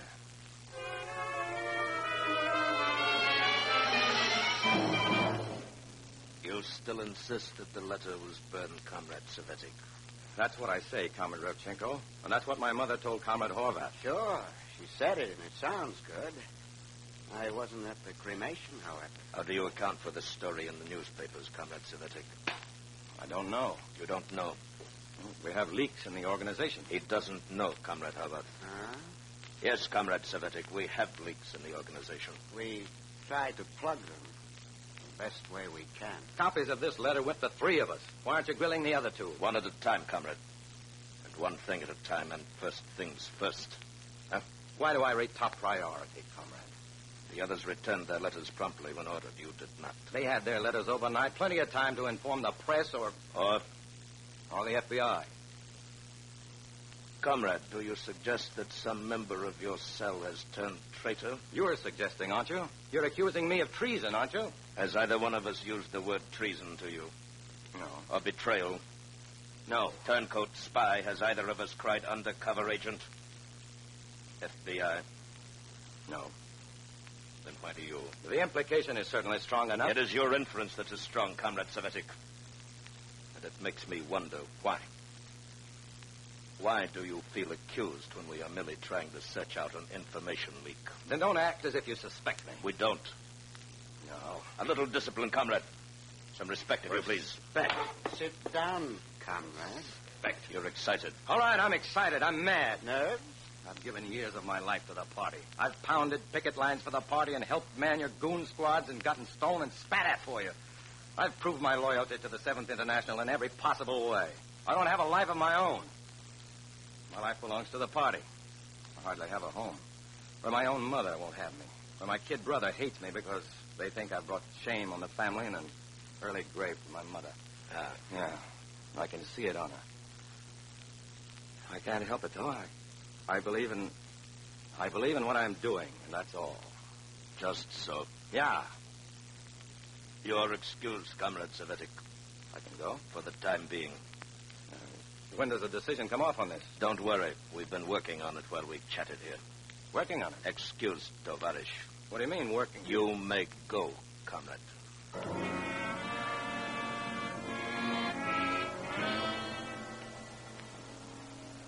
I leave. I'm not kidding myself that my outburst of indignation has fooled anybody. Maybe. But I know it will hinge on the work they were doing while we chatted, whether I get disciplined or not. Call it discipline. I don't dare go to my hotel. I know I'm being watched. I've got to go to my folks' home on Stanley Avenue because that's where the comrades think I live. So I go home again. Call it home.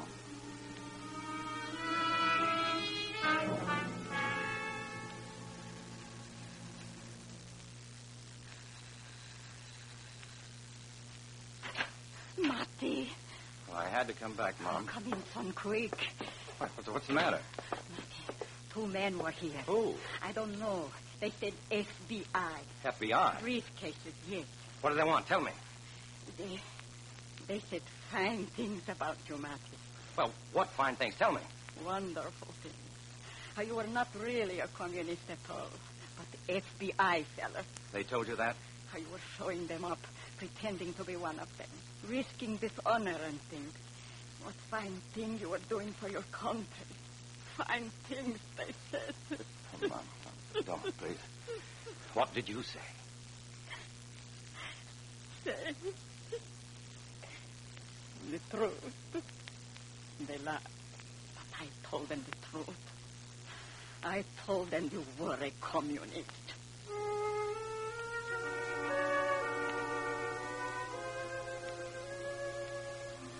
She told them the truth. I'm glad she didn't know the truth. And this was why the FBI had told me never to tell anybody that I was a communist for the FBI. Least of all, my own mother. Because one day 2 nice men with briefcases would come along and pay their respects to Mom and tell her what a fine job her son was doing for the FBI, pretending to be a commie. And Mom's heart would burst with joy and relief and pride, and she'd fall for the 2 smiling communist agents and their nice briefcases and FBI credentials.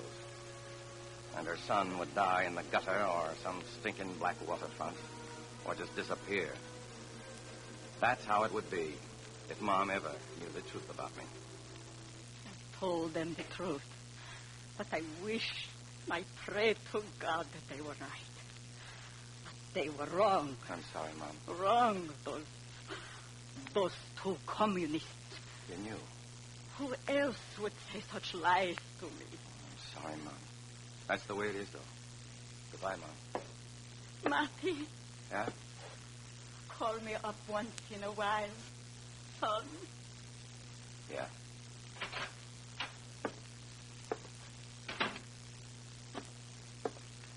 And that's how it is to be me. You live in shadow. You're two people, and you're nobody. Your own family casts you out. There's nobody you can turn to. That's how it is with me, but I asked for it. I'm a communist for the FBI. I walk alone.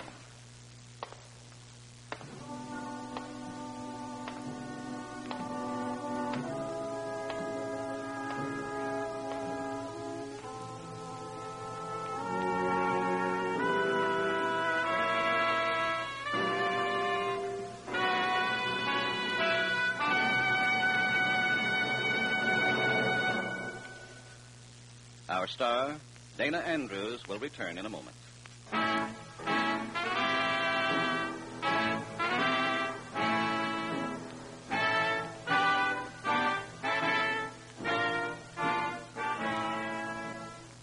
This is Dana Andrews.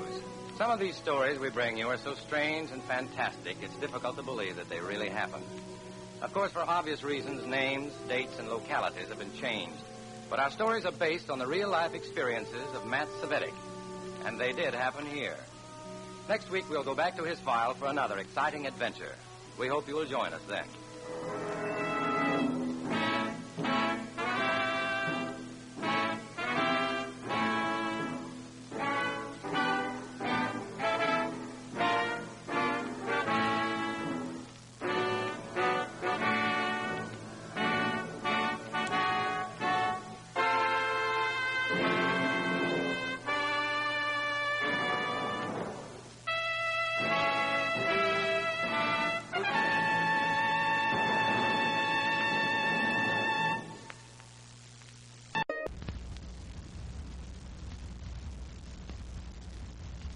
I was a communist for the FBI.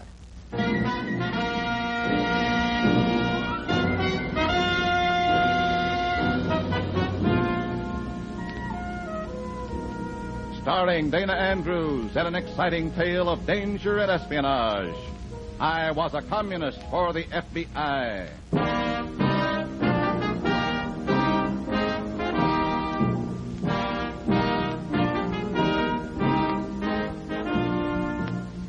Many of the incidents in the story you're about to hear are based on the actual records and authentic experiences of Matt Cvetic, who for 9 fantastic years lived as a communist for the FBI.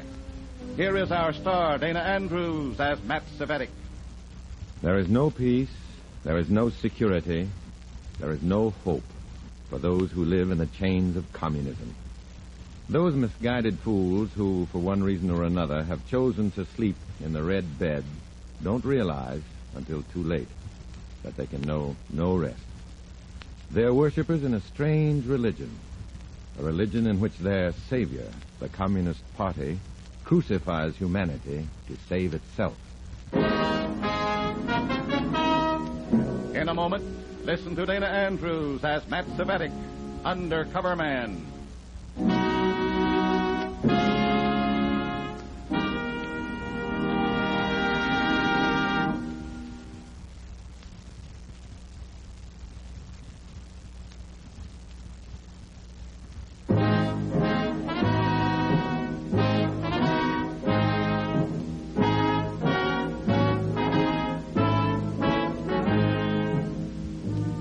Here is Dana Andrews as Matt Cvetic, Undercover Man. This story from the confidential file is marked, Jump to the Whip.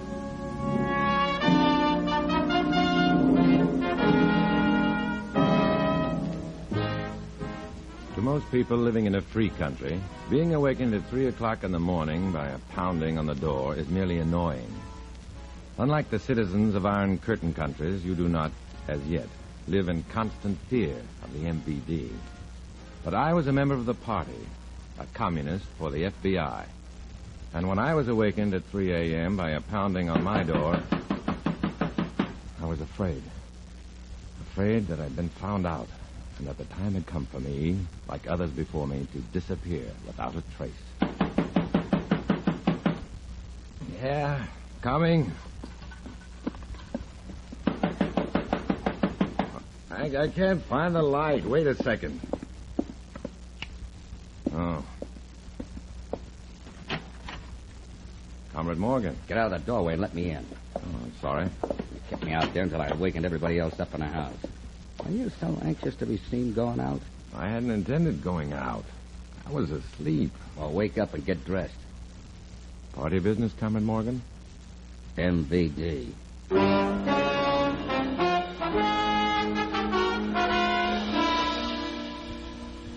MVD at 3 o'clock in the morning.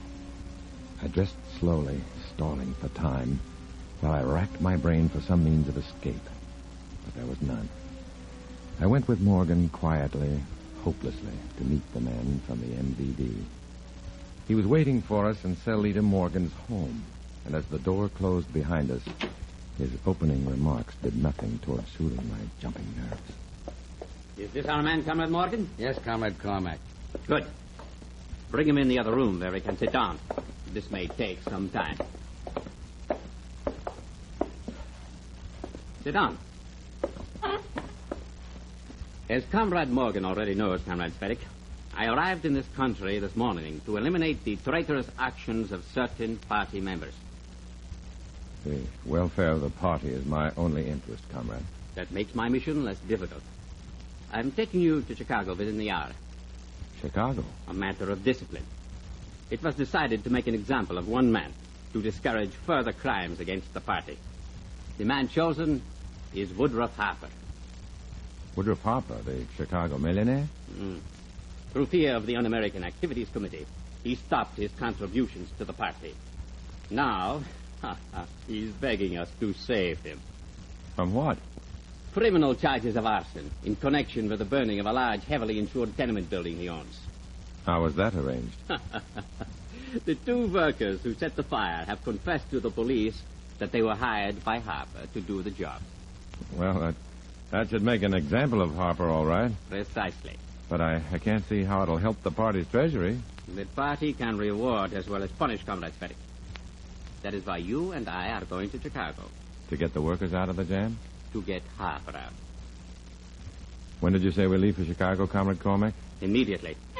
Well, then I'd better get back to my hotel and pack a bag. It's too close to train time. We'll be able to buy anything we need after we see Comrade Harper. And you're not to leave Comrade Cormac's side for an instant, Comrade Cvetic.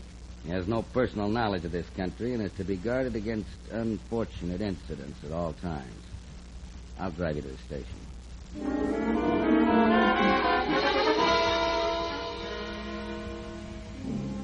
Despite Morgan's orders against leaving Cormac's side for even an instant, it was vitally necessary for me to contact the FBI before leaving for Chicago. After Morgan had left us at the station, I tried to get away from Cormac, but it was impossible. Until our train departs, we have only 7 minutes, Comrade Cvetic. 7 minutes? Then you better buy our tickets, Comrade Cormac, while I pick up some newspapers and magazines for us to read. The tickets were purchased earlier. Oh. You seem nervous, Comrade Cvetic. Oh, I am. I just thought of something which might destroy my usefulness to the party. What do you mean? My landlady. I'm going to have to phone my landlady and tell her that I'm going out of town for a few days on business. Why? Why should you tell her anything? She might notify the police that I was missing. We might be picked up. Why should she even know that you're gone?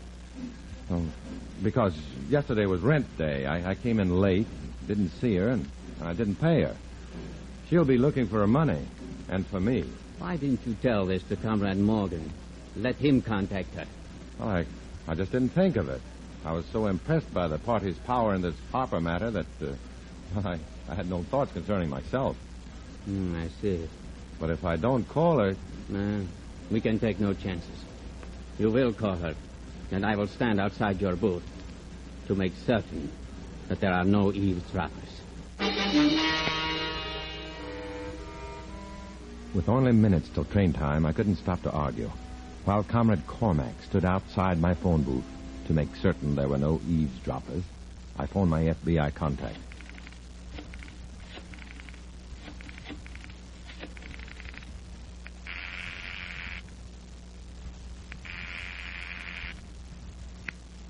Beaker here.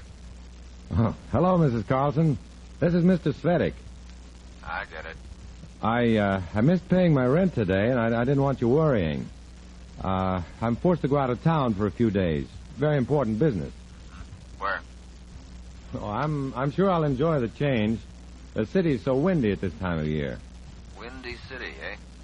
Okay. We'll contact you in Chicago. Oh, goodbye, Mrs. Carlson. Thanks a million.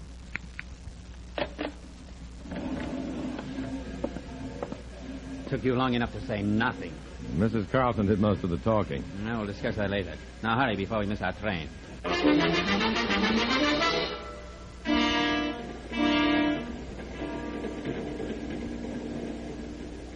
I wish you hadn't called your landlady, Comrade Cvetic.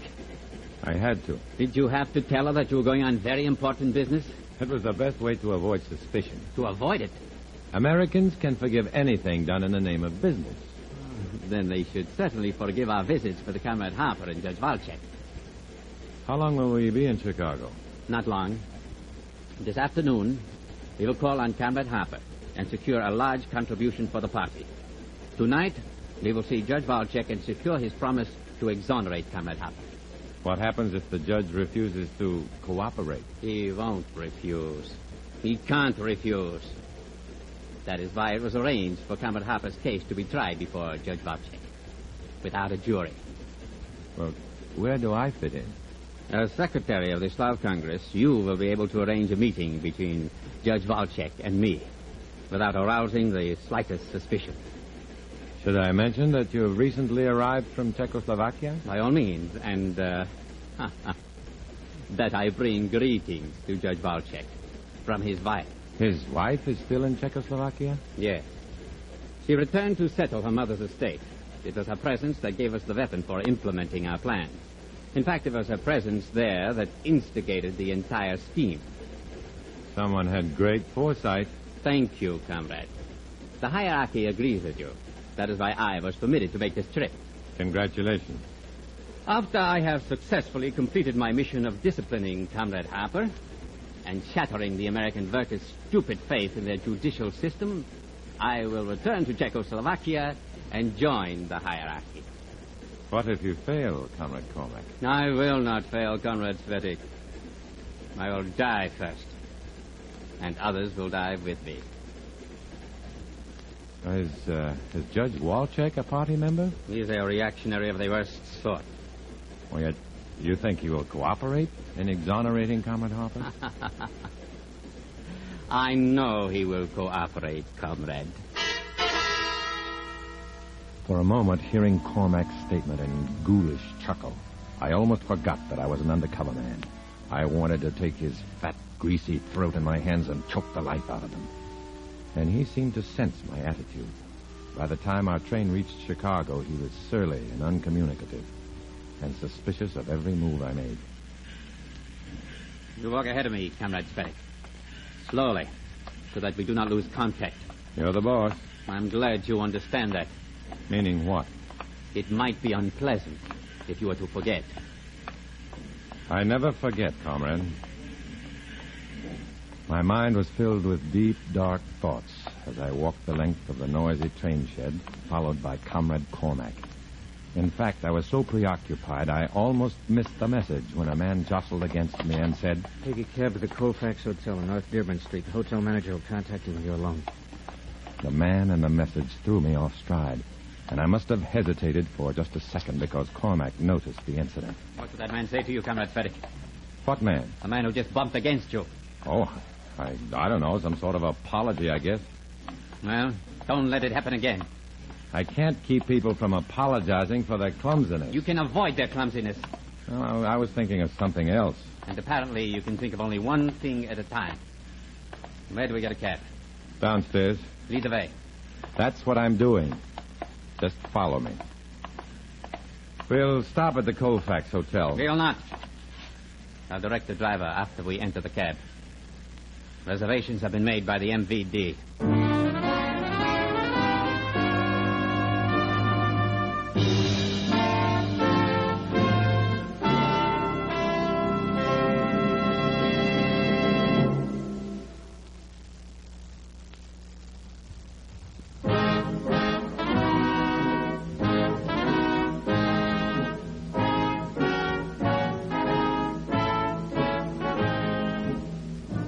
Back to Dana Andrews, starring as Matt Cvetic. in I Was a Communist for the FBI and the second act of our story.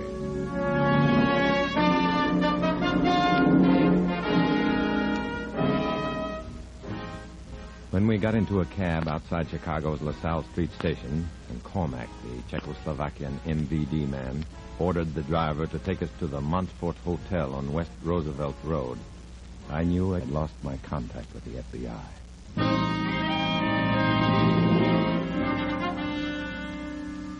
At the hotel, we found that reservations had already been made for us, so Cormac and I went directly to our room. After a few hours' rest, we went to see backsliding comrade Woodruff Harper in his loop office. Oh, go right in, Mr. Cvetic. Mr. Harper has been expecting you, gentlemen. Thank you. Come in. Close the door behind you. Won't you sit down?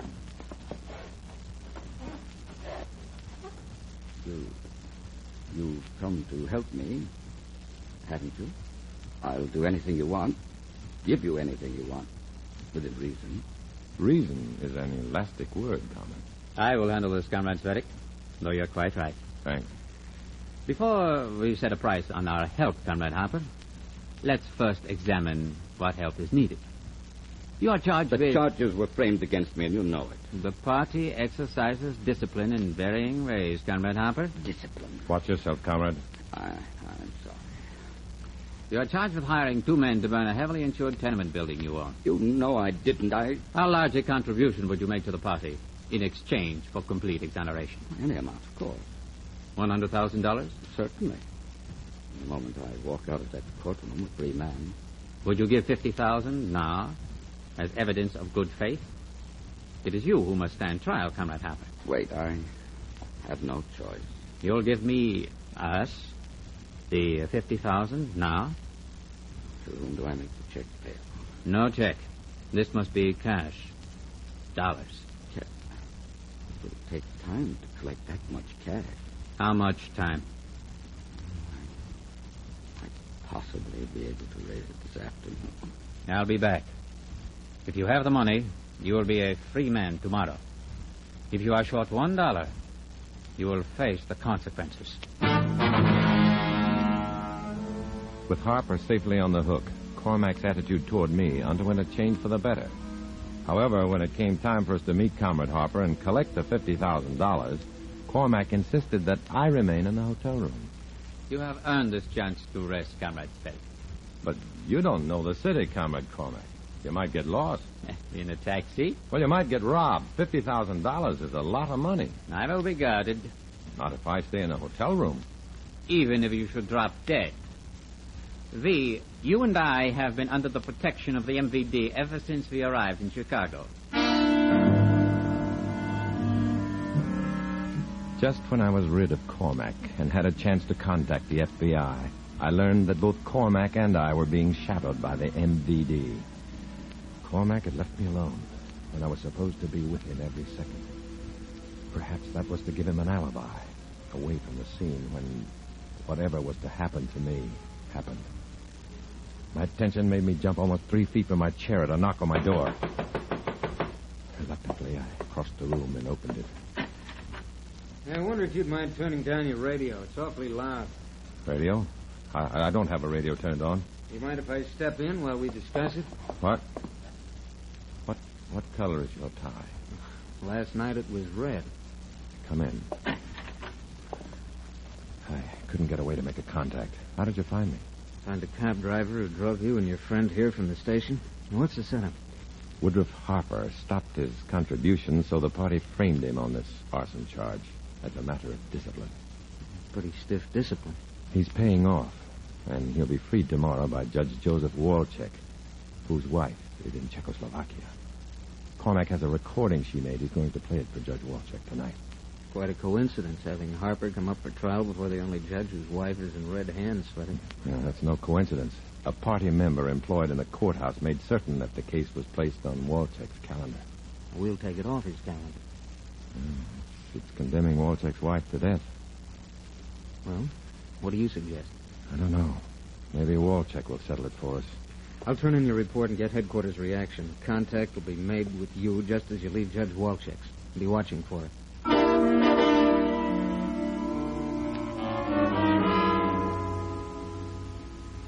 For an hour after the FBI agent left, I was alone in a hotel room. But much of my nervousness was gone now. Then Cormac returned, and I was freed from my vacuum. Cormac was unhappy because he said Harper had been able to raise only $40,000 cash. However, sadist that he was, he brightened considerably when it became time for us to see Judge Walczek.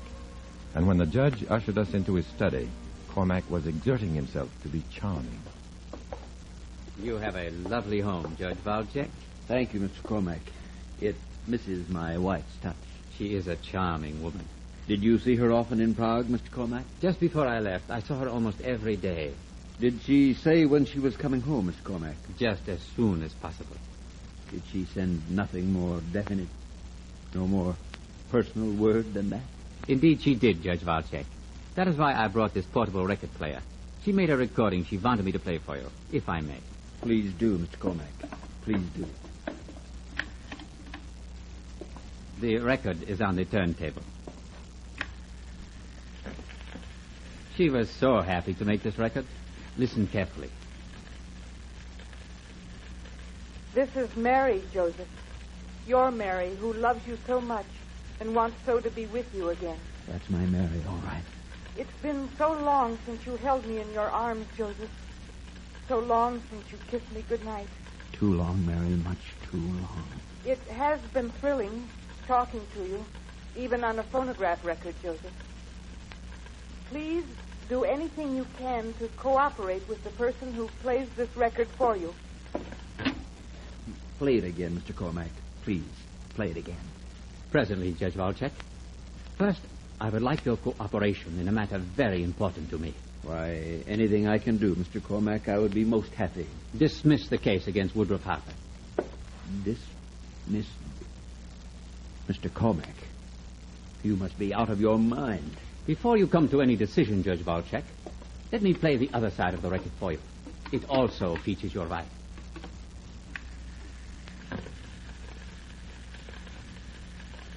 Joseph, it's a month since I asked you to cooperate. Please don't refuse, Joseph. Please don't refuse, Joseph. I can't stand much more of this, Joseph. If you don't agree to cooperate, I'm afraid I'll never see you again.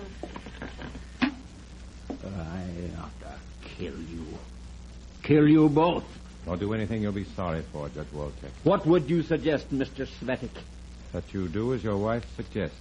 Cooperate. Cooperate? With communists, murderers, blackmailers? If you ever want to see your wife again, Judge Walczek, you will cooperate. I can't. You have no choice. I'll be in your courtroom tomorrow morning, listening for your verdict. As we walked out of Judge Walczek's house, Cormac laughed. What's so funny? Oh, that sentimental fool Walczek. Tomorrow he'll kill the charges against Comrade Harper just to save his wife. Is that so funny, Comrade Cormac? It is to me. I watched his wife die just after I had persuaded her to make those recordings. This has been a very rewarding mission. A very rewarding mission. The phrase didn't make sense until I suddenly remembered Cormac's yarn about Harper's giving him only $40,000 instead of $50,000. $10,000 would make this a very rewarding mission.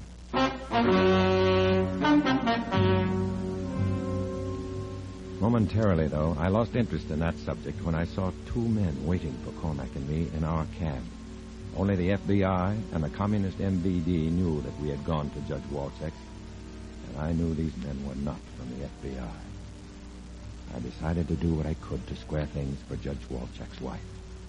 I took a wild guess and silently prayed it would come off. As the cab door opened and the MVD men stepped out toward us, I said, I denounce Comrade Cormac for misappropriations of party funds, comrades. Thank you, Comrade Cvetic. We know all about it. What are you talking about? You turned over only $40,000 of the $50,000 Comrade Hopper gave you. He gave me only $40,000. He says he gave you $50,000. He lies. Comrade Cormac lies. I'm making charges against him in my report. In fact, just now he was gloating over the rewards of this mission. He's lying, comrades, lying. We believe him, Cormac, because we know that Comrade Hopper gave you $50,000. You? No? Hopper's office is wired. We listened while he counted it out to you. Get in, Cormac. It will be easier if you come quietly. And me, comrades? You'd better find another cab, Comrade Cvetic. Thanks. Thank your loyalty to the party, comrade. Had you not denounced Cormac, you would be taking this ride, too. Immediately after the cab pulled away, my FBI contact appeared. My knees were still shaking as I gave him a full report, including Cormac's account of the death of Judge Walczek's wife.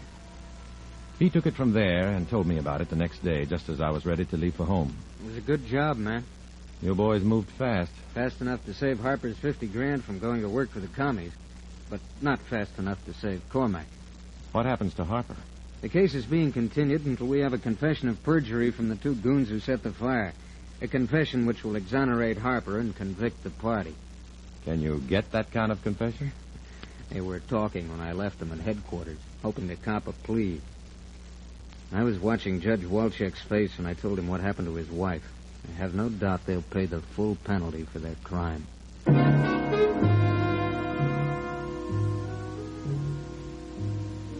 As I walked toward my train, my mind was preoccupied with thoughts of the complete ruthlessness and the utter disregard of all human values, which were the qualities that attracted official attention to Comrade Cormac. Exerted in the interests of the party, those qualities can lead to a place in the hierarchy. Exerted for personal profit, they can lead only to the unpleasant attentions of the MVD. Up toward the hierarchy or down to the MVD. That's the path the great mass of communists must tread, or walk alone. As a communist for the FBI, I chose to walk alone.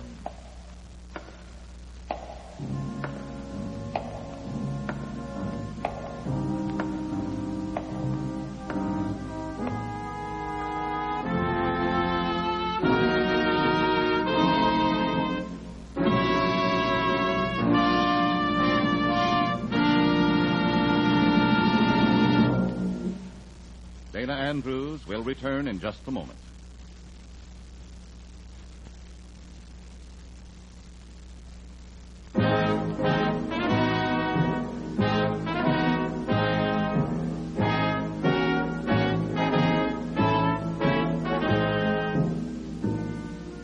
This is Dana Andrews. In this struggle between free men and puppets, the masters of the puppets bar no holds. It is, at the moment, a silent struggle, but don't let the silence fool you. It's a struggle to the death. To protect innocent persons, the names, dates, and places used in this story were fictitious. Next week, we'll bring you another strange adventure based on the fantastic experiences of Matt Cvetic. Join us, won't you?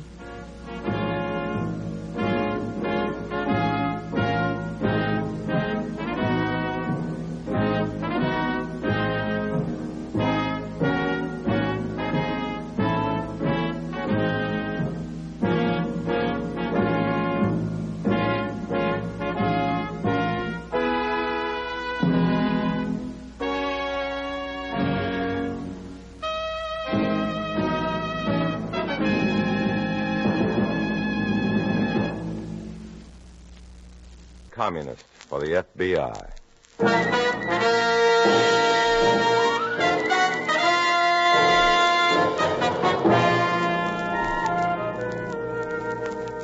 Starring Dana Andrews in an exciting tale of danger and espionage.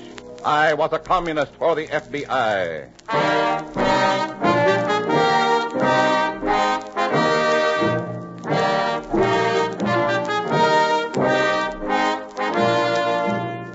From the actual records and authentic experiences of Matt Cvetic come many of the incidents in this unusual story.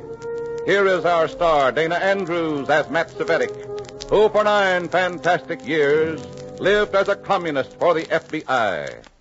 To be an actor, To live apart day and night for 9 years. No time off, no vacation. Every hour of every day to watch every word, every expression, every thought. Because a single missed cue, a badly read line, would be enough to expose me to the harshest critics an actor ever had to face.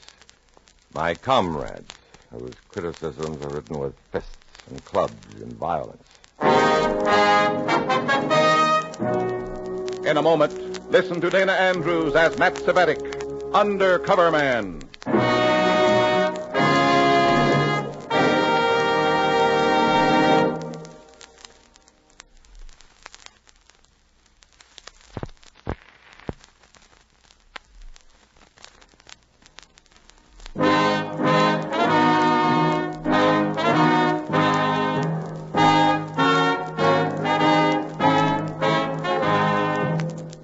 Now, here is Dana Andrews as Matt Cvetic, Undercover Man. This story from the confidential file is marked Kangaroo Court.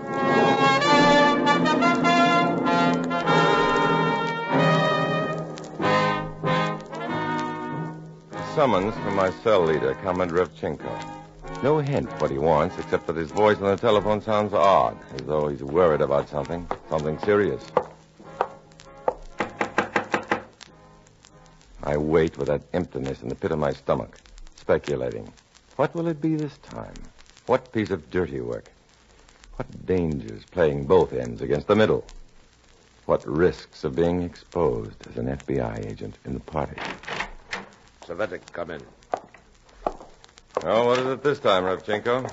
Trouble. You'll wait in here with Graves until I call you. Sure. Hello, Graves. Hello, Cvetic. It won't be long. Both of you wait. What is it, Graves? What's going on? I don't know. Revchenko looked almost grim. He lacked his usual sunny, beaming disposition. Don't joke, Cvetic. What are we waiting for? For Folsom to come out. He's in there being questioned. Questioned? About what? I don't know. Let's see. Folsom, you, me. What was your last assignment, Graves? I was sent to Las Cruces. Millennium's attempt to come into the country. Ah. What? What was your assignment? The same. Millennium. Folsom and we picked Millennium up when he parachuted in the mountains. The FBI agents had us surrounded. We got away, but not Millennium. They got him. I read about the capture. Yeah, they knew. The FBI knew. Somebody tipped them off? How else could they know? How else could they be waiting? Oh, that's what this is all about. Revchenko's questioning us about it. No. No? There's someone from New York. He arrived this morning. Who is he? I saw him, a man by the name of Teray, a very quiet, small kind of man. Teray? You know him? Well, I certainly know of him. Maybe he's small in size, but he's awfully big in the party. Very big. All right. So what? What's he going to learn? What's he taking so much time with Folsom for? Well, we're going to find out. Look, Cvetic, I've always been loyal. There's never been any question about my loyalty. You have nothing to worry about, Graves. But they're questions. They twist everything around. At the end, you don't know whether you're innocent yourself. It's all for the good of the party, Graves. Sure. We don't question what they do. No, of course not. We'll find out. We'll wait. We'll find out. If we have nothing to fear, nothing can harm us, huh, Graves? Of course. Nothing.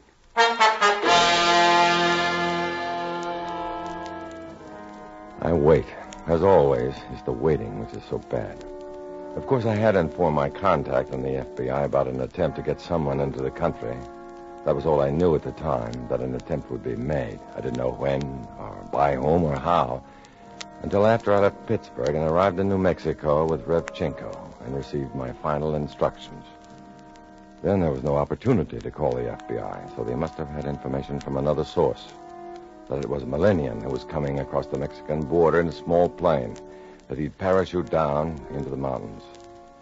So this was one time I was in the clear with the party. They could do all the questioning they wanted to. All I had to do was be careful and sit tight. All right, Graves. Not you, Cvetic. You wait. Folsom will keep you company, Cvetic. Hello, Folsom. Was it bad? There's Comrade Teray. I've heard so much about him, huh, Folsom? Well, have you been instructed not to speak to me? One of us is a traitor, Cvetic. You or Graves or me. I'm not. So either you or Graves is the one. They'll find out. Sure. They'll find out. How about Millennium's capture by the FBI, huh? All right, Folsom. I guess if I were in your place, I wouldn't say anything either. Well, I'll know soon enough, huh? Just as soon as they get through with Graves in there.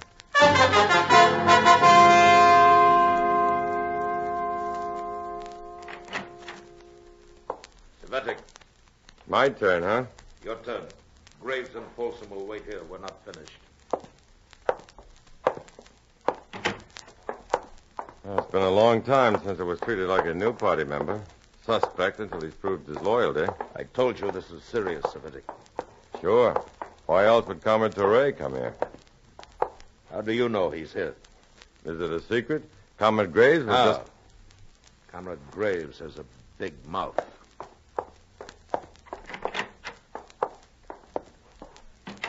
This is Comrade Matt Cvetic. Pleasure. My name is Torre. Please sit down, Cvetic. I regret that an inquiry like this must be held. But we've lost a comrade of great importance. And my instructions are to find out how and why. Sure. For some time now, we in New York have had Comrade Revchenko and the members of this cell under close scrutiny. Many miscarriages of plans, upsettings of strategy, and general inefficiency have come to our attention. The road is not always smooth, Comrade Torre. Yes, that is what I said. At best, it is not smooth. We do not need members of our own party to dig more pitfalls. No, of course we don't. We've taken every precaution here to ensure the loyalty I'm sure that you have, Revchenko. But the fact remains that you were entrusted with the plan for Anton Millennian's entry into the country. I followed orders. The plans were good. The execution was not. This is the latest in a long line of failures. We don't tolerate failures, do we, Revchenko? We're going to find out who's to blame. Yes. Only these three men were part of the plan. Only Folsom, Graves, and Cvetic here were in on it.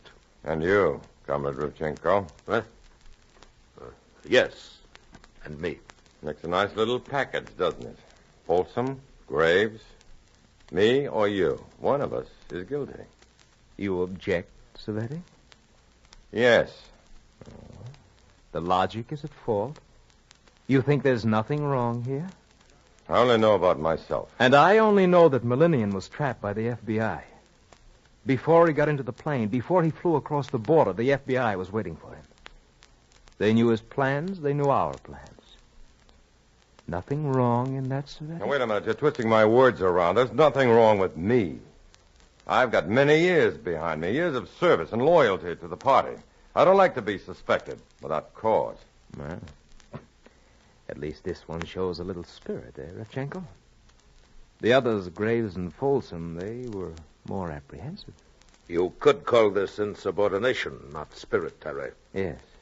Yes, you could. And you could call this independence. Too much independence. Yes, I see your point. And you could call it a diversionary tactic because Cvetic hasn't answered one question yet, has he? One question that has to do with the capture of Comrade Anton Millennium. Well, perhaps I've done you an injustice, Revchenko. Your wits are sharp. Now, Cvetic. All right. How about Millennium? I made my report to Revchenko. I didn't know Folsom or Graves were going to pick him up. I didn't know it was Millennium who was due to come into the country. I didn't know any of the plans, where, when, or how. I was with Revchenko in New Mexico. At 8 o'clock in the evening, he got a telephone call, and I got my instructions. Nobody knew before then. The call was from Millennium himself. 8 o'clock. My instructions were to drive to Mountain City, wait there at the only gas station in town until Millennium would be driven in. Then I was to take Millennium in my car and drive him to Las Cruces. What time was Millennium due? 9:30. Did you know how he was to get into the country? I told you, I didn't know. But you could deduce that he would be flown in over the Mexican border. That he would parachute into the hills close to Mountain City. You could... No, I couldn't. I'll repeat. At 8 o'clock, I first heard about it. I got into my car and drove to Mountain City, and it's an hour-and-a-half drive from Las Cruces. You could have stopped and telephoned the FBI. Yes, I could have stopped and telephoned the FBI if I knew their number. If I knew that Millennium was going to parachute into the hills and where. If I were a traitor, These are the ifs that we must find out about. All this could have been accomplished if the FBI could have surrounded the area in the hills on short notice. So many ifs, Comrade Teray, aren't there? Yes, yes. But the ifs will change to maybe, and the maybe will change to certainty. Think of Millennium's wife waiting patiently for him to return to her after long years of separation. Her loss was serious enough. But this was also a man whose value to the party was incalculable. And so, Cvetic, we are going to get to the bottom of it. We're going to find out the truth. Revchenko? Yes. Bring the other two in now. Yes. How do you know there wasn't a leak somewhere else, Comrade? Higher up, perhaps? No, Cvetic, no. No, we've already checked. The only one who knew the time and place was Millennium himself. He arranged it. He contacted Revchenko. Revchenko gave you your instructions, and Folsom and Graves theirs. They were to meet Millennium in the hills. Even I didn't know the details. Kind of narrows things down, doesn't it? Yes, yes, but we will find out. Sit down, all of you, please. Now, we've questioned all three of you. You all seem innocent, but that's impossible. One of you is guilty, has been lying. One of you is a traitor. We're going to find out which one. Perhaps a little lie will uncover the bigger one, which is so well camouflaged. Perhaps a slip of the tongue will give us the wedge with which we can drive to the truth. Perhaps it's only something in the conscience of one of you which will point out your guilt. So we're going to conduct an experiment. We're going to find out which one of you is the traitor. How are you going to do it, Comrade Teray? With a machine that I've brought with me, Cvetic. A machine? A lie detector, Cvetic.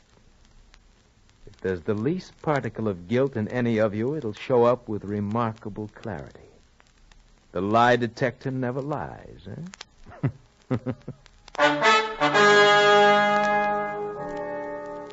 And then I know.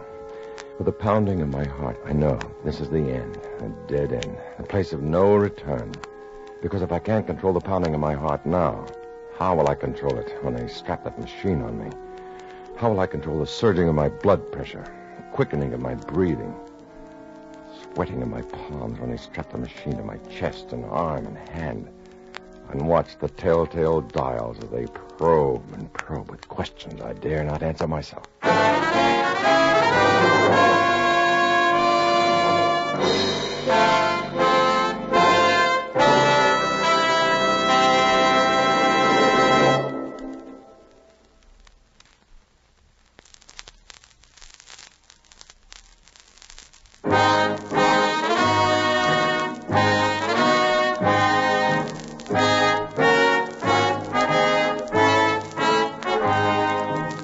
Now back to Dana Andrews, starring as Matt Cvetic in I Was a Communist for the FBI, and the second act of our story.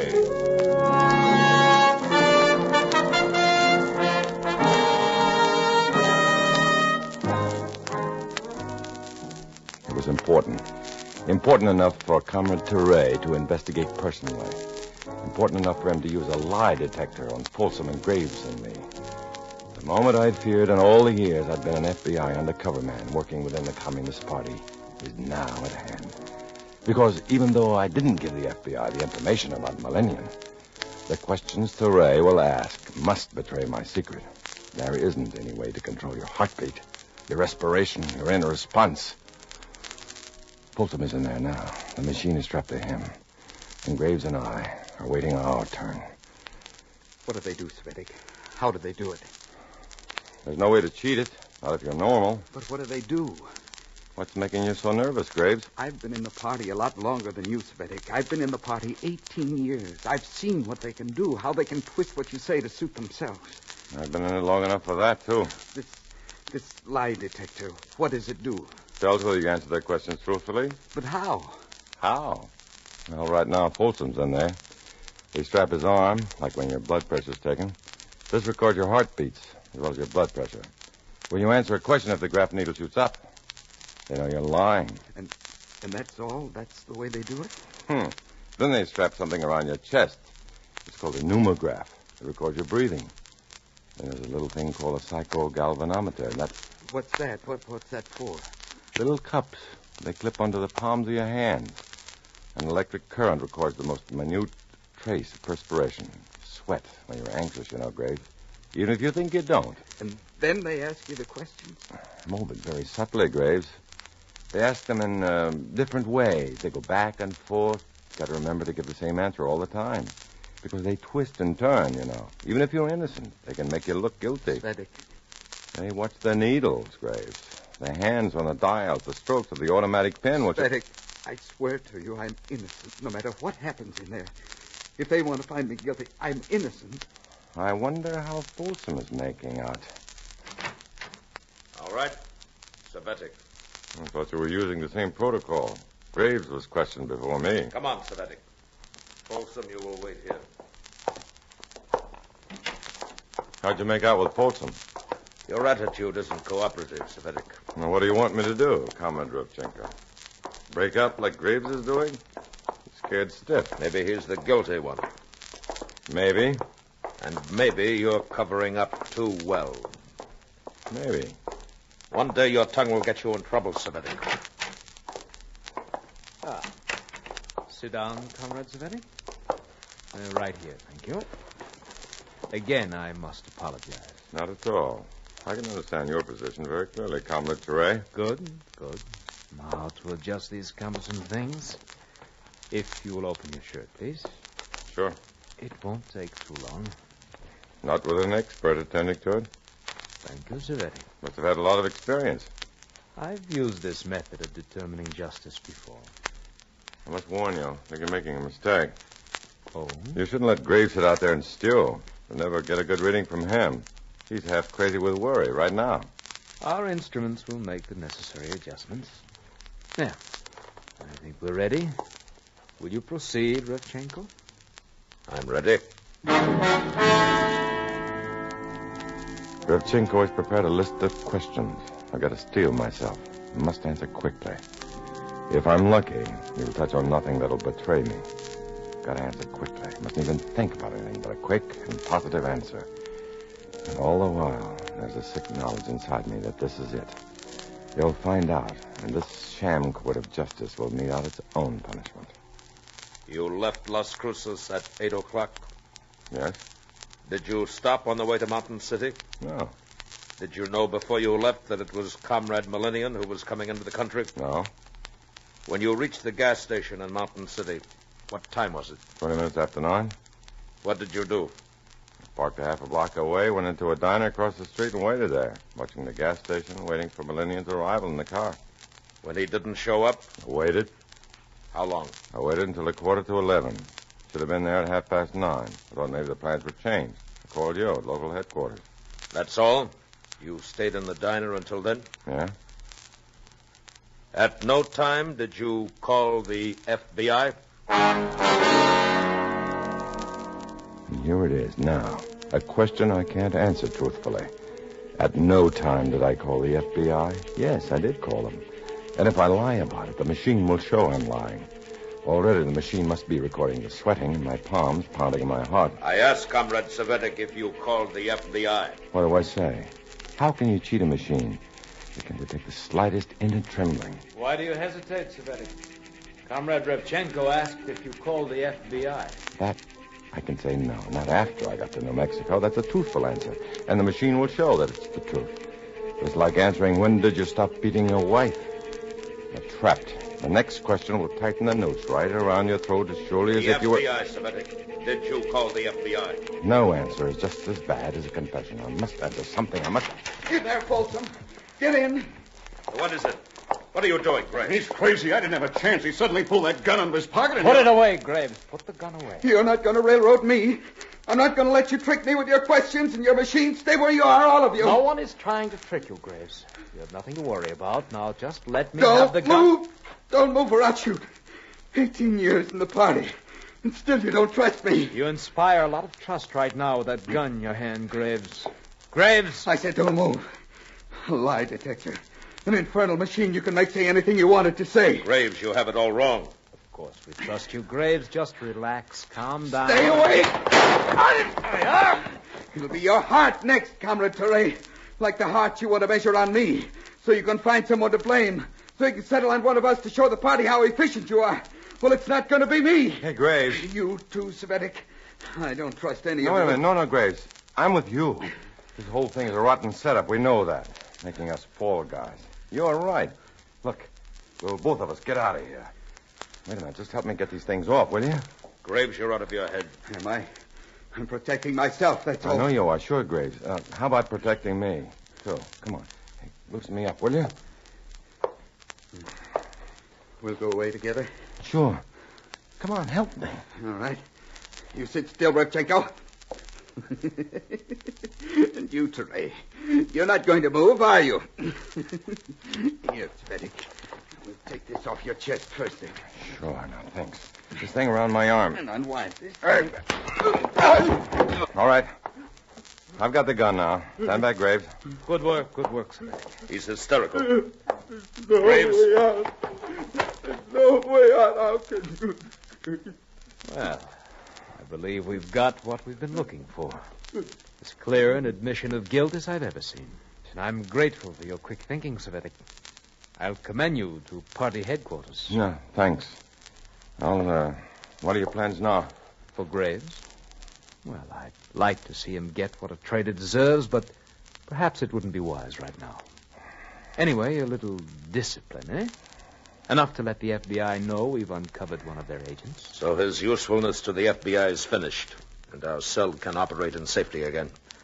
Those are the important things. No, this is hard to believe. 18 years a party member, turned traitor to the cause. You cannot be too careful. Let this be a lesson to you, Cvetic. Never trust even a comrade. That's a great tagline. Never trust a comrade. Graves' nerves cracked under the strain, and that was all that saved my neck. But something boils around in my mind. I call my FBI contact, Johnny O'Driscoll. Well, about 8 o'clock in the night, I meet him in the park. Glad it turned out all right, Matt. Must have been hair-raising for you there for a while. Something troubles me, Johnny. Maybe you can explain it, huh? Maybe. What is it? How could Graves have informed you about Millennium coming into the country? Oh. He didn't know. He didn't know until I knew. Neither did Folsom. Neither did Revchenko. Uh-huh. Nobody knew. Yet there you were, ready and waiting. Well, you should be able to figure it out, Matt. Only one person knew the details. Millennium himself. That's right. But he didn't inform on himself. No. Oh, wait a minute. I've got it. His wife. That's right. His wife. She's been against his communist activities ever since they were married. She wanted him out of the party. But there was no way to get him out. The party wouldn't let him go. So she forced the party to let him go this way. By letting the FBI know about him. About him coming into the country, I mean. Uh-huh. Clever, huh, Matt? And Graves will take the burden for it. Graves is a dyed-in-the-wool commie. No further use to them. Unstable. And they think he's an FBI agent. Yeah. So how'd you pressure Graves into busting up? Well, he did most of it himself. 18 years. That's a long time to nurse an ulcer. It's got to rupture after a while, you know. How about you, Matt? Feel like busting up? Yeah, there's a moment there when... Oh, well. Yeah, I know. But you see, you got friends, Matt. Funny, isn't it? With all the comrades they have, they don't have a single friend.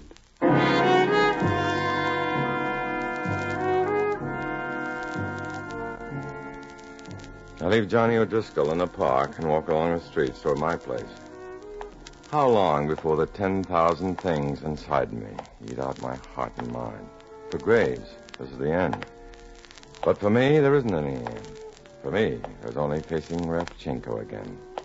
Going on again with 1,000 Terays, with lie detectors, truth serums, and a way of life filled with empty stirrings and twisted, tortured hopes and dreams. And in this seventh circle of the seventh circle of Dante's Inferno, I walked on and walked my lonely way alone.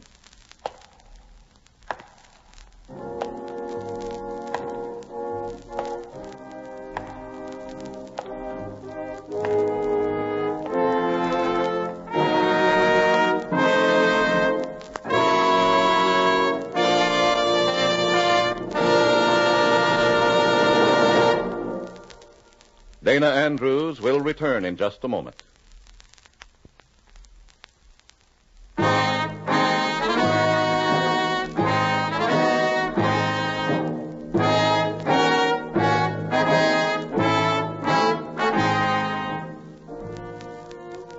This is Dana Andrews, with a thought for those who think they can only be insignificant and helpless spectators in a world struggling for sanity and peace. Just remember this line. It's better to light one candle than to curse the darkness. The story you've just heard is based on notes from the files of Matt Cvetic, FBI undercover man.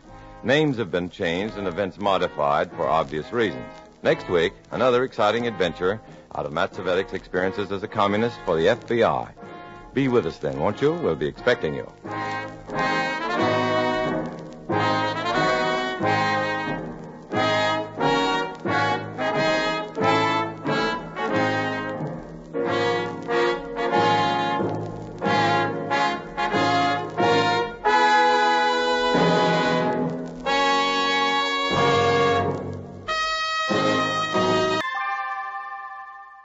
I was a communist for the FBI.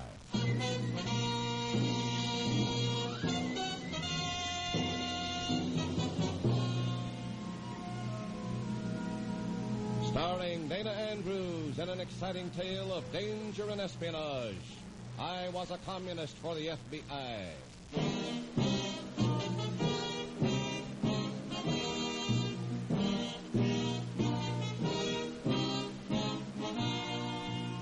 From the actual records and authentic experiences of Matt Cvetic come many of the incidents in this unusual story. Here is our star, Dana Andrews, as Matt Cvetic, who for 9 fantastic years lived as a communist for the FBI. I'm glad it's over. The weird Alice in Wonderland fantasy of being a communist. Of pretending to the Reds that I was helping to plunder my own country. The reports, the strange rendezvous, the mail drops, code words, the intrigue, and the both ends against the middle. 9 years nightmare. I'm glad it's over, but I'm glad it happened. In a moment, listen to Dana Andrews as Matt Cvetic, undercover man.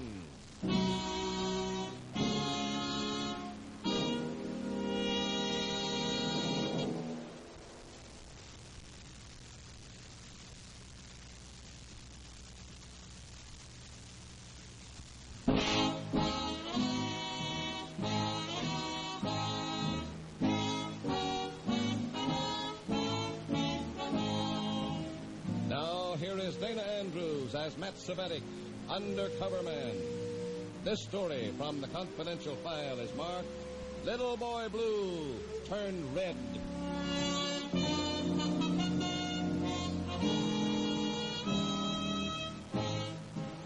I can't take this anymore. I'll crack. I'll break wide open. I've got to call my FBI contact. That's his code name now. Come on, Cvetic. Look alive or you'll get dead. Longstreet, that's it. Find out who was Paul Ippolito and why was he murdered. Paul Ippolito. The name rings bells. Somehow, somewhere. I ought to know this man. I've got to know why he was killed. Longstreet, dial Longstreet.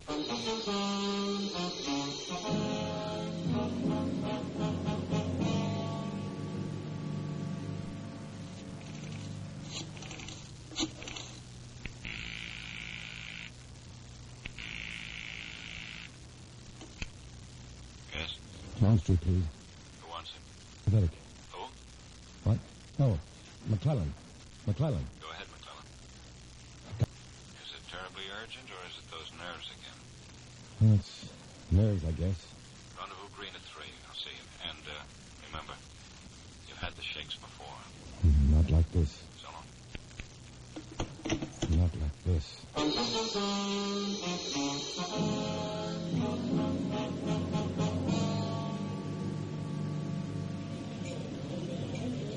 Look, Matt, if your complexion has to match the rendezvous, let's pick up a rendezvous suntan. You look awful. You've got to answer me on this Ippolito case. What's there to talk about? An honest tradesman without enemies is waylaid in an alley and killed. Without being robbed. Ippolito. It's a foreign name, like mine. Well? The speculation is that he was an FBI undercover man, like me. Just speculation. Have you spoken to Revson today? Now you've got it. No, I haven't spoken to Revson. I telephoned in at 8:30 a.m. as usual. No answer. I've waited for his call at the various checkpoints we have set up. No call. Isn't that significant to you? It's the silent treatment. It means I'm next. Oh, Matt. I'm telling you. I'm telling you this, too. They won't stop with one killing. Assuming Ippolito was the one. They'll send the same hatchet men after others while they're on the subject. On the theory that they can't hang higher for 3 murders than for 1. I'm telling you. This has all happened before, Matt. Nerves. Okay. Nerves. Can you let me have $20? Glad to. You think you'll need it? You're not really afraid of being dead before nightfall? The reason I want the money, I want them to find cash on me, too. So you'll know robbery wasn't the motive.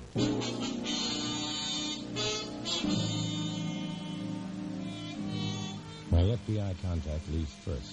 I wait 10 minutes, absently watching a thin guy play the pinball machine. Then I walk out. Halfway down the block, I step into a doorway for a routine check to see if I'm being followed. Citizens, I am being followed. The lean man of the pinball machine is 150 feet behind me. Scratch Rendezvous Green. It's discovered. And maybe scratch Matt Cvetic. He's discovered, too, maybe. Yes? Long Street? Who is this? McClellan.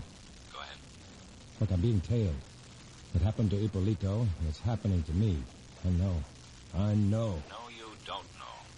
I was shadowed, too, but I think I looked innocent to him. Anyway, I shook him. I can't shake this guy. He's out to get me. What has he got to lose? He's liquidated one guy already. Hello? Where are you? Pay station, Pine and Liberty. What does your man look like? He's lean and mean in a blue gabardine suit. Keep talking till our men can get started down there. So there's another guy out there. Yeah, what like? This one is short and fat, but solid. Looks like a rough man at close quarters.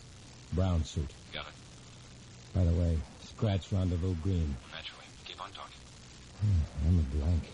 My mouth like steel wool. Well, say anything. You've got to hold those shadows there a while. A little toy dog is covered with dust, but sturdy and staunch he stands. What? Songs my mother taught me. The little toy soldier is red with rust, and his musket molds in his hand.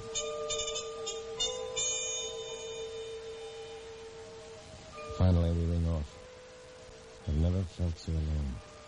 I'd like to call my mother. Talk to my brother Tip. But they'd know something's wrong. And anyhow, they don't have much use for the son who disgraced the family by turning red.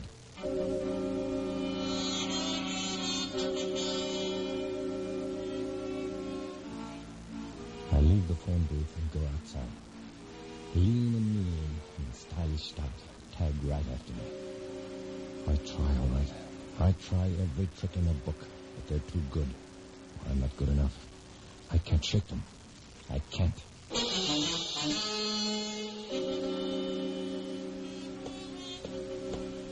Hours. All day with a chase. It gets darker. They close in to 100 feet. Twilight, almost nightfall. 50 feet. Keep your nerves, Cvetic. Don't lose your head. Stay alive if you can.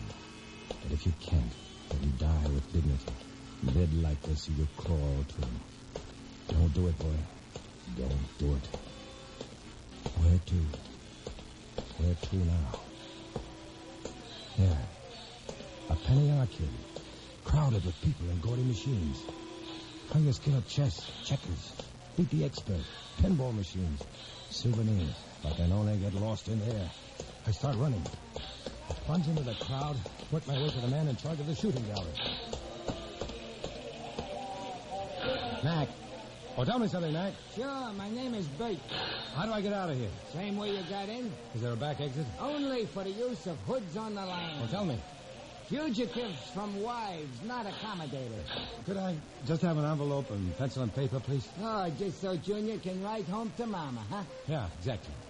You mean it? Please. Well, there's no such thing around this ignorant crowd. Why don't you send her a record of your voice instead, 2 bits? Where? How? Right over there, that little booth.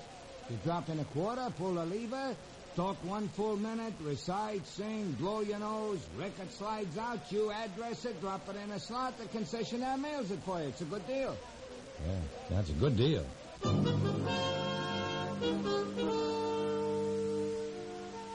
I managed to ease over to the little recording booth. I pop in and pull the curtain. I drop a quarter in the slot. The light goes on. I talk close to the microphone. Dear Mom, I can't say much, but what I'm saying is important. I want you to know I'm still the son you hoped I'd be. I think I've been a pretty good American, even when you thought I was a communist. I'm not now. I never was. I've been working for the FBI all this time. They can tell you. And they'll tell you how many times I wanted to quit. Because I loved you all so much. And I didn't want you all to think I disgraced the family. You can tell everybody that your boy made good in America. It's okay if you cry a little bit for me, but then forget it. And always try to think of me as your little boy Blue before he turned red. Well, so long, Mom. Give everybody my love. This is your son, Matty. Signing off.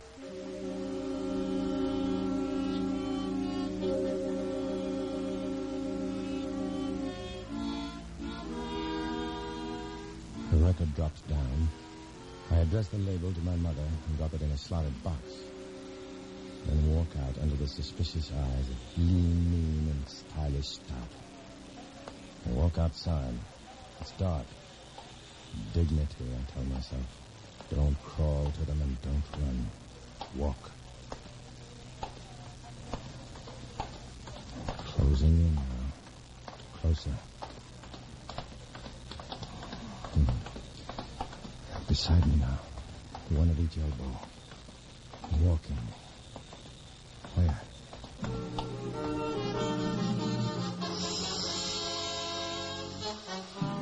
We don't go far. We go to the piano studio where the cell meets when we don't want to risk an FBI tap. Behind the desk, looking self-satisfied, is Comrade Revson. Cvetic. Revson, why have these 2 jokers been following me? Respect, Comrade Cvetic, respect. Why have they been shadowing me? And where do we go from here? Did you make any mistakes today, Comrade Cvetic? All I did was walk fast. We thought the time was opportune for a general check on some comrades. How opportune? And check on what comrades? Yesterday, a man named Ippolito met violent death. Yeah? Perhaps some guilty traitors in our ranks think Ippolito was purged for being an FBI stool pigeon. They wonder who is next, knowing that purges are undertaken on a fairly wholesale basis. Well, was Ippolito killed for stool pigeoning for the FBI? Who knows? And what matter? Cvetic, you weren't panicked into making any mistakes today, were you? If I did, Comrades Mutt and Jeff here will tell you all about it. Cvetic, I congratulate you on passing your test. Well done, all of you. That is all. Go.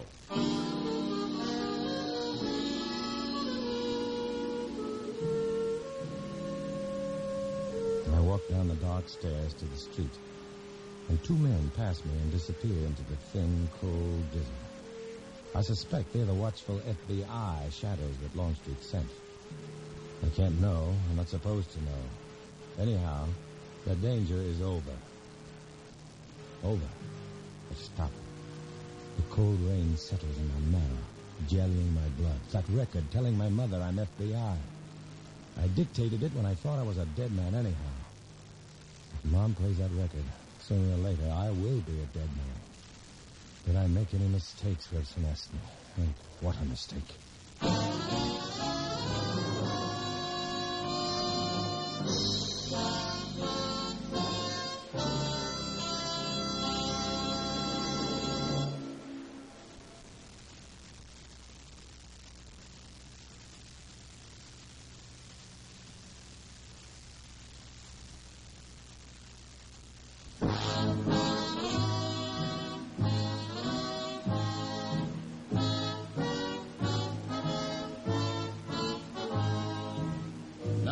back to Dana Andrews, starring as Matt Cvetic in I Was a Communist for the FBI, and the second act of our story.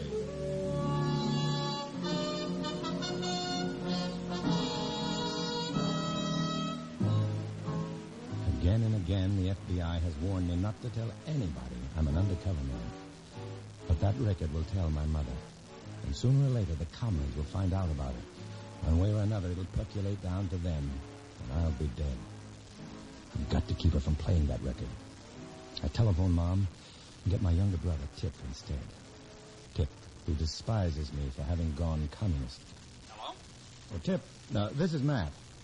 I sent Mom, you know, one of those 2-bit records you make in penny arcades and amusement parks. Many thanks. Look, Tip, when the record comes, tell Mom not to play it. Why? Why did you send it if you don't want her to play it? Well, I thought it would make her happy, that's why. What made you change your mind about making her happy? I can't explain that, Tip. Mom could stand a little happiness. I'll play it, and if I think she should hear it, she'll hear it. You can't do that. Can't wait for your 20th ride, Matt. Tip! Tip!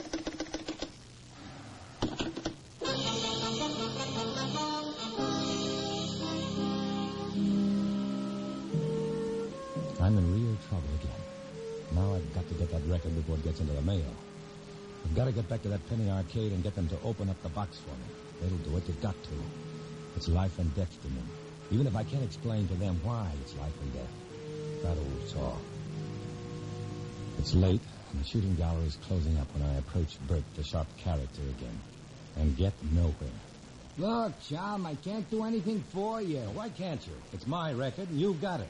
I want it back. We don't have nothing to do with that machine. It's your machine? We just leased the space it's on to the operator, that's all. Oh, what about him, then? When does he unlock the box and get out the record? Wednesday morning, 11 a.m. You sure about that now? No, I'm just practicing up on my curves. Sure, I'm sure.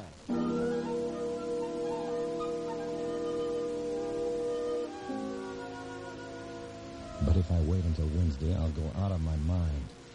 I wander around the arcade and buy a souvenir letter opener of steel and plastic. Then I slip into the recording booth. For 10 minutes, I try and lift and gouge at the box until the letter opener is twisted and bent and the box mutilated, but unopened. It's no use. I've just got to wait. All the next day, I'm useless to anybody, including myself. I don't eat, I don't sleep. I just look at clocks. Centuries later, it's finally Wednesday morning, 11 a.m. And I'm at the penny arcade waiting for the man to collect those records. 11:10, 11:25. I can't stand it anymore. I go to Bert at the shooting gallery, learning some more funny things to say out of a comic book. Oh, Bert, I've been waiting around for the man to take those records out, remember? Oh, he won't be here today. But you said he would be here. He was here yesterday. What? Yesterday. But you said he... Did I did. But some joker tried to jimmy the machine Monday night and jammed it. Fella had to come out yesterday to fix it, so while he was at it, he emptied the record chest. Well, then my record's gone. Yesterday. Well, maybe I can call him up before he puts the record in the mail. Maybe. I'll get you his number if you wait a minute. His name is DeGamo.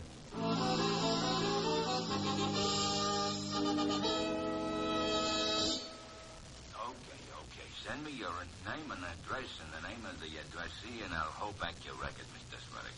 But I can't do that. What's the matter? You don't trust me? I trust you. You think maybe I'll get curious and run it off? No. Look, I'll make it worth your while to hold up the whole batch for just 1 hour until I get there. Tell me which record it is and I'll pull it. Otherwise, they all got to go out in the next mail. All right, let's not talk. I'm grabbing a taxi right now.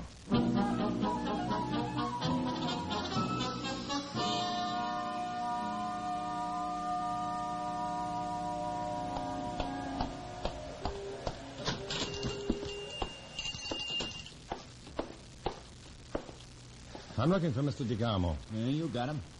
Yeah, I phoned about my record an hour ago. 2 hours ago. We got held up in a traffic jam. Yeah, well, I thought you wasn't coming after all. I sent the records out. Oh, no.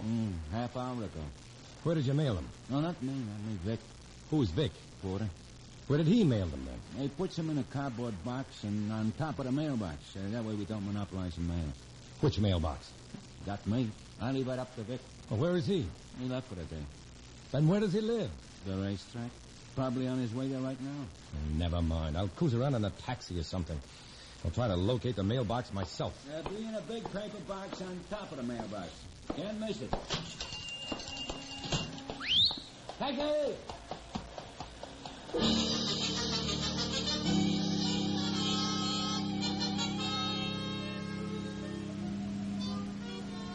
I don't blame anybody, except Revson and his kind. I've got to keep my head. I've got to get back that record. North and south, east and west, warp and woof, the taxi weaves a pattern over the area that reaches 100 mailboxes. And then I see it. We're caught at a traffic light. I shove a large bill at the driver and jump out running. There's the mail collector now, locking up the box again. Oh, wait! He's climbing into the truck. Oh, mailbag! It's too late. For maybe the second time in my adult life, I break down and cry. Cry like a kid, like little boy Blue long ago.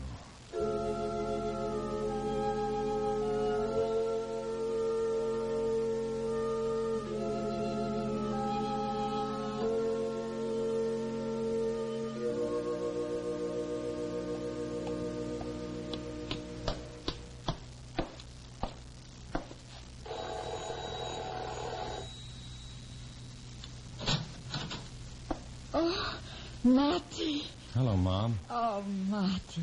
Can I come in, Mom? Come in, son. Mom, I sent you something in the mail. I know. The mailman just goes away. Yeah, I know. I was watching him. I saw him. Tip, look that mail in living room. Tip, Matty is here. May I drop in my tracks if I didn't know you'd be prowling around for this record? I've got to have it, Tip. Is this what you send me, Matty? Record? 2 bits worth. And even then on a slight Indian giver basis. I wish I could explain, but I can't, that's all. Mom, do me a favor. Bring in my portable record player. It isn't heavy. No, Mom. Go ahead, Mom. No. No, Tip. Look, it came in the U.S. mail. It's hers, isn't it? Mom, I sent you a record that I made Monday. I said things in it that can make trouble for me. That I want to hear. I'll get my record player. Tip! Go on, Matty. I came to ask you to give me the record back. After we've heard it. Before anybody hears it. You said it would make Mom happy. That's right. Why don't you let her hear it then? I can't tell you.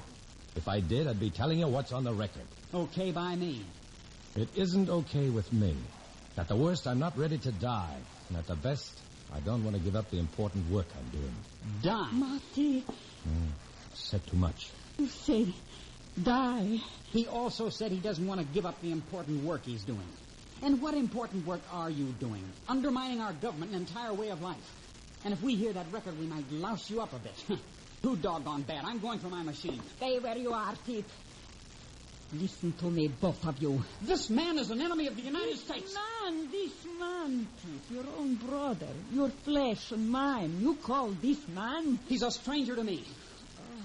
It's all right, I suppose. Men fight each other. Sometimes brothers fight brothers. Sons fight fathers, kill each other. It's terrible, yes. But he's manly, I suppose. He's brave and strong. I don't know. I don't want for my son should die. Mom. Let her alone, can't you? I promise, Mom. I'll make it all up to you someday. Tip, give me the record. My son make for me. Here, Mom. Don't feel bad. Matty. Yes, Mom. Matty. Long time ago, I buy you nice things too. No? Sure. Swell books, dandy books. Tell you nice story, huh? The little toy dog is covered with dust, but sturdy and staunch he stands? Yes. Was that little boy playing with toy soldiers. The little boy Blue, what don't ever come back.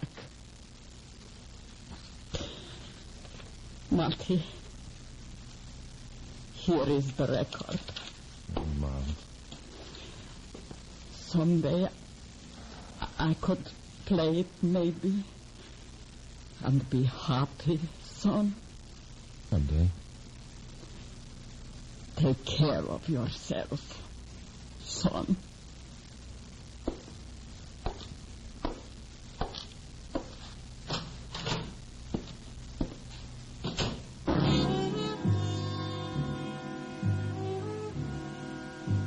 I have the record.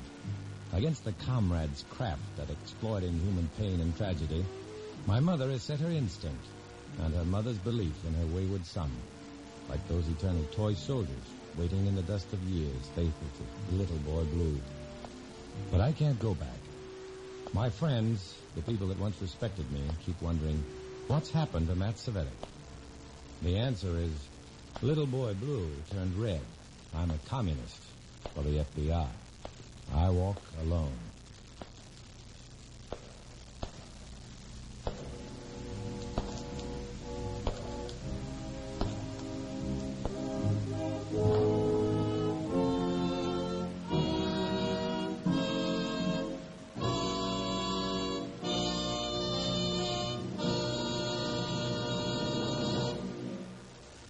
Dana Andrews will return in just a moment.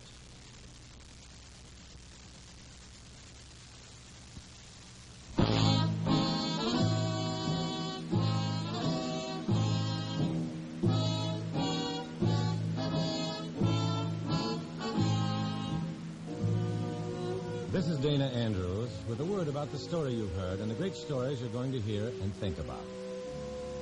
In order to protect innocent people, names, dates, and places are fictitious. Many of these stories are based on events in the life of Matt Cvetic, who worked undercover for the FBI. You've just heard part of that great adventure, but friends, you haven't heard the last of it. Next week, another exciting adventure. Share it with us, won't you?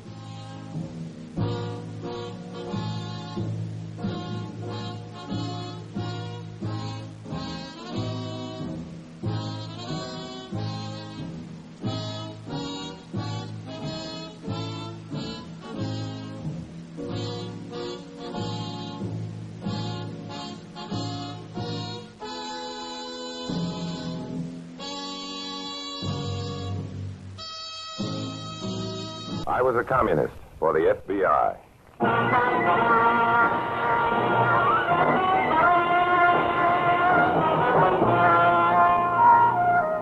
Starring Dana Andrews in an exciting tale of danger and espionage.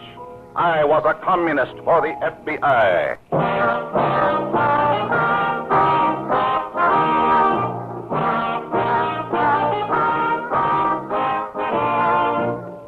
From the actual records and authentic experiences of Matt Cvetic come many of the incidents in this unusual story. Here is our star, Dana Andrews, as Matt Cvetic, who for 9 fantastic years lived as a communist for the FBI. This was Lenin's idea. By controlling the minds of our youth, we can eventually control the world. During my 9 years with the controlled minds of communism, I saw startling attempts to put Lenin's theory into practice. This is the story of one of those attempts and a mind that refused to be controlled. In a moment, listen to Dana Andrews as Matt Cvetic, Undercover Man.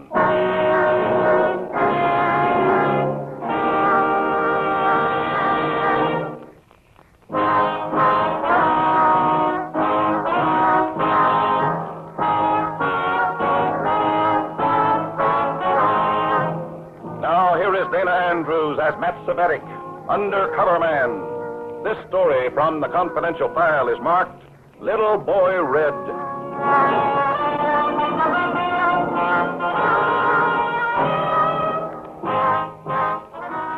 The Freedom League Camp for Underprivileged Children. Sounds pretty, doesn't it? Inspires the illusion of sun-starved kids from the tenements, collecting freckles and extra pounds in pure mountain air. Well, it's an illusion, all right. A bright red illusion. The fresh air and freckles are the bait. The kids are the victims, hooked on the party line and reeled into the commie nest of mental corruption. I was on my way to one of the largest of these youth traps, sent by my red comrades to act as special counselor. I was to learn more about my duties after I reached the camp. It looked pretty pleasant at first. A pastoral setting dotted with tents and rustic cabins.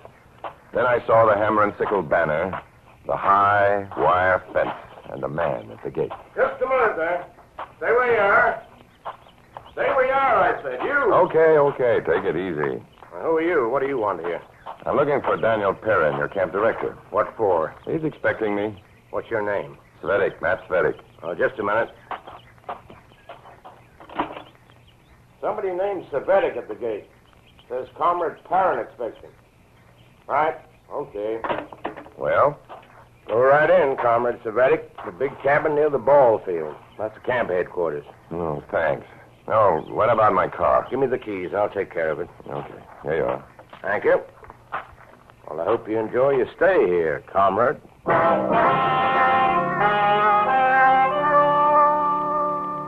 I headed toward camp headquarters, noticing the neatly clipped lawns, the tidy cabins, the rows of tents pitched with machine-like precision. This was fine, but somehow the orderliness had a cold, impersonal look to it. Something was missing. Laughter of kids having fun, maybe. The informality of summer games. Everything was too neat, too tidy, almost sinister in its silence.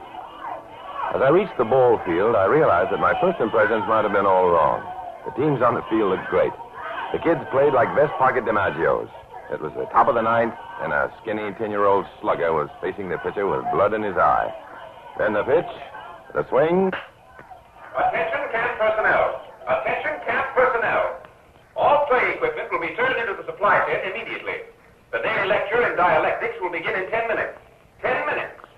Strangely enough, there were no signs of protest from these kids. Almost mechanically, they collected the bats, gloves, balls, and responded to the metallic commands of the public address system. And then, another sign of that cold, impersonal communist efficiency. Comrade Cvetic, report to camp headquarters without further delay. Comrade Cvetic, report to camp headquarters without further delay. Comrade Cvetic.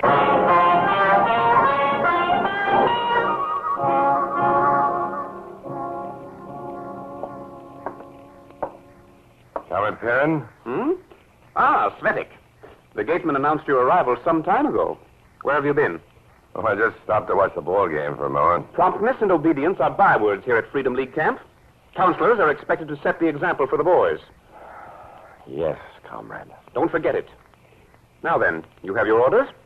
Well, just that I'm to be a special counselor, nothing more. All right, sit down. Sit down. Thanks. Does the name Samuel Kaufman mean anything to you? Kaufman? Oh, sure. He's a military attaché from... Exactly. His government is a glowing example of the glories of communism. Kaufman has been a trusted official for years, a good representative of the Communist International, until recently. He's been on duty here in America for quite a while, hasn't he? Yes, too long. He's been swayed by the soft life of the bourgeoisie. We have proof that Samuel Kaufman intends to become a traitor to the party. I don't quite understand this. How do you know he intends to turn traitor? Simple. He wrote a letter to his wife stating his views. It's in his own handwriting. You've seen the letter? Naturally. It's in the party files. But as I say, steps have been taken to make Kaufman reconsider his plans.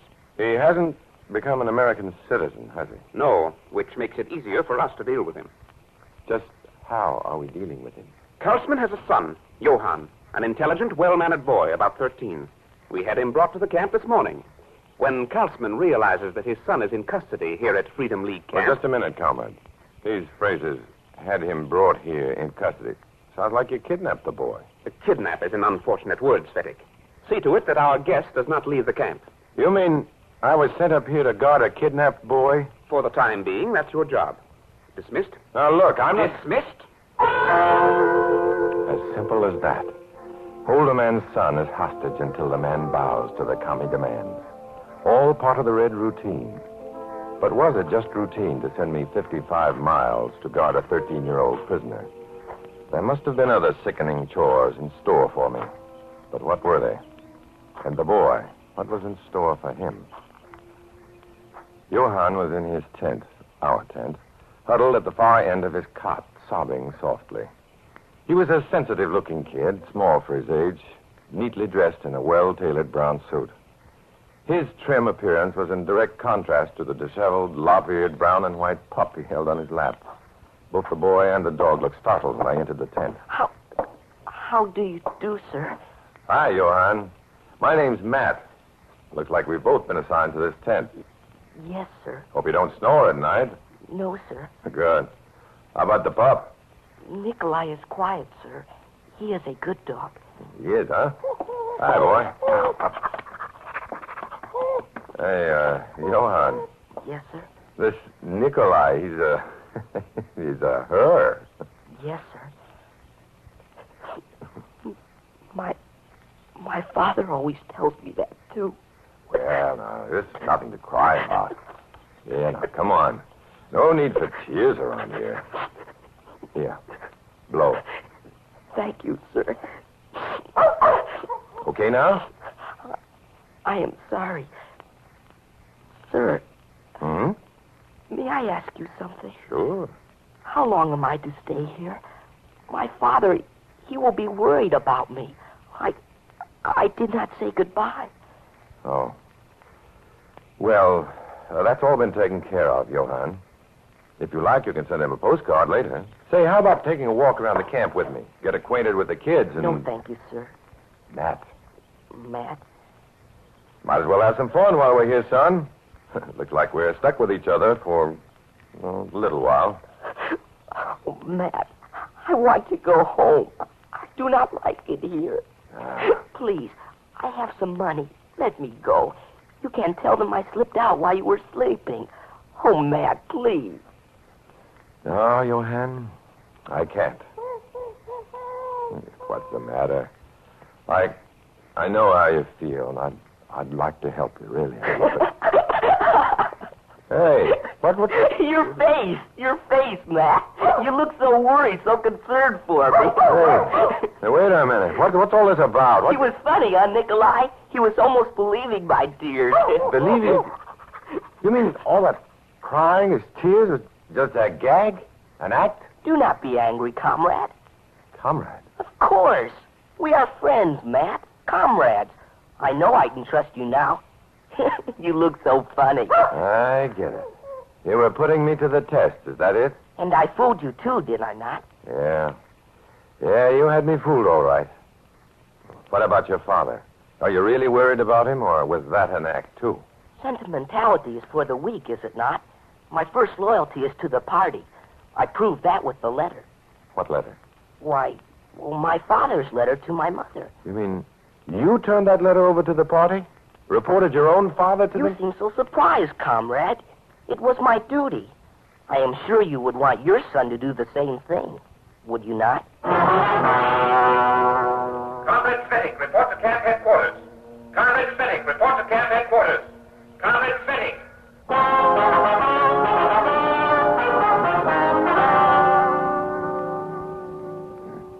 Are you getting on well with our little guest, Cvetic? Yeah, great. Listen, Comrade Perrin, that kid doesn't need a guard. He's perfectly happy up here. A good, loyal party worker. He even sacrificed his father to the cause. True. But children are unpredictable. We can't risk losing him now. Which brings us to the main reason you're here. Oh? Moscow wants Samuel Kaufman to take the next boat home. When he returns to his homeland, of course, he'll be treated in the prescribed manner for traitors. I see. And the boy, Johann? He'll be returned to his father only when Kaufman boards the ship, not before. They'll sail together. Here, the details are listed right here. Study them carefully.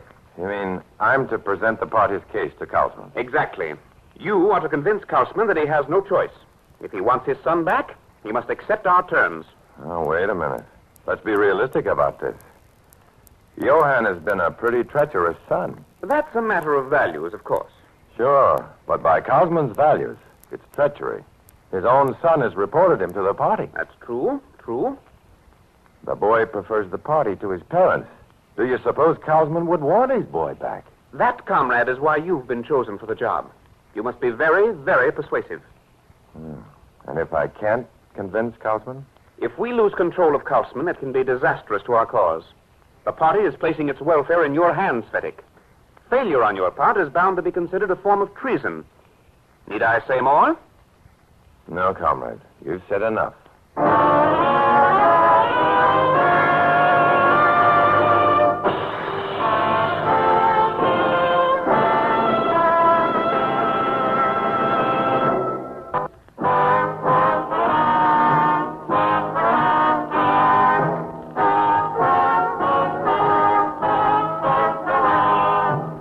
Now back to Dana Andrews, starring as Matt Cvetic in I Was a Communist for the FBI, and the second act of our story.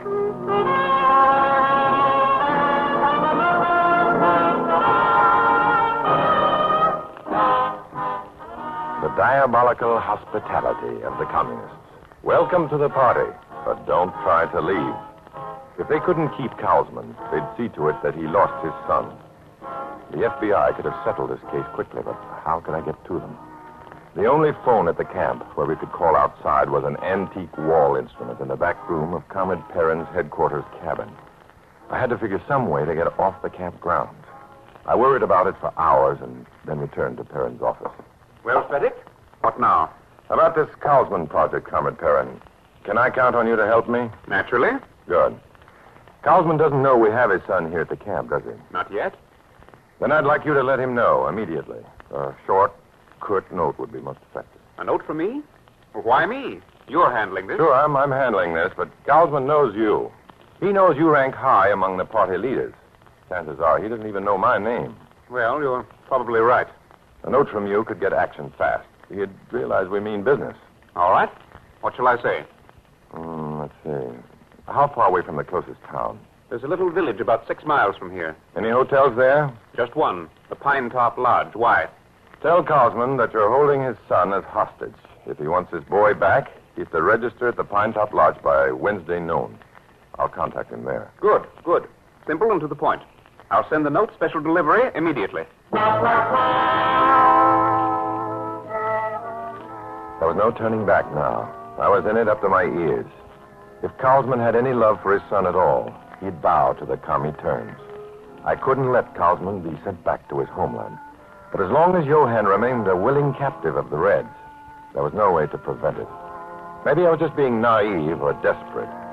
But I thought I'd try to appeal to Johann's human qualities. Maybe I could stir up enough emotion in him to make him want to get away from the camp. He might even want me to help him get away. Look, Matt, Nikolai is running to beg for food. Hot Nikolai up. A good dog.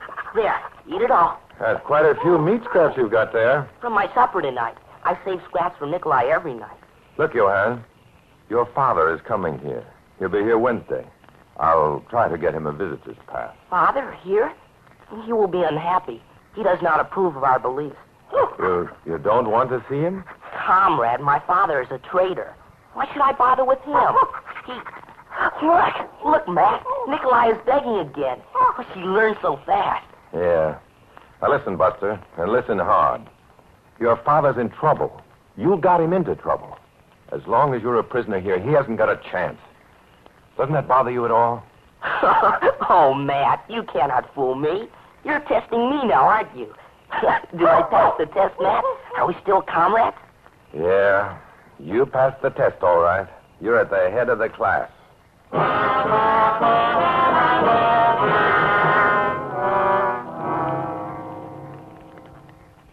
But, Mr. Cvetic, I did not come to compromise. I want my son. What you fail to see, Kaufman, is that you haven't any choice. No choice at all. Your government bought your tickets for you, right? Yes, of course they did, but... Then you have no complaints. You're getting off easy. You're being sent back home. I see. And what of Johann? What has happened to my son? Your son is a true party worker. He didn't even let his own father stand between him and his loyalty to our cause. Yes, I know about the letter. But I cannot hold him responsible for this sort of act. I am the responsible one. I taught him to be like he is.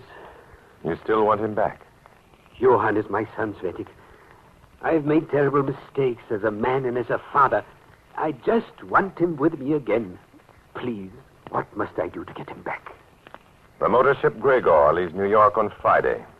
Your embassy has reservations for you. To win my son, I lose my freedom. Perhaps Perhaps this is my atonement. What of Johann? He'll sail with you. That is, if you still want to go through with this. Friday, Cvetic. Friday. I will have my boy again. Carlsman looked 10 years older when he left the hotel, and I was responsible for his agony. If I let him board that ship for his homeland, I'd be more than just a commie torture master. I'd be a murderer, too.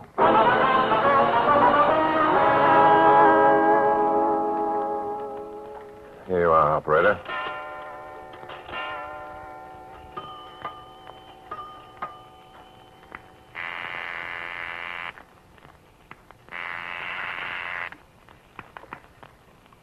Murdoch speaking. Murdoch, this is Red Sea. I've just got a minute. Okay, Matt. Let's hear it. Samuel Carlsman's son is a hostage at Freedom League camp. Where are you? I'm about 6 miles from the camp. Oh, we'll come up and get the boy. No, wait. If the FBI showed up, they'd suspect something. I'd be on the spot. I can't explain the complications now. What should we do? Send someone up here, cruise in the area around the camp. I'll try to get the kid off the campground somehow. And you want us to pick him up, that it? Yeah, that's right. And be patient. It may take a while, but I'll figure some way to get the kid out of there. If I can't get to you by phone, I'll tip off the cruising car somehow. If nothing else, the trip to the village did give me a chance to contact the FBI field office. But now I had to smuggle Johann out of the camp before Carlsman boarded the ship on Friday, whether Johann liked it or not. It was dark when I got back to the camp, a night as black as my mood. I was rounding the rear corner of the mess hall on my way back to the tent when... Hey, who's back there? Hey, wait a minute. Hold on. Hold on here. Here. Hold still. You're not going to get hurt. There, now, what's the big idea? Well, what do you know? What were you doing in the kitchen, Johann? Oh, Matt. Oh, please, Matt, don't tell them. Don't turn me in for discipline. Yeah, calm down. What's this all about? I just wanted more food for Nikolai, Matt. Nothing else. They will not give me dog food. They will not give me extra scraps. My dog is hungry, Matt. By what party order are you permitted to own that dog at all? I wanted to ask you that before. Nikolai is mine, Matt. She likes me. She is my dog. Sure, your dog. And you steal food from the mouths of vital party workers to feed a useless mutt. Comrade, the party has no use for any being that cannot further the cause. Nikolai has nothing to do with our cause. Exactly. What are you going to do? Get back to your tent. What are you going to do to Nikolai? Just what's expected of me. First thing in the morning.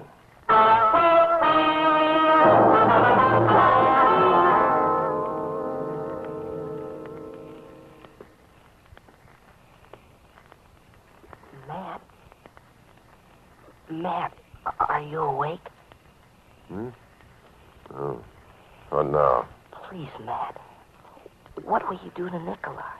Oh, for Pete's sake, go to sleep, Johann. It's late. You must tell me, Matt. What will you do to my dog? I guess you'll have to be liquidated. Matt. Oh, go to sleep. You cannot kill Nikolai. I never had an animal before. He likes me, Matt. Well, it's fine talk for a party member. Bring Nikolai down to the lake before breakfast. He can help me drown her. I fought to stay awake then, hoping to see my plan take effect. Then, hours later, I floated out of a light doze to see Johann dressing rapidly in the pre-dawn gloom.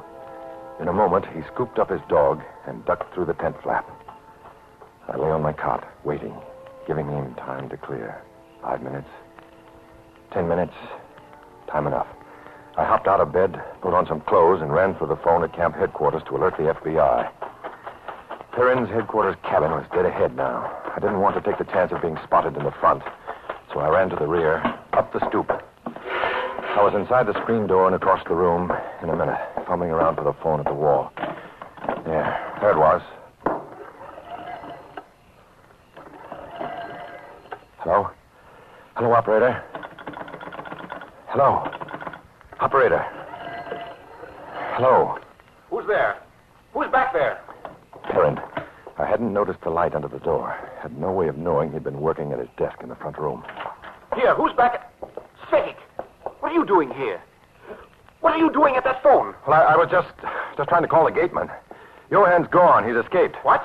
I woke up a while ago, and his cot was empty. Hurry, the alarm. Cvetic, he can't escape. If we lose him, I'll hold you fully responsible for this. I'll see... Never mind that now. Wake up the camp. Come on. Where's the switch for that loudspeaker of yours? Right over there by the desk. Turn it on. Hurry up. I turned it on all right. I flicked on the power, then twisted the volume control as far as it would go. The louder, the better. I meant for everyone to hear it. Everyone.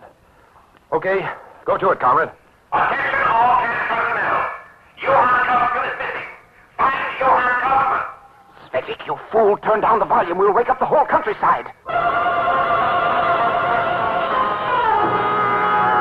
That's just what I wanted it to do. If it was loud enough, it might be heard by the FBI men cruising outside the camp. For a while, my hopes were high. Half-dressed, half-awake kids ran through the weeds shouting Johann's name. Confused counselors barked orders at each other, but no one found Johann. Then a cheer went up just outside the gate.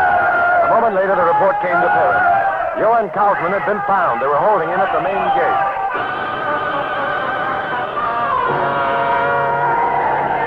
Let me go. I don't want to go back there. I won't go back there. I won't go back.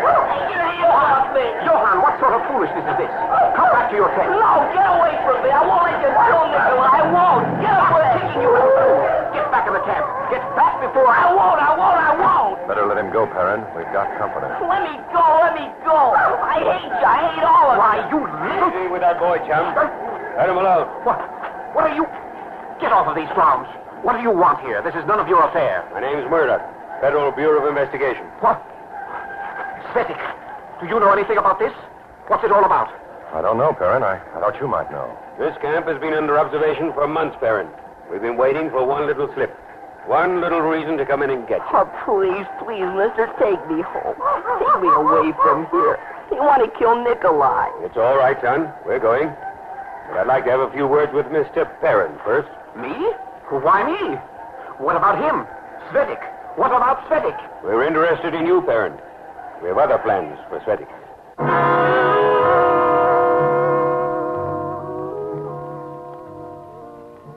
Maybe you remember it. There were hearings, trials, all sorts of excitement.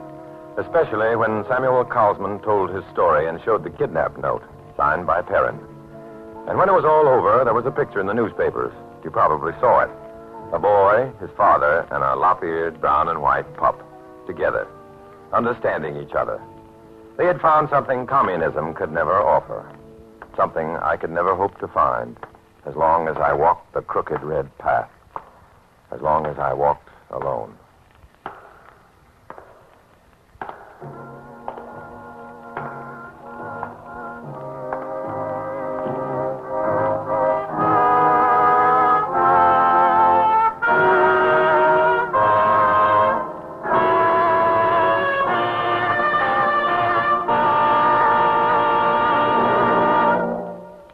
Dana Andrews will return in just a moment.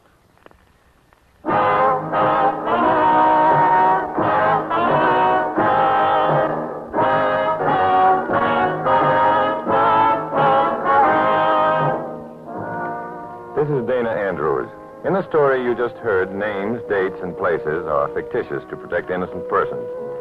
Many of these stories are based on incidents in the life of Matt Cvetic, who for 9 years worked undercover as a communist for the FBI to help assure that our country will remain free. Next week, another fantastic adventure.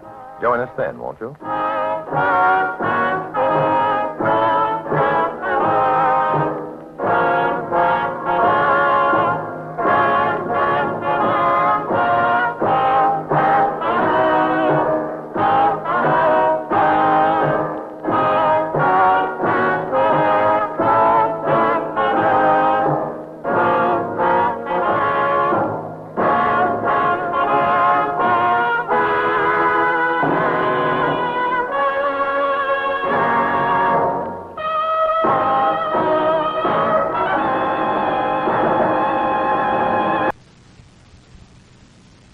I was a communist for the FBI.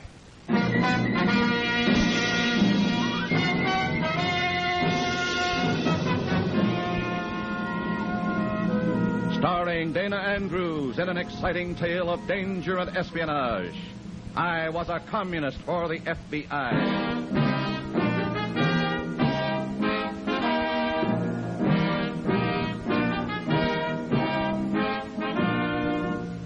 Many of the incidents in the story you are about to hear are based on the actual records and authentic experiences of Matt Cvetic, who for 9 fantastic years lived as a communist for the FBI. Here is our star, Dana Andrews, as Matt Cvetic. I spent 9 years living a nightmare called communism, a nightmare from which the awakening is more terrifying than the dream. During those years, I hated communism constantly. And occasionally I hated you too, mister, because I was afraid you wouldn't recognize the nightmare until you and your wife and kids faced that terrifying awakening. I'm still afraid of that, so take warning from my story. It's a story of communism. In a moment, listen to Dana Andrews as Matt Cvetic, Undercover Man.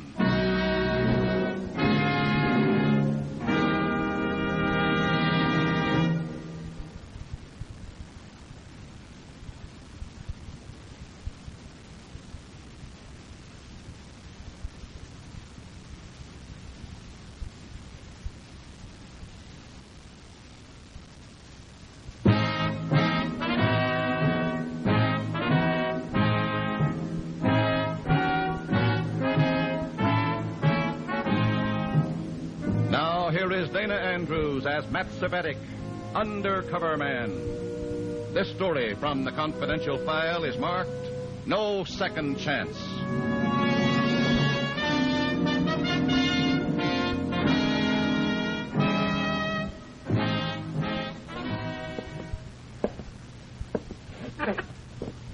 Well, it was quite a meeting, Comrade Cvetic. You didn't ask me to wait until the others had left just to tell me that, Comrade Harden. No. You have no time for anything except party business, do you, Comrade Cvetic?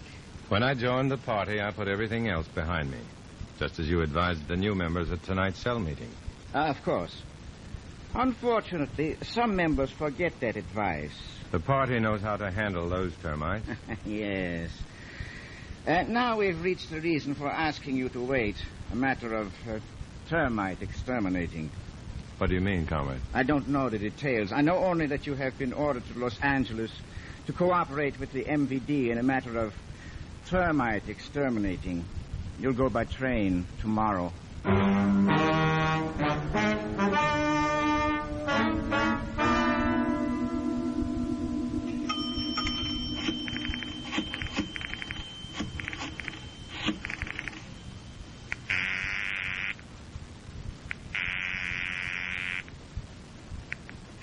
Hello, Warren speaking. This is your phone booth man again. Get me? Got you. Go ahead. I'm taking the train to Los Angeles tomorrow. Alone? Yeah. What's the deal? Termite exterminating, they call it. Uh-huh. Who's a termite? No one here knows. I'll find that out in Los Angeles. Okay. We'll pick you up in L.A.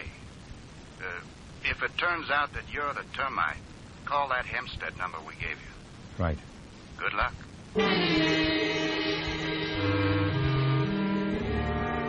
It hadn't occurred to me that I might be the termite up for extermination, and I didn't like thinking about it. That kind of thinking drives you nuts. So when this girl sat down beside me in the club car and smiled, I was glad to forget the party's rotten business. If I'd known what that smile was going to cost, I'd have jumped off the train without waiting for it to stop. But I didn't know, and the girl was young and lovely. And when she spoke, I made the mistake of forgetting that a man can never mix romance and undercover work. What do you see that's so interesting? What's that? Oh, I'm sorry. I really don't make a practice of speaking to strangers, but you've been staring out that window so long I couldn't help asking. I was just thinking. Oh, I'm sorry I disturbed you. I'm not. You've given me something a lot more pleasant to think about. Thank you. Are you going clear through to Los Angeles? Yeah. Are you? Yes, it's my home. You know, I've often wondered what it would be like to live out there. Oh, it's wonderful. At least it used to be before my parents died. That was 5 years ago. I haven't been back since. Oh. But you still call it home? Yes. My brother still lives in the old house. He's kept everything just the way it was before Mother and Dad died. Even my room is just the way I left it. Sounds like quite a sentimentalist. You don't approve of sentimentalists? Well, I don't meet many of them in my business. Oh. What business are you in? I'm traveling at the moment. Well, then this is a business trip. Strictly. No pleasure? No pleasure. Well, we'll have to do something about that. Why don't you phone me just as soon as you finish your business? We'll see the town together. Oh, it sounds like a great idea. I'm glad you like it. There's just one tiny flaw in it. What's that? We don't know each other's names. Oh, we were talking so easily I forgot that we haven't been friends for years. I'm sorry. Oh, don't be. I feel very flattered. My name's Matt Cvetic. And I'm Helen Enright.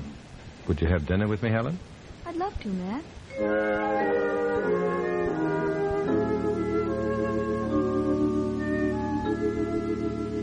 That's the way it began. No hint of tragedy or a double cross. Just a guy and a gal who were attracted to each other and gave that attraction a chance to develop. And during the several days on the train, it did. The FBI, communism, plots and counterplots, all were pushed to the back of my mind by Helen Enright. And if Helen didn't exactly throw herself at me, she made it plain that the only other man in her life was her brother, Jack. Oh, Jack's several years older than I am, and since Mother and Dad died, he's been wonderful to me. From what you've told me, he's quite a guy. Oh, he is, Matt. I'm terribly anxious to have you two like each other. Well, you won't have to worry about me, because if he's your brother, I like him, even if I hate him. Oh, I don't think anyone could ever hate him, any more than they could hate you. Did I say something funny? Yes, very. What was it? We'll talk about it some other time. Right now, we better get our things together. We'll be in Los Angeles pretty soon. Our baggage collected, Helen and I sat silently holding hands as our train moved slowly through the Los Angeles yards and into the Union Station. And before I'd helped her to the platform, I'd almost decided that this termite exterminating mission would be my last job for either the party or the FBI. Then, hand in hand, Helen and I walked up the ramp to meet her brother. There he is. There he is, Matt. The tall brunette in the gray sports jacket. Jack! Jack! Here! Oh, hurry, Matt. Hurry. Coming. Oh, Jack! Helen. Oh, you look wonderful, sis. Oh, you look even more wonderful, Jack, doesn't he, Matt? Well, he looks good, but frankly, you're more my type. Idiot. Oh, Jack, I'm anxious to have you meet Matt Cvetic. Well, judging from Sis's attitude, I'd better be happy to know you. I hope you are, Jack. I'm sure I am. You, live in L.A.? No. Well, come on out to the house for lunch. We'll talk it over. Oh, thanks, but I have to finish this job first. When will I... When will we see you, Matt? The very first second I'm free. I hope it won't be too long. I'll make sure that it isn't, Helen. Give us a call just as soon as you can, Matt. You'll find us in the phone book under Jack Enright.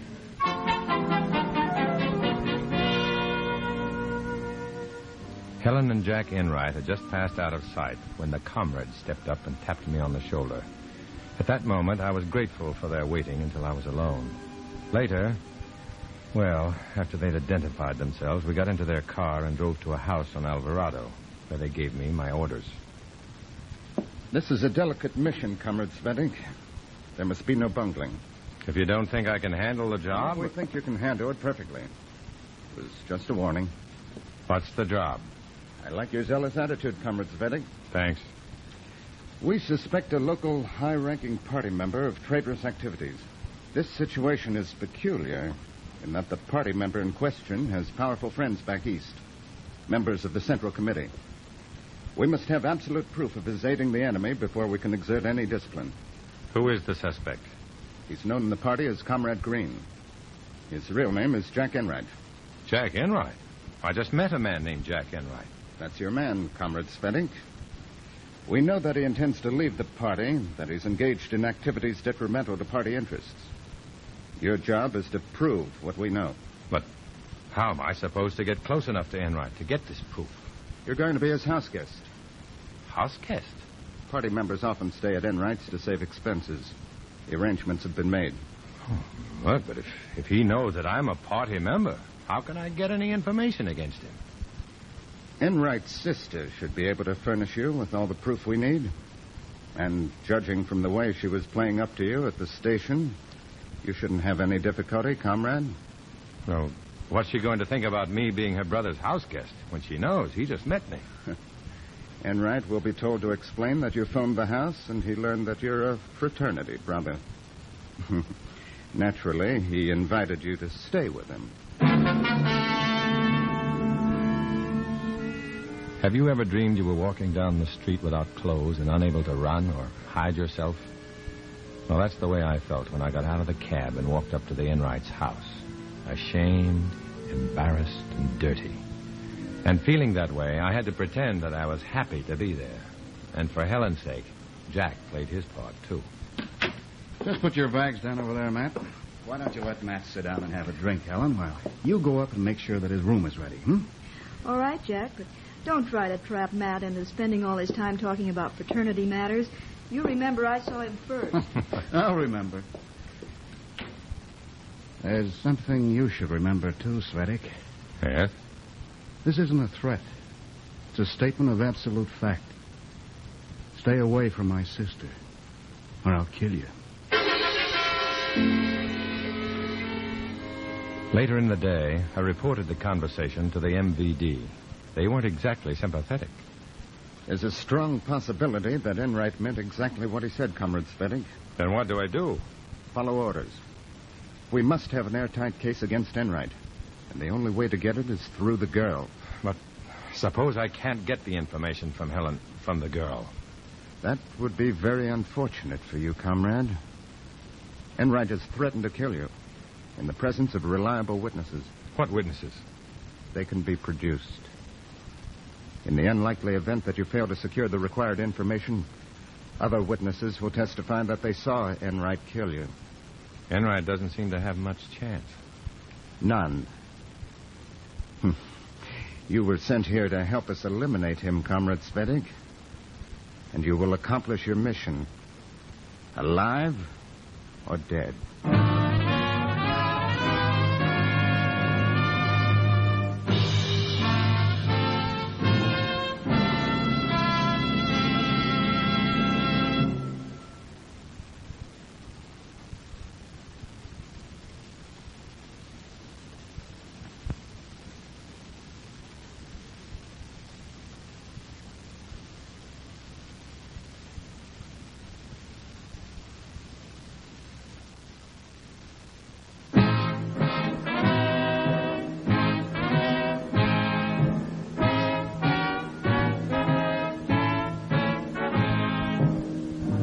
Back to Dana Andrews, starring as Matt Cvetic in I Was a Communist for the FBI, and the second act of our story.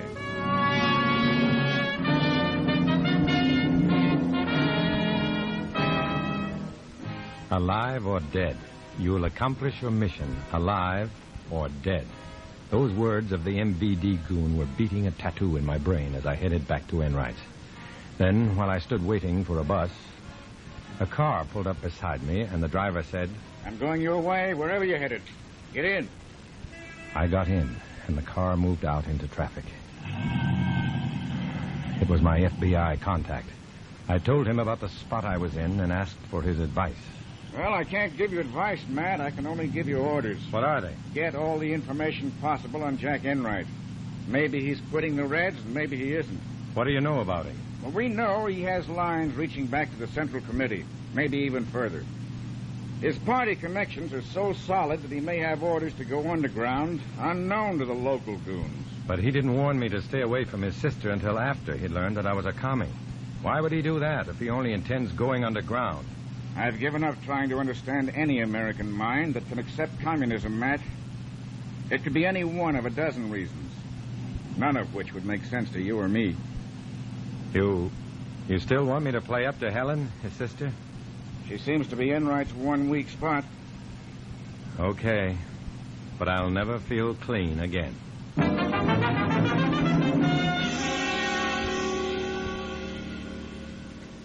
This was the lowest moment I'd ever spent as a communist for the FBI. If Helen had been a Red herself, I'd have had no compunctions about trapping her in any way possible. But she wasn't a Red. She was sweet and innocent and naive. And for some reason, she went for me. Convincing her that she was in love with me was the easiest and the lousiest assignment I ever had. Jack's gone now, Matt. Be right with you, baby. I don't know why we have to be so secretive when Jack's around. I guess I'm a little self-conscious because we're fraternity brothers. I don't follow that at all. Let's talk about something else, Matt. What, for instance? Us, for instance. Should I tell you how I smile whenever I think of you? I know the feeling, Matt. And how a room lights up for me when you walk into it. Oh, Matt, I love you. And I love you, Helen. Hold me closer, Matt. Oh, darling. Oh, my poor, poor darling. Why do you say that? Why, I don't really know. I wonder. Wonder about what? If you've just been pretending, trying to be kind. I certainly haven't tried to be kind. That must be why we've always waited until Jack left the house. What are you talking about? My brother. It's because of my brother that you can never really love me. But I do love you, Helen. In spite of your brother. In spite of my brother. In spite of anything. Then you know. No. No what? My brother, Jack, is a communist. Oh, Helen. You don't know what you're saying. You don't know who you're talking to. I do know what I'm saying, Matt. I'm saying that my brother is a communist. An enemy of my country and my people. And I know who I'm talking to. You do? Who? The man I love. The only person in the world I can turn to.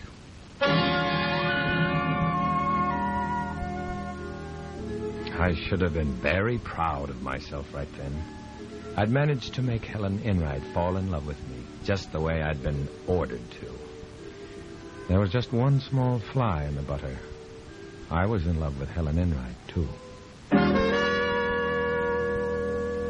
FBI, MVD, patriotism, communism, my love for Helen, all whirling in my brain. But in any case, it was still my job to get the information against her brother. And the next day, Helen dropped that information right into my lap. Matt, darling. Be right with you, Helen. Oh, I take it that Jack has left. About 5 minutes ago. And you're just letting me know? Who's the new man in your life? Matt Cvetic. And I didn't call you sooner because I was reading something. Something very important to us. Did someone leave us $1 million in his will or something? Much more important than that. 2 million. No. Jack is quitting the Communist Party. Are you sure, Helen? Positive, Matt. Oh, darling, now there's nothing in the world to interfere with our happiness.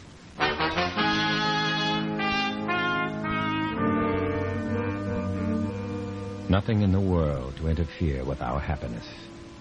Nothing but the FBI, the stinking Communist Party, and me, Matt Cvetic. Because I loved Helen, I didn't run to the MVD with my information. I didn't have to. They picked me up on the street while I was out walking trying to think things through. And in the house on Alvarado, they put the pressure on. You're taking much too long on this assignment, Comrade Cvetic. It isn't easy to get the information we want without tipping my hand. Particularly if you're not too anxious to get that information, eh, Comrade? What do you mean? If you were weak enough, foolish enough to think that you were in love with Helen Enright, you might try to protect your brother. Now, just a second. If I'm going to do this job, I'm going to do it my way. That takes time. You have no more time, Comrade Cvetic. You'll deliver the information against Enright tomorrow afternoon. And if I can't? Tomorrow evening, the local police will arrest Enright for your murder.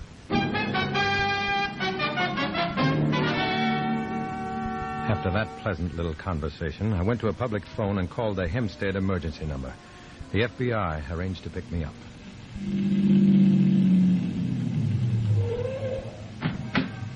Get in, Matt.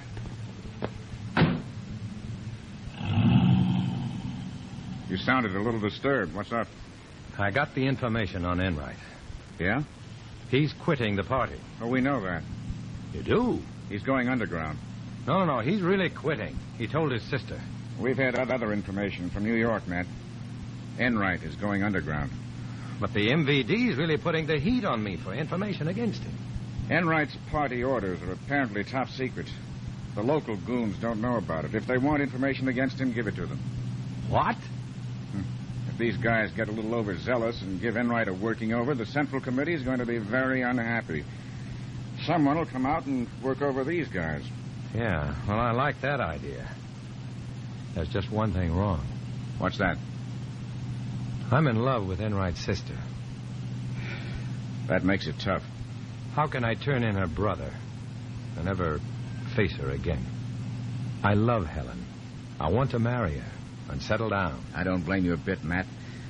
But knowing what you know, could you do that before you finish your job? Beating the Reds isn't all my responsibility. Of course it isn't, Matt. You could quit right now and no one could blame you. No one would blame you. Except maybe Matt Cvetic. I hated the FBI right then. Yes, and I hated my country, too. I hated everything that stood between me and Helen. Most of all, I hated communism. Because I realized that until communism was destroyed, there could be no love or hope or security for people like Helen and me. I went back to see Helen once more before making my final decision. You were gone a long time, Matt. It must have been awfully important business. I guess you could call it that. Well, I feel pretty important, too. You're pretty important to me. Well, I'll be even more important when you see this. What is it? A paper with a list of names. I found it while I was cleaning Jack's room. It had fallen behind his dresser. Here, let me see it. Of course. See? It says underground contacts, memorize and destroy. Yeah. Jack doesn't know you found this. Oh, of course not, Sally. He hasn't been home. Well, don't mention it to him. Why not? Oh, it might upset him if he knew that someone else had this information.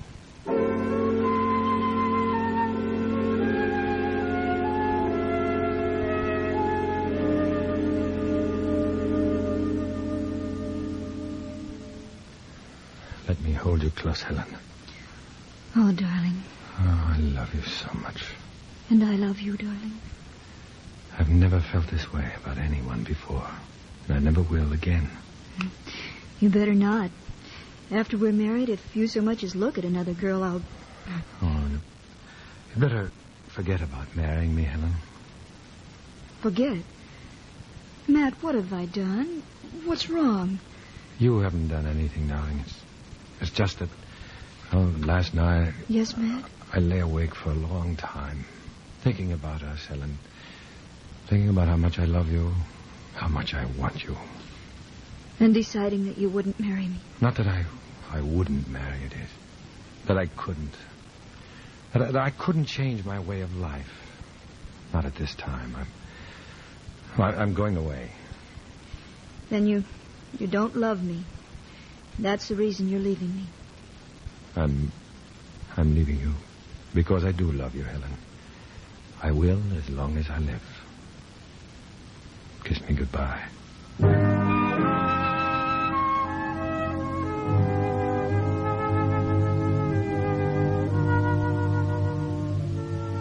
After making a copy of Enright's list of underground contacts, I gave it to the MVD, together with Helen's statement that Jack Enright was quitting the party.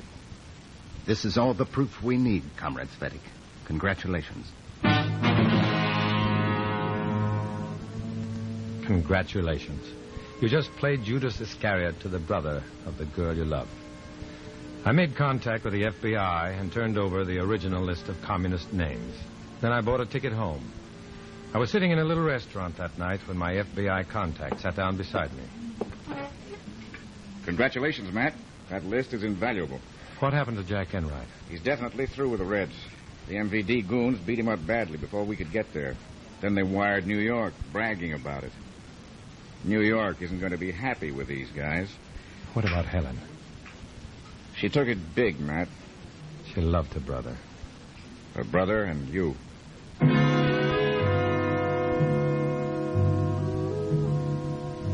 Helen called for me, and I couldn't answer, then or ever again.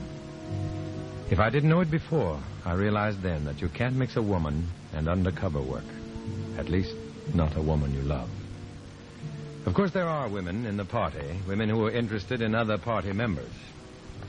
But I've known Helen, and I choose to walk alone.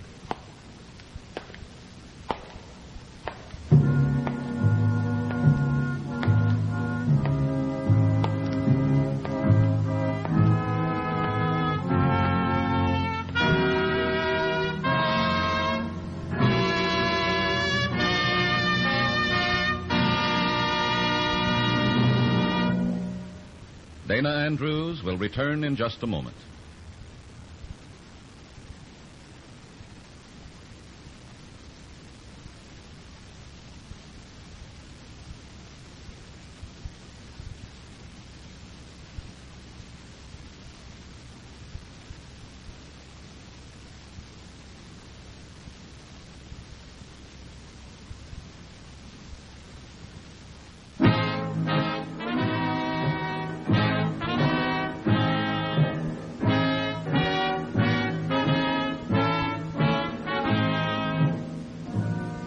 This is Dana Andrews. Although the struggle between freedom and communism hasn't flared into open battle here in the Western Hemisphere, the enemies of freedom never stop their efforts to destroy it. Although to protect innocent persons, the names, dates, and places in this story are fictitious, the danger they warn against is very real. Next week, we'll bring you another strange adventure based on the fantastic experiences of Matt Cvetic. Join us, won't you?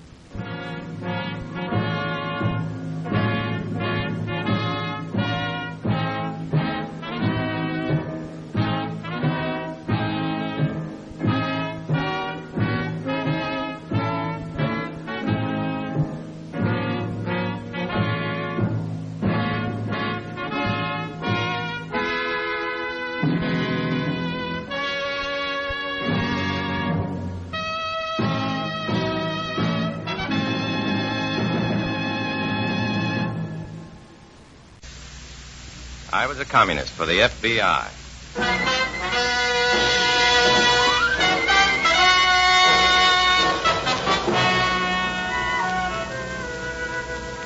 Starring Dana Andrews in an exciting tale of danger and espionage. I was a communist for the FBI.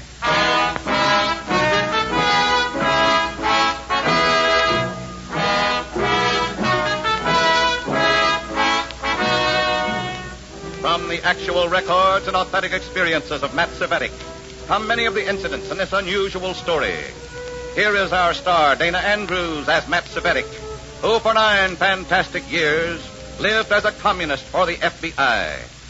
They never say so, but after a while you learn that no visitors are allowed in the Communist Party. During my 9 years as a Red, I learned that when you come to the party, you come to stay. Should the visitor try to leave, he immediately becomes a patient. Condition critical. Treatment drastic. And, as in this story, not expected to survive. In a moment, listen to Dana Andrews as Matt Cvetic, Undercover Man.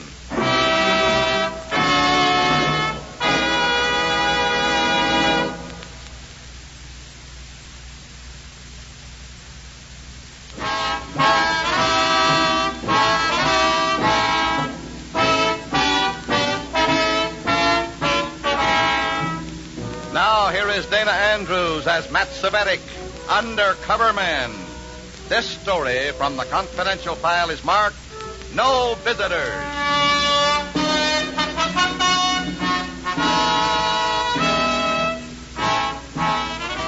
Just another cell meeting? Sure. The same place, the same faces.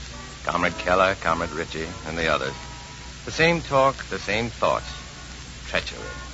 Malicious intent disguised as the philosophy of the proletariat. But there was something wrong. Tension seemed to crackle through the atmosphere. Comrade Keller, the cell leader, was too withdrawn, distracted. Even reports of party progress hadn't moved him. He was thinking of something else, something he didn't like. It showed in his thin, gaunt face. It even edged in his voice. All right, comrades, all right. Make arrangements to stand by for emergency calls. Every one of you is to be available at any time within the next 48 hours. What's the reason? The reason? We have a traitor among us. A traitor. A comrade determined to sell us out. Well, that's a strong accusation, Comrade Keller. Are you sure of this? A direct report from the party police, Comrade Cvetic. I thought that you especially would be interested. Was I that traitor? I made a mental roll call of the commies present as we walked toward the door. Richie? No. He was Keller's pet goon boy, that brass-knuckle virtuoso for the group. They were talking together at the desk right now. Dora? Uh-uh. Radovich? No. Cvetic! There. It was coming now. The party bird dogs had flushed out a traitor, and I... Cvetic, you stay here. Shut the door. Okay. Well, what's on your mind, Comrade? What do you think is on my mind?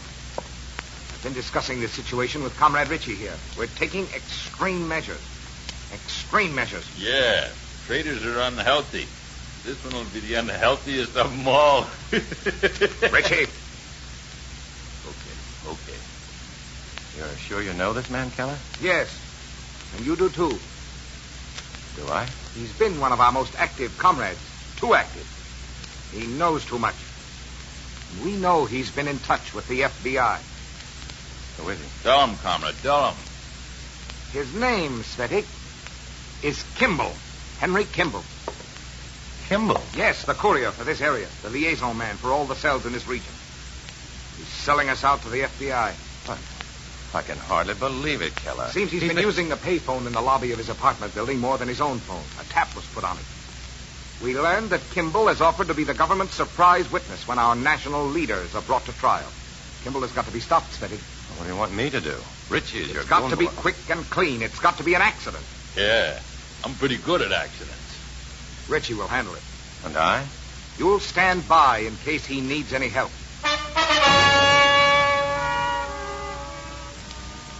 Great. Just great. A red was turning white, and I had to help blot him out. I vowed my allegiance to Richie, told him to call me if he needed me, then headed for a phone booth. A booth as far from commie headquarters as possible. I dialed the FBI and talked to my contact. Speaker, this is Red. Hi. Something wrong? Yeah. Who's Henry Kimball? One of your comrades? Why? What else is he? What is he to the FBI? Have they tagged him, Matt? Yeah. Tagged and labeled for the obsolete file.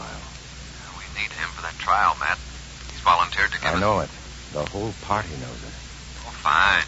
There's a goon on his trail right now, Beaker. You better get to him Okay. We'll find him. I'm just a few blocks from his apartment. I'll check up there. Be careful, though, chum. We don't want to overcrowd their obsolete file. From the street outside Kimball's apartment house, I could see a light shining in his flat. That was good. At least I could pass a warning on to him, put him on the alert until the FBI tucked him safely away.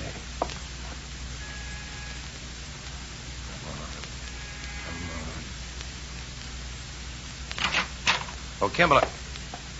Oh. Hello, Richie. What do you want, Cvetic? Put that gun away and I'll tell you. I thought you might be Kimball. Now, you were told to stand by for orders. What are you doing here?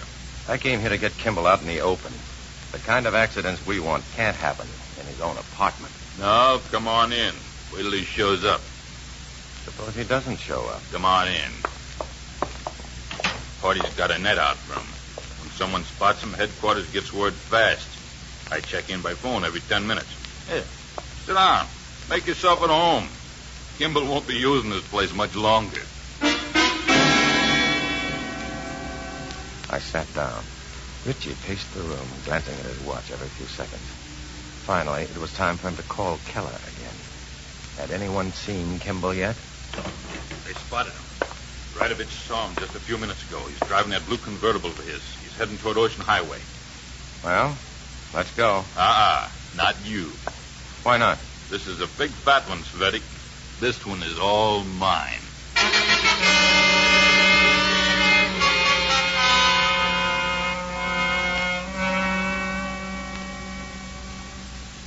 ago did your goon boy leave, Matt? About 3-4 minutes ago, Beaker. Kimball's headed for Ocean Highway. So's Richie. Get there first, Beaker, for heaven's sake. Get there first. After that, there was nothing to do but wait. I went to party headquarters and waited with Comrade Keller. Keller was a wreck. Pacing, circling the phone, waiting. Circling, pacing, waiting. Waiting. Stop drumming those fingers, Cvetic. Sorry? Why doesn't he call? Why? Take it easy, Keller. He'll call. He'll call when he's done. Wait a minute, I'll get him. Hello? Who's this? Cvetic. This Richie? Yeah. Well? He didn't get to Ocean Highway. What do you mean? He saw me following and changed his course. And? He went up the cliff road. And? He had an accident. The funny thing, drove his car right off the road. Those cliffs are high. I'd say it was a fatal accident.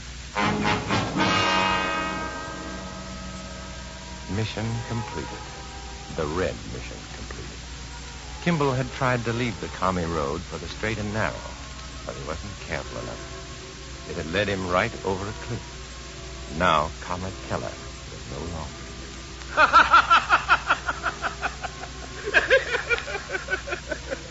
He was laughing now. Fatal accidents were great fun to Keller. News like that relaxed him. What could be funnier? What could be more amusing? And now, Cvetic.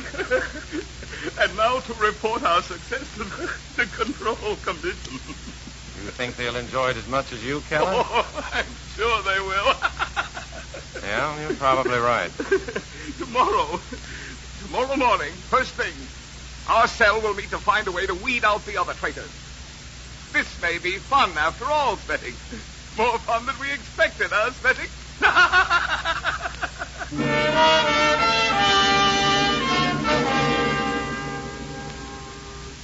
So Keller left to meet with the Control Commission, and I went home.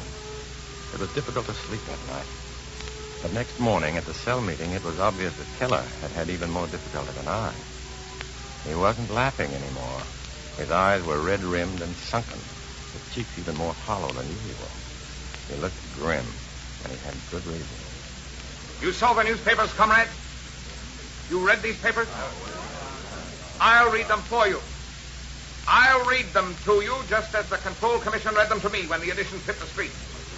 Listen. Government witness in mystery accident.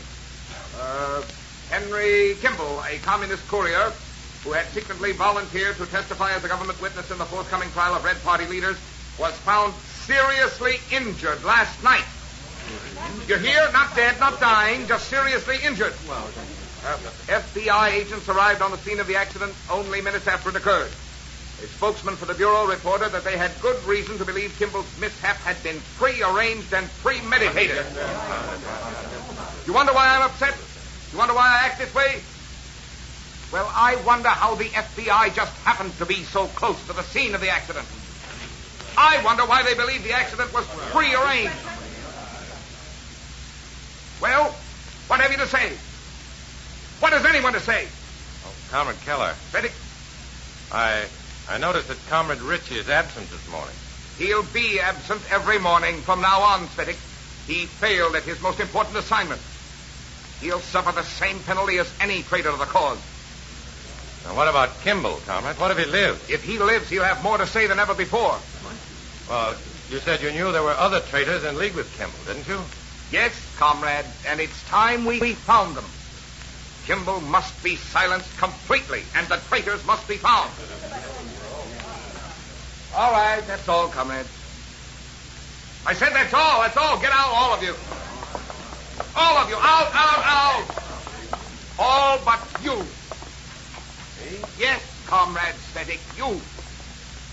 You stay right here. What for? For good reasons, Cvetic. For very good reasons.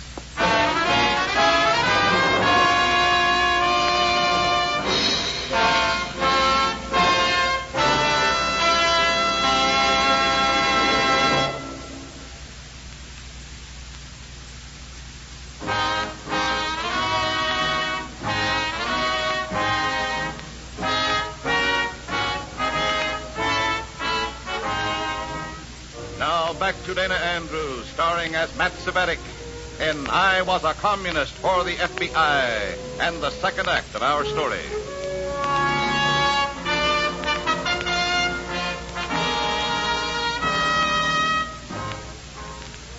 For the second time in 2 days, Keller had dismissed the cell and ordered me to stay. I'd been lucky the first time, but this time he'd found a leak in the party line. He was looking for its cause, and he'd ordered me to stay. He was looking right at me. For good reasons, Cvetic.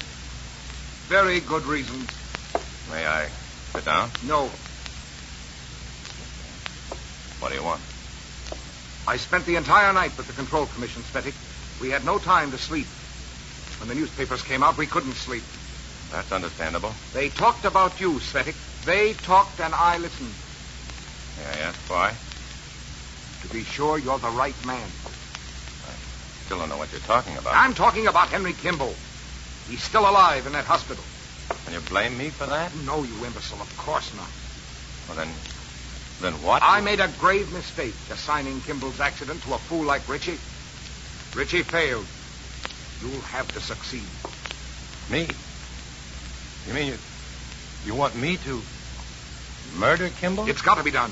If he lives, he'll testify at that trial. At this point, the job needs intelligent handling, fast thinking, polished technique. But Kimball's in a hospital. The FBI probably has a security screen around him that you couldn't... Exactly why we need a man like you.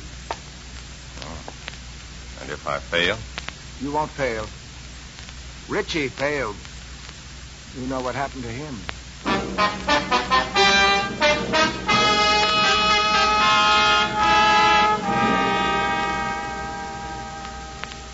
Not a chance, Matt. Kimball's room is guarded like Fort Knox. Beaker, I've got to get into that hospital. No, Matt. Look, if I don't get in, the party will send another Red to do the job on Kimball. And his intentions would be a lot less honorable than mine. No one's permitted in there without clearance, Matt. Well, you can clear me, can't you? It may be rough, Matt. The trouble If I don't make it look good for the commie speaker, I'm a dead pigeon, and they'll send someone else to get Kimball. Okay. Go down to the hospital first thing tomorrow. Apply for a job as a ward attendant. I'll see that you're assigned to Kimball's ward.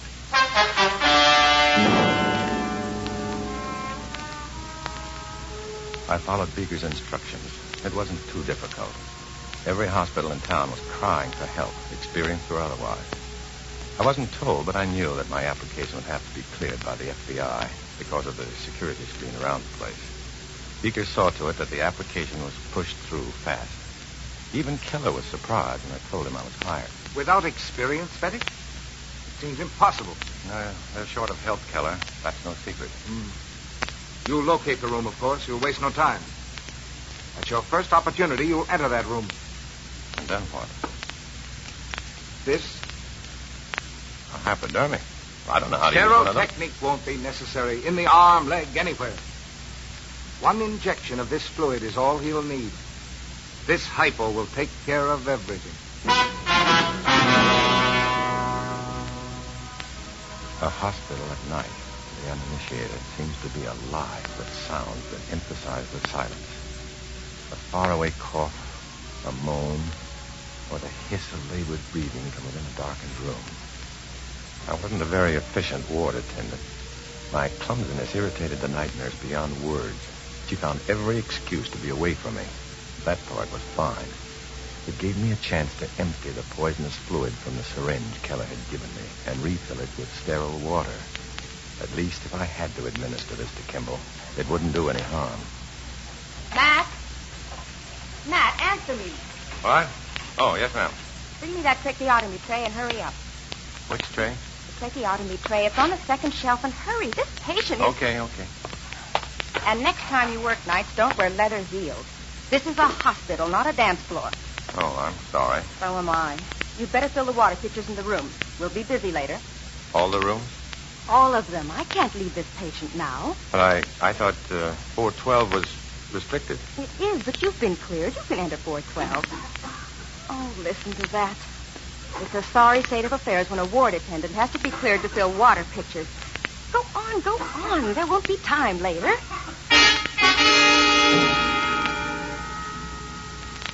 Room 412 was Henry Kimball's room. I visited every room on the floor before entering that one. I didn't know what to do. What could I possibly do that might placate the commies without actually harming Kimball? I didn't know. I just didn't know. There was a plainclothes man, or perhaps a federal agent, stationed at the door to Kimball's room. He'd been watching me casually as I made my rounds. I hoped he'd stop me, but he didn't. He just nodded and smiled. After all, I was just another hospital employee, cleared by the FBI. Inside Kimball's room, the nightlight was glowing dimly near his bed. Kimball lay still, very still. As I approached his bed, though, he tossed restlessly. I skirted around the bed, filled a small water pitcher from the large one I was carrying. Water? Red, your water, please. Okay. Okay, Mr. Kimball. Please, some water. There you are. Huh? Just turn your head a little bit so I can get this to your mouth. You're Cvetic. You're Cvetic. Shh, it's all right. You're a red commie. They told me there wouldn't be any commies. It's all right, Kimball. There's nothing to They worry said about. the Reds couldn't find me. You're a red. You're a commie. Quiet, Nurse! You'll wake up the whole Nurse, he's a hospital. red. He's trying to kill me. I'm trying to help you. He's trying to kill me. Kimball, please be quiet. Kill me. Nurse! Nurse!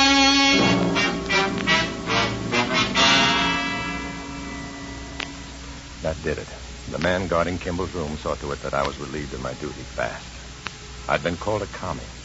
Maybe the patient was just hysterical or delirious or out of his mind. But maybe Kimball was telling the truth, too. I was taken into custody.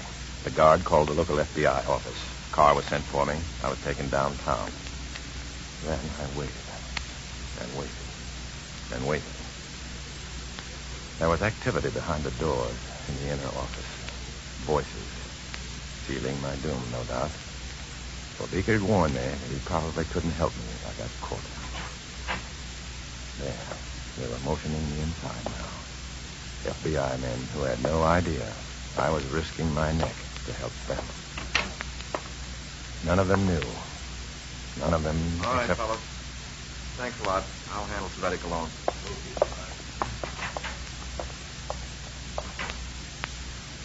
Hello, Beaker. Matt, I told you I probably couldn't help you. I know. Well, where do I go from here? Back to the Reds. What? Yeah, you've been cleared. Go on now, take off. And Matt, for Pete's sake, be careful. I can't afford to lose all this sleep. There were still a few hours left of the morning. I spent them walking the streets. Kimball was safe. But how safe was I? I'd hoped to find some means of keeping the Reds happy. Something to make them think I'd done my job for them and done it well. But now, there's no chance of that. No chance of... Wait a minute. Wait. Just one big, fat minute.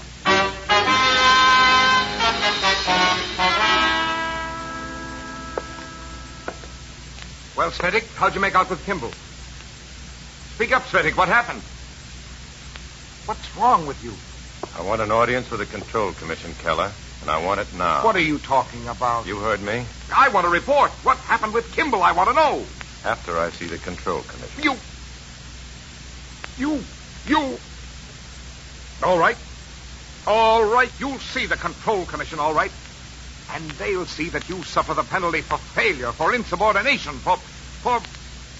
Come on.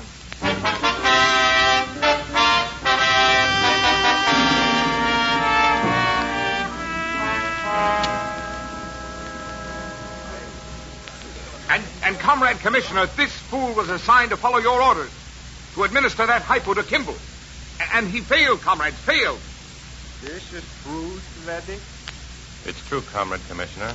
I did not give Kimball that hypo. I suggest you explain and explain fully.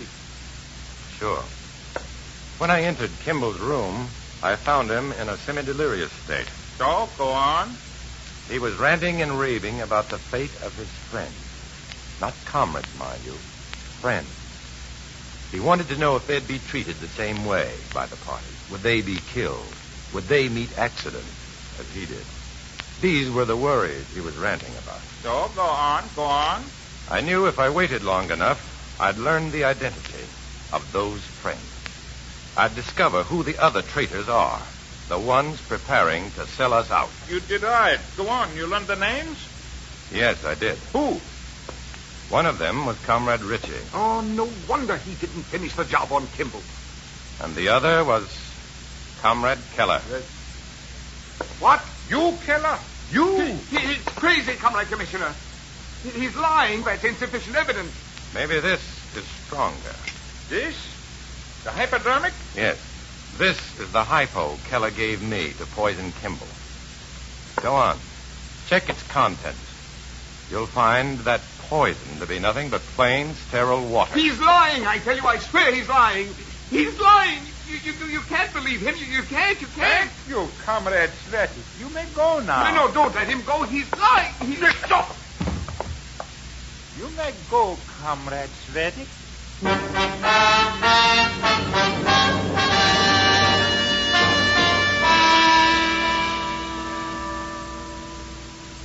So you're clear with the commies, Matt?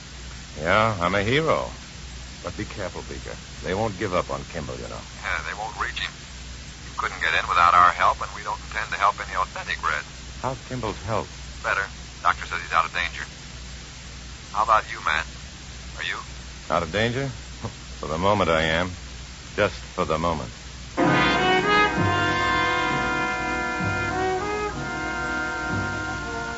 That was all. I hung up, stepped out of the phone booth, and walked away. Where to? Which way? Home? No. Too many memories. Too many shadows heavy with might have been. The party headquarters? Oh, I'd be welcome there, all right. But I couldn't go, not yet. Not so soon. Friends? No. There are no friends when you walk this road. There can be no friends when you walk alone.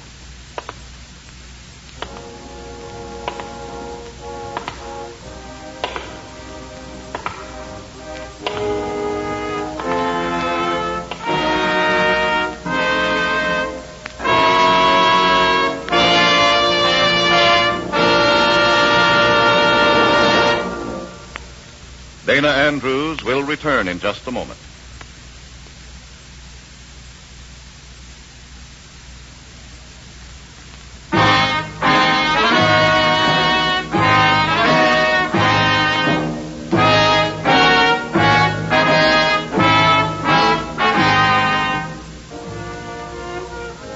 This is Dana Andrews, friends. You can't give people freedom. They have it to begin with. You can give them tyranny, but not for long. For tyranny is no substitute for democracy. It's a challenge. And as long as there's an America, that challenge will be accepted. In this story, as in all others, names, dates, and places are fictitious to protect innocent persons. Many of these stories are based on incidents in the life of Matt Cvetic, who worked undercover for the FBI. Next week, another fantastic adventure. Join us then, won't you?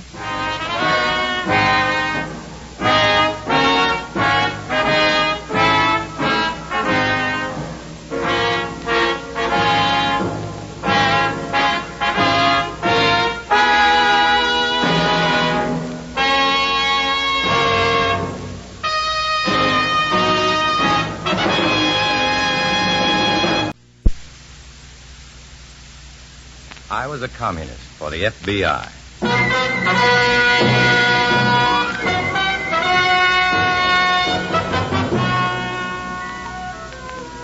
Starring Dana Andrews in an exciting tale of danger and espionage. I was a communist for the FBI.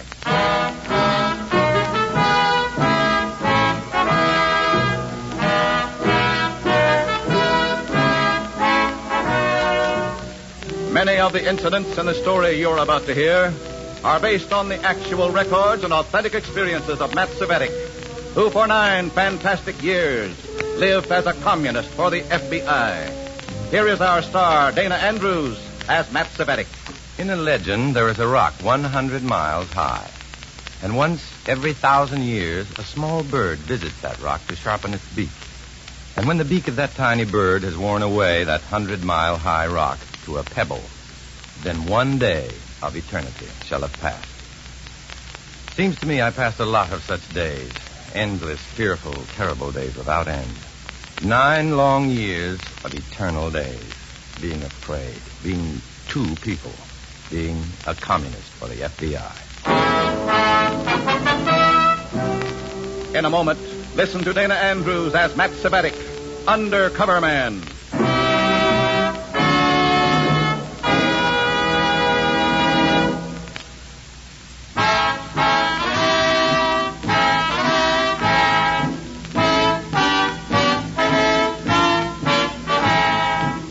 Now, here is Dana Andrews as Matt Cvetic, Undercover Man. This story from the confidential file is marked Panic Plan.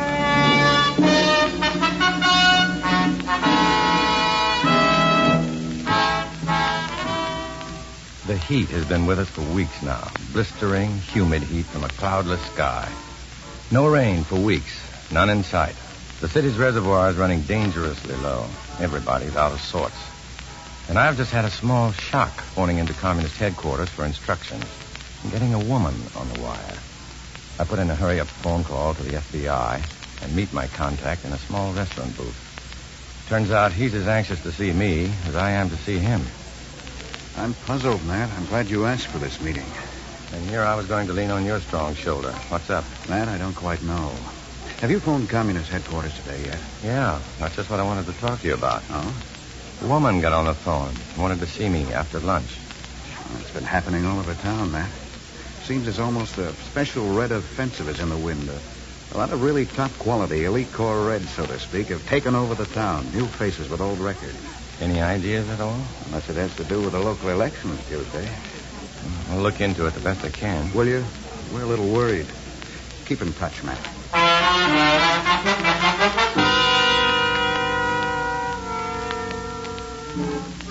The FBI leaves the booth, and I look at the paper, like any insurance salesman, taking a breather and a bite. Continued hot and dry. Reservoirs at record low. New water restrictions pressed. It's serious. A big city slowly being wrung bone dry by the merciless drought. Everybody's worried. And then something delightfully cool and refreshing in a white gabardine suit stops at my booth, and I feel better at once, but not for long. Would you mind terribly if I joined you? What? No, not at all. Oh, please don't stand up. Here, let me move the table a little bit. There. There we are. Thank you. That's my last physical effort for the summer season. I'm dead. Isn't it terrible? Oh, miss, may I have a menu and a glass of water, please? People aren't going to like you. Because I asked for water? Oh, well, they don't serve it during the drought unless you ask for it, and I'm thirsty. Aren't you? Well, it's... You implied that you were feeling the heat. I know, but under the circumstances, I Oh, miss. Oh, please. Will you make that 2 glasses of water here, please? I wish you hadn't done that. You will ask for water wherever you go, and you'll complain loudly when it's denied. What? You will also comment loudly in crowds that there is plenty of water, and there is no need whatever for the proposed Snow River Aqueduct the city votes on Tuesday. Oh. Yes? Now I recognize that voice. I thought you wanted to see me in your office and after lunch. I often change my plans. Do you often follow trusted party members, too? Sometimes I meet interesting new people that way. Like the man you were talking to before I stepped over here. Oh, he's a business contact of mine. I sell life insurance as a front, and it helps pay the bills, too. Check on that. While I'm at it, perhaps I should check on the license of the car he drove away in, too. Sure. Go ahead. Well, down to business now. I'm Claire. You probably know all about me. Yes, ma'am. I do. Yeah. Well, here comes the waitress. What would you like for lunch, Claire? Beside water.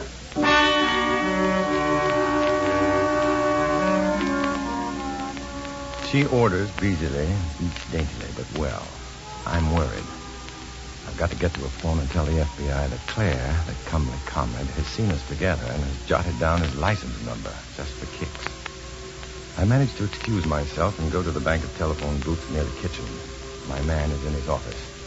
I brief him on the latest developments. And now he's worried. I hang up and step out of the phone booth and almost bowl over Comrade Claire as I step out. Oh, I'm sorry. Yes, I had to make a call, too, but I'm through.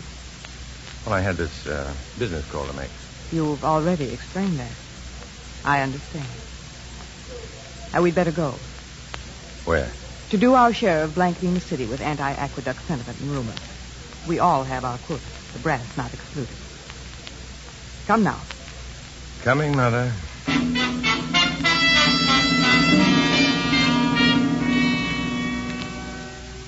Restaurant after restaurant, lunch counter after lunch counter, ordering lightly but speaking loudly for water. Then going into our little red agitation propaganda routine. And through it all, I keep wondering if she's put wheels in motion to check on that FBI license. By evening, the heat and the anxiety and the pace have me limp and drawn. She's fresh as a daisy. I'm the one who yells taxi.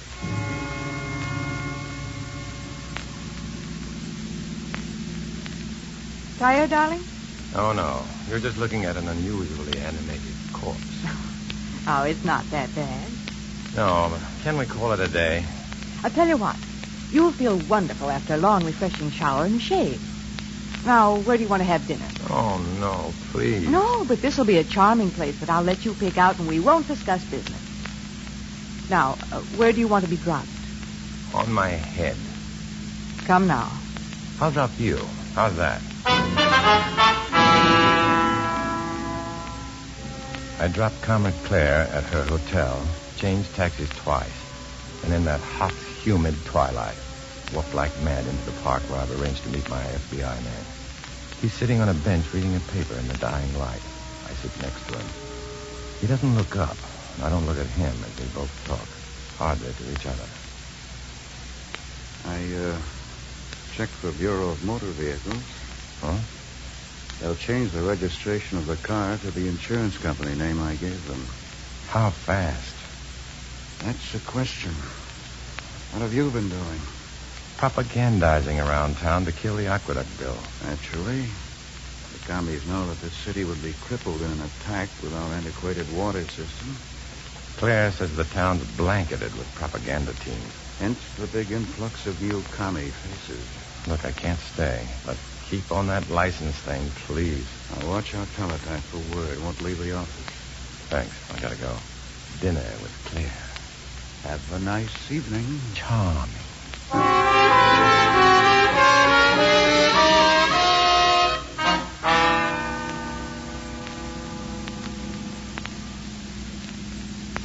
You haven't told me how I look, Matt. I don't know how you always manage that fresh out of a bandbox look. You look fine. Fresh out of a ringer. Picked a nice place for dinner, though. We're not going to dinner. Well, by golly, the taxi driver thinks we're going to dinner. Oh, driver, change that to 19 Colonial Park East. Not going to dinner? I changed my mind only a minute ago. But, Mother, you let me choose. Oh, stop that, Matt. I began to think it's far more important for us to go to a little gathering Kimmy Bleecker is having tonight. That'd be Kimball Bleecker, wouldn't it? Publishes the Sun graphic? We ought to have a very serious chat with Kimmy. Oh, is he on our side? Well, let's say he's always taken a large personal and parental interest in me. All right. We'll say that. Also, he happens to be honestly against the proposed aqueduct, like so many perfectly responsible taxpayers in town. Speech. At any rate, that's where we're going. And we weren't going to discuss business tonight.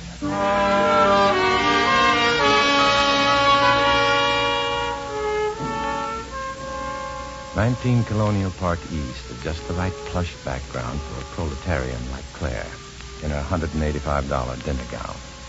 She's made it clear that Kimball Bleecker, publisher, isn't a red, but he can be used, which is sometimes even better. He's a large, 50-ish sort of millionaire, and I see frequent evidences during the raucous evening of his large personal and parental interest in Claire. It's easy to see what Claire is aiming for.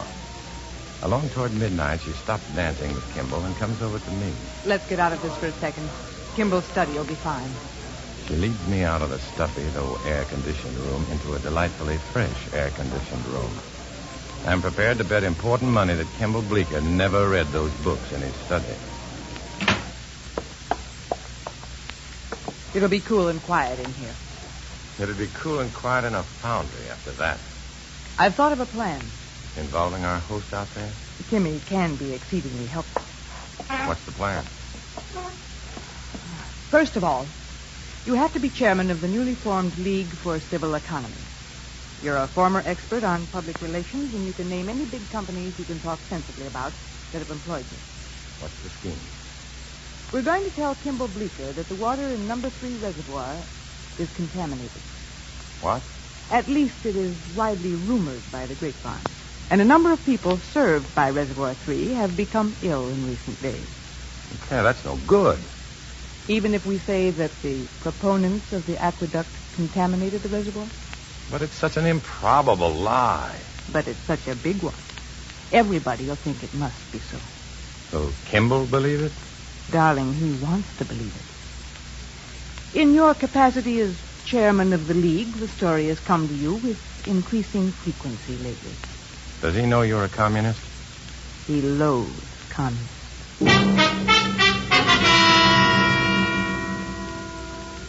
I've got to get out of this one. If that hulking, fatuous admirer of Claire's publishes that rumor, even if the rumor, the city could panic. And all at once, Claire has endowed me with all the authority Kimball needs to print a rumor he'd like to believe anyhow. This is one case where the good I can do by spying on the party is outweighed by the harm I can do to my own countrymen. I want none of this, but how to get out of it safely?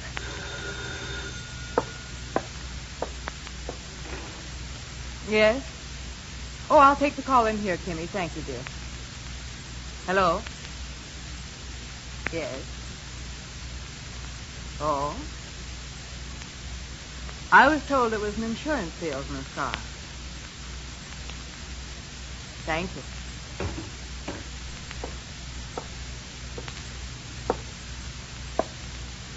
Comrade Cvetic. Jack?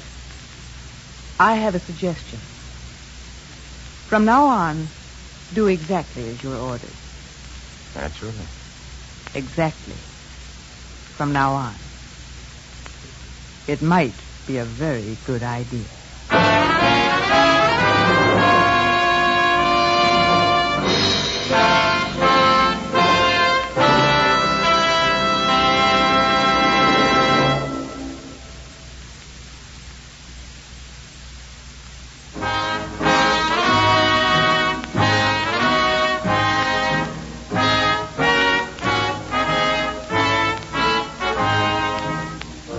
Back to Dana Andrews, starring as Matt Cvetic in I Was a Communist for the FBI, and the second act of our story.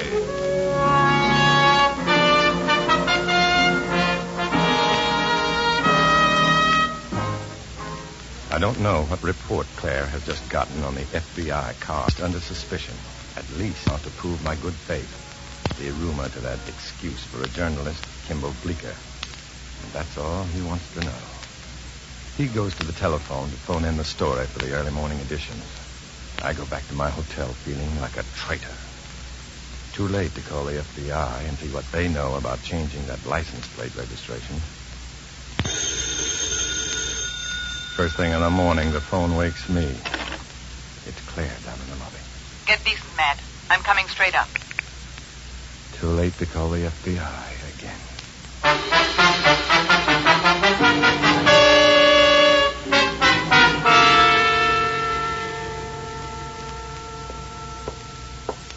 You look terrible. Go in and get shaved. We have lots of work to do. I'd like to have a little breakfast if I'm We'll going have out. breakfast later. You have an office in a vacant store on Valley Street where the staff of the Citizens Committee for Civic Economy is already hard at work. Already? Doing what? Answering questions, cleverly spreading the rumor about the contaminated reservoir, distributing literature, and waiting for your leadership. What about the Morning Sun graphic? Editor Kimball Bleecker wants to know indignantly if there's any truth in the ugly rumor, thus spreading the rumor still further. Great. You don't sound as if it's so great. Oh, it's dawn for me. I haven't had any breakfast. Oh. Several impressionable hysterics in the 3rd Reservoir District have already keeled over from the contaminated water. psychologist. And the denials that will come never catch up with the accusation. That's basic smear technique principle. Why don't you run down and get some breakfast while I get shaved? Oh, no, I'll just wait out here and make some phone calls.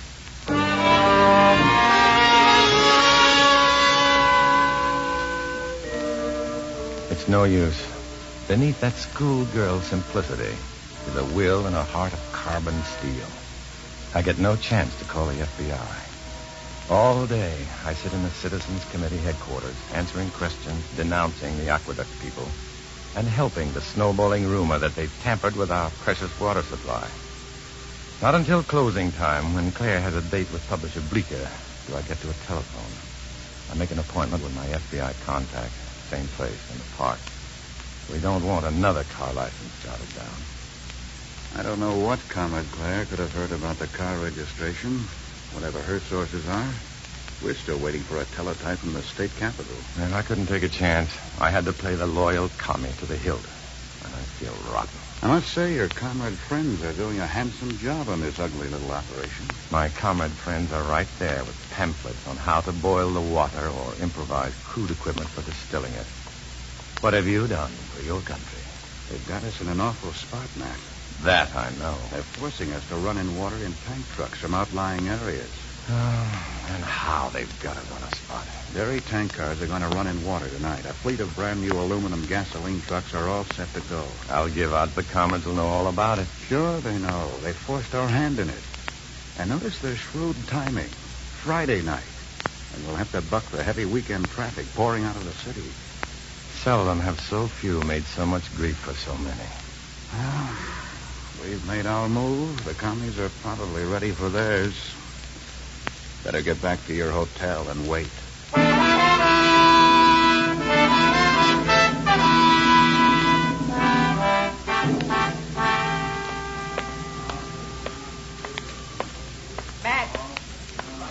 Matt! Where have you been? I've been waiting down here in the lobby more than an hour. Well, you had a date with Bleecker. You're dead for it. Emergency orders. Work. Work? What kind? Never mind. I've had a rented car at the curb for an hour and one of our men waiting. Come on. Where to? Stonewall Jackson Turnpike. The man has his orders, too. Stonewall Jackson Turnpike? Hurry, it's late already.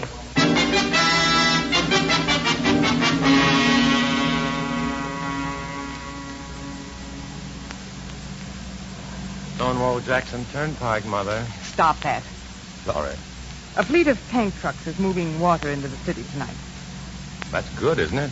Almost 100 of our cars, driven by party members, are on every highway leading into the city tonight. Some will break down simply to snarl traffic, but others are particularly assigned to run out of gas. Uh-huh. They will hail the new gasoline tankers, which we know to contain water. We will demonstrate that they contain water. The denials that the reservoir is contaminated will fall flat. The feeling against the pro-aqueduct people will run high, and the aqueduct bill will be defeated Tuesday. And there will be no aqueduct to strengthen the city against certain emergencies. Good. Yeah, that's fine. Stop here, Comrade Davis. You want him to stop in all this traffic? Here, darling, is where we run out of gas.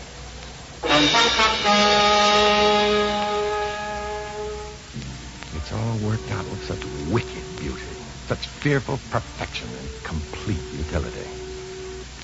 The thin, silent comrade named Davis stops the car on the shoulder of the teeming highway, and he stays behind the wheel. I wonder why. Claire and I get out. I must say, she makes an appealing figure beside me. We don't want passenger cars to stop, and we don't want to signal tankers that really contain gasoline. I hope a state trooper doesn't stop us. There, that's one of the new aluminum jobs. Now. Claire! There, look out!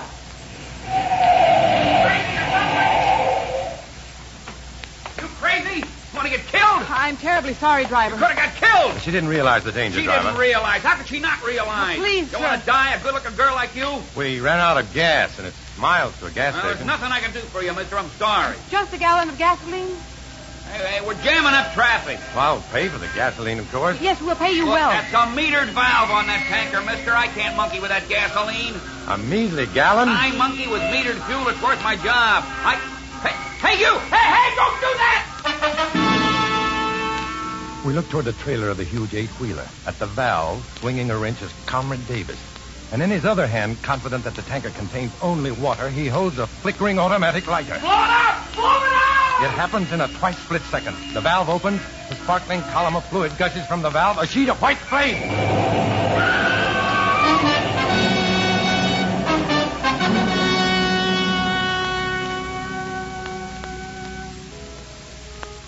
I'm on my back in the grass. Crowd murmuring around me, like a dream. And no stars in the yellow sky. The sound of that awful blast still rolling around in my ears. I feel all right. What about Claire, the driver, Comrade Davis? Wait. That's thunder. And then a splatter of water on my forehead. Another. More. It's raining. Laugh. That laugh.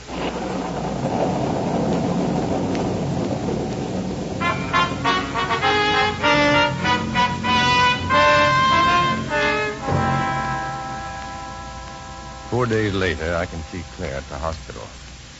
She's not bad, but she'll always wonder what went wrong with the perfect plan for panic. I walk out into the corridor where the FBI man is waiting.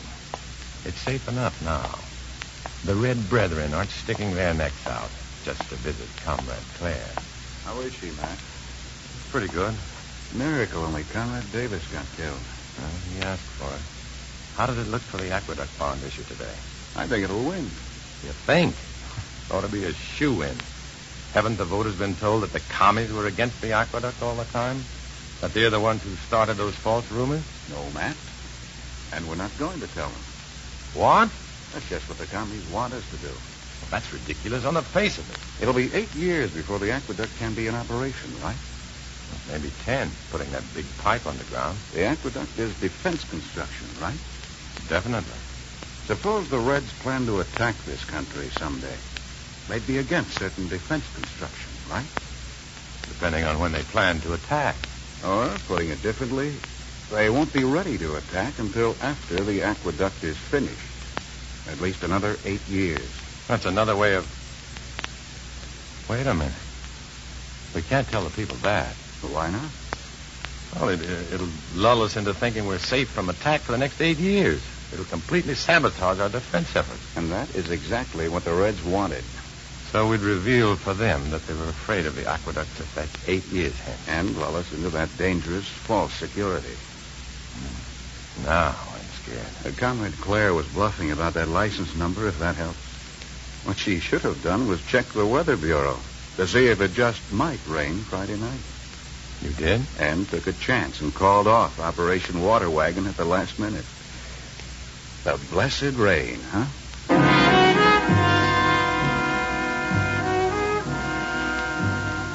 I leave the hospital and take the elevator to the street, unnerved a little, realizing the full skill and cunning of the enemy. This time, the object has been to trick us into lowering our guard for 8, perhaps fatal years. The street is swept clean by the rain. It's cool at last and brisk. The heat wave is broken. But nobody greets me familiarly to make the old, time-honored platitudes about the weather. They used to when they knew me. Now, I'm a communist for the FBI. I walk alone.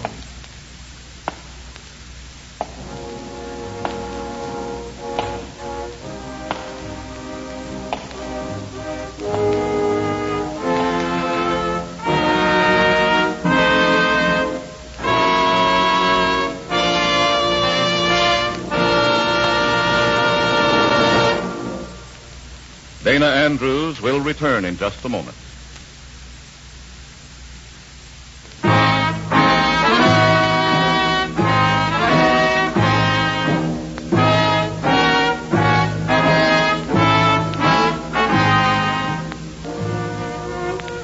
This is Dana Andrews. The worst tyranny of all is tyranny over the minds of man. Our greatest Americans have always fought that worst of oppressions. Panic, hysteria, surrender to rumor, or tyranny over your minds. Reject them. In tonight's story of such a tyranny, names and characters have been changed for obvious reasons. Next week, another exciting story stemming from the experiences of Matt Cvetic, who worked undercover for the FBI. Join us then, won't you?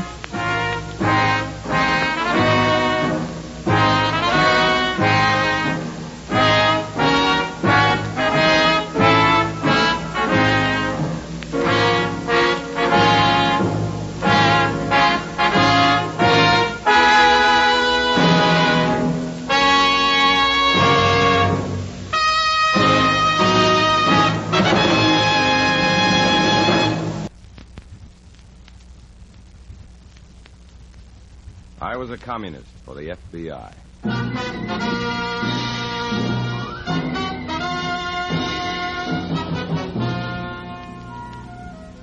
Starring Dana Andrews in an exciting tale of danger and espionage. I was a communist for the FBI.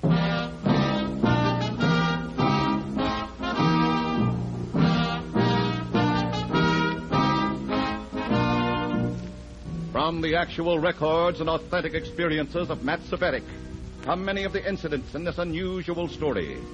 Here is our star, Dana Andrews, as Matt Cvetic, who for 9 fantastic years lived as a communist for the FBI. 9 endless years, but they ended. 3,000 tormenting days and haunted nights. An eternity of nerves, with my stomach in hard knots and my chest bound in steel so I could hardly breathe. How did I last through it? I don't know. Maybe I didn't. Maybe part of a man dies after doing some of the things I had to do. Worth it? Definitely. Would I do it all over again? I don't know. In a moment, listen to Dana Andrews as Matt Cvetic, Undercover Man.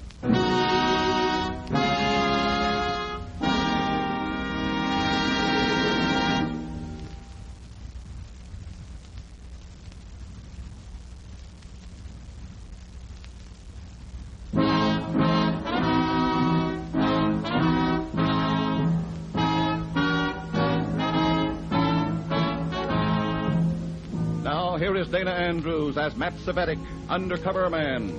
This story from the confidential file is marked Pennies from the Dead.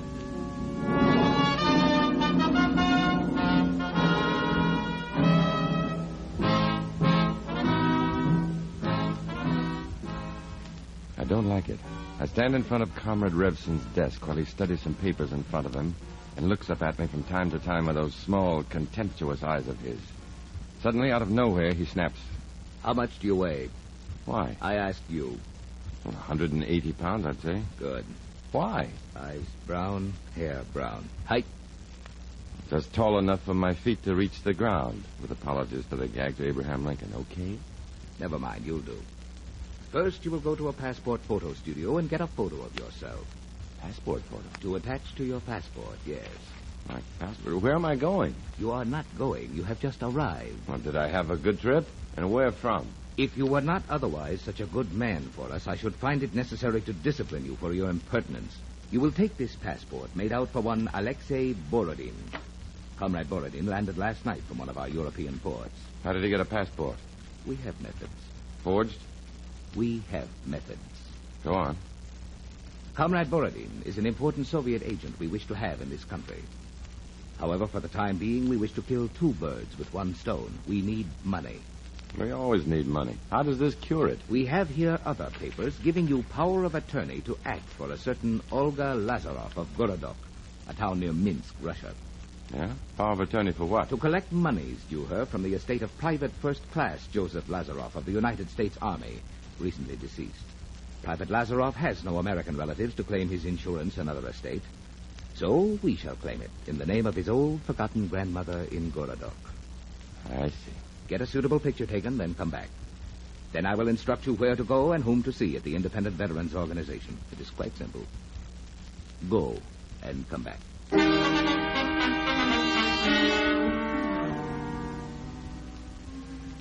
I don't like it. I hate it. I don't quite get all of it yet, but what I get, I hate. I've pulled some shoddy little tricks for the party, but this looks like the main event in the Dirty Derby. I go to a place and get a fast photo of myself that makes me look like a B television version of a Balkan spy. Then I go to a public telephone, making sure I'm not being followed, and dial my FBI contact.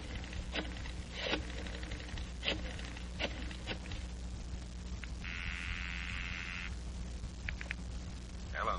Drugstore? This is the drugstore. May I help you? Oh, this is Dr. Herbert. Yes, doctor. How about lunch today? Sounds good to me. You very hungry? Plenty. Where? You name it. I'm at Main and Temple, and there's a little restaurant with booths on the next corner south. How about 10 minutes? Right. Thank you, doctor. So long.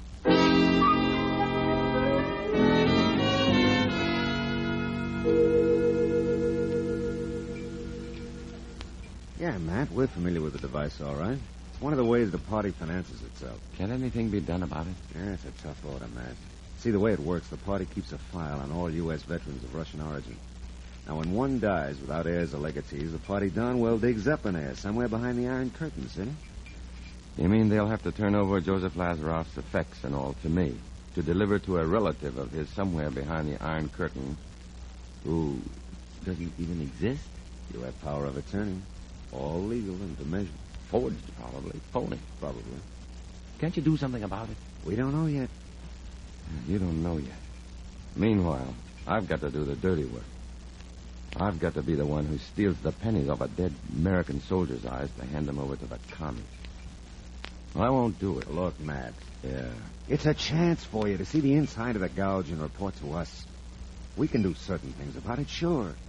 But it gives us more research on the trick, fattens our files until we're ready to act. Meanwhile, I pick dead pockets for the Reds. If you don't do it, they'll find somebody who will do it. Gladly. They won't report to the FBI either. No. Yeah, you happen to match the description of this Borodine person on the passport, that's all. The Reds could find 10 men in this town to match that description. What happens to Borodine? Yeah, it's an interesting angle. Looks as if they're turning a Soviet agent loose in this country and turning you loose on PFC Lazarov's estate at the same time. Two birds with one stone is the way Revson, the corny comrade, put it. Don't underrate Revson. I don't. And keep in touch. Now, what do you want to eat? I'm not hungry.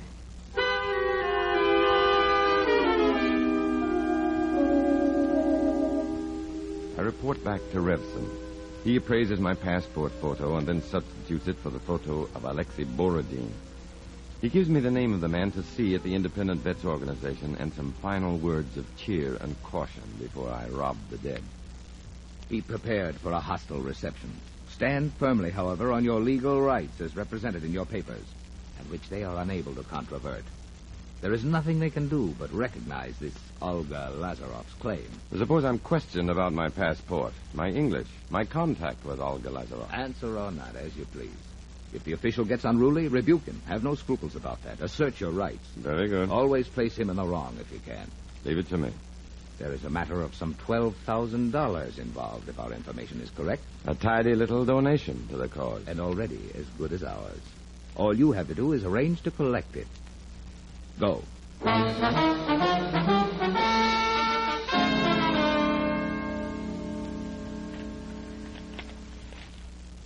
Alexei Borodin, is it? That's correct, Mr. Gregory. How did this Olga Lazarov happen to learn of her grandson's death? The obituary was in the American papers. I wasn't aware that the American press reached such Soviet centers as Moscow, let alone a hinterland like this, what is it? Gorodok, not far from Minsk. Does it? Pardon? Does our press penetrate the Iron Curtain? Well, not quite, sir. Of course. However, the Soviet government has the interest of its citizens close to its heart. Did you speak to this Olga Lazarov? I must ask you not to refer to her as this Olga Lazarov. Olga Lazarov or Madame Lazarov, if you please. Did you speak to Olga Lazarov? There's a signature, properly witnessed by 2 citizens of Gorodok. Yes. Any data at all is open to your closest scrutiny and investigation. To whatever extent possible under the circumstances. Please call me at any time. You have my hotel. You appreciate the necessity for delay. Naturally. A fair amount of money's involved, and these small effects.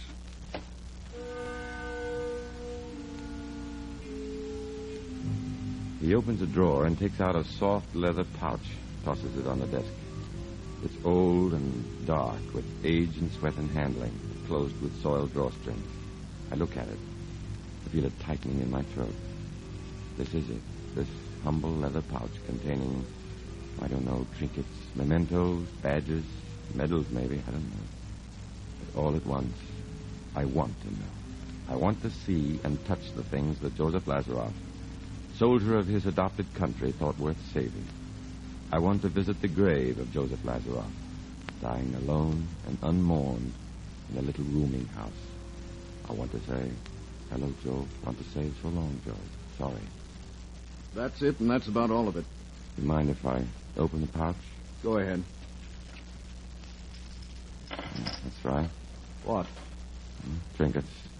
Second place, 100-yard dash, Purple Heart. Pass ring. A single old-fashioned gold cufflink with a tiny diamond chip in the center. Some old coins. Discharge button. And that's all. Does Madame Lazaroff want that, too? Just one gold cufflink? We didn't take the other, believe me. Just asking. Could I visit Private Lazaroff's grave? Why? It's customary. You certainly do it up brown, don't you? Whatever that means, and I don't care what it means. I'd like to see Private Lazaroff's grave. Very well, Mr. Borodin. I'll arrange it for you.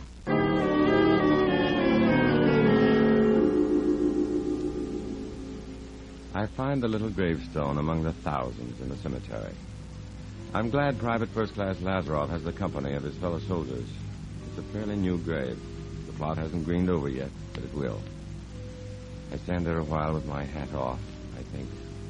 So long, Joe. Don't be too rough on us. The job says I've got to rob you and hand it over to strangers. Look at it this way, Joe. It's an investment. It's experience and the inside dope.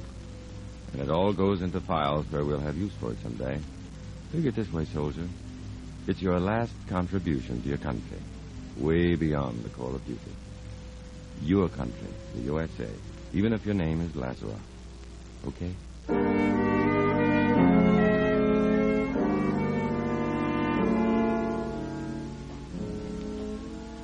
I'm almost at the exit gate when I suddenly realize that there'd been a tired potted geranium on P.F.C. Lazaroff's grave and none on the others. But something else wipes that out of my mind in a hurry. A car is parked at the exit. Sitting behind the wheel, looking grim, is Comrade Revson.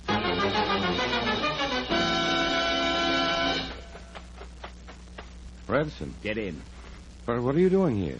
How did you know I was here? Get in. Trouble? Enough, and for you. Me? Why? What? Get in.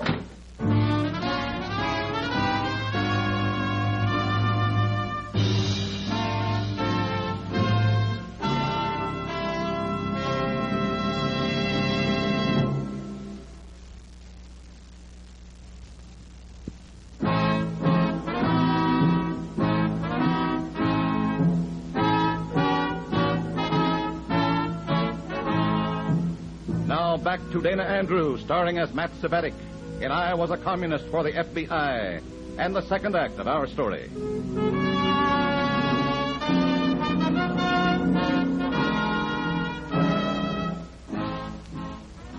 For half an hour, we drive out into the country, Revson not saying a word, his mouth set and his eyes dark with anger. Finally, he stops the car, and we walk away from it. We never know when the FBI might have wired a car, or an office, or a hotel room to record conversation. We sit down under a tree. Revson pulls up grass for a moment. Then he looks at me and comes to the point like a pistol shot. They've arrested Borodin. The police? The FBI. Very curious. Why? Why did they pick Borodin up? He passed customs all right. Nobody questioned his passport. They might have let him through, then notified the FBI that he was in on a questionable passport. The FBI have picked him up without any passport at all. You and I alone knew he had none. That's true, but I... You have his passport. By your instructions, comrade. Give it to me. Certainly.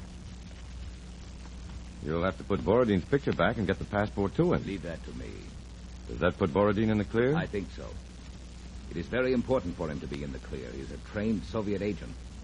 Look, if the FBI has picked up the real Alexei Borodin, How can I go back to the Veterans Organization claiming to be Borodin? There is no reason whatever to suppose that the organization keeps closely informed on FBI activity.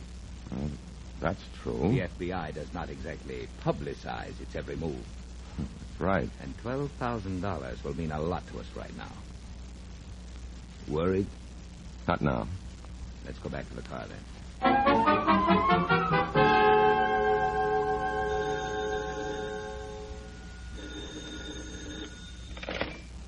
Hello? Mr. Borodin? Yes. This is Gregory of the Veterans Organization. I wonder if you could come down to my office and discuss a few final points in the Private Joseph Lazaroff matter. Oh, certainly, Mr. Gregory. When would it be convenient for you? Could you make it right now? Coming right down.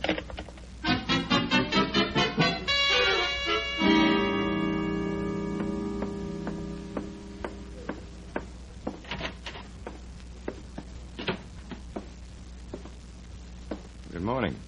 I took a taxi right down when you phoned. Mr. Borodin, this is Mr. Darwin Dykes. Oh, how do you do, Mr. Dykes? How do you do, Mr. Borodin? I wonder if I might ask you a few little questions. Sure. Go ahead. May I see your passport, please? Passport? You see, I'm new at this job, Mr. Borodin. Simply as a precaution, I called on the FBI to help me out on this matter. The FBI? Yes. Here are my credentials. I see. It's a curious thing. Another Mr. Borodin entered the country by the same port of entry that you did. Somewhere along the line, he claims to have lost his passport. This Mr. Borodin has a passport. I can vouch for that much. Could I see it, sir? Well, I don't seem to have it on me. Oh? I must have left it in my other suit. Well, I have a car outside. I'll run you down to your hotel. Could we stop at a pay station somewhere for a minute or two? There's a phone call I have to make. Privately.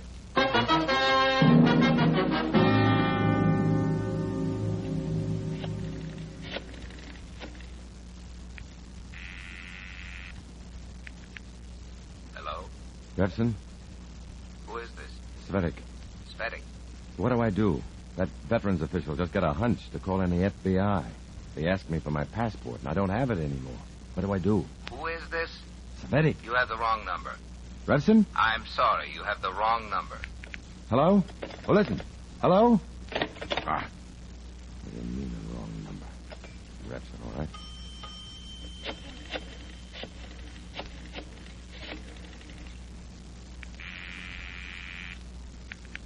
Hello?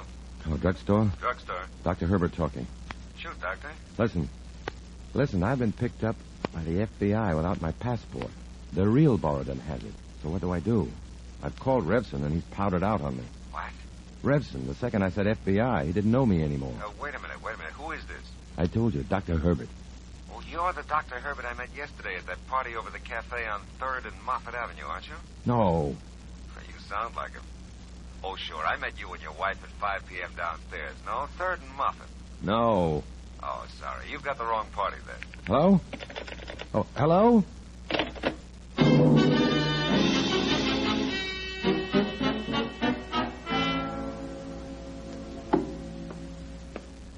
Well, Mr. Borodin? Nola? I thought sure I'd left my passport in this room.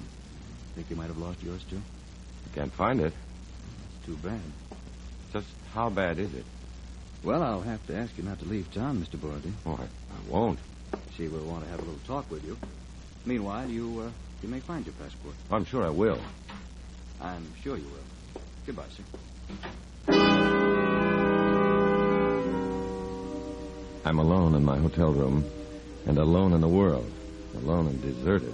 Revson has disowned me. My FBI contact has hung up on me. One tells me I have the wrong number. The other tells me I'm somebody he met at a party on 3rd and Moffett, and I was with my wife. Wife, 3rd and... All at once it's sunup. All at once the dawn. I grab my hat and take a taxi to 3rd and Moffett. It's a little after 5, but there is my FBI contact sitting in a booth waiting for me. Don't you see, Matt, by talking to Revson, first you put me in a very difficult spot. If I get you off the hook now with the FBI, Revson will know you've pulled some important wires. Probably the FBI. Well, they'll put 2 and 2 together and get FBI, and you'll be in serious trouble. What should I do? Well, I wouldn't talk to you over the phone, but I'd see you. Same goes for Comrade I. See him? I think you'd better. Will you keep an eye on me, sort of? Sort of. Because someday I'd like to have that wife you invented. if I live.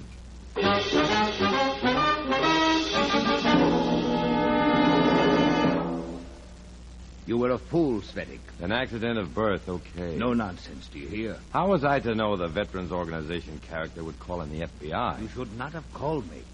Then you come to the office. You know the FBI wires offices. All right, so you took me to this rehearsal hall. We're okay. The question now is, what do we do? We have a choice. Only one of you can be the real Alexei Borodin. Borodin is an important agent. Cvetic has access to important money. If we look rotten to the Independent Veterans Organization, we lose this $12,000, and they'll always be suspicious of us. Our whole scheme will be exposed. But Borodin is an important agent. Moscow trained, Lenin Institute. If he gets the passport, he stays.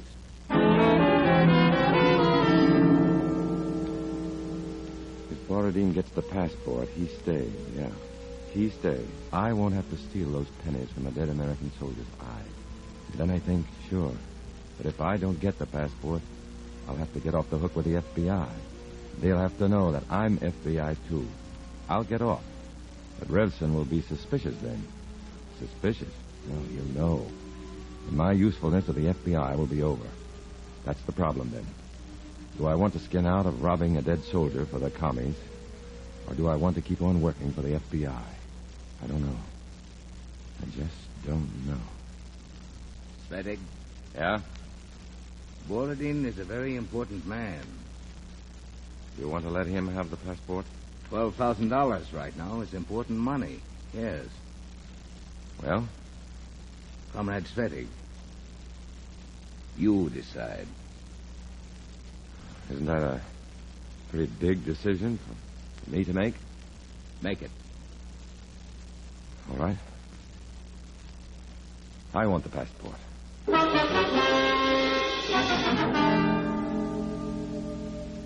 I telephone the Independent Veterans Organization. I'm asked to come down. I show the passport.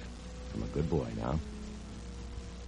It'll take some time for the transaction to be finalized, but we'll have Private Lazaroff's estate cleared for you in time and made over to you as attorney for Olga Lazaroff. Thank you. No reason why you can't have this little bag of his small effects now. I take the pathetic little leather pouch with its poor, eloquent relics of the dead. I find my way out to the cemetery again to pay my respects, to offer my last apologies. A girl edges past me and stands silently at another grave a few yards away. I pour the humble tokens out of the leather pouch. I wanted to tell you, soldier, I hate what I had to do. But the comrades won't be wanting these small things. Purple Heart, cufflink, grade school athletic medal. I wanted to tell you, soldier, with your kind permission. I'd like to keep them for you. Okay? I turn to go. Something in the grass glitters in the setting sun. I pick it up. Seems I dropped the cufflink. Pretty shaky. Pretty dim-eyed. Miserable. I begin pouring the little tokens back into the leather pouch. I stop short. I have two cufflinks where there was only one before. I look back and I see the girl standing there. You, girl. I mean you. I didn't do anything. I'm not doing anything wrong. Really. Yeah. Just look at this cufflink. Give it to me. Then it is yours. Give it to me. Give it to me. And why are you standing at Joe Lazaroff's grave now? I can't help it. I have to see him again. Joe gave you this cufflink, didn't he? I have to say goodbye again. I have to. He gave you the cufflink. Yes. Why? He couldn't afford to give me a ring. A ring? It's an old-fashioned cufflink his father owned. You hold it between the middle finger and the ring finger. See? So. It curls around the ring finger. Looks like a ring is on the marriage finger. See? You see? Marriage finger? We roomed in Mama's rooming house. We loved each other. But Mama said no. I couldn't marry him. Oh. But I did. Wow. Secretly. So nobody would find out. We were married almost a year. Oh, We were so happy. Look, listen to me. This is big news for both of us, but mostly for me. Now listen to me closely, Mrs. Joseph Lazaroff.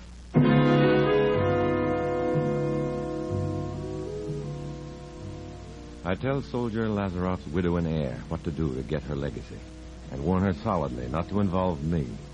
I don't leave her with her dead until I know she's got it right. Then I go. I'm a new man, washed clean by the tears of gratitude in her eyes. If this is a lump sum the comrades aren't going to get, but they won't know it until I'm sure Alexei Borodin is safely deported again. Twin bill, double victory. I hit the pavement. Away from the grave, the girl, and the gratitude, I come down to earth again. I know that gratitude is great, but I know that nothing will save me if the comrades find out what I've engineered with their help. Comes the showdown. I'm a communist for the FBI. I walk alone.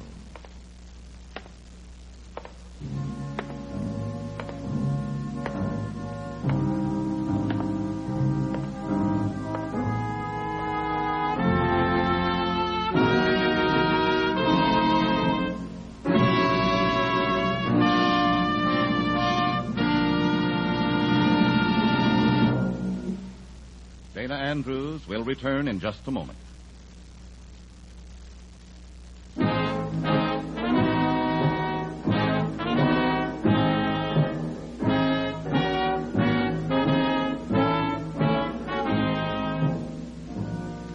This is Dana Andrews stepping out of the character of Matt Cvetic to remind you that our story wasn't pure fiction. Oh, no. We've changed names and modified incidents to disguise the story from the wrong people to protect the right people.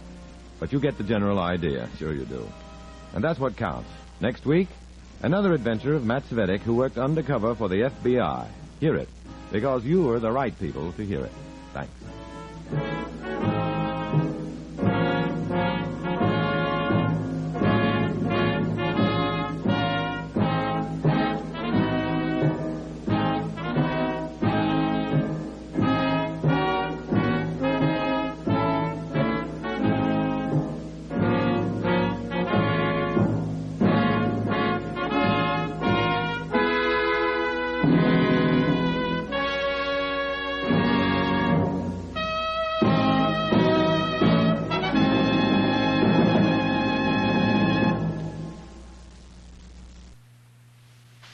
I was a communist for the FBI.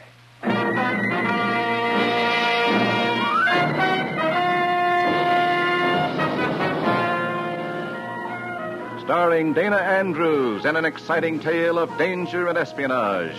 I was a communist for the FBI.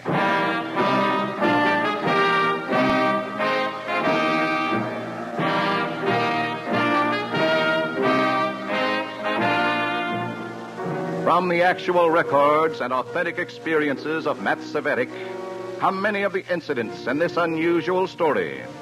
Here is our star, Dana Andrews, as Matt Cvetic, who for 9 fantastic years lived as a communist for the FBI. An Oriental proverb says, "He who rides on a tiger cannot dismount." For 9 jittery years, I rode the red tiger of communism in America while it stalked our freedoms. It was worth my life to dismount, but finally I did. This is one of the stories of that long, grim ride.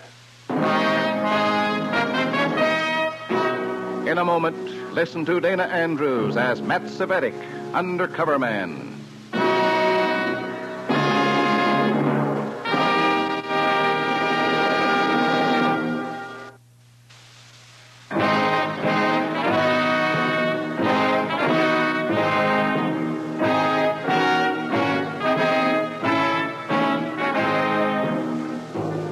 Here is Dana Andrews as Matt Cvetic, undercover man. This story from the confidential file is marked The Pit Viper.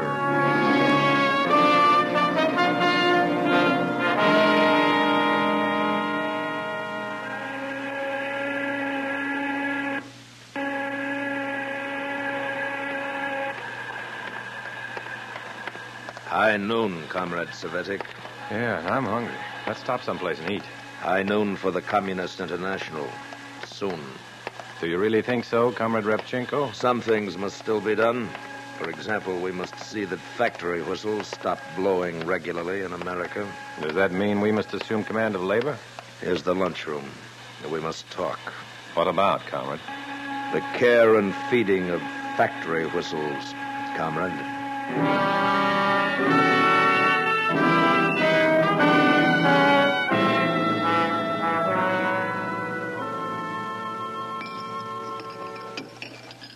So, to summarize, the cookers are on strike. The union is about to reach an understanding with the management. That must not happen.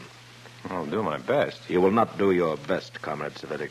You will do what has to be done. I'll leave for Kirkton tonight. Comrade Simon Horvath understands such matters as inciting to riot and other mob violence, where it will do the most good. He will drive with you to Kirkland. I'll need help. You are to hesitate at nothing. How do you mean? You are a deputy sheriff in this county? It's just sort of an honorary thing. It just keeps me on call to stamp out brush fires in dry weather. But you are permitted to own a revolver. Yes. Have it with you in Kirkton. You leave tonight.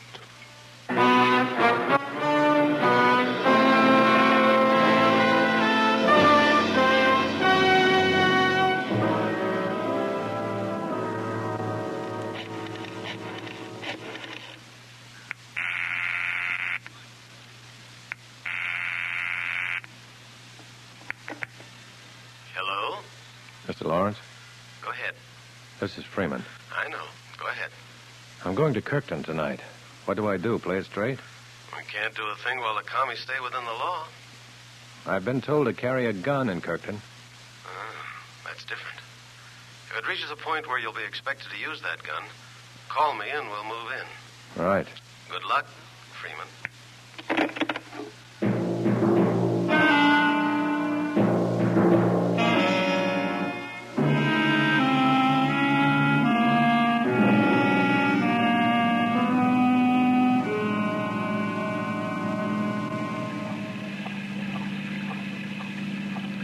Miserable night to drive, Comrade Simon. I'm not worried about that. But strikers don't enjoy picketing in the rain. These Kirkton schmoes will be more anxious than ever to settle their strike. We'll fix that all right, though. Yeah? How? Those 100 hot lunches I ordered by telephone in Kirkton, pass them out to the pickets. I see. Nothing like a hot meal to keep the hotheads hot. I like these deals. This is going to be fun.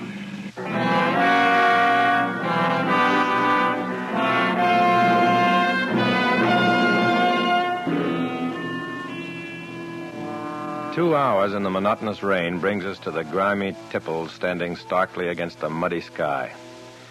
A struck mining region in the dead of a nasty night is the last word in desolation. I feel a chill and I shiver. The revolver in my shoulder holster is cold and heavy. I look forward to a warm place to sleep. And then Simon's car begins to feel the weather. Uh-oh. Now what? Water in the carburetor or something, I don't know. Now, wait, you better stop here while the stopping's good. You mean while the initiative is still with us? And what's here? Like a miner's house. I'll call a garage. Ow. Do that, Junior. I'll wait in the car.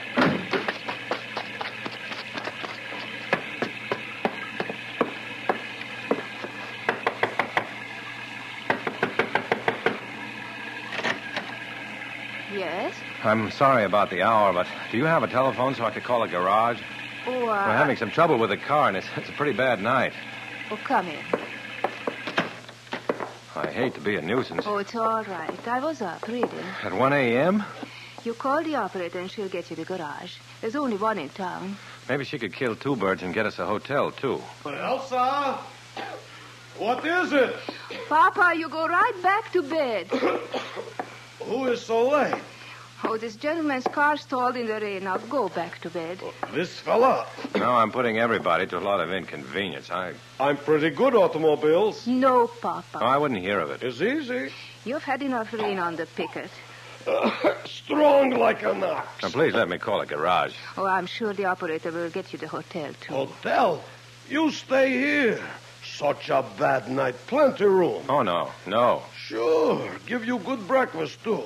No charge. No, it's just out of you, but... You stay in Barney's room. Long time nobody in Barney's room. How old you are? 35. Why? Like Barney. You stay. No, but I'm with another man. There's two of us. You see, Papa? I sleep on couch down here. No, sorry. Thanks anyhow. That's final. Now get back to bed before you catch another chill, Papa. She called me Papa. No, Papa. I'm Barney's Papa. I'd better telephone the garage, Miss... Mrs. Utke. Mrs. Barney Utke. Or rather, Mrs. Elsa Utke now. Oh, well, I'll use your phone. And maybe you could drive me to my own house then. It's on the way into town. Well, I'd be very happy to. Thank you. I'd better phone.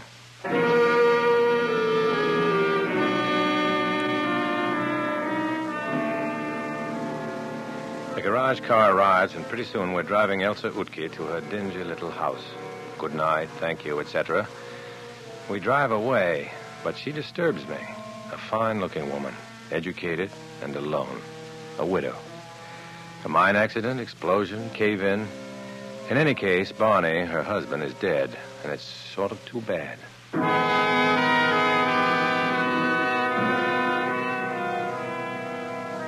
We're lucky. We get a decent room in the little hotel in town.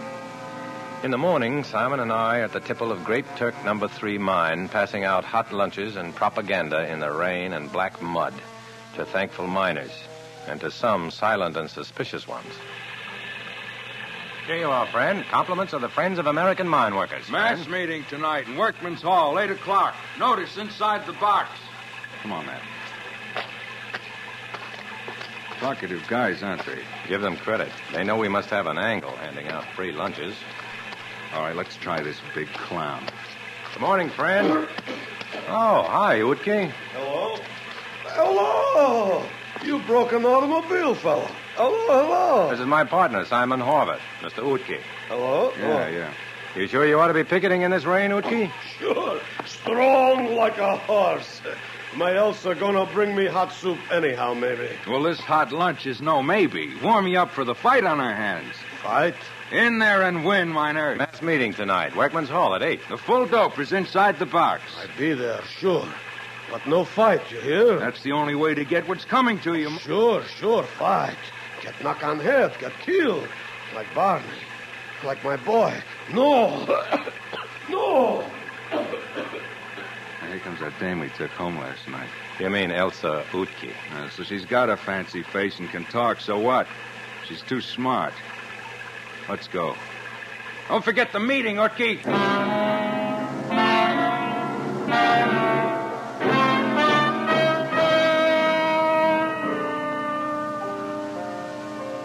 You've been on strike for 5 weeks now. And what are you settling for? 6 lousy pennies a load. Go back to work for that, and you're selling your American birthright for that well-known mess of pottage. Sign up with the Friends of American Miners, and we'll get you 3 times that. 3 times. How we know this? You're out of order, Utke. You out of line. We're the workers. We satisfied. This guy Utke's gonna be trouble, Matt. Who are you anyhow? Who you come tell us what to do, huh? We're your friends. If you can't fight for your rights, we're here to line you up in a real organization with teeth. We don't want different unions. We want peace. No more strike. Go back to work. Make living. Men, I beg of you, think it over. See it our way and fight. I lose my boy in riot like that. In mine fight. Enough fight. On bended knee, men. On bended knee for your own good. That's all, men. God bless you. Men, you stay a while. I like to talk to you good. He's trouble. But he's important. He's their spokesman. He's liable to have a serious accident one of these nights. Look, comrade, let me handle Utke, okay?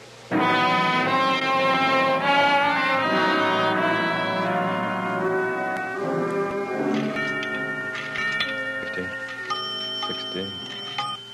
Hello? Lawrence? Yes? This is Freeman. I know. Go ahead. Wait.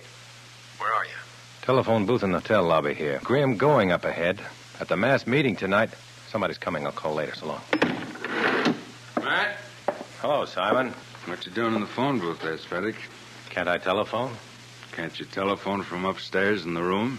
No. No? Look, the party doesn't have to go on my dates with me, does it? That's the... What's her name, dame? Elsa. Elsa Utke. I'm going out with her tonight. Okay? You better get started. It's pretty late. I'm on my way. I'm going that way. I'll drive you over. Oh, it isn't far. I'll walk. It's pouring. Isn't there a taxi service in town? Cvetic, you rich or something. I'll drive you over. All right, fine. Thanks a lot. Fine.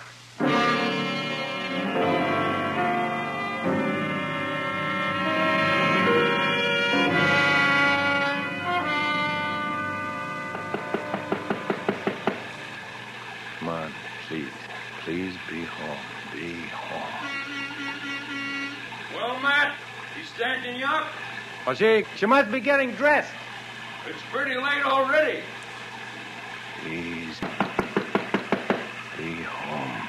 Be home, please. Please.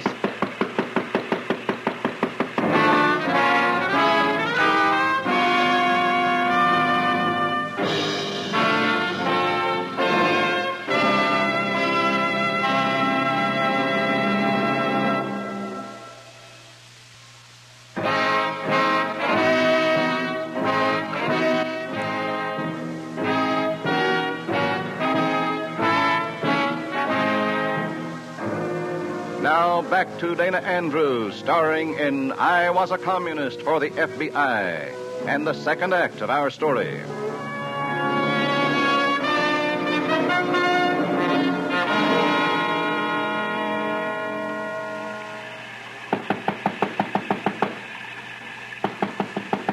Please, Elsa, be home, please. Please. Elsa. What is it? It's okay, Simon. Thanks for the lift. Come in. I can't explain, but I have to use your telephone. Oh, you're welcome to it, of course. There. Well, do you mind? It's rather private. Oh, I'll wait in the next room.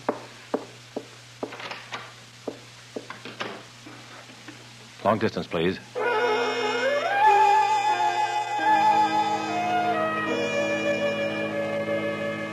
Hello? Lawrence? Lawrence? Freeman again. I'm calling from a private telephone now. Go on. Look, there's a miner down here, sort of the head man with the boys. Lost his son in one mine riot and doesn't want any more violence. He wants the men to go back to work, and my sidekick doesn't like it. Simon Horvath, that is, huh? Yeah. I don't know if I can keep him under control. You think he might knock off this miner? I don't know. I'll start for Kirkton right away.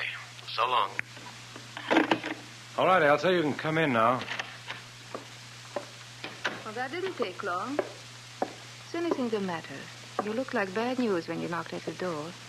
Well, yes. Should I be sympathetic? No, not at all. Thanks for letting me use your telephone. Good night, Mrs. Yuki. Oh, wait. Waiting. Why did you ask to use my telephone? I needed a private wire. There are other private phones. Why mine? Why? Yes. Well, let's say I made a cheap boast. Let's say that I pretended to my partner that I had a date with you. A date with me? That's what I told him. Why? Private reasons. What if... It probably means more than I meant it to when I said it. It's rather involved, isn't it? Well, that's because I'm rather involved. Whatever that means. Elsa, Elsa? don't you get involved. Now I know what you mean. Maybe it's blunt, my saying it, and vain, but No, it isn't blunt or vain. Just kind. from someone from whom you didn't expect much human feeling. I just felt you were here to make trouble. The last time you people came here, you started a riot. My husband was killed. It was murder, nothing less. They did it so that they could say company strong-arm men did it. They were communists. And you think I'm a communist? Deny it if you like. You Reds always deny it. And there's no use in my denying it, is there? Elsa! Elsa! You shouldn't be here. He despises your kind. Elsa, I go by Matt's meeting now. Miners, we talk... Hello, Utke. Elsa, what this fellow does in my Barney's house? He's in some sort of trouble, Papa. He wanted to use the telephone. What this communist do in my son Barney's house? Is this for he kill Barney? So he come into Barney's house, monkey Barney's wife, huh? Papa, he didn't kill Barney. Communist, same like other fellows, same thing. Papa, please. You, sneak fellow. You dirty communist. I show you. Utke, stop. No, Papa, let him go. Let him go. You're joking. No. I show you. I give you big hello, huh? Papa, let him go. Let him go. You let me go. Elsa. I make a mistake. A mistake. I hit her. Get me a glass of water, Utke. Come on, get on it. Yeah. I make a mistake. I get water. Elsa. Yeah. Elsa. It's all right. Just lie here a moment. Utke jarred you with his elbow. He didn't mean to. I'm all right. Well, just take it easy a while. How she is, huh? How she look now, huh? Let's have the water. Elsa, I don't know how it happens. I'm fine, Papa. Sure? Just, help me up a little, please. Arm around my shoulder. So. That's it, does it. Now sit here. Thank you. It was accident, Elsa. I'm sorry. Of course, Papa. I'm sorry. Forget about it.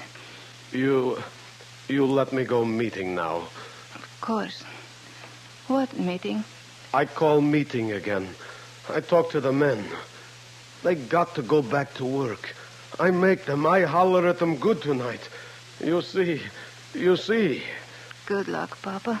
Oh, I don't know. I try hard. I don't know. Don't worry, Papa. Go to the meeting. Yeah. I go. All right.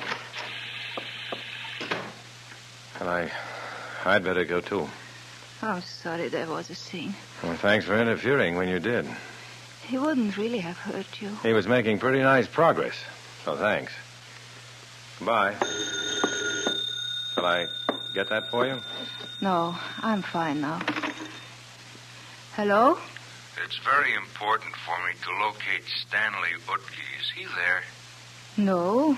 He just left for Workman's Hall for a mass meeting. Who's this? Hello? Who is it? Hello? Doesn't matter. I know who it is. It's your fine friend. My friend. You told him Utke went to the hall. Did I? I don't Yes, maybe I did. I've got to go after him. Why? Never mind. I've just got to go after him. Matt. Yeah? Be careful. I slog across the black, sticky fields in a dreary downpour toward Workman's Hall. If Simon Horvath is looking for Big Stan Utke, he means no good. And I don't know how many of his goons have been standing by. The lights of the hall begin to glow dimly through the rain. Has Utke arrived there yet? Utke. He hasn't arrived, but the goon squad has. Sure as brass knuckles, sure as sandbags. I start running and almost pitch headlong into a battle in the dark. Horvath! Haul off! Cut it out! You're making a mistake! Something hits me in the mouth, and I go down, tasting blood. Heavy milling feet stamp over me. Then I hear another voice from the direction of the hall. This way, boys! They're following Stan Utke! Let her have it, boys! Good! The miners pour across the field and fall upon Simon Horvath's goon men. And I crawl out of there while the getting is good.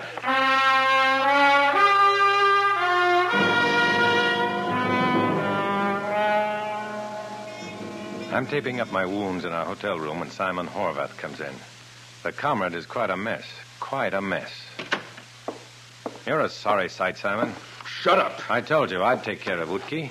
Why did you have to step in and foul things up? Because you weren't taking care of Utke, that's why. I'd been working on him, making him see things our way. Yeah? I was talking to him tonight, just before you called Elsa's house. You were? Yes, I was. Check with Elsa, if you want to. Will she talk to a communist? Look, I had Utke convinced that the men should stay out. He was going to the hall tonight to tell him it was a fight to the finish. You're a liar. I'm a liar. Let's see if I'm a liar. Hello? Operator?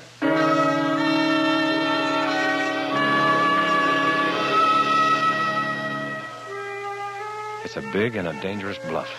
I'm counting on Elsa Utke's wit and her need to believe in somebody, even somebody she thinks may be a red. And then her voice is on the wire, and the bluff is on. Hello? Elsa, this is Matt Cvetic. Oh, How is Mr. Utke? badly beaten up. I've just come back from the emergency clinic. Will he be all right? Yes. Elsa, there's a man here with me who doesn't believe that I had Utke convinced that the miners should stay out on strike. Will you correct him? Your communist friend? Yes. Put him on. Comrade. Hello? Hello? What your comrade says is true. Okay. Let me speak to him again. She wants to speak to you again. Elsa? I lied for you. Thanks. Somehow I think you are not really one of them. That someday you will see the truth and leave them. I hope so. That is why I lied for you. Goodbye, Matt. Well, that's it, comrade. You're in trouble. I was doing my job. What do you mean in trouble? You've made a martyr out of Utke. You've turned him against us again. The men will go back to work for his sake now. Nice work, comrade. Look, Matt, we're pretty good friends, aren't we? The party comes first. Yeah, I know, sure, but... I'll have to turn you in for party discipline. Matt, look at it. Sorry, comrade. The next morning, sure enough, the men go back to work. And Simon and I sneak out of town, go back. And Comrade Simon Horvath faces the grim party discipline. I claim that victory. Horvath and I sneak out of the hotel one at a time, afraid even to call a taxi. Alone, I hit the wet highway. I hear Elsa Utke's warm Slavic voice again. I lied for you. And I feel good again. And then I hear... Goodbye, Matt. And that hurts. Goodbye. But that's how it is. And that's how it will always be. As long as I'm a communist for the FBI. I walk alone.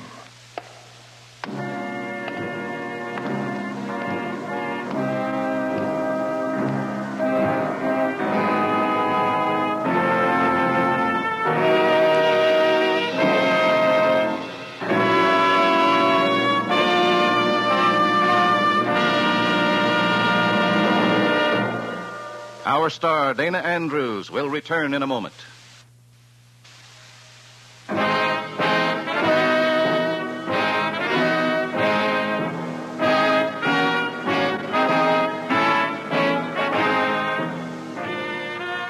This is Dana Andrews.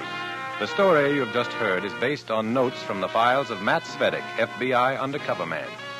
Names have been changed and events modified for obvious reasons. Next week, another exciting adventure out of Matt Cvetic's experience as a communist for the FBI. So be with us then. We're expecting you.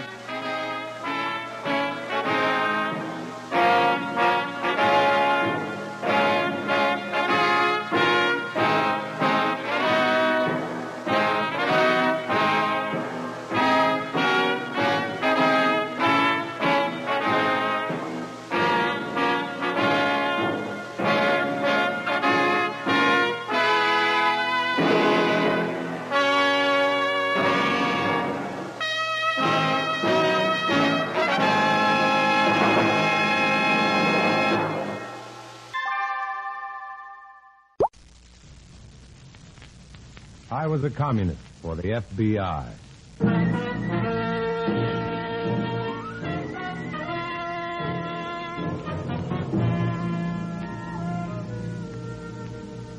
Starring Dana Andrews in an exciting tale of danger and espionage. I was a communist for the FBI.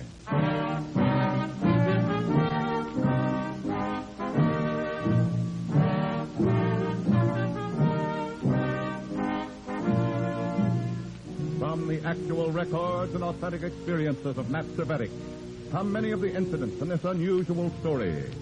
Here is our star, Dana Andrews, as Matt Cvetic, who for 9 fantastic years lived as a communist for the FBI. 9 years of solitary confinement. For 9 years, crowds jostled me. Waiters took my orders. Conductors punched my transfers. Operators got me telephone numbers. I was free and at large, but I was in prison. I walked in crowds, and I was alone. I had comrades, but I didn't have friends. And that's only part of what it meant to be a communist for the FBI.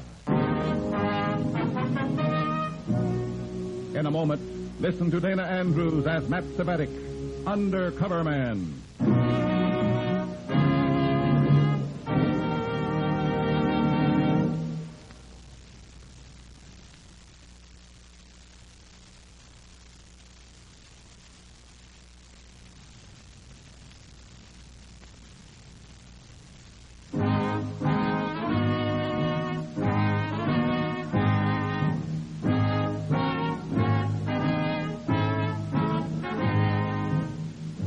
Here is Dana Andrews as Matt Cvetic, Undercover Man.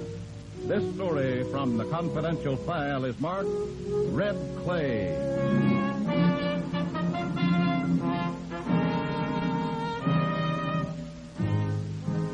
For several days, I've been noticing a peculiar speculative look in Comrade Revchenko's official eye when he doesn't think I'm watching. He's sizing me up. When your chief in the Communist Party takes stock of you, you don't know if you're on your way up or on your way out. I don't have long to wait to find out. Revchenko wants to talk to me in private. And I put on my mad face, which helps me get away with some stuff that would land other comrades in front of the Control Commission for disciplining. Comrade Cvetic, you have lived in this town most of your life. That's right, Comrade Revchenko. You went to Uptown Senior High School. That's right. Then you know the principal there, Mr. Dexter Delancey. I never heard of Mr. Dexter Delancey. He may have been after your time. Dexter Delancey has a very ingenious and realistic approach to the problem of influencing American youth. He's certainly in a position for it. He sympathizes with our cause. But so far, he's been reluctant to join the party officially. Now, however, he has agreed to discuss the idea broadly. You are to meet him at his office at 4 o'clock for a general chat. Once he joins the party, you will instruct him in your duties. You mean I'm to groom this highbrow to replace me? We need him. Youth is like clay in hands like his. Well, I understand American kids pretty well myself. Orders, Comrade Cvetic. What happens to me? You will be sent to neglected strategic areas. Farmed out to the miners, you mean? Sent to strategic areas, Comrade Cvetic. I'm useful here, and I've been home here. I see no reason. Comrade Cvetic. 4 o'clock, Principal Delancey's office. Cultivate him carefully. I strolled down the somehow shrunken corridors of my old high school. Same old bulletin board, same old corny student cartoons on it, same graduation dance notice, the same decent, hopeful, eager kids. But to the architects of communism, clay. Red clay to be molded into totalitarian tameness. That would still mean 2 minutes to the final bell. I stopped in front of a familiar door. Room 10. Miss Hunter. Miss Hunter with the mass of blonde hair and the electric green eyes. Miss Hunter, my English teacher with whom I once imagined myself deathlessly in love. I reached for the doorknob. Down to bottomless perdition. I stand in the doorway, gaping. A big, mature-looking boy is reciting earnestly, but I hear him dimly. It is his teacher I gape at. Miss Hunter, younger and more beautiful than ever. The thick bronze hair, the green eyes, the faintly and pleasantly freckled nose. I just stand there in the open doorway, spellbound all over again. Round he throws his baleful eyes with witness fused with affliction and dismay, mixed with obdurate pride and steadfast hate. Very good, Charles. Fine feeling. Thank you, Miss Hunter. Won't you come in, sir? For me? Oh, yes. And close the door. Oh.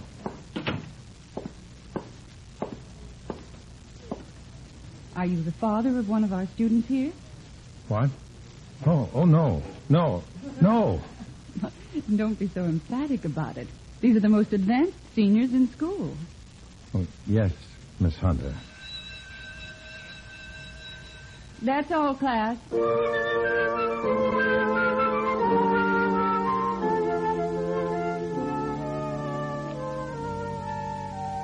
Those keen-looking seniors file past me, and I feel as sharp as a sack of potatoes, non-select grade. The young man who'd been reciting when I came in is talking to Miss Hunter. I feel a bond of sympathy with him. I know just how he feels. I was in love with my teacher once, too.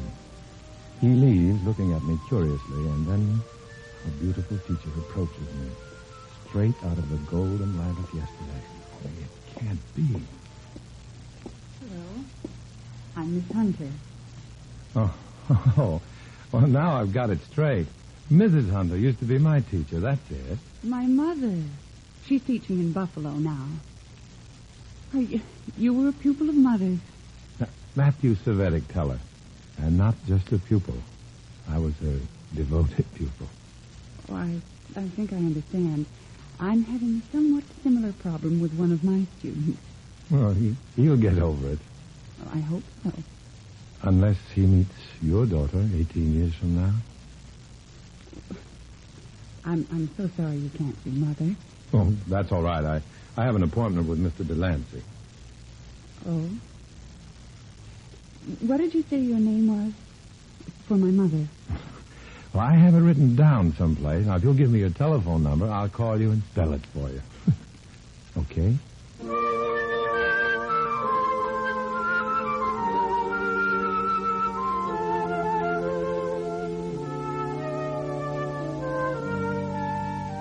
I walk out of that dim lilac haze with the telephone number stashed away in my head, along with the memory of bronze hair and green eyes floating around in the lilac mist. I don't want to conduct red business in lilac time, but I've got to. The bubble bursts and soap gets in my eyes. And superior, horsey-toothed Principal Dexter Delancey gets under my skin with his theory for the reconditioning of young minds to the communist idea. And what is my method? Simply this, Mr. Cvetic. Cvetic. C-V-E-T-I-C. I am in a position to point out in my own history classes that our American forebears would have been communist sympathizers today. Oh, that's a good trick if you can do it. Oh, I can do it. After all, the Declaration of Independence was a document endorsed by the 13 states for the overthrow of government by force of arms. Yeah, but it was a tyrannical government. The government overthrown by the Russian Revolution was even more tyrannical. Yeah. Rebellion to tyrants is obedience to God. That was Thomas Jefferson's personal motto. Nothing wrong with that. Wrong. It's marvelous. In his own words, the writer of the Declaration of Independence admits that revolution has the approval of heaven. Then how can the capitalist world accuse Russia of being godless? You see, etc. Go on, Mr. Delancey. Call me Dexter.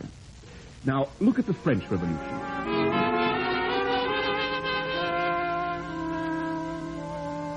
The more I listen, the sicker I get inside. Sick and scared.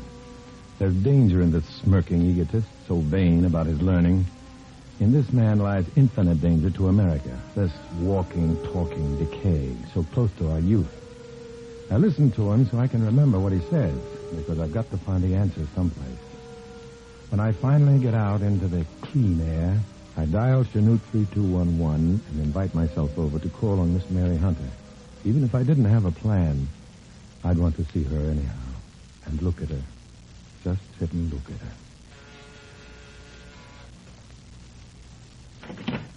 Mr. Cvetic, right on time. Come in.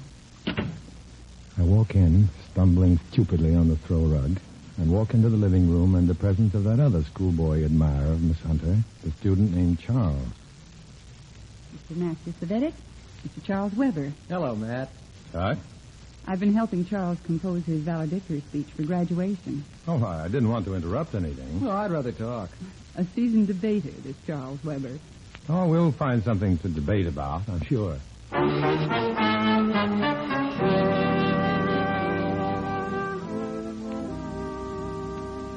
In less than an hour, by easy, logical steps, I've managed to twist the conversation to politics, world affairs, the American Revolution.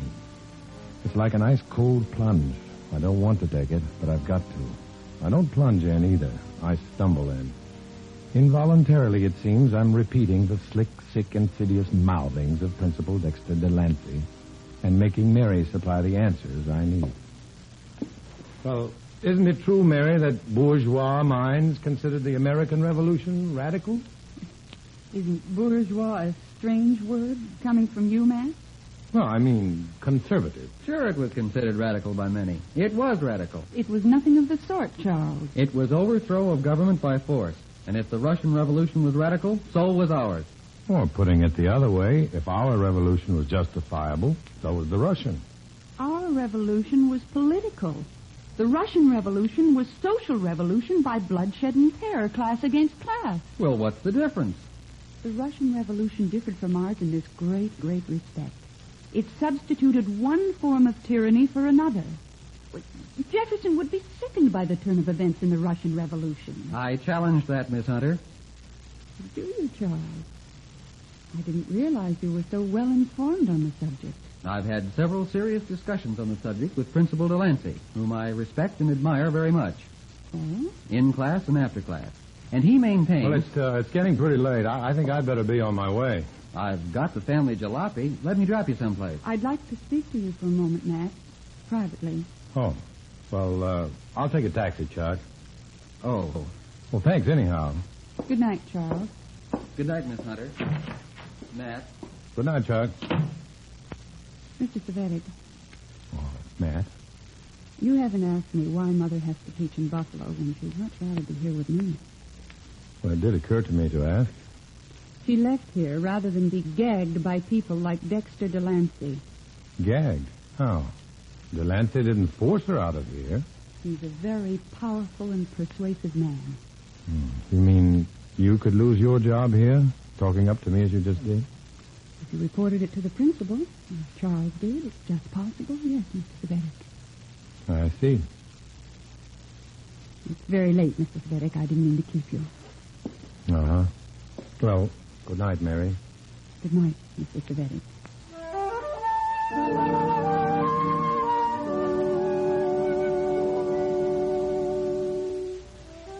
I spend a bad night thinking of Mary Hunter having to be cautious of a man like Dexter Delancey. I have a knot in my stomach thinking about young Chuck Weber, honor student, parroting the red line right out of the horsey mouth of Dexter Delancey. But that note of jealousy at the very end of the evening gives me the big idea. Turn Chuck against me because of Mary, and he might lump Delancey with me and turn against him, too. Maybe. I'd have to keep on supporting Delancey's views. I'd have to keep goading Mary into fighting me on them. Because if it comes to either Mary losing her job or my losing mine, she'll have to go. It's like that sometimes, being a communist for the FBI, and it hurts. It hurts bad.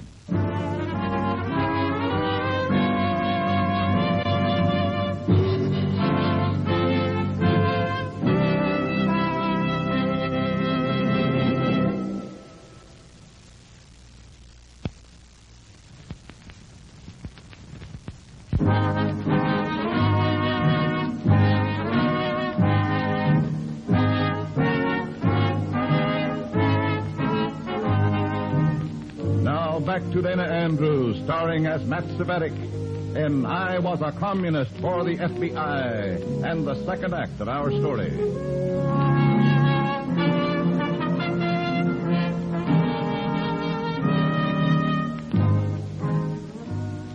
All right, I'm a heel, but I have a job to do, and I do it. I play remorseful and persuade Mary to see me again when I know Chuck Weber will be rehearsing his valedictory speech with her. Sure enough, I managed to drag in the line that our early American patriots would be called radicals today. I won't give the unpleasant details. They're too taut and angry and white-lipped, and I hate to talk about giving Mary Hunter pain. But it works in this important respect. When Mary asks again to talk to me alone, Chuck Weber pounds out of there, but slamming that door. Oh, dear. He's pretty mad. Very strange. He's very jealous. I'm sorry. It has no cargo.